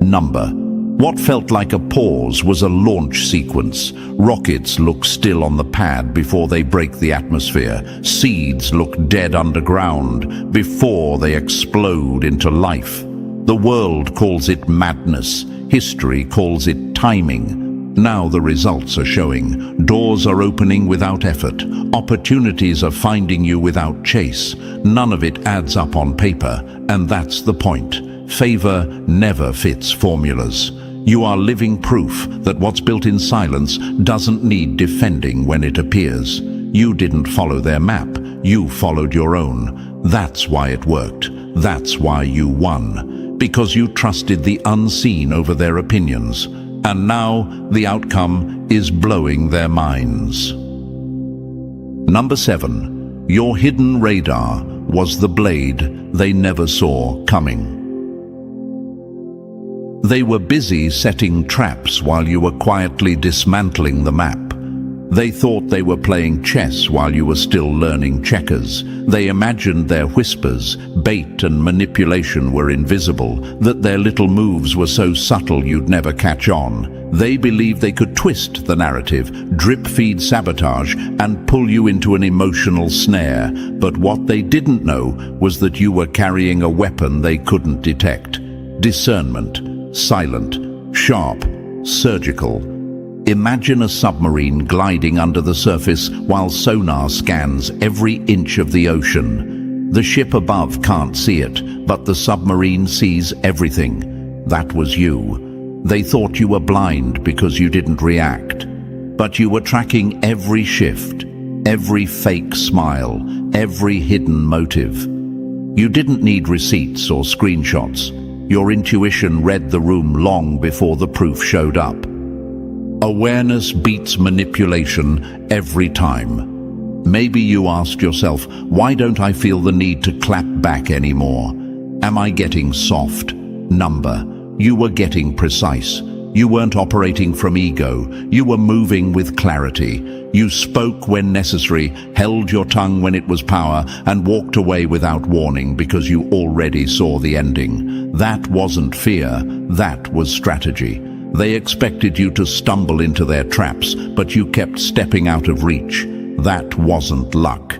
That was training. Years of reading energy, of trusting your own instincts, of refusing to ignore the quiet warnings most people overlook. You learned to protect your peace like a bank protects its vault. And every time you refused to engage, you grew stronger. They wanted drama, you gave them distance. They wanted confusion, you gave them clarity. While they were exhausting themselves trying to provoke you, you were elevating in silence. They mistook your calm for weakness, but it was the stillness of a sniper's aim. By the time they realized they couldn't outthink you, you were already gone. Unbothered, unreachable, victorious. Your discernment wasn't just defense. It was your compass, guiding you through every hidden snare. That's why you kept winning, even when you said nothing at all. Number 8. You walked through the flames and came out wearing armor they can't melt. They built the fire to burn you down, but all they did was forge you into steel. They thought the heartbreak, the betrayal, the pressure, the endless warfare would finally reduce you to dust. And truth be told, it almost did. But here's what they didn't count on. Instead of turning into ash, you turned into armor. You didn't just survive the flames, you let them shape you. The same battles designed to end you ended up engineering you into someone untouchable. Imagine gold inside a furnace. At first, the heat looks like destruction, but it's actually refinement. the impurities burn away, and what comes out on the other side is more valuable than before. That was you. Every sleepless night, every silent battle, every breakdown that didn't finish you off was just heat perfecting your edges. The version of you they're still attacking doesn't exist anymore. And maybe you've asked yourself, why don't I react the same anymore? Why doesn't this chaos shake me like it used to? Because you've been rewired. The storms that once left you on the floor now barely touch you. You don't panic over shadows. You don't beg for reassurance. You don't crumble when pressure rises. The weak version of you they depended on is gone, erased by fire, replaced by someone fireproof. Now, people keep trying to press buttons that don't even exist anymore. They're fighting a ghost. They're arguing with a past version that died in the furnace. And what confuses them most is your calm. They mistake it for arrogance, for pride, for detachment. But it isn't. It's clarity. It's strength. It's the knowing that you've faced worse and walked out breathing. The fire they thought would consume you ended up crowning you. You endured pain most people would run from. You confronted shadows most people would bury. And because you didn't run, because you stayed, because you learned, you became unshakable. Not cold, not numb, just stronger. You've seen the depths of darkness, and that's why you no longer fear it. You walk through it now with power, with discernment, with authority. The flames failed, the weapons failed.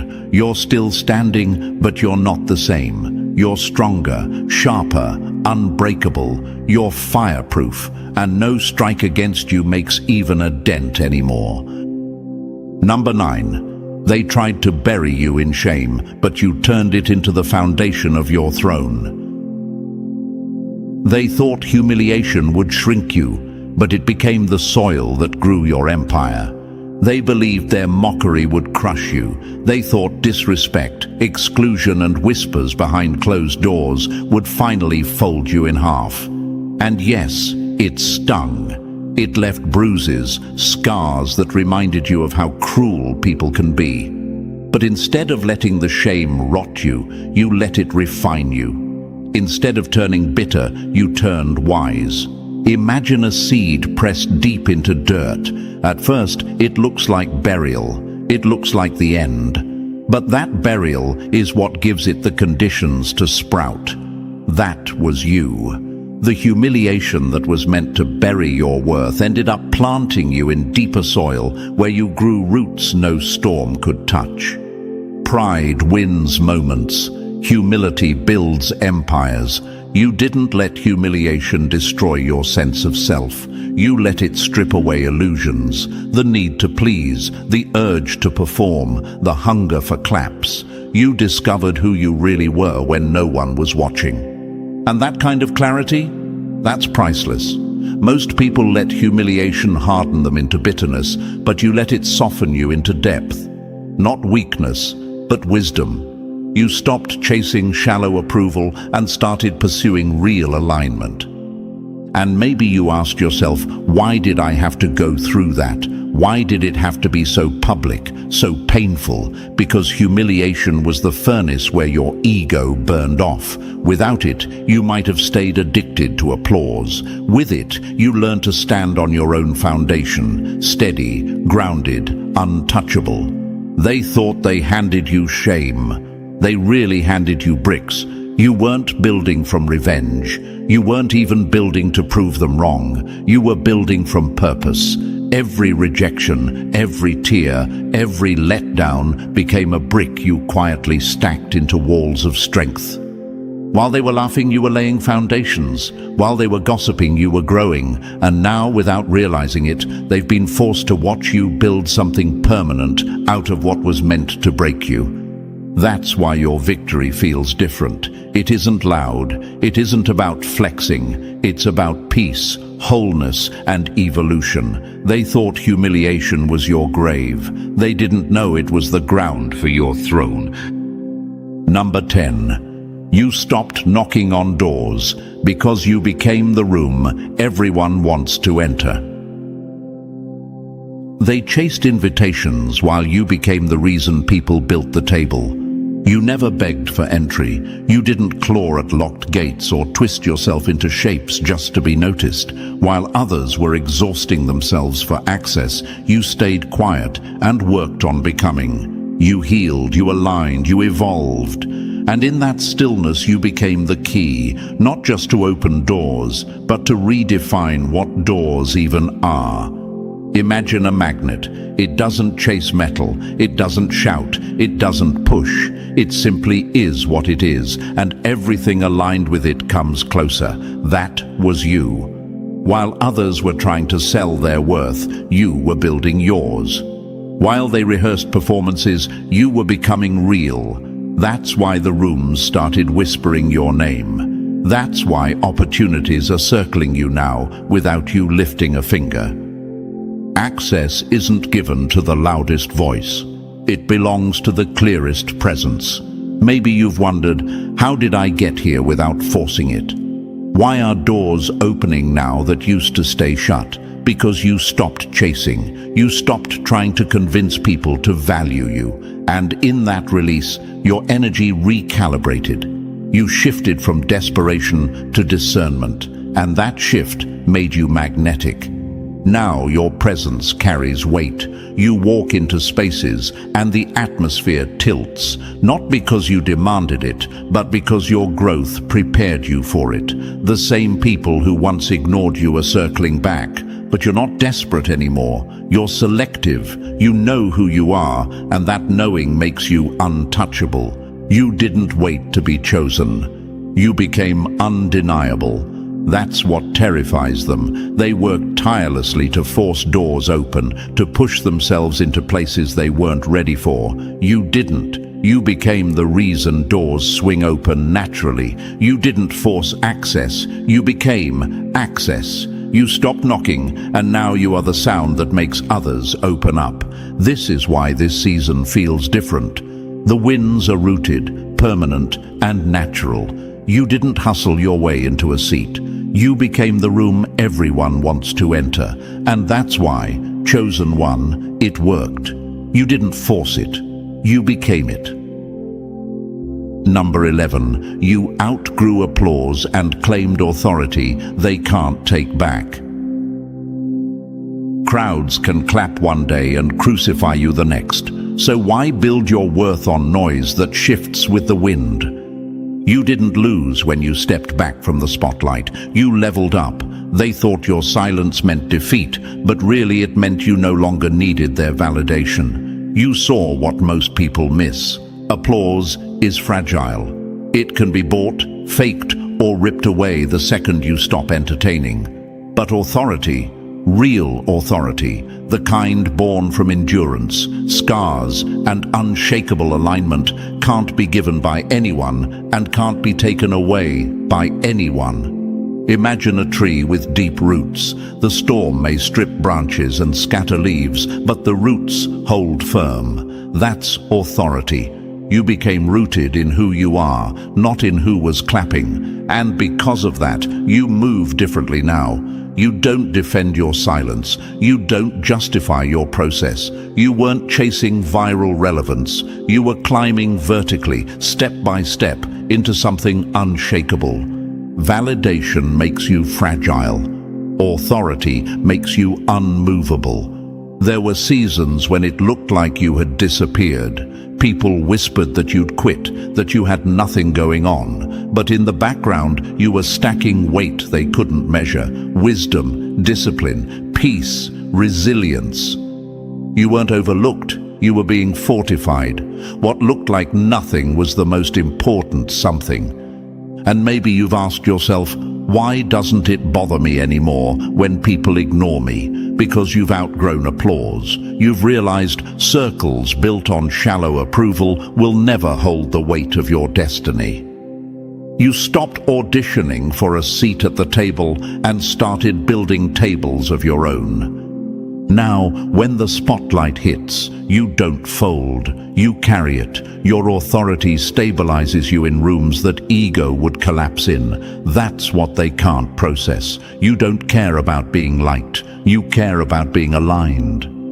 You don't need the crowd's recognition because your confidence comes from what you survived, not who's watching. They were auditioning for attention. You were appointed in silence. That's why you win, because you don't chase audiences anymore. You carry authority, and that's something no applause can ever revoke. Number 12, you didn't just survive the grind, you turned it into your blueprint. Most people stumble through the fire.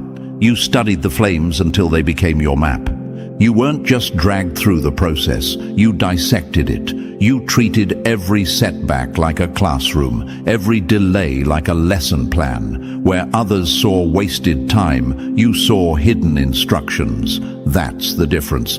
You weren't going through it, you were growing through it.